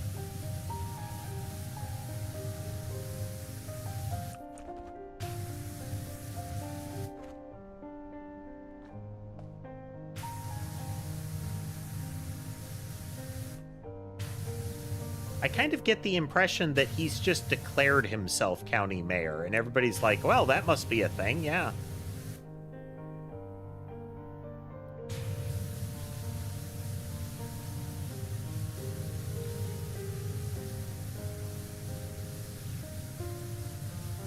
Were you here to see his limousine, Tass?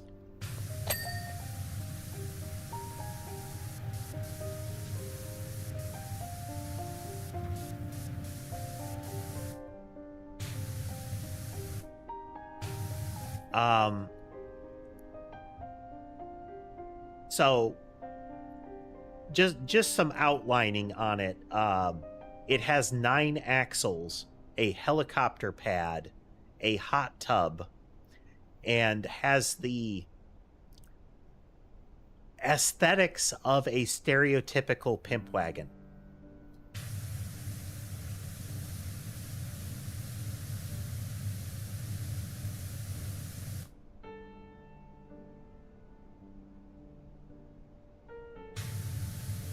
Primarily, the background storytelling, Elman, is done through narrative from the individuals that have hired you, like in bits and pieces from different people, as well as through some of the places that you go.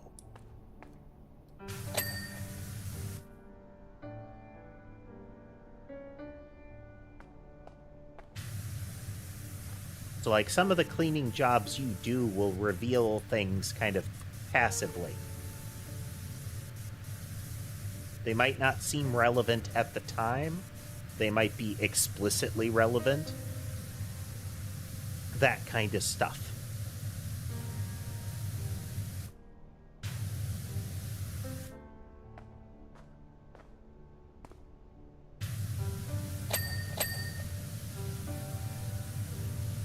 It's not uncommon for there to be several things that kind of come together once you have more information.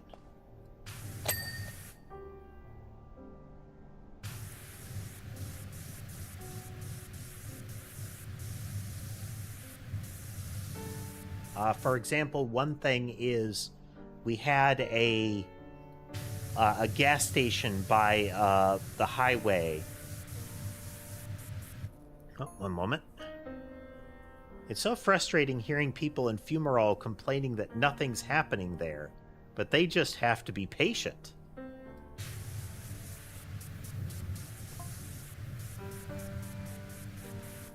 The ripples are on their way.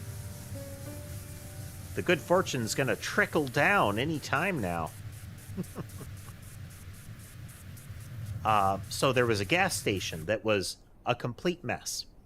And one of the things that I noticed while playing in it was, or when cleaning it, was that there was a really weird couple of stains that were, like, brightly colored, like very weird stains out near the road.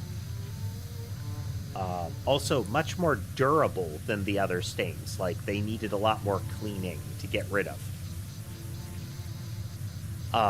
Subsequently, we have discussions of a special mineral that formed, that is effectively a special mineral that has weird properties that is under the volcano.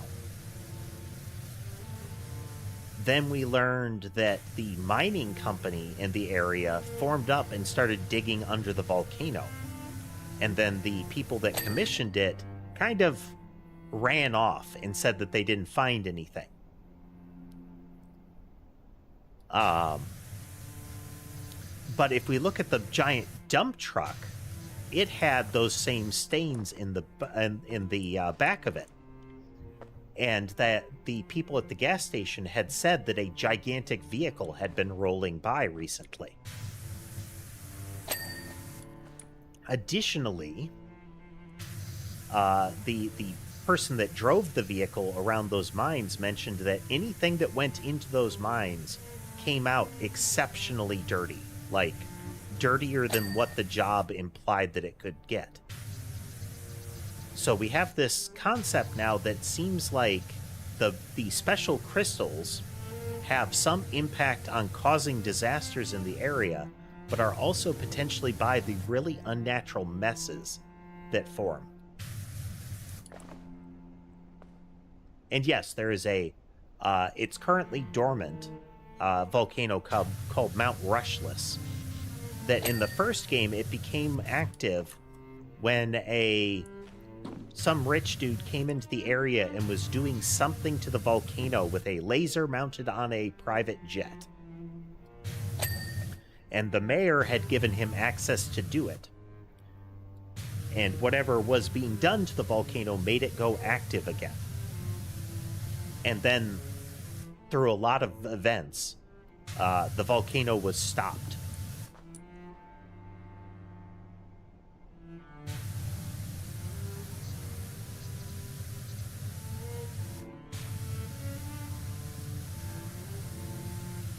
And then we proceed into the second game, where the giant merman statue with the laser crystal eye, or jewelry, had the jewelry stolen, and now there's more seismic activity again.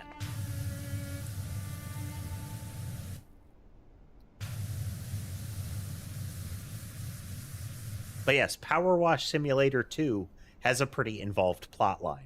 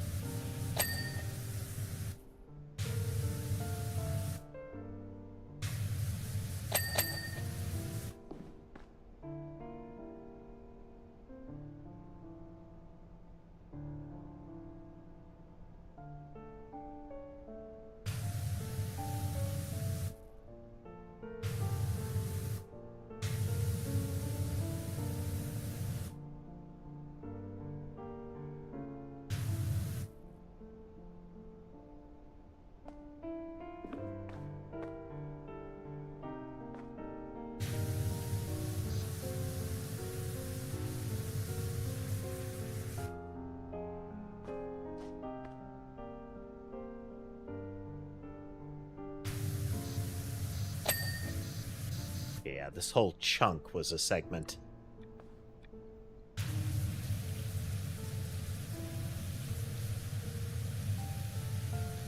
And for funds.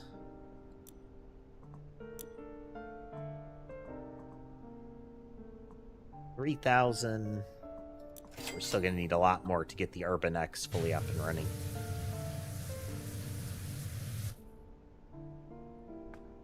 Oh, wow. Not only that, but 9 Twitch ads. Do they have more than 9 advertisements? I know for a while they had like 3 and would show 5 of them at once, sometimes the same one, upwards of 5 times.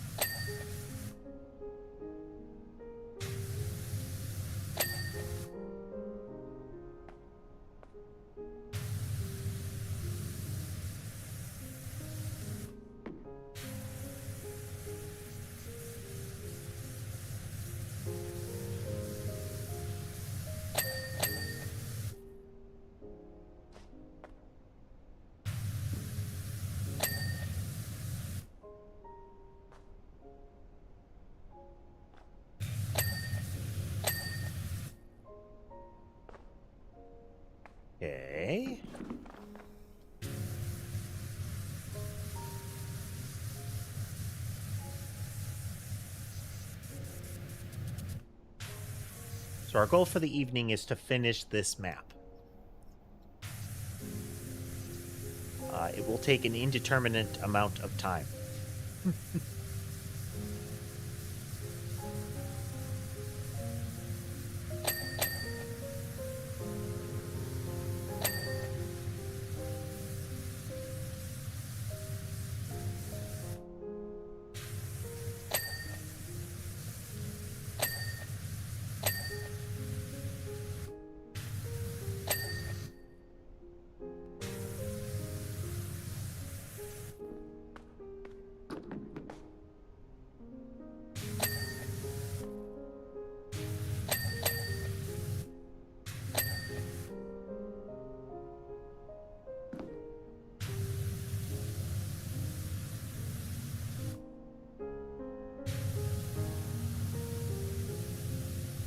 Now that said, if the narrative starts getting cool, I reserve the right to go back on that and keep going.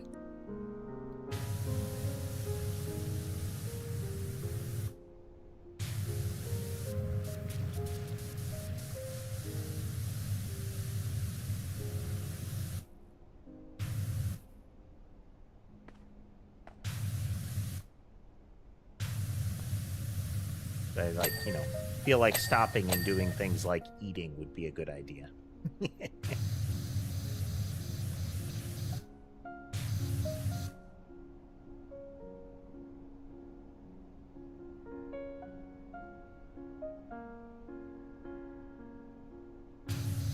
Welcome back.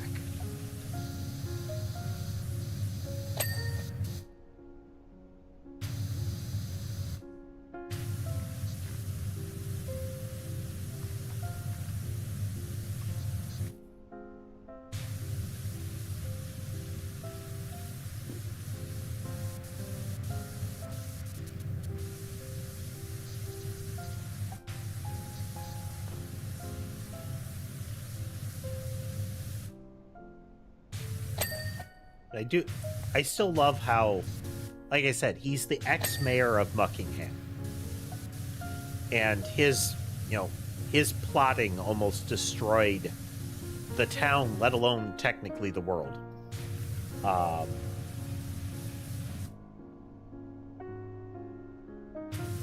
yeah, that was a shame. Like, was such an awful bit of characterization, and it wasn't just like one line or anything. It was a series of writing decisions that were just bad. It is rare that I don't feel good about continuing to play a game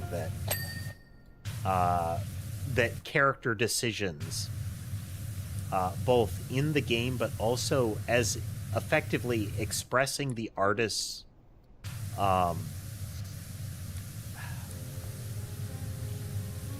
expressing potentially the way that the author thinks and getting effectively squicked out by that, like, oh, I don't like that.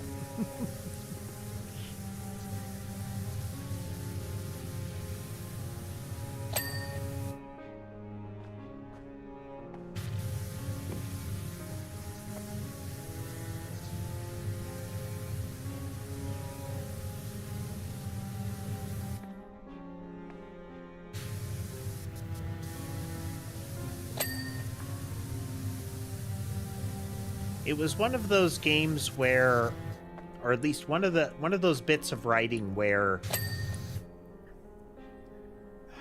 the way that the characters interact implies that a particular thing that is really bad is treated as good.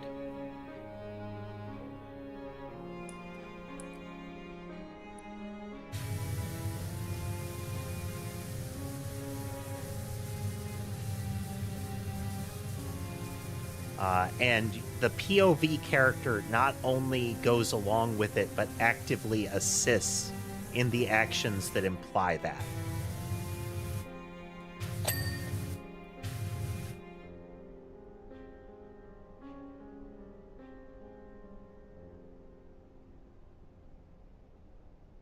Yep.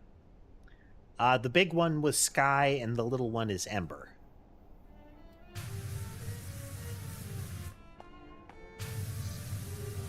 I don't know where most of them have gotten off to. Normally there's a few on the bed, but several of them moved elsewhere.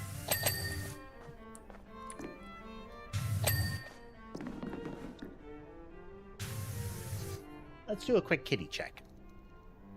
An opportunity to move the limbs around a bit here. Yeah, most of them are hiding.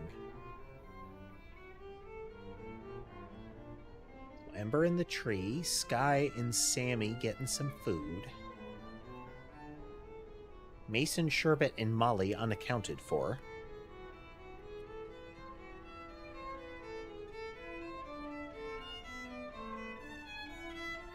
Sherbet's not in any of his two frequent hiding spots. I'm streaming much later than normal, so some of the behavior patterns are a bit different right now.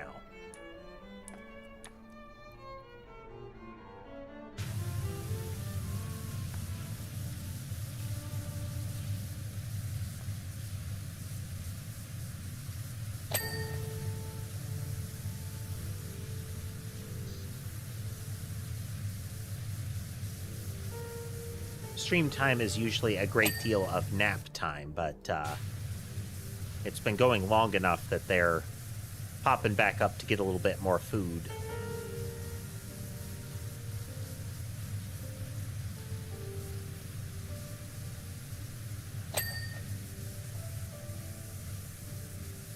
Hoping to get a game... The plan is to get a game dev stream in on the weekend. Again, assuming the weather doesn't blow out the ISP too frequently.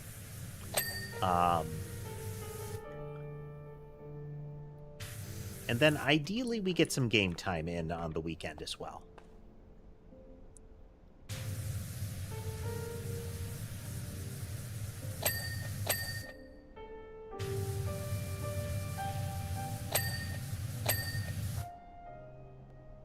I do want to get some new videos put together.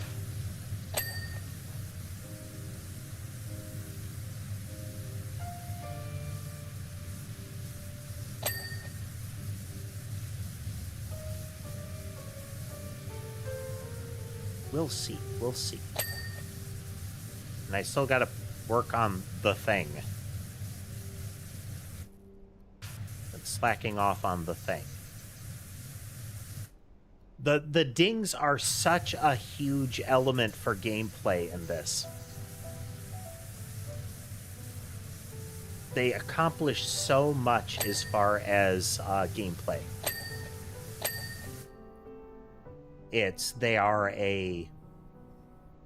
They're positive feedback in general. They tell you that you are that you have completed something.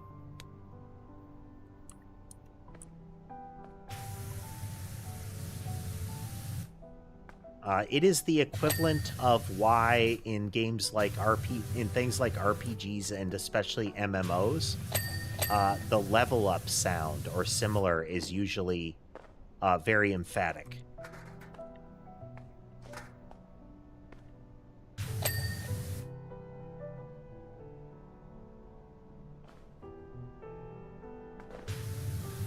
It is an auditory reward.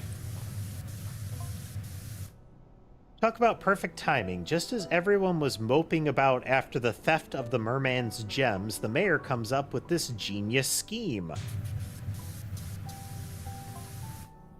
Now, ask anyone and they'll be, merman? What merman? All I care about right now is winning Town of the Year. It is absolutely a distraction.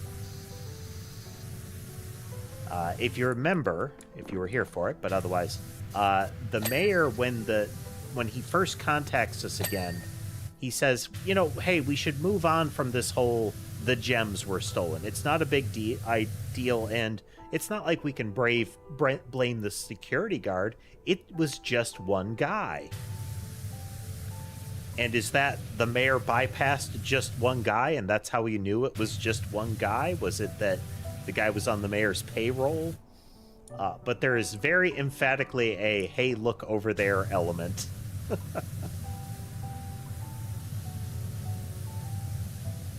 And keeping in mind, it is also heavily implied now that the thing that the rich guy was trying to mine, that the mayor facilitated, was these gems.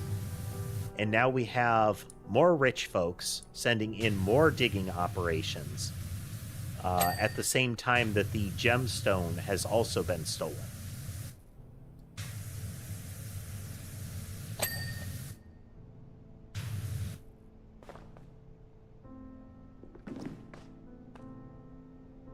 Dang it.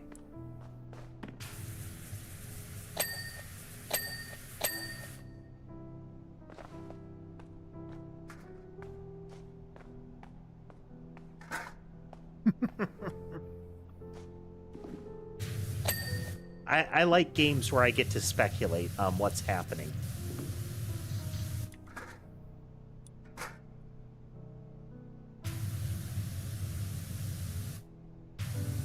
There were some rough spots in it, but we played one where it was a full-on, like, not fully like a regular, like, murder crime scene investigation, but there were crime scene investigations. Where you had to piece together what events happened. And it wasn't just like who done it. It was stuff like, what would have happened to this person? Where did they go? That kind of stuff. And all of the plot lines commingled over time. When I would post about it after streams and whatnot, I talked about how many pages of notes that I'd written for that night. And I still think I have them. There were a lot.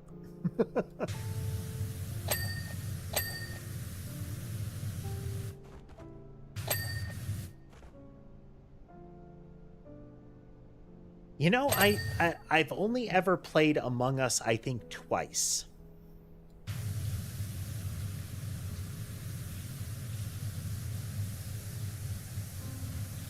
Once when we tried with a smaller group of friends, and one of the people that joined in was a little too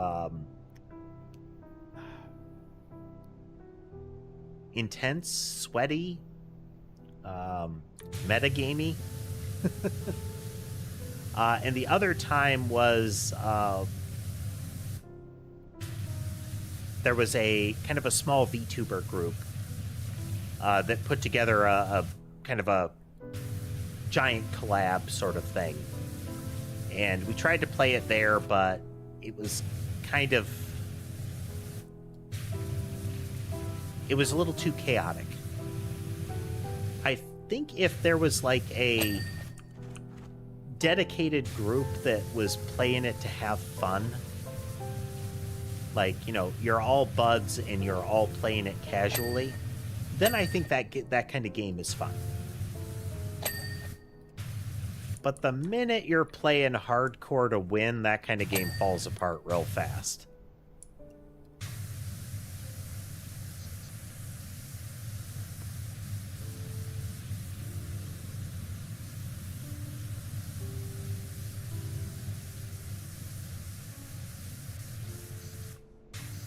Because there are a lot of behaviors that you can do in that sort of game that can get toxic. Mod makers have done stuff to mitigate that.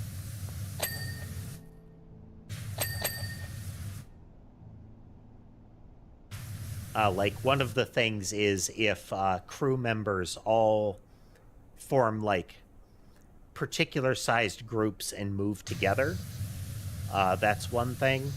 Having everybody constantly call out exactly what task they were doing at what time is another thing that can kind of... it breaks the spirit of the game, let's say.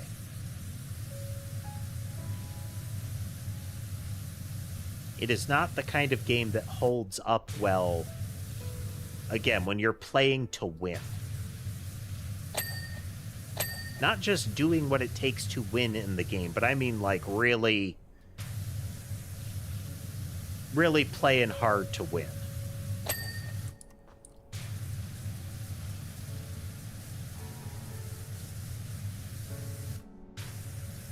I think that kind of game does better when it really is social deduction.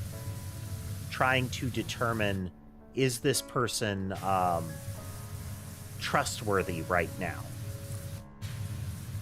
And you can do, again, you can do things like really expect people to know a lot about the game. But I think they're best when you aren't doing the full metagame. You know, I know that this is a thing that works exactly this way, and thus I know that you made a mistake. Because you haven't played the game near as long as I have.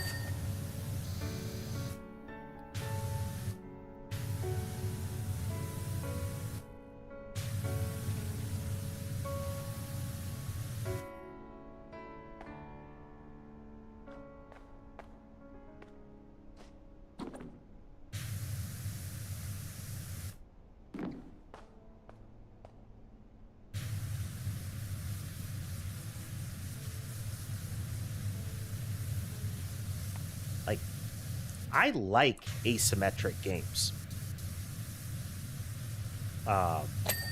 Where there is a fundamentally different goal between different players. You know, my objectives are not yours. It's not just adversarial. Like, I'm not talking an RTS where, you know, this isn't like Terrans versus Zerg where your units are different.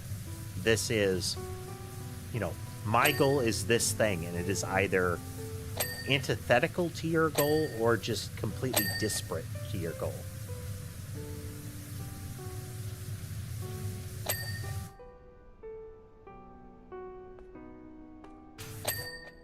So, like, in Among Us, it's asymmetric because the imposters, their goal is for everyone else to die. The crew member's goal is to remove the imposters or complete all their tasks.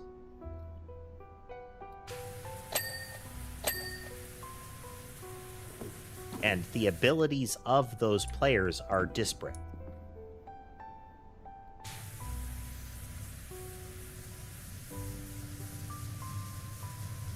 So the way that you play the game is different between those different kinds of abilities and concepts.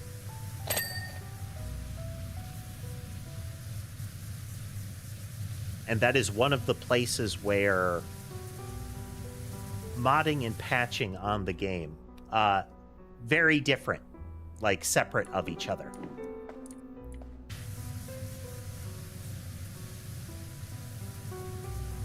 But it's, a lot of these games are based off of Werewolf and Mafia and whatnot. And like, through modding and through some of the patching, a lot of the different, like, roles in character abilities have slowly been added.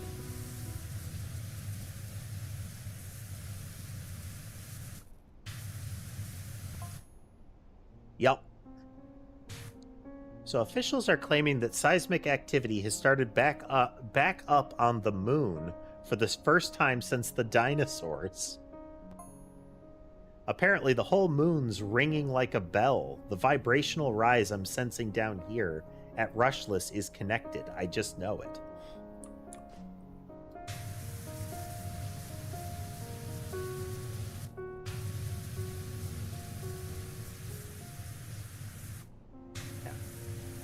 For a good social deduction game to work, you need constant uncertainty.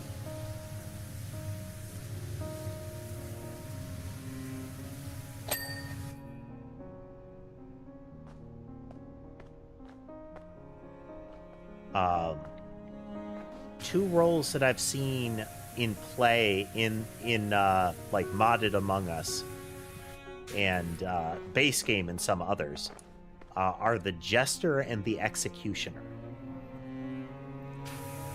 The Jester's goal, their win condition, is to be voted out. They can't be just killed. If they get killed, it's just like normal. But if the group votes them out, they win. Then along with that, you have the executioner, whose goal is for a particular person to be voted out. Those two roles completely mix things up when they're present. Because you have to think, is this person trying to trick us into getting rid of them or a particular person?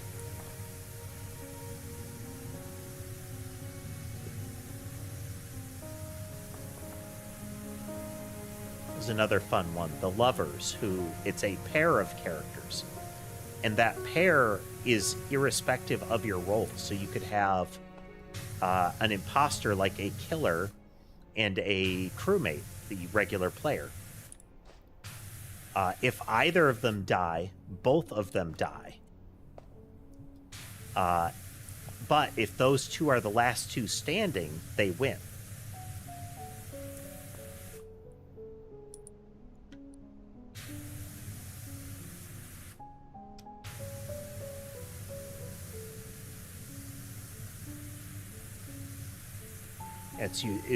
Like I was saying, it's that the best thing that can be added to that kind of game is uncertainty.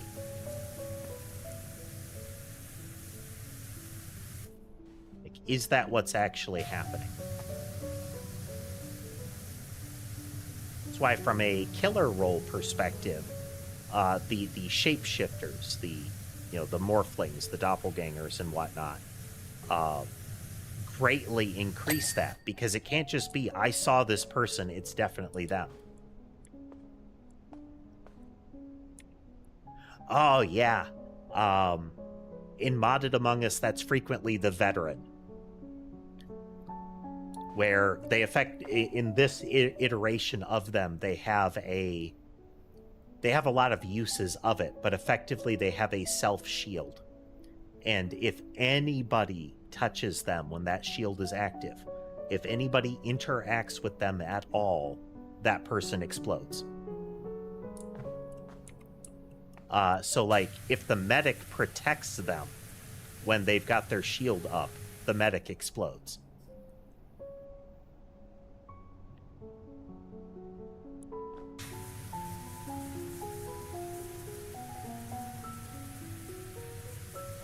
Yeah, I think with all, especially with Among Us, there's I think with all social deduction games, there is a thematic element that you need to keep an eye on. And a lot of the mods for things like Among Us, like I said, are pulling from their origins, werewolf and mafia and the like.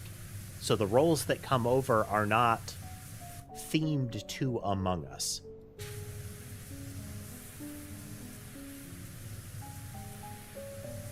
And I think you totally can.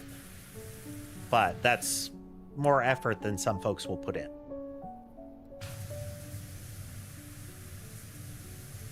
Though, not to say that the effort of adding those things to the game is not, is small or anything.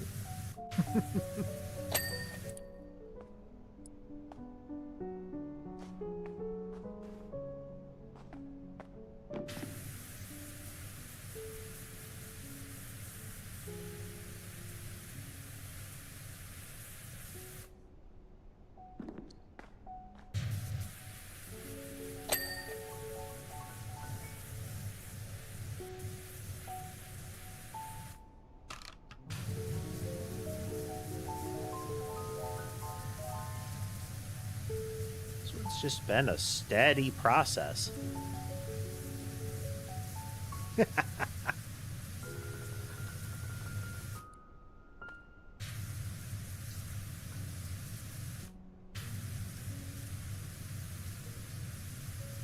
For those unaware, a great deal of the theming and a not insignificant element of the channel's lore, like this character, this avatar, is from a mod we made for a game called Noida.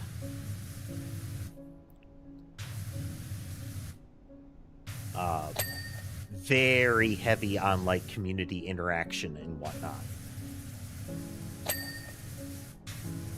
A lot of the elements in the game that we're developing will be derived from the content in that mod. So there will be fun little community Easter eggs in it.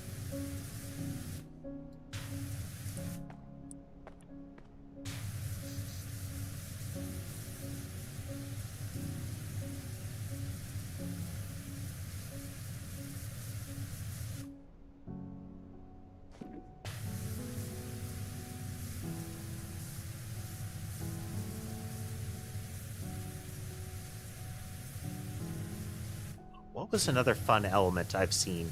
I don't know if regular Among Us added this, but I've seen it in modded Among Us. And that's that imposters, as well as some other jobs, can kill during a meeting.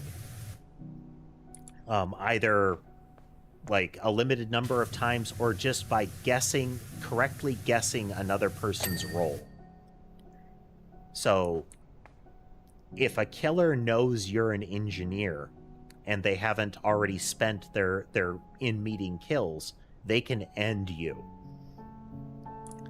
So that removes another one of the vectors that is often used to kind of weed people out, is you have revealed who, like, saying, oh, I'm such and such role, and that means you can trust what I say, is dangerous.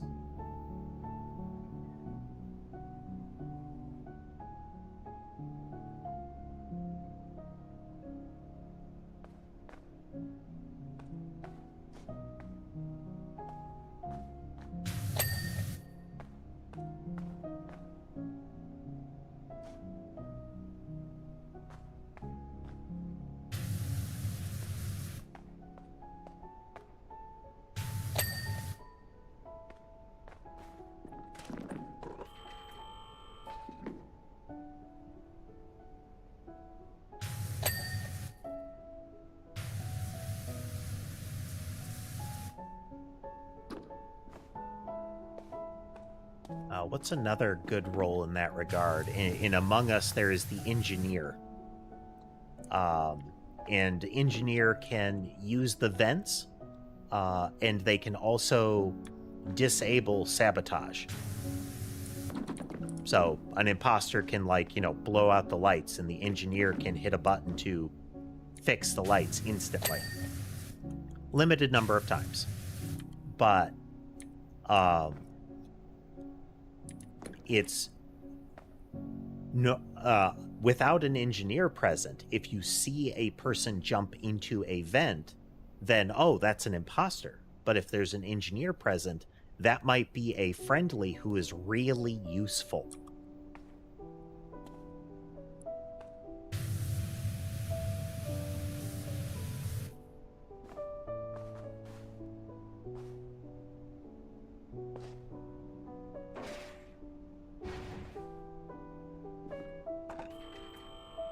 So again, it's a cool game in my mind, but it's also a cool game that would have to be played with a lot of like-minded individuals.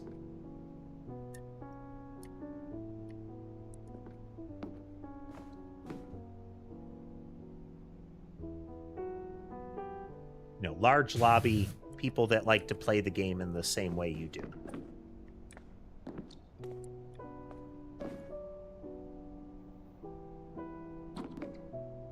Little bit left somewhere. There we go.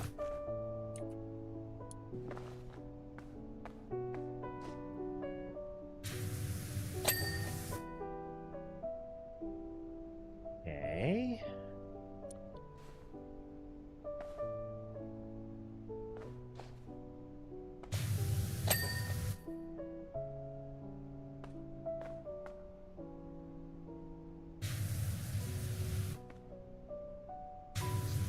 Thanks for swinging through, Colin, and you have a good night as well.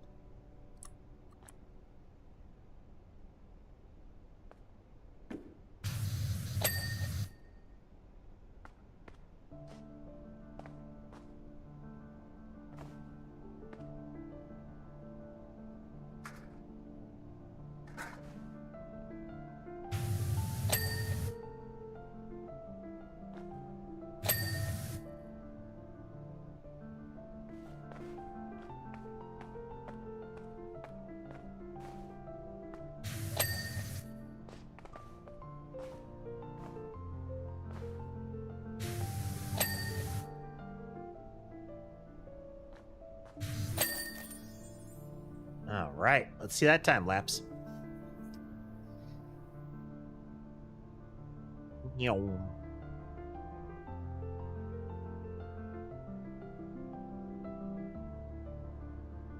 This was a good one for a very systematic clean.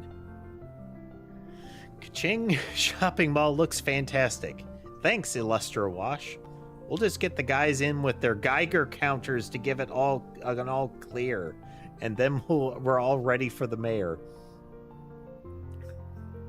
I feel like you cannot be in a circumstance where the prerequisite for saying it's all clear for like the mayor or for anybody to enter the premises is we'll get the guys in with their Geiger counters. Like, if that's the circumstance that you're in, if that's the first step, the next step you're taking to clear the place for people to enter, you need more time.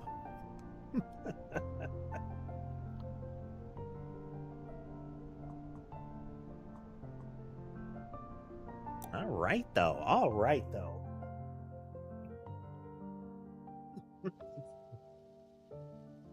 But as mentioned, that is our goal for the night, or at least that was the goal as described at just a little bit ago.